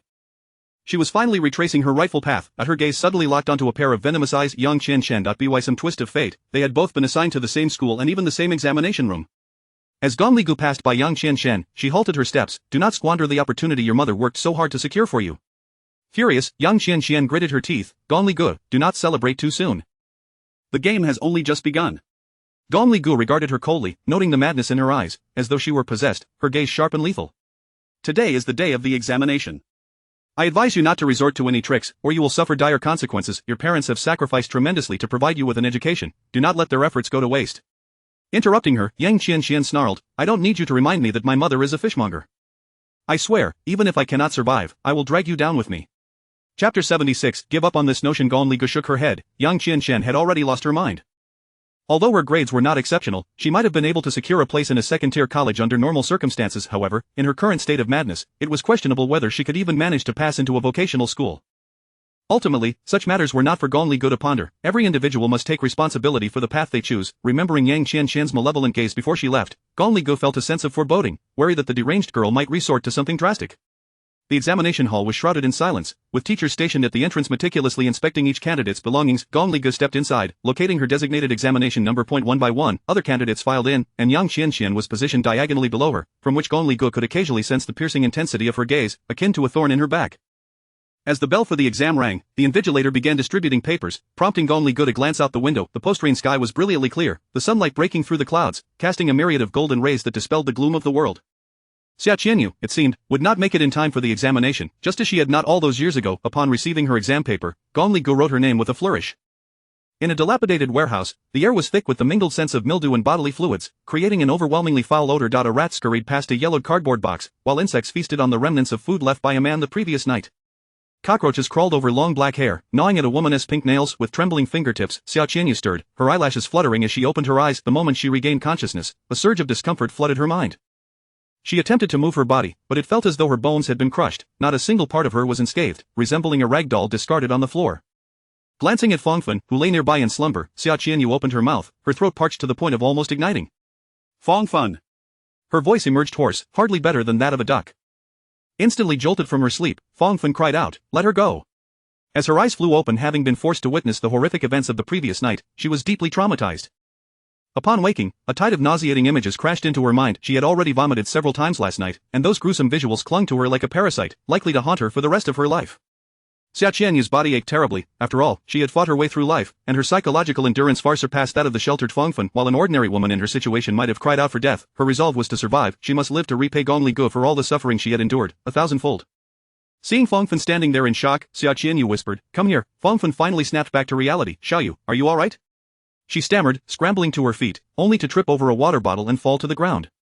Xia Qianyu's frustration bubbled. How had she ended up with such a foolish partner? With Fangfen, her legs trembling, could only crawl to Xia Qianyu's side. Xiaoyu, how are you?" Xia Qianyu's voice was rough, her gaze vacant. "What time is it?" Fangfen shakily pulled out her phone, revealing a barrage of missed calls from her parents. Realizing the significance of the day, her complexion shifted dramatically. "It's already 7 o'clock. We're going to miss the college entrance exam. I'll get my parents to come pick us up. Xiaoyu, should I call an ambulance for you?" Xia Qianyu grasped her hand firmly. "I don't need that." This was something that could not be known to more people. Did Fangfen still want to take the exam, with her in such a state? The thought was absurd. Fangfan was already terrified from the events of the previous night. Now, under Xia Qianyu's fierce gaze, she trembled uncontrollably. Xiao, there's blood underneath you. Are you sure you don't need to see a doctor? Put my skirt on me, then take off your jacket for me. Call a car to come pick us up, but do not inform our families. Under Xia Qianyu's orders, Fangfan had no choice but to comply, though she was repulsed at the thought of the various fluids on Xia Qianyu's body. The mere idea that she had been touched by such a person sent her insides churning, making her hesitant to approach. Do you think I'm dirty? Xia Qianyu's tone was icy.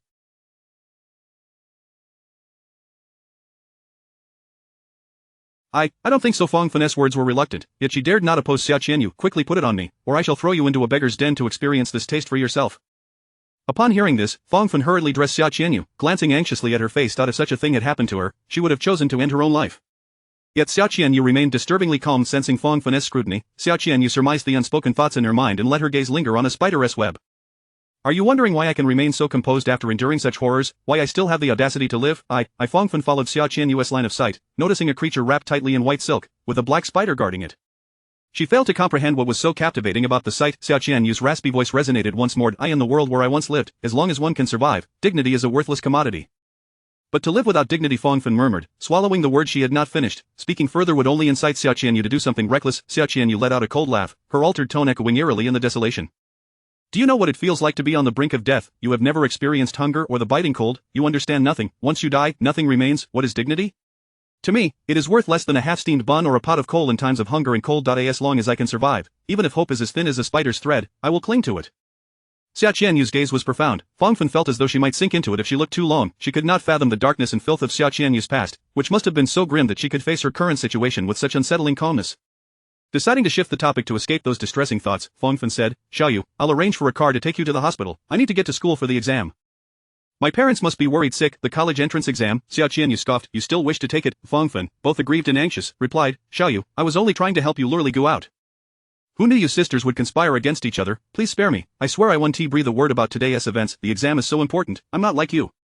I am a top student in the top 10 of my class. You've always been at the bottom, and besides, you have the Xia family to rely on. Whether you take the exam or not is inconsequential, but this is crucial for my future.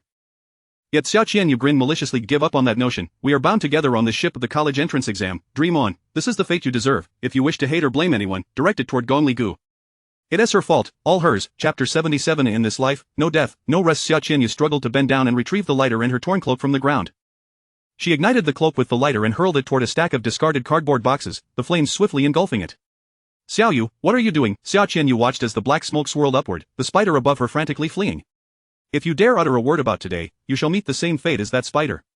The flickering flames licked at the spider's web, incinerating it in an instant. Fangfan, timid and fearful, dared not oppose Xia Qianyu. I won't say anything, let us hurry and leave, the fire spreads too quickly. Fangfan, had she known such events would transpire today, she would never have acquiesced to Xia Qianyu's whims. After years of preparation for the college entrance examination, the hopes and dreams of her parents now lay in ruins. Outside, the air was damp and cold, each tear splashing into the puddles below. Xia Qianyu clutched Fangfan's shoulders with her remaining strength, murmuring, remember today's grievances and humiliations well. The future is long. With each step, the pain from her wounds constricted her breath, tears mingled with blood as they streamed down her face. She resembled a starving ghost clawing its way out of hell, her feet sinking into the mud with each labored step. The water's surface reflected her current state of disarray, her eyes brimming with unbridled hatred. No death, no rest. Xia Feng and his wife paced anxiously in their room, Yuan Qing's face etched with worry. Didn't the child say she was discussing math problems with her classmates? How could she not return all night? No one is answering her phone. What if something has happened to her? Dear, we should report this to the police. Report it, it hasn't even been 24 hours. It would be futile, and who knows if she is up to no good again. Aren't we already humiliated enough? Xia Feng replied indifferently. She is old enough to handle herself, what trouble could she possibly be in? Her grades are abysmal anyway, even if she participates in the exams. Do you really expect her to get into a good university? Perhaps she is off gallivanting with Qi again. Xia Feng had completely lost faith in his daughter. How can you say such things?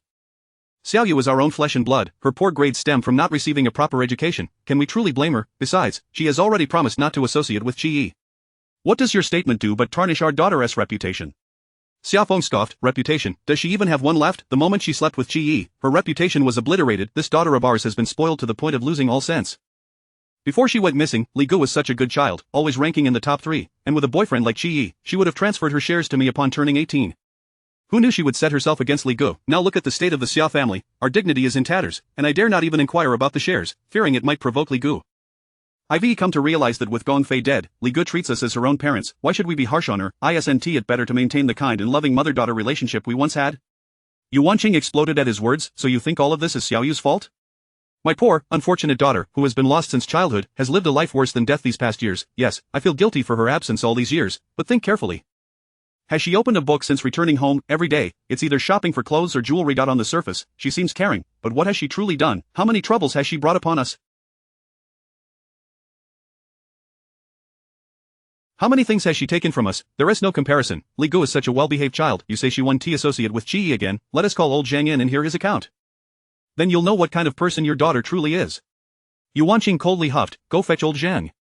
Uncle Zhang was the last to see Xia Qianyu leave. He might know something. Yu Wanqing anxiously urged, Old Zhang, please tell us everything you witnessed. Uncle Zhang respectfully replied, Madam, I have worked for the Xia family for many years, and you have treated me well, so I will be honest with you. Yesterday, I saw the second young lady off. She appeared to be obedient and charming in front of you, but once in the car, she began applying makeup, spritzing perfume, and warned me not to speak too much. While it's natural for a young girl to want to look beautiful, now that she has not returned all night, I feel compelled to tell the truth. I dropped her off near the intersection of Qinshan Road. She did not disclose her destination, however. As I was turning around to leave, I spotted Qi's car heading in the same direction as hers recently. Their affair has been the talk of the town at various banquets. I suspect she went to meet him. Xia Feng's face darkened. Listen closely, this is our good daughter. The Xia family is in disgrace because of her. We've warned her countless times not to contact Qi again, to avoid upsetting Li Gu and jeopardizing the shares. Yet, she clearly doesn't heed our warnings. She is so consumed by thoughts of men that she doesn't care whose man he is. The praises Yu Wanqing had previously lavished upon Xia Qianyu felt like slaps to her own face. She involuntarily asked, Old Zhang, are you sure you didn't make a mistake? Madam, Qi has visited our home before. I've seen him numerous times and would never mistake him. Furthermore, this concerns the second young lady's reputation, so I wouldn't dare fabricate anything. The last glimmer of hope in Yu Wanqing's heart vanished. This girl, why couldn't she wait until after the exams to deal with things? Xia Feng, more indifferent than ever, replied, if she doesn't care about her reputation, why should I shield her? She can come and go as she pleases. With that, he left in a huff. Why Yu Wanqing sighed, uncertain of what to say, and could only stomp her foot in frustration. What a foolish girl. Meanwhile, Xia Qianyu lay on the bed of a remote clinic, undergoing treatment. Even the doctor averted his gaze from the various marks on her body, suspecting she had fallen victim to foul play. The doctor, filled with pity, urged, young lady, you should report this to the authorities. You cannot allow the perpetrator to go unpunished. Doctor, if I report this, my reputation will be ruined. Please, don't speak of it. Help me keep this confidential, will you? The doctor shook his head, knowing that such matters, if revealed, would only damage the girl's reputation further. Alas, what a pitiful girl.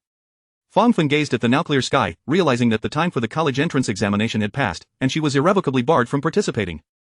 Awaiting her was the interrogation from her parents. How would she describe her outrageous experiences from the previous night? Tears welled up in her eyes once more as she bit her lip, repeatedly chewing over the name Gong Li Gu. In her ear, she heard Xia Qianyu's voice, faint as a whisper, what are you crying for? It's futile. We can only watch her. Gong Li Gu, take the exam, you know how well she performs. For her, the college entrance examination is a cinch. She can apply to any university she desires. Xia Qianyu smiled darkly. Who told you she has the qualifications to apply? What if her exam is interrupted as well? Chapter 78. Is Gong Li Gu truly finished? This afternoon marks the mathematics examination. Gong Li Gu, an exceptional student, remains unfazed by the subject that instills dread in many, particularly since she holds a secret advantage. Outside the examination hall, a throng of parents and candidates gathers, with the expressions of the parents reflecting a far greater anxiety than that of the examinees, each pair of parents fussing over their child's well-being. Do your best, don't be nervous. Mathematics is your forte. As long as you remain attentive, you'll be just fine, her mother encourages, patting her son's shoulder. Mom, if I mess up, you won't blame me, will you? He replies. Nonsense. No need to speak of such elopements, just perform as usual, she insists. Alright, Mom, I'm heading in now, he waves, chest out as he strides into the examination room. Not far away, Luo Li and her husband escort young Qianqian to the entrance, meticulously checking, make sure you have your admission ticket, 2B pencils, and erasers. Young Qianqian, visibly impatient, snatches her transparent pencil case, don't touch my things. A fleeting look of embarrassment crosses Luo Li's face as she musters a forced smile. Just focus on your exam and don't feel burdened. I know, Yang Qianqian replies, departing without a backward glance, prompting Luo Li to stifle the tears welling at the corners of her eyes. Turning, she meets Gong Li Gu's gaze. Miss Gong, she acknowledges. Gong Li Gu merely nods slightly before continuing on her way. If her own parents were still alive, they would surely show her the same concern. Such thoughts always evoke a subtle bitterness in her heart. In her previous life, she had channeled all her feelings towards her parents onto the Xia couple, but now, having seen their true colors, she finds herself devoid of any anchor. As she passes through security, Yang Qianqian casts a venomous glance at her, as if intent on inflicting harm. Brushing past, Yang Qianqian whispers ominously, Gong Li Gu, I will not let you off. Meeting her malicious stare, Gong Li Gu perceives young Qianqian as a venomous serpent, both dangerous and difficult to deal with. Whatever you plan to do, think of your mother, she cautions. Yet, she knows this advice will fall on deaf ears. If young Qianqian had any sense, she wouldn't be so obstinately stubborn. No matter what you attempt, you will not succeed, Gong Li Gu retorts coldly. If you dare to disrupt my examination, young Qianqian, even the heavens cannot save you this time. In an instant, a formidable aura radiates from Gong Li Gu, instilling fear in young Qianqian, whose heart races as if thousands of icy arrows are aimed at her. Returning to her seat, Gong Li Gu's face is shrouded in gloom. No one comprehends the significance of this examination to her. It represents her greatest regret from her previous life, and she will allow no one to mar it. She had already shown young Qianqian mercy once, considering Luoli. Should there be another transgression, young Qianqian would find no sanctuary. As the bell tolls and the invigilator distributes the examination papers, an air of chilling intensity envelopes Gong Li Gu, compelling even the invigilator to glance at her several times. Her striking beauty, fair skin, a prominent nose, and tightly pursed crimson lips commands attention. The invigilator, upon a brief glance, is taken aback, pondering if this young woman might be an art student, lamenting the waste of such beauty if she does not pursue a career in stardom. Gong Li Gu seizes her paper and immediately immerses herself in the questions. Ever since missing the college entrance examination in her previous life, she has diligently practiced the exam papers 100 times. Not to mention her innate understanding, the answers etched deep within her soul. She can discern the correct choices merely by reading half of each question, while others are still grappling with the multiple-choice questions. She has already turned the page and commenced tackling the final complex problems. The invigilator, witnessing her swift progress, muses that she is yet another pretty face devoid of substance, likely guessing the multiple-choice answers randomly and skipping the fill-in-the-blanks she cannot solve. Talented and beautiful young women are exceedingly rare. The invigilator soon diverts her gaze. Time passes slowly. In a small clinic's ward, Xia Qianyu, hindered by her injuries, cannot move easily. As her predicament is not something she wishes to disclose, Fangfun remains to care for her. Throughout the day, Fangfun is restless. Following the completion of the literature exam, discussions about the essay prompt explode online. She resembles a repetitive storyteller, lamenting that she had long prepared for such a topic and would have excelled had she taken the exam herself. As the mathematics exam begins, her heart simmers as if being fried in hot oil. The clinic's sanitary conditions are subpar, the stark white walls tinged with yellow. Fangfun stares at the stains for an eternity before she can no longer contain herself. What riddle are you trying to solve? Here we are, who could possibly halt Gong Li Gu? Sipping warm milk tea to soothe her throat, Xia Qianyu appears much better than in the morning. Remember, I prefer my milk tea with only a third of the sugar. Anything more is too sweet. How can you be concerned with milk tea at a time like this? I mean, Gong Li Gu, what are your plans? Look at your impatience. I despise her even more than you do. Do you think I would let her off so easily? Don't forget, she has more enemies than just us. Fangfun, academically proficient yet emotionally naive, inquires, who? Someone in the same examination room as her. Even if they are in the same room, what difference does it make? Gong Li Gu's grades are exceptional. She wouldn't resort to copying. Are we to knock her unconscious? Xia Qianyu scoffs. That's why I say you're foolish. It's impossible for her. What if that person is convinced she is cheating? Fangfun's eyes widen as realization dawns. You mean, that person only needs to firmly assert that she is cheating? Not so hopelessly dense, after all. If she is accused of cheating, not only will her exam results be annulled, but she'll also face a 3-year ban from examinations. Is that punishment sufficient? Fangfun licks her lips in excitement. If that is the case, it would be wonderful, but what if the examination room has surveillance and they discover she hasn't cheated? Cheating on the college entrance examination is a serious crime. The invigilator's word alone isn't enough. A multitude of authorities will come to investigate. Even if it ultimately turns out she is innocent, the exam period will have elapsed, and for the sake of all candidates, she won't be granted another chance.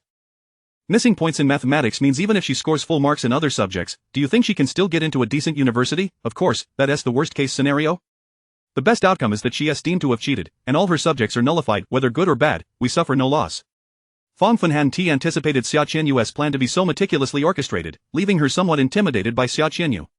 But in that case, if the person reporting her succeeds, they too will have no score in mathematics. If they fail, she faces the penalty of being barred from examinations. 1,000 losses to the enemy, and she too suffers 800 losses. Xia Qianyu smiles, but what does that have to do with us? Meeting Xia Qianyu's enigmatic smile, Fangfun feels an inexplicable chill run down her spine. Although summer has arrived, she still feels a touch of cold. Pushing open the old glass window, she gazes at the azure sky adorned with fluffy white clouds, devoid of any lingering gloom, pondering how things are faring in the examination hall. Gong Li Gu, is she truly finished? Chapter 79. She cheated. Just half an hour had passed when Gong Li Gu completed the answer sheet for the final multiple-choice question. In the hushed examination hall, every student was fervently writing, racing against time to solve the problems, the only sound being the soft scratching of pens on scrap paper. Suddenly, a female voice pierced through the silence, exclaiming, "Teacher, she is cheating." The invigilator quickly turned to look at her, spotting a girl holding up a note. Cheating in the college entrance examination, right under her nose, was utterly audacious. The invigilator promptly notified the patrol team outside and rushed to confront the cheating student, seizing her hand to prevent her from discarding the evidence. The patrol officers soon arrived in the classroom, and the invigilator, with a stern expression, declared, "This student has cheated. Here is the evidence. Cheating in the college entrance examination is no trivial matter. If this were substantiated, it could affect the candidate's entire future, and everyone wore a serious expression upon hearing that the incident involved Yang Qianqian. Gong Ligu immediately realized this fool was up to her tricks once again. Sure enough, Yang Qianqian quickly dragged her into the mess, saying, "Teacher, it has nothing to do with me, it was her." The teachers exchanged glances, wary of affecting other candidates, and immediately confiscated everything from both Gong Ligu and Yang Qianqian. Their papers and answer sheets. "Both of you, please step outside." Gong Ligu rose, meeting Yang Qianqian's triumphant gaze. This was all part of Yang Qianqian's scheme. "Please," Gong Ligu replied with a frosty demeanor as she was escorted out of the examination hall. Although the other candidates were eager to witness the spectacle, none dared to waste time, occasionally glancing at the 2 vacant seats, thinking how audacious this girl was to cheat during the college entrance exams. It was tantamount to courting disaster. The two were led into a room where the patrol team had already notified higher authorities, including the principal, who hurriedly arrived with a grave expression. Outside, armed police stood guard upon the principal's arrival. He felt a sense of dread wash over him. How unfortunate it was to be embroiled in such a serious matter as cheating in the college entrance exam. With the internet so developed, it wouldn't be long before the entire nation became aware of it. He could only hope that these 2 students were from different schools and not his own. The repercussions of such an incident for the school would be immense. Yang Qianqian whispered conspiratorially in Gong Liji's ear, "This time, you're doomed." Her scores were already inferior to Gong Liji's, and if she could bring Gong Ligu down, she was willing to sacrifice her own results. Gong Ligu ignored her, her face cloaked in frost. As the principal pushed the door open and caught sight of the 2 familiar faces, his heart sank. "How is it you 2 again?" His greatest fear had materialized. He recognized both students. The invigilator reported, "Principal, everyone, I discovered Yang Qianqian cheating. Here is the note." She claims it was passed to her by Gong Ligu, instructing her to relay the answers. Indeed, the note contained the answers to the multiple choice questions. Seeing the principal, Yang Qianqian immediately feigned panic. "Principal, it was all her doing. She forced me to pass her answers. She threatened me with the Xiao family, and I dared not disobey." The invigilator produced another sheet of paper, stating, "This is the answer to the multiple choice question that Gong Ligu just wrote, and it matches the handwriting on the note. We have both witness and physical evidence. Principal, this matter must be reported." The principal felt his heart plummet. "Student Gong, Student Yang, are you both trying to ruin yourselves? This is the college entrance examination."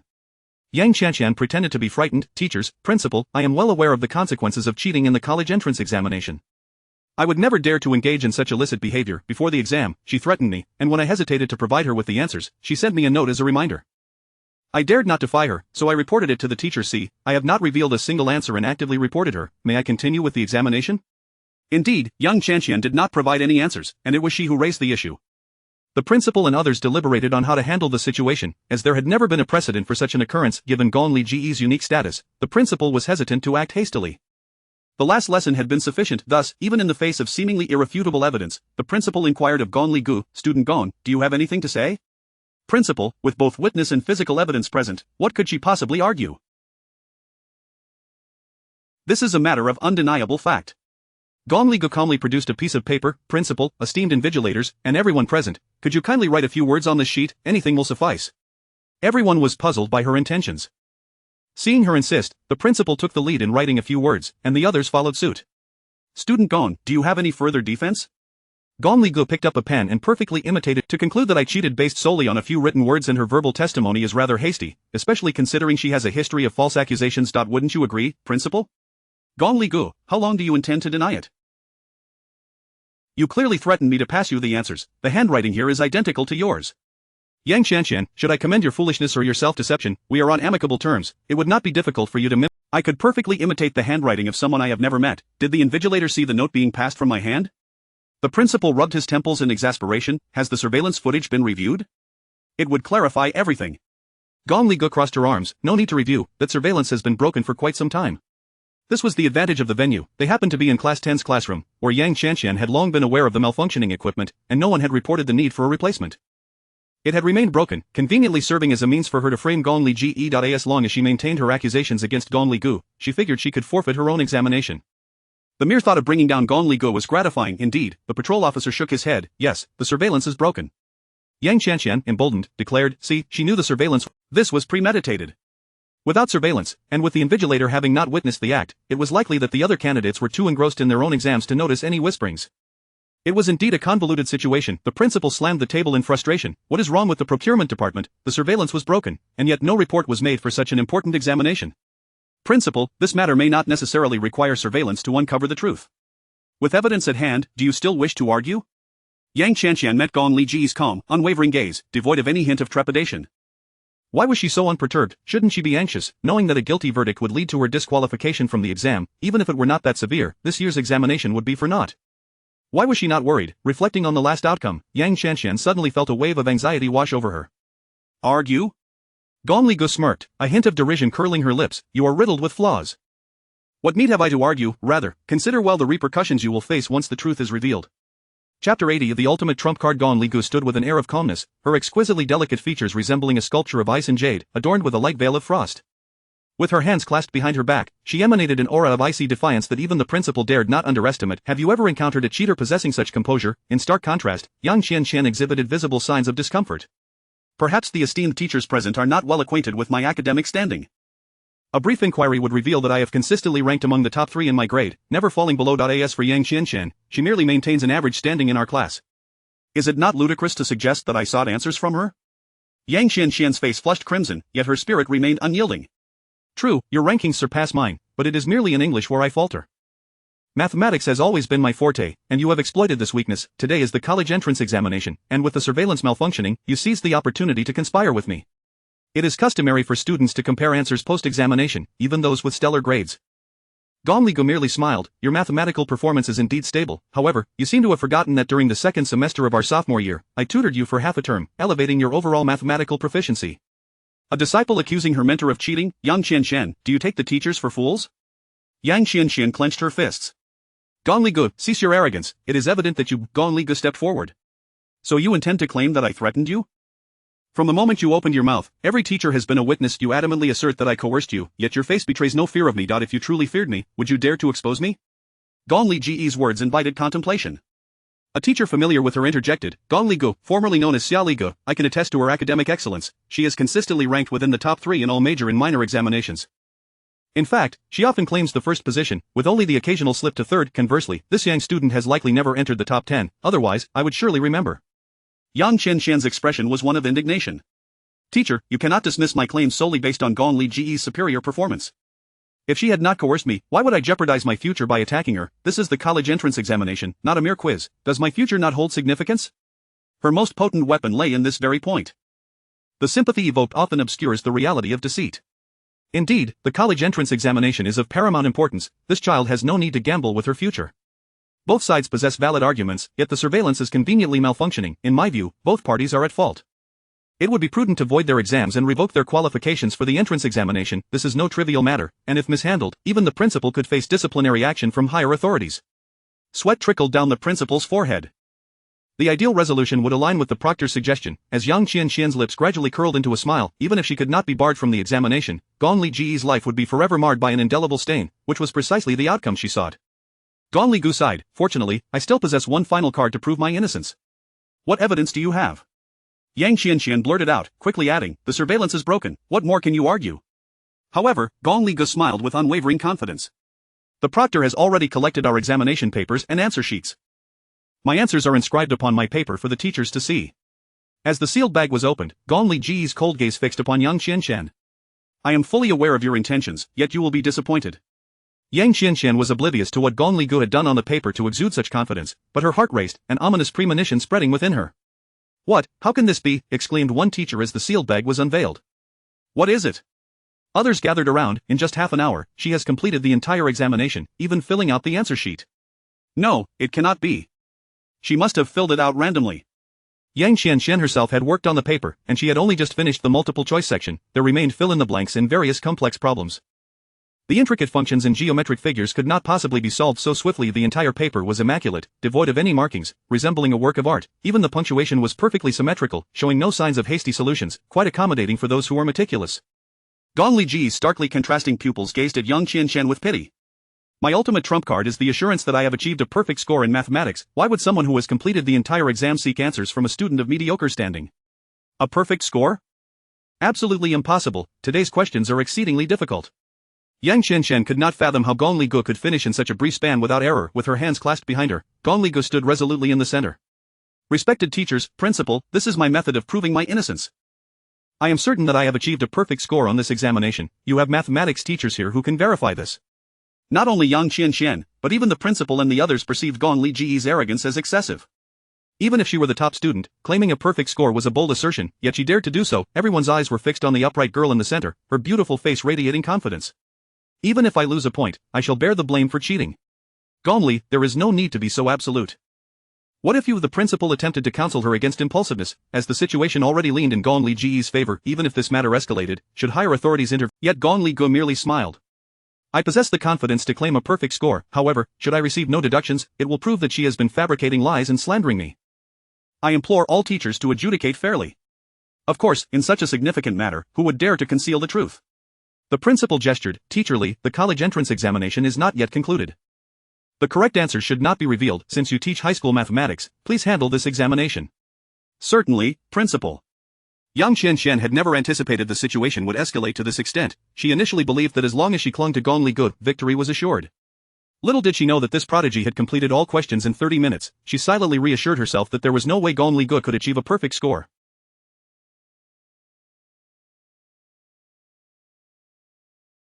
As long as a single point was deducted, she would be guaranteed victory. The mathematics teacher felt immense pressure under the watchful eyes of the crowd. Despite his swift efforts, half an hour had passed, and he had only completed the first major question.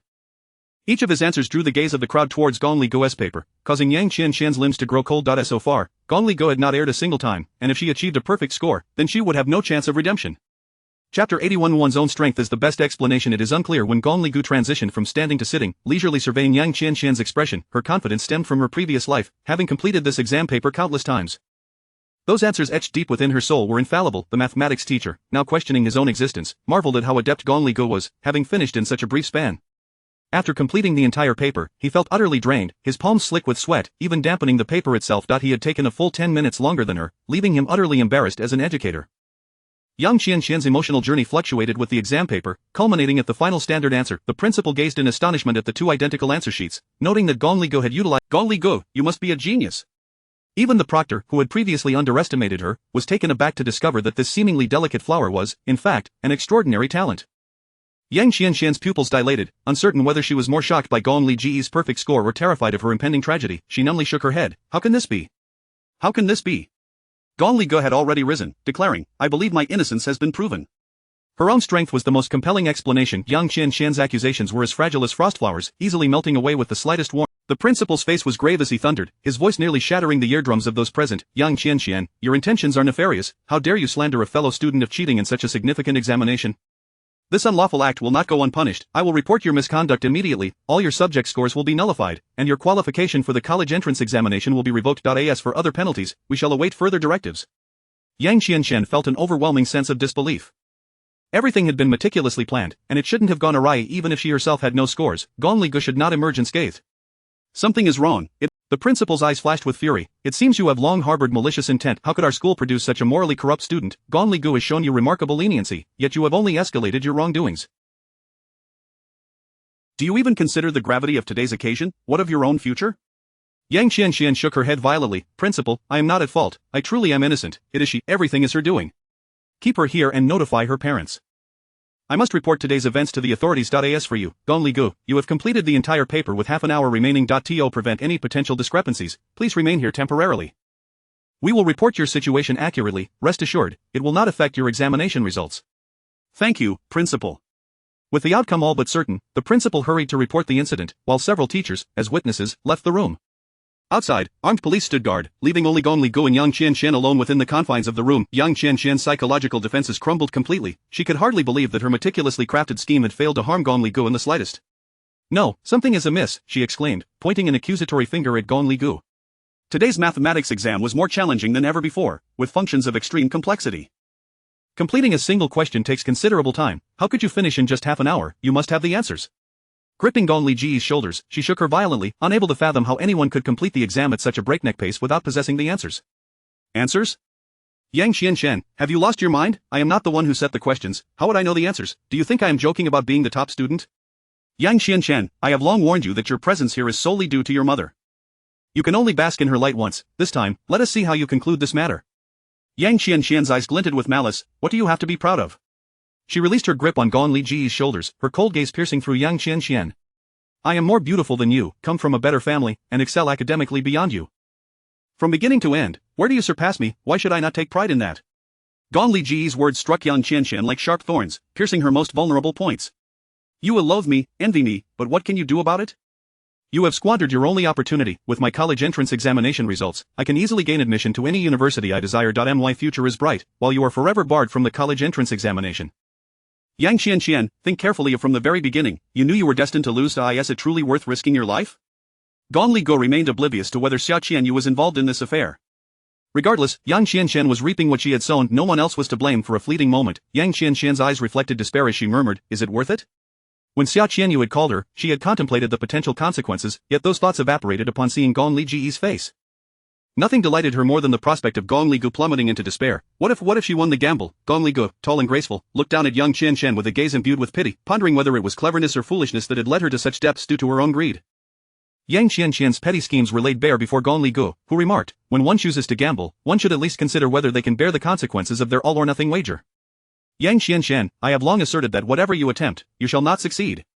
Yang Qianqian looked up to see sympathy in Gong Li Ji's eyes, a gaze of disdain from someone of higher standing towards those beneath. Such contempt should not be directed at someone like Gong Li Gu. "You pity me, I do not require your pity, not in the slightest." Yang Qianqian screamed like a frenzied bull. "Gong Li Gu, as long as I live, I will ensure that you do not have it easy." With that, she lunged at Gong Li Gu, seizing a utility knife from a nearby desk, the blade poised to slice across Gong Li Ji's neck. Having never harmed even a chicken in her life, how could she dare to kill? It was merely a moment of heated impulse. The knife pressed against Gong Li Ji's alabaster skin, mere inches from severing her pulsing arteries. "Gong Li Gu, you have ruined my life, and I shall ruin yours in return." Yang Qianqian steeled herself, thinking that just one more inch would suffice.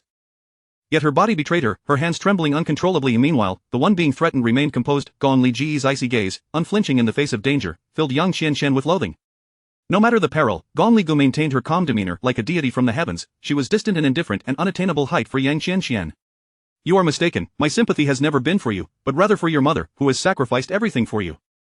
I have shown you mercy time and again, yet you have completely drained my last vestiges of compassion for her. I can assure you, Yang Qianqian, your time is up." Gong Li Ji's voice resonated like the harbinger of death, sending a chill coursing through Yang Qianqian's body. The fearsome glint in Gong Li Ji's eyes sent shivers down her spine. What was she planning to do? Chapter 82. How will you handle this? I have no objections. Yang Qianqian, in her childhood, had watched Animal World, and the image that left the deepest impression on her was that of the snow eagle soaring majestically over the snow-covered peaks, its eyes sharp as lightning, piercing the heavens to fixate upon its prey.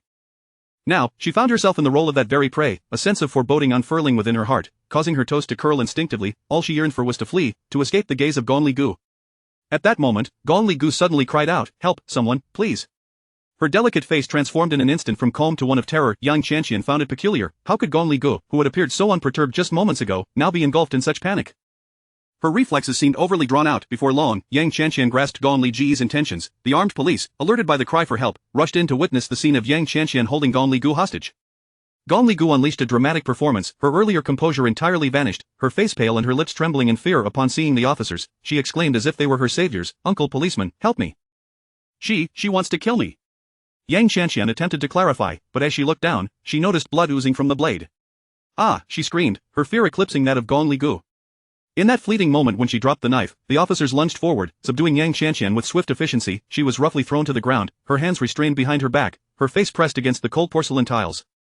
She longed to cry out in pain, but all that came was a firmer grip from the officers and a stern reprimand devoid of empathy. "Stay still, do not move." Yang Qianqian observed another officer approaching Gong Li Gu. "Classmate, are you all right?" Gong Li Ji's neck was still bleeding, her once fair skin appearing even more ghostly against the stark crimson. She seemed utterly terrified, trembling all over as she pointed a quivering finger at Yang Qianqian. She wants to kill me." "Do not be afraid, classmate, she has already been subdued," reassured the officer, whose eyes brimmed with compassion and concern, mindful of the gender dynamics. "I will notify the medical staff to come immediately." Gong Li Gu softly inquired, "May I contact my lawyer? I wish to press charges for attempted murder, and I would appreciate it if you gentlemen could serve as witnesses." "Murder?" It was at this moment that Yang Qianqian comprehended Gong Li Ji's scheme, her eyes widening in disbelief as she struggled desperately against her restraints. "You vile creature! How dare you plot against me?" The error Yang Qianqian had committed, which would have merely resulted in disqualification from the college entrance examination, was now transformed into an irrevocable loss of all avenues for her future. Just as she attempted to move, the officers forcefully pinned her back to the ground. Having never endured such humiliation, tears streamed down Yang Qianqian's face. The medical staff, the principal, and several teachers soon arrived, surrounding Gong Li Gu with concern and care. "I am fine. It is merely a minor injury," she insisted, but the doctor countered, "This is no trivial matter. Had the cut been deeper, it could have severed a major artery. Life is precious and should never be trifled with." The principal, shaken, reflected on the gravity of the situation. A college entrance examination was already a considerable stressor, and now it had nearly escalated into a homicide. If Gong Li Gu were to perish within the school, his career would be irrevocably tarnished. Yang Qianqian, how can you be so cruel? At the last assembly, you slandered Gong Li Gu, who graciously forgave you. Why could you not recognize when to cease? Today, employing the same malicious tactics, not only do you jeopardize your future, but you also risk your very life. Do you have any idea of the gravity of a murder charge? The principal was at a loss for words. Had she been his daughter, he would have insisted she return to the womb and start anew. Yang Qianqian, tears flowing, protested, "No, it is not like that, I did not kill anyone." The principal interrupted her impatiently. "I have already informed your parents. The penalties for your previous slander regarding examination cheating will be forthcoming, and your current actions have only further exacerbated your dire situation." Luo Li and her husband had been waiting at the school gate. Upon receiving the news, they rushed in, Luo Li's heart racing with an ominous sense of foreboding. Upon entering, she sensed something was amiss. Everyone's expressions were grave, and the school nurse was attending to Gong Li Gu, while the principal appeared ready to burst with frustration. Meanwhile, their daughter was flanked by armed officers, a knife lay on the floor, and bloodstains remained uncleaned. This is Yang Qianqian had never felt such an overwhelming desire to see her parents as she did at that moment. Her tears cascaded down, akin to a fledgling bird yearning for its mother after a long separation, her longing unmistakable. "Mom and Dad, your daughter has not only accused others of cheating but has also audaciously attempted murder." Upon hearing this, Yang Tian shook his head vehemently. "Impossible, my daughter could never commit murder." "Dad, I did not. I truly did not. Had it not been for the officer's intervention, Gong Li Gu would likely be dead by now. I have already contacted the police. This matter exceeds our jurisdiction. As her parents, you must comprehend the gravity of your daughter's actions." Yang Qianqian's tears flowed uncontrollably as she fervently shook her head. "Mom and Dad, I did not kill her, I was merely caught up in the moment. I would never dare to harm her, it was her, she ran into the blade." A sharp sound echoed as Luo Li slapped Yang Qianqian in disbelief. She had always cherished her daughter, even when yet today she had struck her own child. "Mom, do you not believe me?" Yang Qianqian cried out, incredulous. Luo Li offered no defense, her gaze filled with, she longed to escape Luo Li, fantasizing about a mother who was a graceful and elegant socialite. She had always felt ashamed to be her daughter. When Luo Li uttered those words of disappointment, Yang Qianqian's heart plummeted into icy despair, as if she were losing something of immense value piece by piece. "Mom, you believe her over me?" "I did not kill her," Yang Qianqian screamed in anguish. Luo Li approached Gong Li Gu. "Miss Gong, my daughter's actions stem from our failure to guide her properly. You are right, unrestrained indulgence can lead to catastrophic consequences. We cannot protect her forever. How you wish to handle this matter is entirely up to you, and I have no objections." Chapter 83. Make him understand what kind of I am your daughter, I did not harm her. Luo Li gazed silently at her frenzied daughter. "Qianqian, from the very beginning, your father and I were mistaken. We should not have indulged you in every aspect, nor catered to your whims. By only addressing your demands and neglecting other matters, we have fostered your arrogant disposition. I failed to learn from the last incident, which only exacerbated your behavior, leading you to commit such an egregious act during such a crucial examination. I have long maintained that as long as you put forth your best effort in your studies, your father and I would not impose pressure on you. If you do not perform well, it is of no consequence. We would support you for a lifetime. However, Qianqian, you are now an adult, you should be capable of discerning right from wrong. Should you choose this path, you must face the consequences of your actions. Whether your life is filled with brilliance or darkness, your parents will no longer interfere." Tears streamed down her face as Yang Qianqian desperately shook her head in denial. The police had arrived at the school just as the mathematics exam concluded, and many candidates, upon seeing the flashing police cars, began speculating about the unfolding events. Yang Qianqian's actions were utterly reprehensible, and a meeting was convened to discuss her case. The principal, with a grave expression, announced the verdict. "Yang Qianqian, you have intentionally slandered your classmate Gong Li Gu out of personal vendetta, causing a significant negative impact on the college entrance examination. Thus, we have decided to revoke your examination eligibility and impose a 5-year ban on taking the exam. Furthermore, this institution will expel you." In the past, Luo Li would have knelt down to plead for her, but at this moment, she merely stood quietly to the side. Yang Tian, about to speak, was silenced by a shake of her head. Speaking now would change nothing. It would be utterly futile. Zhou rushed over in a flurry, having learned of the situation from Gong Li Gu. "Yang Qianqian, from this moment forward, Miss Gong is my client. I will represent her in filing charges of defamation and attempted murder against you." The police officer's face darkened. "Student Yang, please accompany us." Yang Qianqian had overestimated her own capability. Even she, despite her foolishness, understood that if the charge of attempted murder were substantiated, she would undoubtedly face imprisonment. The thought of spending those days in detention filled her with regret, causing her to retreat further. "Officer, I did not kill anyone. It was she who deliberately threw herself onto my knife. This was all her meticulous plotting." Silence. Luo Li's face was a mixture of sorrow and anger. "Even now, you still wish to slander others?" "Mom, I truly did not. I am not deceiving you this time." "Not deceiving me?" Luo Li found it laughable. "If you had not wielded the knife, if you did not harbor murderous intent, how could she have been injured? Do you expect the blade to have flown over on its own?" "Yang Qianqian, it seems your father and I have indeed spoiled you, and now, you fill your speech with lies, devoid of a single truth, and still refuse to repent. Very well, consider me as having no daughter. Mom. Student Yang, the police restrained her. We have collected evidence from the scene, including photographs of Miss Gong's injuries. This room is under surveillance. The truth will be revealed once you assist us at the police station. We will ensure fair treatment. Please come with us. Yang Qianqian stubbornly refused to leave. Mom, save me, I do not wish to go there. It is dark and damp, with cockroaches and flies buzzing about, pitch black. I am terrified. The only response was Luo Li's tightly shut eyes. Officer, please take her away. Mom. Yang Qianqian's desperate cries echoed far and wide. Luo Li, her eyes filled with shame and heartache, approached Gong Ligay, ready to kneel, but before her knees could touch the ground, Gong Ligay helped her rise. Auntie, there is no need for such humility. This is not your fault. I promised you last time to discipline my daughter, yet this wretched child has committed such a grave offense. Miss Gong, you have every right to punish her as you see fit. However, she is our only daughter. If she truly ends up in prison, her life will be ruined. Luo Li wished to say more, but Gong Ligay understood her intentions. Her strictness towards Yang Qianqian was, in fact, a means to spare her daughter. The harshness was merely for show. While Gong Ligay could empathize with a mother's instinct to protect her child, she would not relent in her judgment of Yang Qianqian. Auntie, I have already expressed my sentiments on this matter. Regrettably, the opportunity was singular, and she has squandered it. Miss Gong, it is my failure as a mother that has led to this situation. If you must impose penalties, then, Auntie, what you say is irrelevant. She has committed an offense against the law and must face the legal repercussions. What more can I do? The examination has concluded, and I feel a sense of trepidation. I wish to rest. I must take my leave. Gong Ligay did not allow Luo Li the chance to pursue the matter further. Joey stepped in front of her. I apologize, but my client needs to rest now. He escorted Gong Ligay away, while the principal and others voluntarily parted to clear a path. Watching the formidable young woman depart, the principal sensed that she was no ordinary individual. Joey followed Gong Ligay, and once they were out of earshot, he inquired, Miss Ligay, you have already given her a chance. What are your intentions now? Gong Ligay exhaled slowly, having not anticipated Yang Qianqian's utter lack of sense. Fortunately, she possessed the advantage of a second chance, otherwise, this incident could have spelled disaster. Do not show her any mercy. Let the judgment be as it should. If her mother attempts to contact me again, I will find a reason to dismiss her. Understood, Miss Ligay. Do you require medical attention for your injuries? Gong Ligay shook her head. No need, it is merely a minor injury. I was careful not to overdo it. Upon hearing this, Joey immediately grasped the implications, a chill spreading from his toes to the top of his head. This time, Yang Qianqian spoke the truth. It was indeed Gong Ligay's deliberate design to frame her for attempted murder. A mere charge of defamation could not significantly harm her, but the accusation of murder was another matter entirely. Had she truly resorted to using her own body as a weapon against another? Was she truly just a newly minted adult? Gong Ligay did not attempt to conceal anything. Since she had enlisted Joey's assistance, there was no need for subterfuge in their collaboration. Not far away, a black commercial vehicle was parked beneath a tree. Without looking back, Gong Ligay stated, Please, Joe lawyer, go to the police station on my behalf. It is no trouble. It is my duty.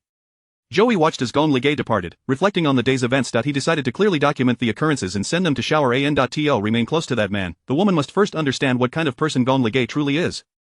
Chapter 84. In your embrace, this life is enough. As the door opened, Rongyan's handsome profile appeared before my eyes. His black shirt seamlessly blended with the color of the cushion, rendering him a figure of monochrome elegance. Even the sunlight that fell upon him seemed to dissolve in his presence. He turned to me and inquired, Is it over? Gong Ligay took a seat beside him. Yes, what brings you here in person? I happened to be nearby and heard Joey mention that you were in trouble, Rongyan replied in a deep, mellifluous voice. Gong Ligay felt he was akin to whiskey, an invigorating chill to others, yet, before her, he was like a comforting warm embrace of 80-degree water amidst the winter's chill, a blend of hot water and whiskey that, when sipped, offered a rich warmth and left an alluring taste lingering on her lips. I'm fine. It's just a minor issue, Gong Ligay said cheerfully. However, Rongyan detected the faint scent of blood lingering around her. His sensitivity to blood was a primal instinct, akin to that of a beast. Sir, we will have dinner tonight. Gong Ligay attempted to brush the matter aside, but a large hand enveloped her small one, gently pulling her closer until she found herself nestled against his chest. His hand rested possessively at her waist, and the comforting aroma of sandalwood enveloped her senses. In the days spent together, he had always been the epitome of a gentleman, but this sudden intimacy left Gong Ligay feeling flustered and disoriented. Sir, as she clung to him, his powerful physique, emphasized by the thin black shirt, declared his strength to her. A phrase suddenly echoed in her mind, when you grow up, we can try. Rongyan leaned closer, his warm breath grazing her fair skin, sending shivers down her spine, perhaps due to the chill in the air. Gong Ligay bit her lip, realizing that having promised to marry Rongyan, she was not unwilling, rather, she was simply unaccustomed to such closeness with a man and unprepared.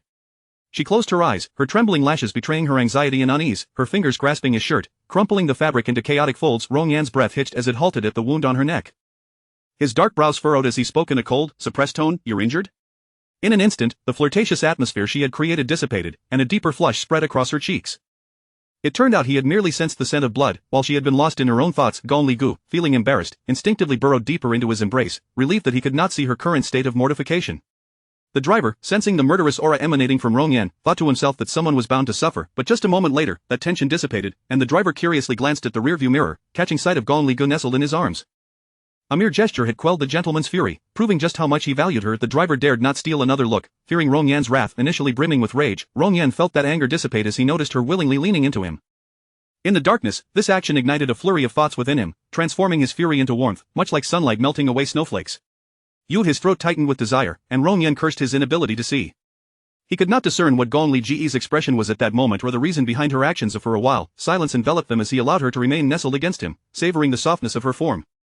His mind was consumed with one thought: had she not eaten? Why was she so light? Her body felt so soft, reminiscent of. But after contemplating for a while, he settled on the image of the pudding cheesecake she had made for him not long ago, delicate and soft, its tactile sensation elusive to him. A subtle, almost palpable tension lingered between them, causing both to momentarily forget their previous conversation. Rong Yan remained still, fearful of disturbing the shy creature in his embrace. Time seemed to freeze in that moment, as his every sense was claimed by Gong Li Gu. The scent of her unique cleanliness, mingled with the aroma of her hair and a faint trace of blood, formed a fragrance that overwhelmed him. He longed to do something for her. His large, warm hand rested on her waist, almost igniting her with its heat. Several times he attempted to lift his hand, but the image of the innocent girl she once was invaded his thoughts, her pure and untainted smile dispelling all his desires like sunlight parting the clouds, leaving no shadow behind. Ultimately, he did nothing, suppressing the restless beast within him that yearned to break free from its chains. To have her in his embrace was enough for this lifetime. After indulging in her chaotic thoughts, Gong Li Gu realized she had instinctively thrown herself into Rong Yan's arms, fearing he might cast her away at any moment. She was well aware of his aversion to female intimacy, a trait forged from a past where a persistent actress had clung to him, resulting in a dismal fate for her. In truth, their connection was merely one of familial obligation. It was already a blessing that he could look after and protect her. Gong Li Gu dared not hope for anything more special from him. Cautiously, she lifted her head to gauge his expression, but from her angle, she could only see his resolute jawline and the occasional movement of his Adam's apple, which was quite enticing. Gong Li Gu tentatively raised her hand, yearning to touch that pronounced feature, but withdrew it before contact. This minuscule action did not escape Rong Yan's notice. "What do you wish to do?" he inquired, perceiving her hesitation. Gong Li Gu, momentarily losing her composure, muttered in a voice barely above a whisper, "Sir, your Adam's apple looks very touchable." What had she just said? Was she out of her mind? Such shameless words could lead to her being unceremoniously ejected from the car. Rong Yan's response was to grip her wrist firmly, pulling her hand directly to his Adam's apple. "If you wish to touch it, then do so." Such brazen words sent a rush of blood to her head, while the driver ahead dared not glance back. Unbeknownst to Gong Li Gu, as he spoke those words, a hint of crimson crept into Rong Yan's otherwise pale ears. In both her past and present life, she had never been this intimate with a man, nor had she ever initiated a touch upon a man's Adam's apple. Her delicate palm cautiously covered the area, and she could almost feel the intricate textures and veins beneath her fingers. Rong Yan's throat tightened as he swallowed, her hand stirring a flutter of movement, this intimate gesture rendering Gong Li Ji's face a deep crimson. She thought to herself, surely, she must be losing her sanity. Just then, the driver made a sharp turn, causing their bodies to tilt unexpectedly. Rong Yan instinctively wrapped his arms around Gong Li Gu, allowing them to fall onto the soft cushions. In the darkness, he felt as though his lips had landed upon something soft, warm, and slightly moist, reminiscent of that pudding. Chapter 85. Ensuring her eternal downfall, the vehicle came to a halt in the underground parking lot of the restaurant. Although a quarter of an hour had elapsed, Gong Li Gu still felt the lingering sensation of Rong Yan's lips brushing against hers. They were distinctly cool, yet she felt as though she were engulfed in flames, her very breath nearly stifled. Subtly, she distanced herself from Rong Yan, whose commanding presence enveloped the entire cabin, his aura shadowing her every move. Gong Li Gu silently prayed that he would remain oblivious to the fact that their lips had just grazed one another. Even the most fleeting contact was enough to leave her both startled and bashful. Rong Yan indeed pondered whether that exquisite sensation had truly belonged to her lips. Lacking any prior experience in kissing, he appeared somewhat pitiable. The delightful yet heart-stirring touch was sufficient to linger in his memory for some time. The air was thick with ambiguity and awkwardness when Rong Yan redirected the conversation. "You've injured your neck." Gong Li Ji's gaze flitted past his finely sculpted, thin lips. "No, it's nothing serious. Just a scrape, the school nurse has already bandaged it." "Is it that woman again?" Rong Yan's voice took on a notably lower tone, akin to a chilling breeze grazing her cheek. Gong Li Gu detected the underlying menace in his words and promptly added, "I was careless, it was my own fault." Rong Yan remained silent, the black veil obscuring his eyes, betraying no hint of his thoughts. The atmosphere within the vehicle grew increasingly uncomfortable, but fortunately, they had arrived at their destination. Xiao Ran awaited them outside, and as Rong Yan transferred to his wheelchair, Gong Li Gu took over the role of pusher from Xiao Ran. This was a couple-less restaurant notoriously difficult to book, and yet the typically bustling scene was eerily quiet. Rong Yan resembled an emperor on a procession, and Xiao Ran had prepared the venue in advance. The two settled into the prime seating area, while Gong Li Gu excused herself to the restroom. On the tranquil terrace, only the whisper of the wind and the occasional chirping of birds could be heard. Xiao Ran spoke up, "Sir, Miss Li Gu deliberately placed herself in harm's way to implicate young Qian Qian. Although she is young, her cunning is profound, and she is quite ruthless." Keeping such a woman close could be perilous. Xiao Ran's loyalty to Rong Yan was unwavering. Given Rong Yan's physical disability, he was particularly cautious about anyone approaching him. Furthermore, Rong Yan's indulgence towards Gong Li Ge left him utterly defenseless. If she truly wished to harm him, it would be an effortless task even at the risk of incurring Rong Yan's ire. Xiao Ran felt compelled to disclose the complexities of Gong Li Ge's character. How is her injury? The school nurse has examined it. There is no significant damage, however. Had it been any deeper, it could have severed an artery. Rong Yan's hand, resting on his knee, instinctively clenched. She merely mentioned a scrape, downplaying the severity. Xiao Ran, unable to discern Rong Yan's thoughts, tentatively inquired, "Sir, about Miss Li Ge, that woman need not concern herself any further." Rong Yan's tone was frigid. Xiao Ran was taken aback. Sir rarely resorts to such severity against ordinary individuals. Yang Qianshan is merely a high school student, and it was Miss Li Ge who inadvertently collided with her. Given the circumstances, the most she should face is 2 or 3 years for attempted murder and other defamation charges. Are you suggesting she should spend a lifetime in prison? Is that not excessive for an average classmate? Average classmate? Rong Yan scoffed, a cold smile curling at his lips that sent shivers down Xiao Ran's spine. If she were truly ordinary, she would not have repeatedly slandered Ali. You must understand, had her schemes succeeded, Ali's life would have been irrevocably ruined. She should count herself fortunate that she did not actively harm Ali, otherwise, it would not merely be a matter of imprisoning her for life. The implication was clear. Rong Yan was already showing remarkable leniency. Xiao Ran, I am aware of your concerns for me. I understand better than anyone what kind of person Ali is. Should you continue to probe, do not expect me to show mercy. Were it not for Xiao Ran's countless interventions against assassination attempts, Rong Yan would not have tolerated such speculation regarding Gong Li Ge. Yet, his patience had its limits. Do you trust her so implicitly? Yes. And if one day she were to harm you, she won't. Rong Yan's response was resolute and unwavering. Although Xiao Ran could not comprehend the basis for such certainty, he retreated slightly. Very well, but I must remind you not to let history repeat itself. Gong Li Ge splashed water on her face, the telltale blush that had adorned her cheeks finally dissipating. Her fingers brushed against the spot where Rong Yan's lips had touched hers, the subtle, cool sensation etching itself into her very being. The blush that had only just receded surged back with renewed vigor as she gazed at her reflection, her cheeks awash in crimson. Gong Li Ge, you are finished. As night fell, a profound silence enveloped the surroundings. The once bustling sounds of traffic were replaced by the occasional passing vehicle of Fong Fan hurriedly approached with takeout, her expression brimming with excitement. It worked. It must have worked. Xia Qianyu glanced at her animated face, pulling her attention away from the latest updates on her phone. Liang Qian from Class 7 just so happens to share an examination room with them. She mentioned that Yang Qianshan accused Gong Li Ge of cheating. Both were taken away by the inspection team and have yet to return. Even the police arrived. Gong Li Ge is surely doomed. Social media was abuzz with images of police vehicles, yet speculation ran rampant. No one truly understood the gravity of the situation. Even if she escapes unscathed, Gong Li Ge's mathematics score is surely ruined.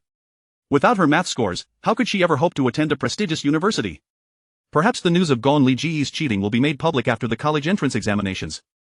Once the scandal gains traction, it will create quite the spectacle. Gong Li Ge will find it impossible to lead a normal life, forever marked by the stigma of cheating. Fong Fan, who had been glum over missing the college entrance exams, finally felt buoyed by the arrival of such promising news. Xia Qianyu, too, felt a sense of relief. Even if she could not strike Gong Li Ge down entirely, merely inflicting superficial harm felt like a victory. However, their relation was short-lived. At 8 o'clock that evening, the school's official Weibo account released an announcement mentioning only Yang Qianshan by name, while Gong Li Ge's identity was concealed under an alias.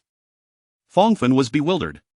How could this happen? Yang Qianshan falsely accused someone of cheating, and with malicious intent attempted to harm a classmate. She was taken away by the police for investigation, her exam results annulled, and banned from taking exams for 5 years. Does this mean Gong Li Ge is in the clear? Simultaneously, news of the cheating scandal surged to trending status, with everyone condemning Yang Qianshan and expressing sympathy for the unnamed victim. One particular post gained traction, claiming, the girl involved in the cheating scandal is actually a fugitive murderer from years past. The online community erupted. Yang Qianshan's sordid past was unearthed. My goodness, what a despicable creature. At such a tender age, her heart is so black. Slandering others is one thing, but a murderer? Who would have thought she was a seasoned criminal? Apparently, she has a record. Shocking, today's female students are truly frightening. Universities must enhance their oversight. My sympathies lie with the victimized student. I hope she is unharmed and that her exam results remain unaffected. Murderer, she deserves to pay with her life. Fong Fan trembled in disbelief. What? How could she possibly be labeled a murderer? Xia Qianyu closed her eyes, unable to suppress her own. She understood all too well that this was not Gong Li Ge's doing. Could it be the man behind her? All of this chaos, stemming from Yang Qianshan's unfounded accusation of cheating, had led to her eternal downfall. What a grand scheme. Who on earth was that man? Chapter 86. As long as she wishes, I would gift her the stars in the sky. As the night descended, the heavens were washed clean by the tempest of the previous evening, leaving the sky in a pristine state, with the air fragrant with the essence of verdant foliage. Gonliga gently pushed Rong Yan in his wheelchair as they strolled downstairs. Under the dim glow of the streetlights, their shadows elongated, entwined. Rong Yan was typically reticent, and Gonliga was not one to engage in excessive chatter either. However, in his presence, she often found herself initiating conversations. Sir, the stars are particularly bright tonight. Once your eyesight improves, let us visit the Valley of Stars to gaze at them together. She had mentioned this more than once, to which Rong Yan's somber voice replied, what if my eyesight never improves? Having witnessed his potential recovery, she had never contemplated the possibility of him remaining sightless. She leaned forward, resting her hands on the armrests of his wheelchair, her expression earnest. If you cannot see for the rest of your life, may I become your eyes? The delicate fragrance emanating from the young girl tantalized his senses. Very well, he answered. Just as Gonliga was about to rise, he encircled her waist with his iron-like arm, pulling her down onto his lap. The warmth of his body permeated through the thin fabric, and unlike their position in the car, all her weight pressed against him, her soft form melding against his sturdy physique. Sir, hearing her name on his lips was intoxicating. She maintained her position, too trepidatious to move. Promise me, no matter what happens, do not place yourself in danger. A stranger is not worth your hurt. Gonliga dismissed his concern lightly. Sir, I am fine. It was merely a small cut, I said. She is not worth it. Rong Yan's tone turned icy, tightening his grip on her hand. She winced slightly at the pressure. Do you think I am scheming, not as innocent as you perceive? The cool, moist sensation brushed against her lips, and Gonliga's eyes widened in disbelief. Could it be that Rong Yan truly kissed her? He had not intended to take advantage of her but wished to silence her self-deprecating words. He sealed her lips, confirming that what he had longed for was indeed her soft, candy-sweet mouth, a sensation he had never experienced such an addiction to before. From this moment onward, Gonliga became his craving, one he wished to savor slowly, fearing to frighten her away. Before she could fully comprehend the moment, he had already withdrawn. Gonliga remained dazed, her mind swirling. Had he truly just kissed her? This is a punishment. Rong Yan's slightly hoarse voice jolted her back to reality.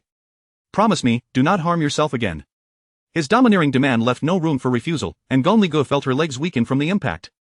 All right, I promise. In her days, he added, Ali, you are exceptional, the purest girl I have ever encountered. His words felt like honey spilled upon her heart. Wrapping her arms around his neck, her large eyes sparkling, she asked, Sir, do you not think I am too cruel? I fear you are not cruel enough, which may lead to your harm. However, from now on, you have me. As long as you do not hurt yourself, you may act as you wish. I will take responsibility if anything goes awry. For a long while, Gonliga's heart danced with joy at his declaration. Closing her eyes, she reflected on her past life, feeling like a pariah scorned by all, having never received such affirming words before. Perhaps Rong Yan had wished to express something similar, but never had the chance. I will take responsibility if anything goes wrong. Those were the most beautiful words she had ever heard. Rong Yan escorted her downstairs. Aren't you afraid of sleeping alone? His question carried no ulterior motive. He was merely concerned she might have nightmares, especially with important examinations looming the next day. Gonliga replied, her voice sweet as honey, I am not afraid. There will be no thunder tonight. As long as you wish, the castle is your home, always welcoming, he assured her.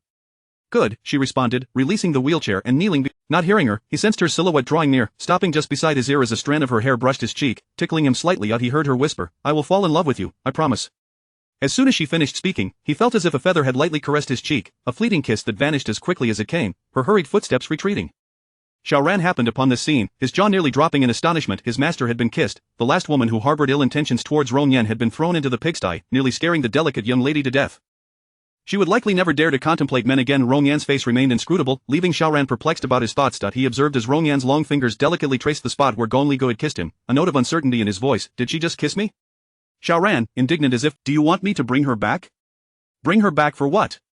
Before Xiaoran could suggest throwing her into the pigsty to experience hardship, he reconsidered, acknowledging Gonliga's unique position in Rong Yan's heart, swallowing his words. Hearing Rong Yan add, bring her back to continue kissing me?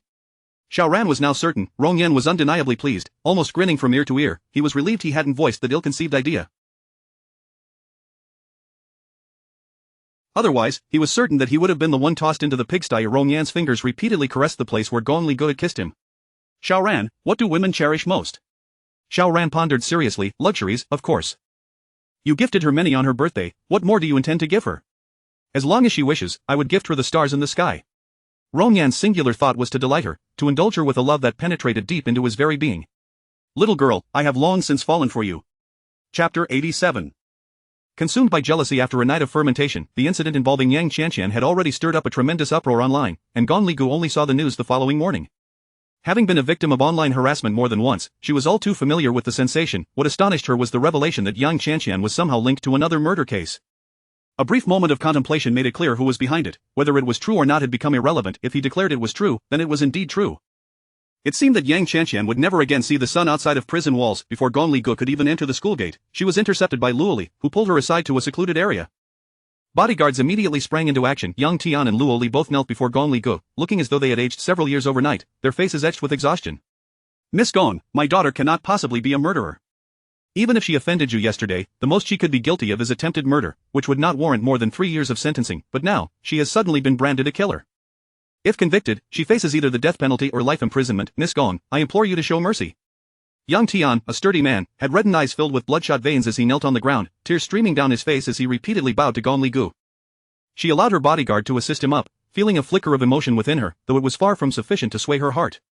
"Please, both of you, return. Your daughter has committed a crime, and the court will judge her accordingly. I possess no extraordinary powers to influence anyone.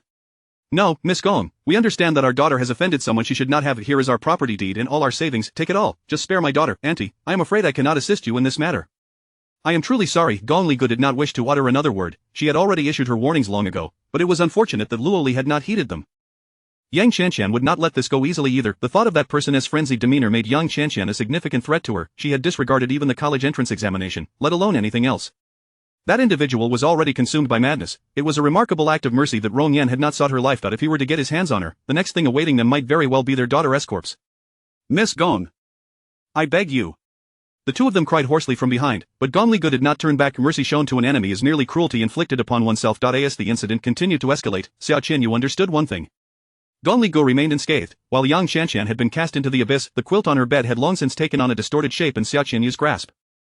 After a day and night of rest, she felt considerably better, though her face was still pale to the point of being alarming. She racked her brain to uncover who Gong Li Gu had aligned herself with such grand gestures at her birthday banquet, and now this, all for Gong Li Gu.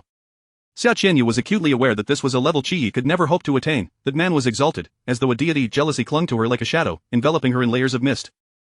She felt a deep-seated resentment, having exerted herself only to witness Gong Li Gu emerge unscathed. Looking at herself, despite the nourishment of medication, her body still ached, constantly reminding her of the torment she had endured. "Xiaoyu, a moment ago, a classmate sent a message saying she saw Gong Li Gu at the examination site. Gong Li Gu is fine, but Yang Chanqian has failed. It seems she will spend her life in prison. Do you think she will try to drag you down with her?" Fong Fan asked cautiously. Xiao Qianyu shot her a cold glance, and Fong Fan, meeting her fierce gaze, felt as though she were facing a serpent poised to strike, chills running down her spine. "Did I say anything to Yang Chanqian?" Fong Fan shook her head vehemently. No, you said nothing. Watch your words." "I understand." Xiao Qianyu was well aware that her communication with Yang Chanqian had occurred through a passerby's phone, and she had never explicitly stated anything, merely hinted that the camera was broken. Whatever actions Yang Chanqian took were entirely her own doing, and it would be impossible to trace any wrongdoing back to her. Additionally, she understood that having endured such great injustices, Yang Chanqian would undoubtedly direct her hatred towards Gong Li Gu. They were on the same path. With Yang Chanqian falling, vengeance could only be sought by herself. She would not utter a word about it, and in fact, she might even wish for Gong Li Gu's demise. Xiao Qianyu harbored no worries for herself. Instead, she found herself intrigued by Gong Li Gu and the man behind her. It seemed she had underestimated Gong Li Gu all along. Ordinary plans would not suffice. "Xiaoyu, what should we do now?" Fong Fan asked anxiously. "Go home. If you leak any information about what has happened these past few days, you know the consequences. As for everything else, you need not concern yourself with it." "Understood." Fong Fan sighed in relief, grateful to have narrowly escaped disaster. At worst, she could repeat a year. Compared to the fates of Xiao Qianyu and Yang Chanqian, her situation was far better. Xiao Qianyu gazed at the clouds drifting across the sky, pondering a clever solution. In the span of 2 days, Gong Li Gu exited the examination hall with ease, finally concluding her ordeal. In her previous life, her greatest regret had been not attending university, but this time she had performed exceptionally well, and with her scores, she could choose from universities both domestic and abroad. She had expected Xiao Qianyu to seize the opportunity to create a scene upon returning to the Xiao family, yet the past few days had been surprisingly quiet. Aside from Yu Wanqing making a phone call that evening to inquire about Xiao Qianyu's whereabouts, the Xiao family had not pursued her further. Where had Xiao Qianyu gone? Just as Gong Li Gu pondered whether Xiao Qianyu was preparing a counterattack, Xiao Qianyu appeared uninvited. Upon exiting the examination hall, Gong Li Gu spotted Xiao Qianyu, who stood at the entrance looking haggard. Despite it being summer, she wore long sleeves and pants, wrapping herself tightly, her small face bearing a look of distress. Upon seeing Gong Li Gu, tears began to swirl in her eyes before they finally streamed down her cheeks.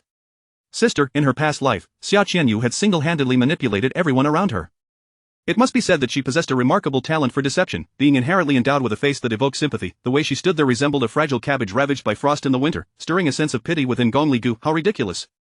Others may have believed her, but Gong Li Gu had suffered greatly at her hands, enough so that now, with just a glance, she could discern the machinations brewing within Xiao Qianyu's heart. It appeared she intended to employ a strategy of appeasement. Thankfully, Rong Yan had been wary of provoking her, thus reinforcing her security detail in anticipation of Xia Qianyu's potential retaliation.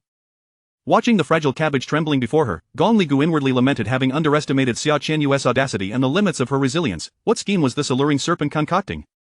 Xia Qianyu cast a glance at Gong Li Gu, who stood with an air of superiority and stunning grace, all thanks to that enigmatic man supporting her. The mere thought of that unknown individual sent Xia Qianyu spiraling into a frenzy of jealousy. Chapter 88. What she desires is the man behind Gong Li Gu. Gong Li Gu pondered how any woman would undoubtedly perish under such circumstances. Xia Qianyu's temperament, or perhaps her audacity, was such that it compelled Gong Li Gu to admire her. It was likely that Xia Qianyu loathed herself intensely at present, yet still feigned a pitiable demeanor to draw closer to her. This woman was certainly one with grand ambitions. Given her elaborate performance, Gong Li Gu felt obliged to indulge her, otherwise, the play could not continue. Gong Li Gu approached Xia Qianyu with a measured pace. "You older sister, I have something to discuss with you." Xia Qianyu stepped forward, grasping Gong Li Ji's hand. At that moment, the examinees who had completed their tests began to exit, and Gong Li Gu was not fond of such entanglements. Furthermore, she found Xia Qianyu utterly repugnant. "Let us converse in the CAF nearby," she stated, avoiding Xia Qianyu's touch and leading the way to the CAF. Once Gong Li Gu turned her back, Xia Qianyu's expression shifted abruptly, her eyes gleaming with a venomous intensity as she glared at Gong Li Ji's departing figure. Upon entering the CAF, Xia Qianyu immediately knelt, exclaiming, "Sister, I truly realize my mistakes." Gong Li Gu dismissed. "I would have thought you would be seething with hatred for me, longing to devour my flesh, skin me alive, and gnaw on my bones. I have long asserted that your tactics may work on others, but I am immune." Gong Li Ji's reaction had been anticipated by Xia Qianyu.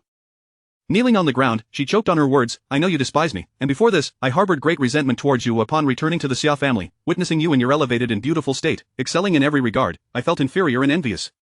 I schemed to draw my parents' attention, seeking their affection while neglecting you. I desired to usurp all that was yours, plotting against you with malicious intent. I admit to all of it.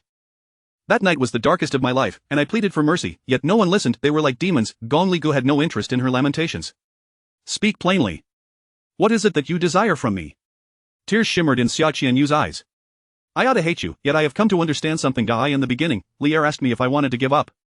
At the last banquet, you even granted me an opportunity. It was my own misguided intentions that sought to bring you to ruin. Reflecting on it, you have merely retaliated against my aggression. You have never sought to harm me. First, I invaded your space upon returning home and wronged you. You have committed no wrongs. It is my fault, and I deserve every consequence that has befallen me.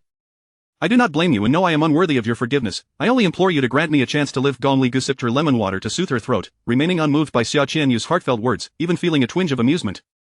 She could not comprehend how she had once been so blinded by illusion. Xia Qianyu's schemes were hardly ingenious, yet they had consistently proven effective. In the past, she had believed every word Xia Qianyu uttered without a hint of skepticism. "And what do you propose I do?" Gong Li Gu continued to play along with her act. "Sister, I know I am deserving of my fate, yet I have finally found my biological parents and have yet to fulfill my filial duties. Would you be so kind as to— Your thoughts are convoluted, I have no desire to guess them. Speak directly, I lack the time for riddles." Xia Qianyu was filled with loathing at Gong Li Ji's frigid demeanor. This tactic had once proven effective upon her return to the Xia family. Why had it lost its potency now? Gong Li Gu, a sheltered heiress untouched by worldly woes, should be easily deceived, yet despite the grievances she had endured, was it not enough? Xia Qianyu maintained her pitiful facade. "I hope you can keep this matter confidential. If it leaks, my reputation will be ruined." Realizing that Xia Qianyu feared her retaliation, Gong Li Gu discerned the depths of her character through this encounter. Having grown up in a slum, Xia Qianyu had done whatever it took to survive. Her pride was far more resilient than that of an average person, so even an event that would be devastating for an ordinary girl had not wounded her fundamentally. To harm her would require a greater effort. Besides, having suffered at Xia Qianyu's hands for 6 long years in her past life, the game had only just begun. She still had time to toy with Xia Qianyu, not feeling rushed. "If you do not provoke me, I shall have no reason to act against you," Gong Li Gu replied languidly. With this assurance, Xia Qianyu shook her head vigorously. "I dare not. Truly, I shall never again show disrespect towards you. As long as you are willing to keep my secret and allow me a semblance of normalcy, I shall devote my life to serving you." Gong Li Gu could easily discern that Xia Qianyu's allegiance was insincere, yet she pretended to be swayed, softening her expression slightly. "Very well, I do not require you to serve me, nor do I wish to cultivate enemies.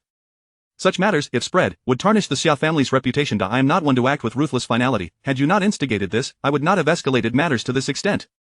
After all that has transpired, I trust you have learned your lesson. If you have genuinely repented, I shall hold no grudge against you. As for Qi, I have already made my stance clear.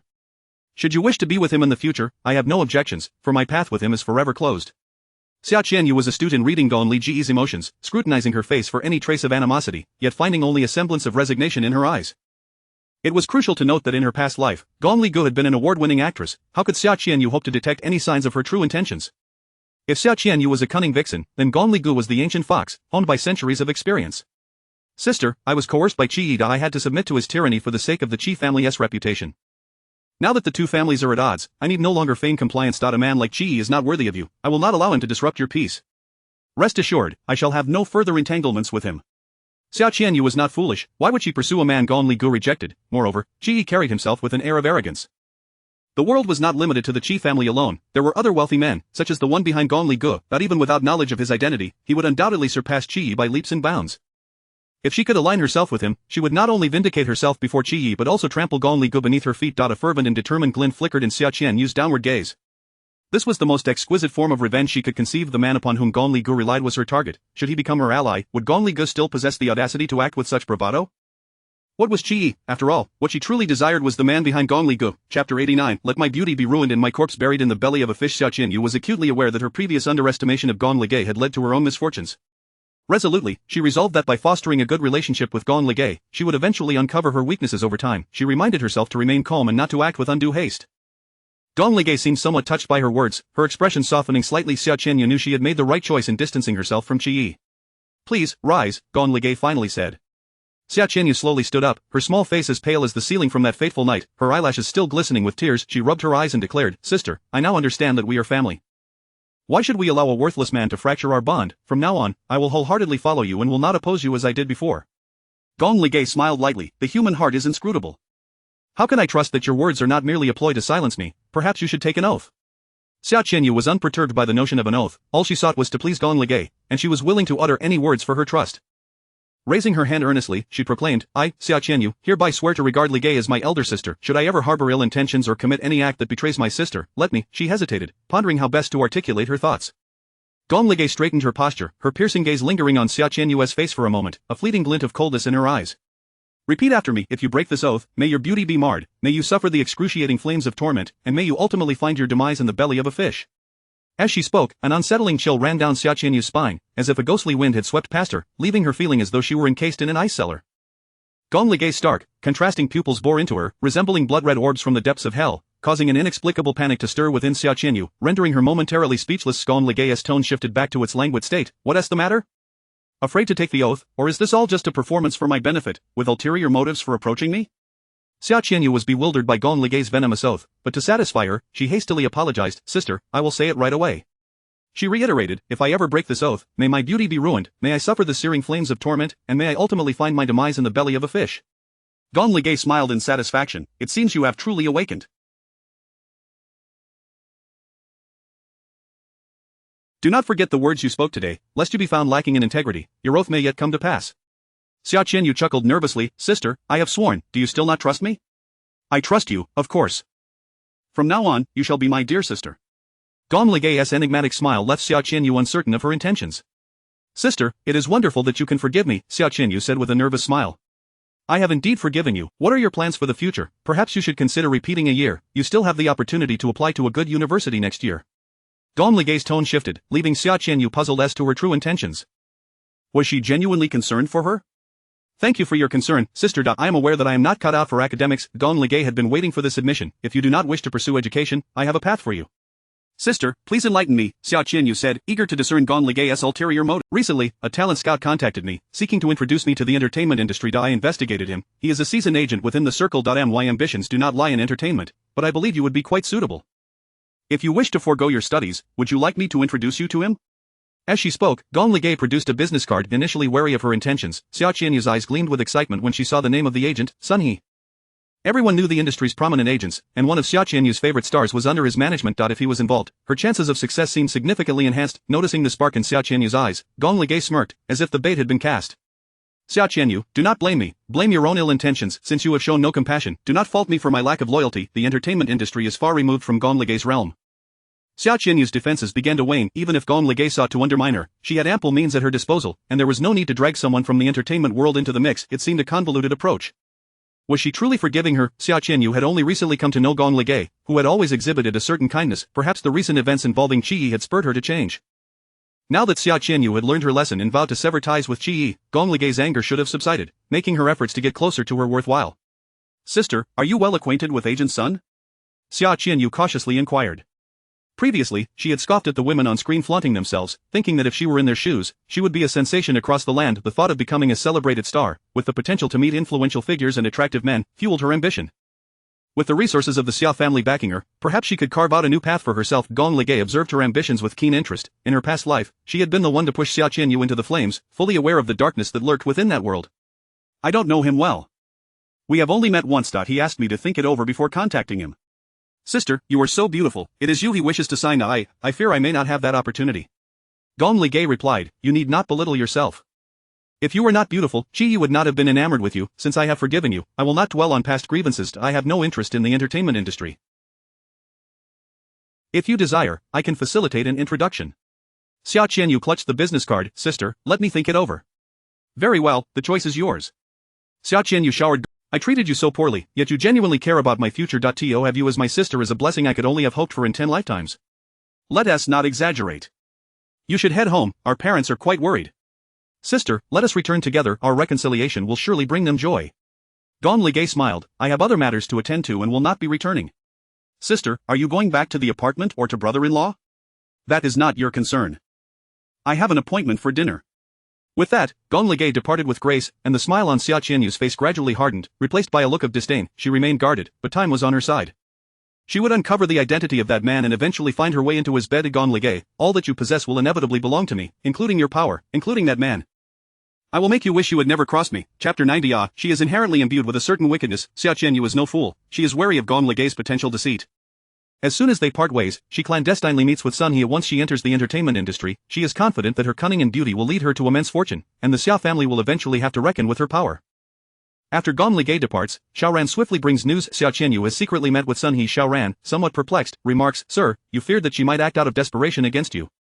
I never anticipated that this woman would have a moment of conscience and come to apologize. Even more surprising is that you actually forgave her and offered her a path forward.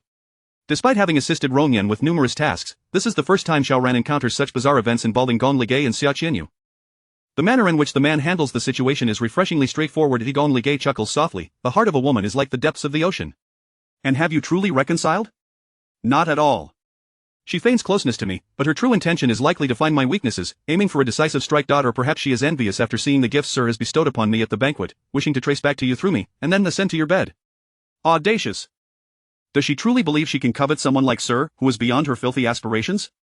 Xiaoran is incensed, resembling a protective hen eager to pounce upon that malevolent creature. She is intrinsically driven by a base desire. What lengths will she not go to, as long as it brings me discomfort? Xiaoran contemplates this and finds it quite reasonable. No matter who suffers such a significant blow, it is impossible to simply let it go. It turns out that the woman has merely buried the seeds of hatred deep within her heart, nurturing them daily, waiting for the day they will take root and flourish into a towering tree, ready to strike down Gong Ligay. Given that you are aware of her ill intentions, why not deal with her beforehand, rather than introducing her into the entertainment world? Gong Ligay smiles enigmatically. If you enter a game and complete it instantly, would you still find it enjoyable? Xiaoran remains speechless. Naturally, the longer you play, the more satisfying the final blow to the big boss becomes. Such a game is far more intriguing.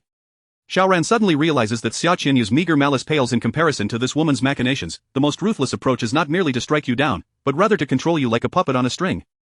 You may believe you are soaring high and far, yet you are merely being held in place, and with a sharp tug, you can plummet from the heights to the depths below, shattered beyond recognition. Gong Ligay chooses to disregard Xiaoran and instead muses, the last time I made strawberry pudding, I wonder if Sir would enjoy other flavors. Reflecting on this, I realize I know far too little about him. Xiaoran watches Gong Ligay, who appears innocent and naive, with suspicion. Just moments ago, she was calculating how to manipulate another woman, and now she is discussing cooking. Xiaoran feels a wave of anxiety for his master. Perhaps he should sample her creations first in the future? After all, who knows if she might poison him one day. In the castle's kitchen, Gong Ligay moves effortlessly, surrounded by chefs from a 5-star hotel, who now obediently assist her. Miss Ligay, may I help you with the eggs? Gong Ligay nods, thank you for your assistance. Miss is too kind. It is our honor to serve Sir in Mississippi. Previously, Sir never touched sweets, but ever since Miss began preparing them, his demeanor has improved significantly. I've heard he is now willing to cooperate with his treatment. You must know, Dr. Tan had to beg him for attention before. This clearly indicates how much Sir values Mississippi. The chef's unintentional words leave Gong Ligay astounded. Although she does not know the details of Rongyan's past afflictions, she understands that his old ailments have persisted for many years. If they could be resolved so swiftly, why did he not seek treatment before? The only reason must be that he did not desire it. Now he chooses to heal, and it is because of her. In this lifetime, her promise to marry Rong Yan is understandable, he cares for her, but what of the previous life? The Rong Yan she witnessed in the winter had regained his sight. What had motivated him to pursue treatment then?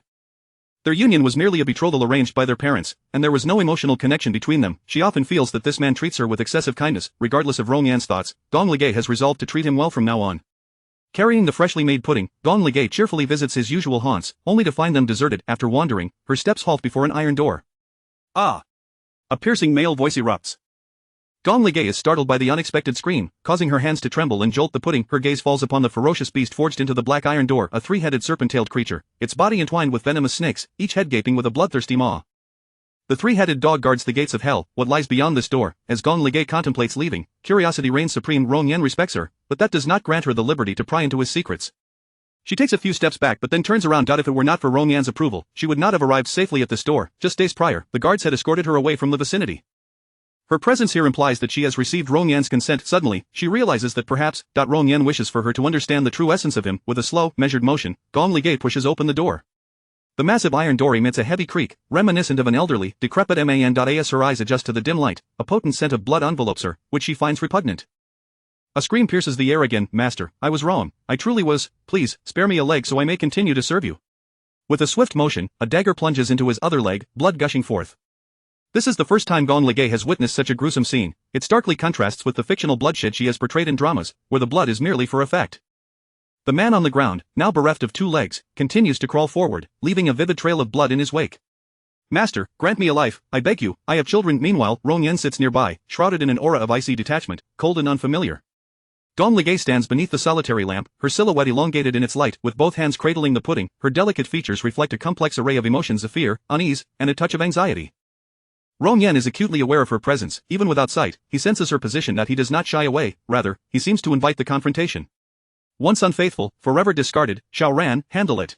The moment the door closes, it seals away the man's piercing screams. That room is soundproof. In the silence, the atmosphere grows thick with unspoken dread and tension. Rong Yan, not hearing the sound of Gong Ligay's retreat, addresses her direction with an indifferent tone. Is there something you need?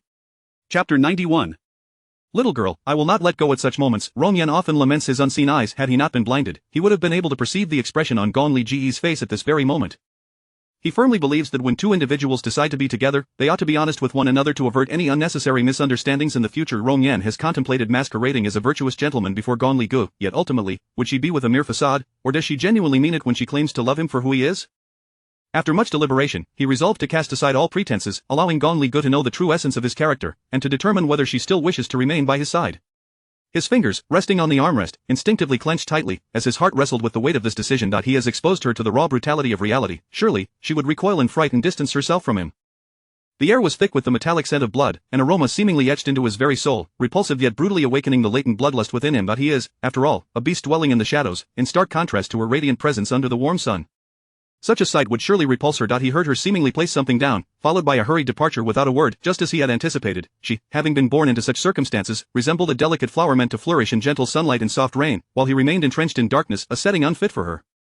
So be it, she has made her choice, and he need not impose further burdens upon her. Yet, the door to his heart, which had only just begun to open, was now being slowly shut. Rong Yan closed his eyes, unable to discern whether it was disappointment or something else. The outcome he had long foreseen was now before him, and still, he found it hard to accept.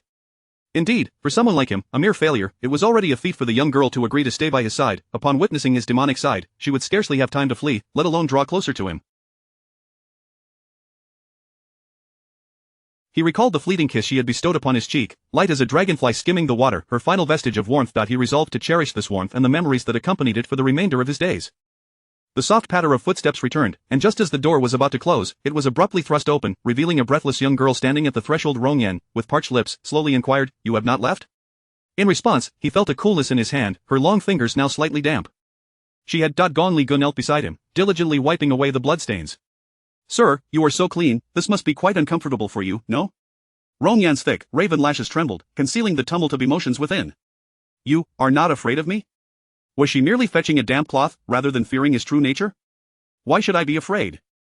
You treat me with such kindness, deliberately revealing your less savory side to me. Unlike those beasts cloaked in human guise, all dressed up yet harboring ulterior motives. Compared to them, I prefer to be with you, sir." Gong Ligay answered earnestly. "By the way, I made a different flavor of pudding today. Would you care to try it?" Rong Yan opened his mouth to respond, but before he could utter a word, she had already placed a piece of pudding into his mouth. It was soft and silky, a delightful amalgamation of creamy and chocolatey richness, slipping down his throat before he could truly savor it. It's chocolate-flavored aside from blueberry. I was unaware of any other flavors you might enjoy, so I prepared a variety. Do you like chocolate? I do. And cheese? I do. Is there anything you do not like, sir? Gong Li Gu inquired, diligently jotting down notes in a small notebook. Nothing. As long as it is crafted by you, I shall cherish it. Gong Li Gu, satisfied, fed him a few more spoonfuls, prompting Rong Yan to ask, why do you always make me desserts? Because, sir, your eyes are blind, and you cannot walk. Your life is shrouded in darkness. For you, the senses of taste and smell are paramount, and desserts can uplift one's spirits. I wish for you to be happy. Such a simple reason stirred up a tempest within the calm sea of Rong Yan's heart. She remains the same adorable and innocent girl as before it. He began to believe that her promise to marry him was not a fleeting whim. For the first time in his life, someone expressed a desire for his happiness. Little girl, I will not let go. Xia Qian met with Sun He, and though her physical appearance could not rival Gong Li Ji's, she possessed a delicate charm that evoked a sense of sympathy. Such an artist naturally attracts admirers, and with the backing of the Xia family, Sun He and she tentatively reached a collaborative agreement. Having completed her tasks, Xia Qian finally returned home, where Xia Feng's demeanor was far from pleasant. Where have you been gallivanting? Have you no shame, clinging to the Qi family? Xia Qian surmised that the driver must have mentioned Qi's appearance, leading them to suspect that she had been with him during her absence. Yuan Qing still cared for her, grasping her hand and saying, it's not that your father and I blame you, but the situation between Qi Yi and your sister remains uncertain. Getting involved will only tarnish your reputation. Listen to us, do not associate with Qi Yi any longer. Xia Qianyu had no choice but to explain, Mom and Dad, you've misunderstood it. The day before the college entrance examination, I met Qi Yi, but I made it clear to him that he should no longer contact me. I must consider the dignity of the Xia family and my sister. Since this matter has already been exposed, I have no reason to fear him any longer. They exchanged glances. So you were not seeking him out? Of course not, Mom and Dad, please sit down and hear me out. Xia Qianyu wove a tale, claiming she had been in training for the past few days, gearing up to become a star. Yuan Qing, holding her hand, said, silly child, such an important exam, why would you prioritize training? You couldn't choose a different day. Mom, I know my grades are not as good as my sister's. Repeating a year would be futile, so I opted for training. Pursuing a career in the entertainment industry is a good opportunity. By the way, my sister and I have reconciled. She even helped me get into the entertainment circle. Seeing Xia Qianyu's relaxed demeanor, Xiaofeng furrowed his brow, somewhat skeptical. You truly reconciled with her? Dad, I was just being irrational, thinking you wouldn't love me, which led me to a dead end. You and Mom treat me so well, and my sister is kind-hearted, not to mention the heir to Gongfei, holding shares that benefit our family. Out of both sentiment and reason, I should honor my sister. It is good that you think this way. Let us all live well as a family, and do not engage in foolishness. Yes, Dad, I understand. If you wish to enter the entertainment industry, then go. Your mother and I have finally found you again, and naturally, we hope for your happiness. However, the entertainment industry is fraught with darkness. I will ensure to establish connections for you beforehand. Xia Qianyu beamed, thank you, Dad. By the way, in a few days, it will be old Master Qi's 80th birthday. You and Qi Yi, Dad, rest assured, I no longer have any relationship with him. Having confirmed that their daughter had truly come to her senses, the couple felt relieved, planning to retrieve the shares from Gong Li Gu at an opportune time. Xia Qianyu returned to her room with a smile, dialing a number. Xiao Shuang, you're back, perfect, accompany me tomorrow to select a birthday gift for your grandfather. Although a smile adorned her lips, a chilling glint flickered in her eyes. Gong Li Gu, you need not fear my hand, there are plenty who wish to see you dead. Chapter 92. Do you think the Qi family is truly deserving? If one were to ponder who genuinely cared for Gong Li Gu in her previous life, the venerable Master Qi would undoubtedly be among the few. Unlike others who would mock her with scornful jests and look down upon her humble origins, he treated her with the warmth and kindness befitting a family elder. Yet, this affable gentleman would not survive the winter, and the mere thought of it left Gong Li Gu feeling heavy-hearted. In her past life, with scarce savings, she had spent a few thousand to purchase a modest bracelet for the old man, only to be ridiculed at the banquet, yet, he wore that seemingly worthless bracelet on his wrist to defend her. The kindly visage of the elder was etched in her memory, a truly remarkable grandfather. In this life, she found herself in possession of ample wealth. Knowing that the old man had a fondness for tea sets, she ventured into an upscale tea shop, where every piece was a handcrafted masterpiece by the contemporary master Jing Yu, naturally commanding a high price. Those who could enter such a place were either affluent or of noble birth. Dressed in haute couture, Gong Li Gu was no longer subjected to disdainful glances. As she entered, a saleswoman clad in a cheapao approached her. Miss, may I inquire if you are purchasing for yourself or as a gift? I would be delighted to provide you with a detailed introduction. Gong Li Gu nodded, let us explore together. Her gaze swept over the exquisite tea sets until it settled upon a teapot shaped like a bagua, its simple form exuding an extraordinary aura. This pot, noticing her pause, the saleswoman seized the opportunity to elaborate. Miss, your taste is impeccable. This bagua bamboo purple clay teapot is one of our master's favored creations. The body is crafted from 8 bamboo stalks, with the lid adorned by the Fushi bagua diagram, embodying a profound artistic essence. It is perfectly suitable for both gifting and personal use, and among our master's works, it is moderately priced. If you purchase today, you can enjoy a member's discount, bringing the total to merely 680,000. We will also provide you with a signed collection from Master Jinyu, making it quite a bargain. Gong Li Gu took a moment to consider before affirming, very well, I shall take it. Wait. A sudden female voice interjected. I want that teapot. Standing before Gong Li Gu was Qi Shuang, the younger sister of Qi Yi, who had been a mere pawn for Xia Qianyu in her previous life and had often bullied her. Ignoring the disdainful presence, Gong Li Gu declared, please wrap it up for me, I will pay by card. Of course, Mississippi. Hold on. Qi Shuang pressed her hand against the saleswoman's, demanding, I said I want it. The saleswoman appeared flustered, I apologize, miss, but our tea sets are one of a kind. Perhaps you could consider another set, this one has already been claimed by this lady. Qi Shuang's contempt was palpable as she directed her disdain towards Gong Li Gu, what makes someone like her deserving of such a teapot? At that moment, Qi Shuang scrutinized Gong Li Gu, who seemed transformed from her past self, once dressed plainly like a country girl. Today, her ensemble alone was worth hundreds of thousands, not to mention the luxurious jewelry she adorned or the several designer bags she carried. With a derisive snort, Qi Shuang remarked, I suppose this wild chicken has been working hard to win my brother's favor, hence the change in attire. She naively assumed that all of Gong Li Ji's opulence was bestowed by Qi Yi, harboring a deep-seated resentment towards the relationship. After Xia Qianyu's return, Qi Shuang had endeavored to play the matchmaker between Xia Qianyu and Qi Yi, but alas, her plans were thwarted when she went abroad as an exchange student, leaving her oblivious to the recent developments. Unaware of the events at the banquet and ignorant of Gong Li Ji's true status, she had rushed over, fueled by anger to defend Xia Qianyu. Although Xia Qianyu had just promised Gong Li Gu to cease her antagonism, she had conveniently found an excuse to retreat downstairs for coffee to avoid confrontation. Gong Li Gu mused that she had yet to even begin addressing Qi Shuang, who had arrived to confront her instead. With a quick thought, she pointed to another set of teawares, since Miss Qi seems so fond of this one, I shall relinquish it. I would like this set, please wrap it up for me. Gong Li Ji's concession led Qi Shuang to mistakenly perceive her as timid as before, prompting her to become even more audacious. Using my brother's money to curry favor, she promptly took the card offered by Gong Li Gu. Certainly, miss, please hold on. However, Qi Shuang snatched the card from her hand, her expression shifting dramatically as she pointed an accusatory finger at Gong Li Gu, you shameless wretch. Before even marrying into the Qi family, you've had my brother issue you a supreme black card, the money my father and brother have worked tirelessly for is being squandered by you. Her voice rose, drawing the attention of those nearby. Qi Shuang's indignation stemmed not only from defending Xia Qianyu but also from her own dissatisfaction, for she did not possess such a card herself. How could an outsider be deserving? Gong Li Gu feigned concern, Miss Qi, that is my personal card, please return it to me. Seeing her flustered demeanor only reinforced Qi Shuang's conviction that it was Qi Yi who had provided it. Your card? That is absurd, even Summer Uncle may not qualify for such a card, and you claim it as yours. My brother is a fool to have given something so valuable to an outsider. Perhaps you stole it from my family. With that, Qi Shuang pocketed the card, declaring, I shall reclaim what belongs to the Qi family. You must have spent quite a bit using this card, consider it a stroke of luck for you, now be gone. Gong Li Gu smiled, Miss Qi, with all due respect, the Xia family lacks the qualifications to obtain such a card. Do you truly believe the Qi family possesses that privilege? In the entirety of a city, there were fewer than 10 such cards, clearly not meant for the Qi family. Qi Shuang's arrogance was astonishing. What she spoke was the truth, yet upon hearing it from Gong Li Gu, Qi Shuang's rage ignited. What insolence is this? I reiterate, this card belongs to me and has no connection to your Qi family. You shameless harlot. Fuming, Qi Shuang lashed out, raising her hand to strike Gong Li Ji's face.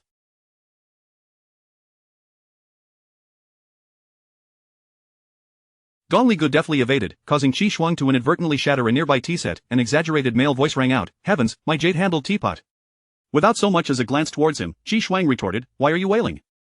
I'll compensate you double later.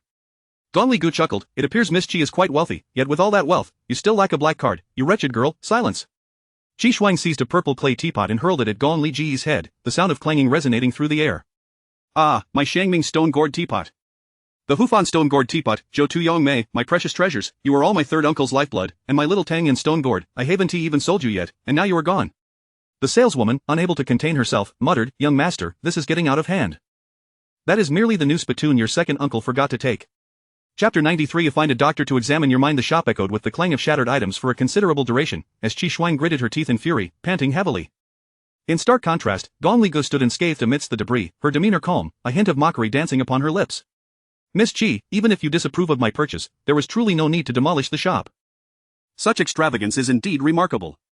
Qi Shuang had a peculiar habit. When angered, she would resort to smashing or throwing objects. As a guest in the Qi residence, in a fit of rage, she hurled a teacup at herself. Although she managed to dodge it, the scalding water still burned her calf. At that moment, she wore an expression of haughty defiance, declaring, you deserve it, you wretched creature. Since she relished the act of destruction, Gong Li Gu allowed her to indulge. Just then, a voice laced with amusement interjected, "No worries, Miss Chi, after all, your family is quite affluent." As you mentioned, the double compensation, my family has several branches, if you He donned a pink shirt, a color that would typically be challenging to wear, yet it suited his tall frame effortlessly. Adorning his chest was a pair of pink sunglasses, his peach blossom eyes slightly upturned, and a smile that seemed to overflow with sweetness. Upon seeing him, Chi Shuang momentarily lost her composure, her cheeks flushing the same hue as his attire. This flirtatious man, exuding an aura of charm, appeared earlier than in her previous life. It seemed that her reincarnation had altered many trajectories. He was one of Rong Yan's few close friends, Jing Jingji, the head of the Jing group, and she had only encountered him a handful of times.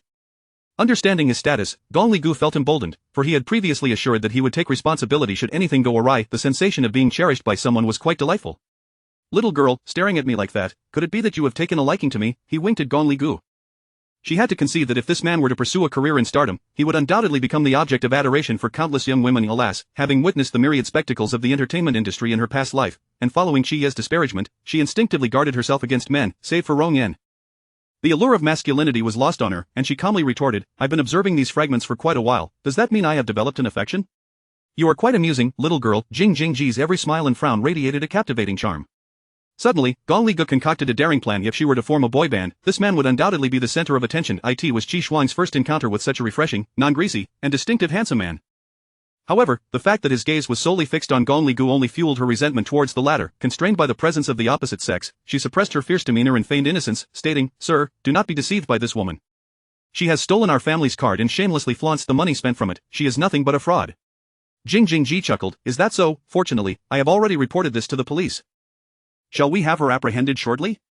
Chi Shuang was utterly smitten, lost in a daze, nodding fervently, "Yes, arrest her, let this wretched person face imprisonment." With a grin, Jing Jingji retrieved a calculator from a nearby salesperson.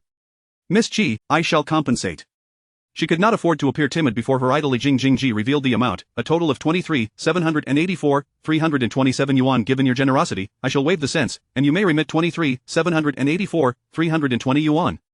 Upon hearing this sum, Chi Shuang's expression paled. "Why is it so exorbitant? That pot was merely over 600,000, even if I smashed a few more, it couldn't amount to millions." Jing Jingji sighed, shaking his head, "Miss Chi, you are unaware, my third uncle is a contemporary master, and his works range from 6 to 8 digits in price. You should count your blessings that you did not damage the main store today, otherwise, it would have been far beyond 8 digits. The Chi family's wealth meant that Chi Shuang could easily produce a few million, but now it had escalated to over 20 million. Her complexion shifted, not wishing to lose face before her idol. "It's just over 20 million, I can manage that. I'll make a call to my family." As the youngest daughter and the cherished darling of the family, this was not an insurmountable crisis for her. Zhao Yu would merely grumble a few words at worst as Zhao Yu lazily answered the phone. "Shuanger, what's the matter? I'm trying on dresses." "Mom, are you at Xinguang Mall?" "Yes." "Perfect, I've encountered a bit of trouble with Xia Li Gu here." Upon hearing that her daughter was with Gong Li Gu, Zhao Yu's interest peaked immediately. That girl had blocked her. "Keep her occupied, do not let her leave, I'll be there shortly."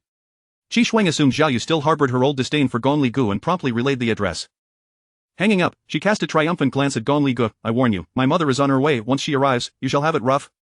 Gong Li Gu suddenly felt a twinge of sympathy for her. It was not common for someone to be so foolish. "I wager that when your mother arrives, not only will she not scowl at me, but she will actually be seeking my approval." "Do you believe it?" Chi Shuang wore a ridiculous expression. "You should consider who you are, a mere wretch. How absurd to think my mother would heed your opinion." The charming man nearby could not restrain himself. "Miss Chi, you are quite the beauty, yet your words are so foul."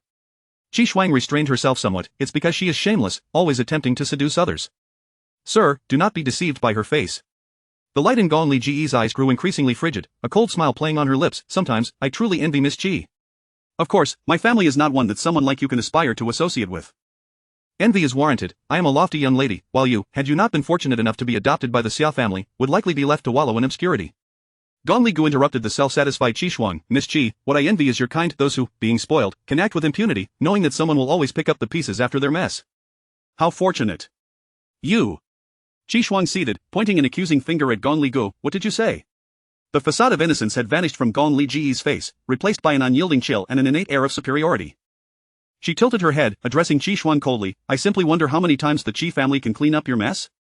Under her penetrating gaze, Chi Shuang felt a twinge of anxiety, sensing that Gong Li Gu was no longer the person she had once known. "Are you cursing me?"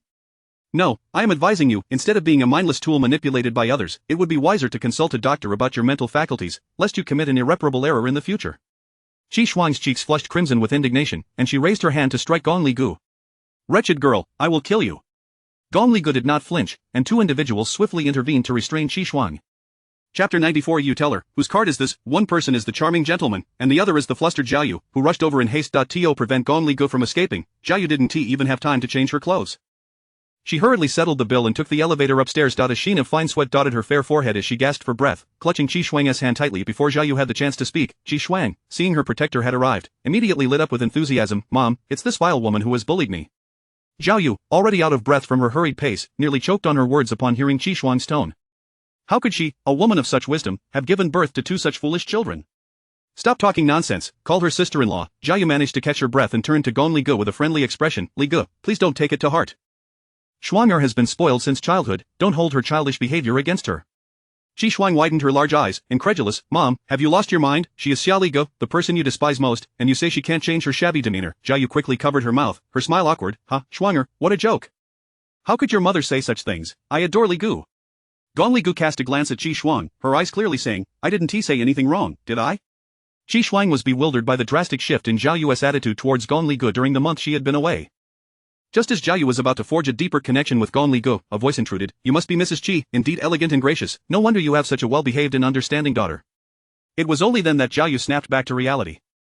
They were standing amidst a pile of debris, with a dashing gentleman in a pink shirt nearby. Women of all ages relish sweet words, and Zhao Yu smiled warmly, striving to maintain a good impression in front of others. Which family do you hail from? Your words are as sweet as honey. Mrs. Qi, I almost forgot to introduce myself, I am the owner of the Jingjin Tea House. Upon his introduction, Zhao Yu immediately recognized that this was one of the Jing family's properties, currently managed by the young master Jing Jingji, who stood before them. Zhao Yu straightened her posture, her expression noticeably more respectful. I didn't recognize you earlier, I thought you were simply a young master from some family, but it turns out you are the esteemed young master Jing. No wonder you possess such grace and charm. Gong Li Gu couldn't help but twitch her lips at the blatant flattery exchanged between them, yet she knew this charming gentleman was not to be underestimated, and she chose to observe the unfolding scene. Mrs. Qi, you are truly an honest person, although I also believe I possess a certain elegance. The debts your daughter has incurred must still be settled. Jing Jingji's words felt like a bucket of cold water dousing Zhao Yu from head to toe, and she quickly realized he was referring to the tea set her daughter had purchased. How much was the tea set my daughter chose? I'll settle it all at once, including whatever Li Gu has her eye on. Zhao Yu, for once, sought to be a good Samaritan, and Jing Jingji smiled like a sly fox, his eyes twinkling. Well, the total comes to 23,784,327. Zhao Yu's eyelids twitched thrice at the first number, but there was more to come. Over 40 million, he had only wiped off 14 bucks, how could he dare claim to be embarrassed? Even Zhao Yu, who had encountered many shameless individuals, had never met someone so brazen. Fury coursed through her, making her hands tremble. Did you break it all? Zhao Yu pointed an accusatory finger at her beloved daughter, realizing that had she not rushed over in a panic, she would not have been so exasperated. Though Qi Shuang was indeed audacious, she had never caused such a financial debacle. Almost 50 million in losses was not something the Qi family could easily cover. Qi Shuang sensed her mother's wrath and was merely suppressing her own anger, thinking that the best course of action was to shift the blame. No, it wasn't me, Mom, it was her. It's all this vile woman's fault. Before she could continue her tirade, Jing Jingji interrupted. Miss Qi, there are many eyes in the store, not to mention surveillance cameras. How could you possibly deny it in front of so many witnesses? I'm not denying it. She provoked me on purpose, Mom, it's all her fault. Gong Li Gu smiled as if basking in spring sunshine. Miss Qi, everyone present, including the cameras, can testify that you snatched the tea set. I had my eye on the moment you arrived. I let you have it, yet you were still unsatisfied, stealing my belongings and hurling insults at me, using the term vile woman countless times. Was I supposed to provoke you? Are you a firecracker that ignites at a mere spark? You brazenly took my things and insulted me, and I had not even retaliated. Do you truly believe I am a dumpling for you to need it, Will? In the past, when Qi Shuang had insulted Gong Li Gu, she would remain silent, but today, she dared to argue back, further fueling Qi Shuang's anger. Shut your mouth. You have no right to speak here. Before she could finish her bluster, Zhao Yu's cold voice interrupted. The one who should be silent is you. Have you forgotten the manners of the Qi family? How dare you speak like that? Qi Shuang felt her mother had lost her mind. They had both insulted Gong Li Gu in the past. In this situation, if she could shift the blame onto her, then naturally the Xia family would be liable for the over 40 million. How could Zhao Yu not understand her intentions? Zhao Yu understood entirely, but now Gong Li Gu was the person she sought to appease, and her attitude had indeed shifted. Li Gu, I hope Shuang hasn't frightened you. What has she taken from you? I shall make her return it immediately. Gong Li Gu smiled, half in jest. Auntie, she took my card. Card? Zhao Yu, bewildered, looked at Qi Shuang. Why on earth did you take someone else's card? Mom, this vile woman must have stolen it from my brother. Look, it's this one. Does she, with her lowly status, even deserve to use such a black card? She is using our family's card to curry favor with Grandpa. Why shouldn't I be furious? Gong Li Gu's lips curled into a mocking smile. Miss Qi is truly amusing. You claim to have taken something from me yet insist it belongs to your family. Or is it that all the members of the Chi family are so shameless? Zhao auntie, your daughter has clearly lost her senses. Perhaps you should enlighten her about whose card this truly is? Chapter 95. Has the Chi family raised a giant baby? When Zhao Yu glimpsed the card, her eyelids began to twitch even more violently. Qi Shuang, that foolish girl, was oblivious. She had clearly witnessed Xiao Qianyu handing over the 20 billion yuan card to Gong Ligay, which belonged to their Gong family. Before she could utter a word, the police had already arrived. We received a report of vandalism. Oh, Miss Gong, it's you again? The responding officer happened to be the same one from the incident at school, and Gong Ligay felt somewhat helpless. Yes, it's me again. Miss Gong? What sort of Miss Gong? Qi Shuang murmured under her breath, but her attention was quickly diverted by the police, who she thought were her saviors. She stole our belongings, you must arrest her. After the student disturbance incident, the officers held a favorable view of Gong Ligay, especially since her accompanying lawyer was Zhou Yi. Even the dullest officer could discern that her background was anything but ordinary, and they wholly disregarded Qi Shuang's claims. Zhao Yu, fearing the situation would escalate, hastily interjected to smooth things over. Officer, my daughter has misunderstood.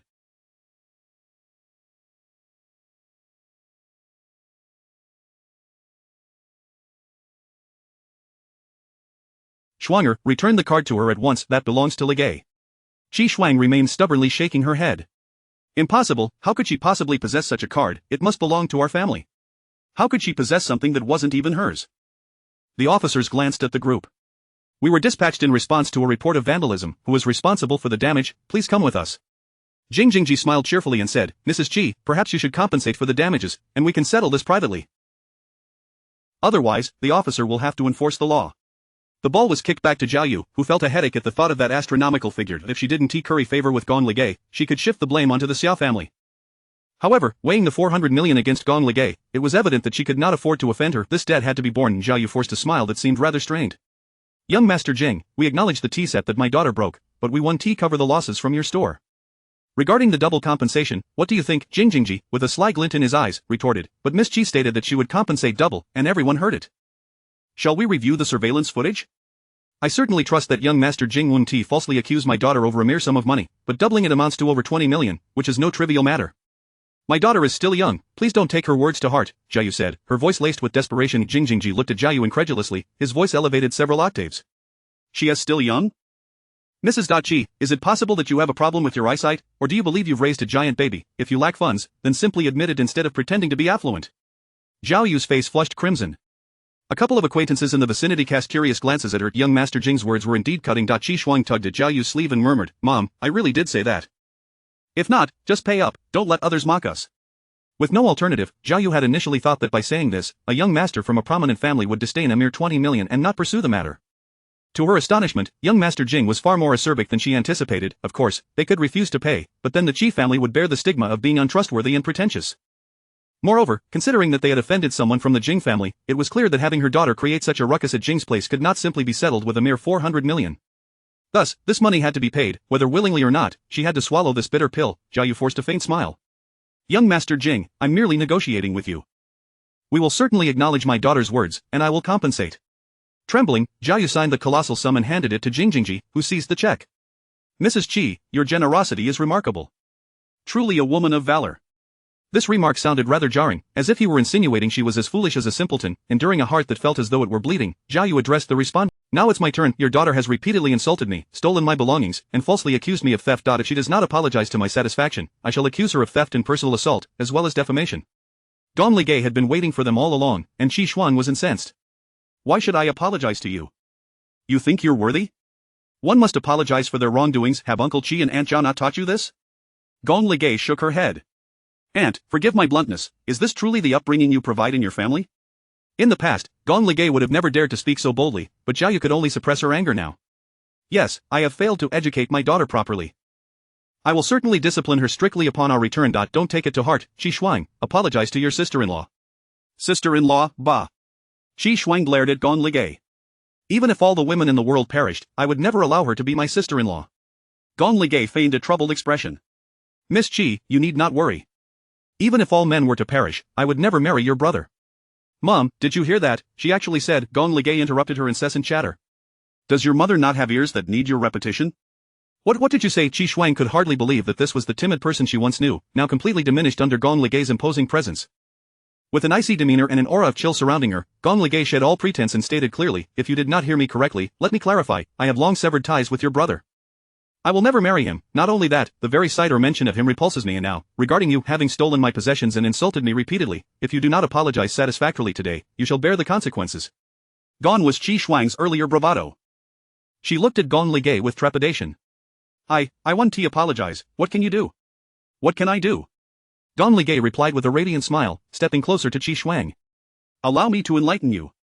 Illegally possessing someone else's property, especially in significant amounts, and refusing to return it can lead to imprisonment of less than 2 years, detention, or fines. If the amount is substantial or there are aggravating circumstances, imprisonment could range from 2 to 5 years, along with fines.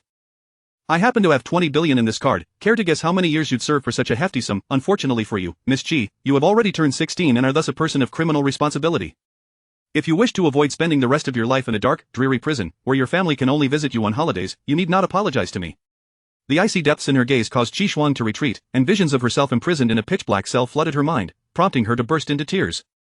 After all, she was merely a spoiled child. Gong Ligay silently reminded herself not to let her off the hook. Chapter 96. Clearly a heartless lotus. Qi Shuang, accustomed to her arrogant and domineering ways, found herself in a most unexpected predicament, and at the hands of Gong Ligay, no less. Zhao Yu, restrained by the presence of others, had refrained from displaying her anger openly, though her fury was steadily escalating as she cast a cold glare at Qi Shuang. Are you not going to apologize? Do you truly desire to end up in prison? Woo, mama, I don't want to. The officers nearby, witnessing such a childish display, were at a loss for words. Eager to conclude their shift and avoid escalating the situation, they interjected, Miss Qi, Miss Gong has made her position abundantly clear. Return her belongings and apologize, and she will not pursue this matter further. With tears blurring her vision, Qi Shuang looked up at the proud and imposing figure of Gong Ligay, realizing that in just a month, she had transformed entirely. 2 billion, this card was astonishingly worth 2 billion. Qi Shuang felt a mix of jealousy and fear. The joy she had felt in her previous tirade now seemed painfully misplaced. Jingjingji chuckled, I am truly astonished by the upbringing of Miss Qi. To drag her family into her own misdeeds and yet remain unrepentant. Miss Qi is fortunate indeed to have such amiable parents. Were I in her shoes, I would have long since faced the wrath of my relatives. Zhao Yu was not oblivious to Jingjingji's veiled criticism regarding her failure to instill proper values in her daughter. She glanced at the two individuals beside her, one handsome, the other beautiful, and then at her own giant of a child, whose snot and tears were a messy sight, resembling a foolish child. She raised her hand and struck Qi Shuang. Apologize now. Qi Shuang, struck and more foolish than ever, exclaimed, Mama, you hit me, you actually hit me. Zhao Yu raised her hand once more, prepared to strike again, but Qi Shuang, clutching her face, fled in a panic, running as if the wind itself were behind her. Zhao Yu felt even more embarrassed. Li Gu, look at this. Gong Li Gu understood that Qi Shuang would not readily let this go. Their battle with the Qi family had yet to officially commence, so there was no need to rush. Auntie, do not take it to heart. She is still young, and I can understand her emotional outburst. Zhao Yu sighed in relief. Gong Li Gu was ultimately kind-hearted. She bent down to retrieve the card and handed it to Gong Li Gu, saying, Li Gu, your magnanimity fills me with guilt. My daughter, Gong Li Gu interrupted her rambling. Auntie, please do not feel guilty just yet. What I mean is that I can understand her current emotional turmoil. After all, we have a long road ahead of us, and we will surely have opportunities to meet again. Coincidentally, the old master's birthday banquet is approaching, so let Miss Qi apologize to me publicly at the celebration. What? Zhao Yu's eyes widened in disbelief, having thought Gong Li Gu would simply let it go. She realized her naivety. Gong Li Gu, ignoring Zhao Yu's astonishment, continued patiently, Auntie, if I may speak frankly, if Miss Qi's character does not change, she will cause you greater trouble in the future. Although we may not be closely acquainted, we have met, and I am not one to hold grudges without reason. As long as she publicly apologizes at the banquet, I shall consider this matter resolved. Zhao Yu anxiously licked her parched lips. Li Gu, I am aware that my ineffectual son has wronged you, and now this girl has offended you as well. However, many guests will be attending the old master's birthday. The Qi family cannot afford to lose face. How about I host a private apology from this girl and we can continue to maintain our familial ties? Please, Auntie, do not say such things that would shame me. The Qi family is a prestigious lineage, one that a mere orphan like me could never hope to ascend to. I am fully aware of my own worth, and besides, you have seen how much Miss Qi despises me. Why should I humiliate myself further? My well-mannered sister is far more suited for your son. Moreover, given Miss Qi's temperament, she will not learn her lesson from a private meal. If you truly wish to teach her a lesson, you must follow my suggestion. Only then will she learn not to make such foolish mistakes again. Gong Li Ji's words incited a desire in Zhao Yu to strike her. This girl was impervious to both sweet and stern approaches, no longer someone easily manipulated. Must it really be this way, Li Gu? Zhao Yu's tone had already begun to betray her displeasure. Gong Li Gu feigned ignorance, adopting a serious demeanor. Auntie, it is not that I wish for it to be this way, rather, it is essential for Miss Qi to learn a lesson. After all, I too have parents, and her constant reference to me as a wild chicken orphan is rather unpleasant. If I am to be considered worthless, then what of my father's remains? If I am a disgrace, would that not make the entire Gong family a disgrace as well? If such words were to reach the Gong family, I fear Zhao Yu ground her teeth in frustration. This girl had the audacity to leverage the Gong family against her, which was truly infuriating, yet she found herself without a better course of action after all. Her own wayward daughter had created such a mess. Listen to your words. How can you entangle yourself with the Gong family? You are right, my daughter has indeed been spoiled since childhood, and she needs to be taught a lesson. Thank you, Auntie, for your understanding. Then it is settled. I will temporarily reserve the right to pursue further action. I have witnesses and evidence that if Miss Chi refuses to apologize, then Auntie should not hold it against me for being unyielding. Of course, Li Gu has already been exceedingly magnanimous. The time is still early, why not accompany your auntie for a shopping trip? Since she could not protect her daughter, she at least needed to salvage her son's relationship with Gong Li Gu. Once the two were married, the shares in Gong Li Gu's possession would belong to Chi Yi, and then she could afford to settle the score with this little vixen. Her only fear was that Gong Li Gu would become thoroughly disillusioned with her son and be beyond retrieval. In the past, Jia Yu had found her presence repulsive. Now, she was actively inviting her to shop. Gong Li Gu could only feel the whims of fate and the absurdity of human nature. Auntie, I have some matters to attend to and cannot accompany you, please feel free to go alone. She dismissed the officers, and Jingjingji escorted her to the door. Madam Chi, take care. In the future, if your daughter or any member of the Chi family finds themselves in a sour mood, feel free to visit my establishment. Feel free to smash whatever you wish, our little shop will undoubtedly satisfy you. Zhao Yu stumbled in anger, nearly falling over. She desperately wanted to ask Jingjingji if he had any sense of decency left. Once she departed, applause erupted from the side, and Jingjingji grinned as he clapped his hands.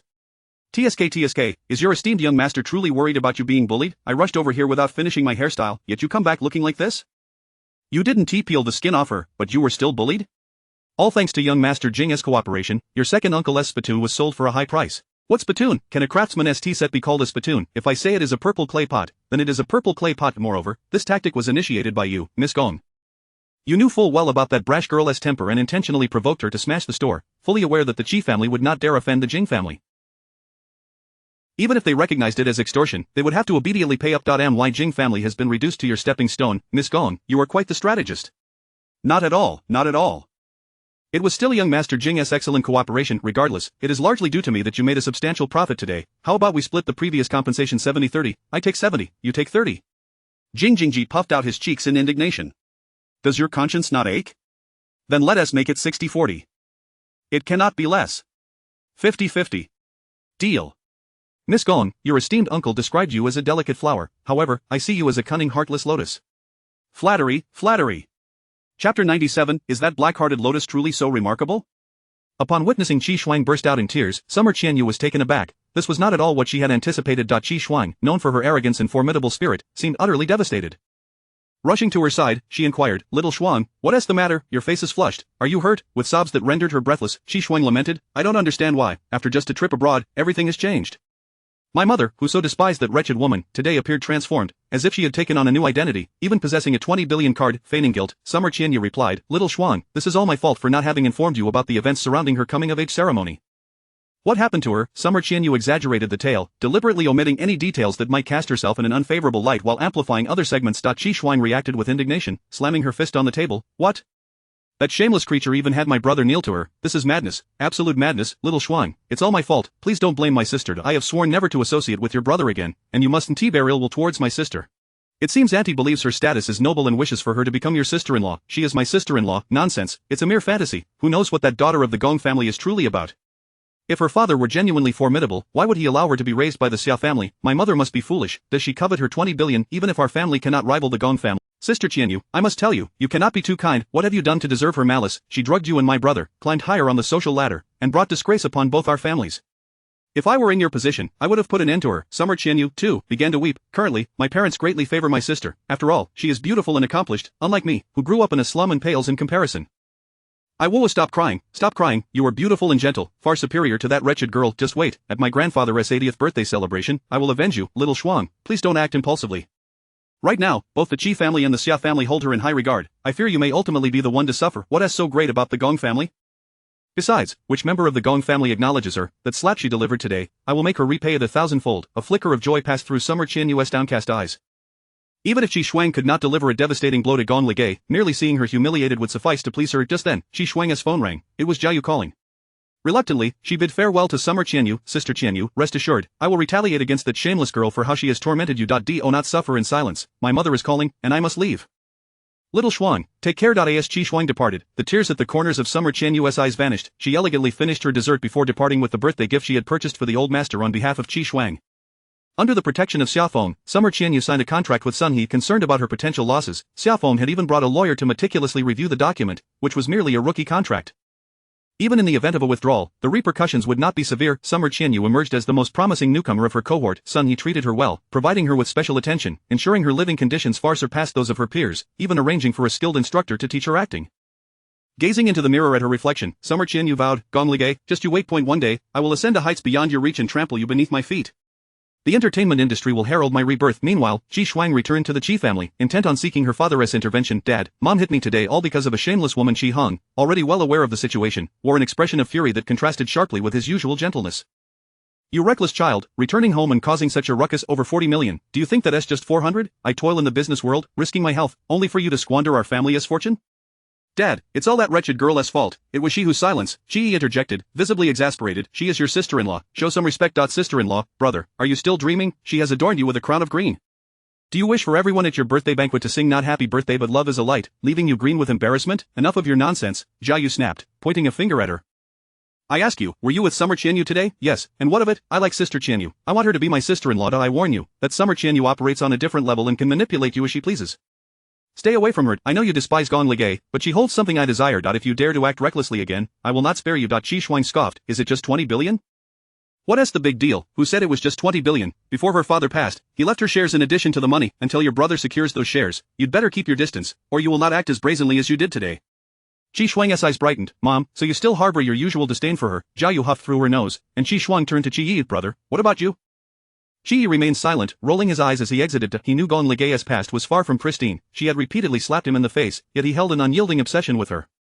He wished for Gong Ligai to return to him, only to discard her once he grew weary, for no matter how low he stooped, he could never love a woman lacking in virtue.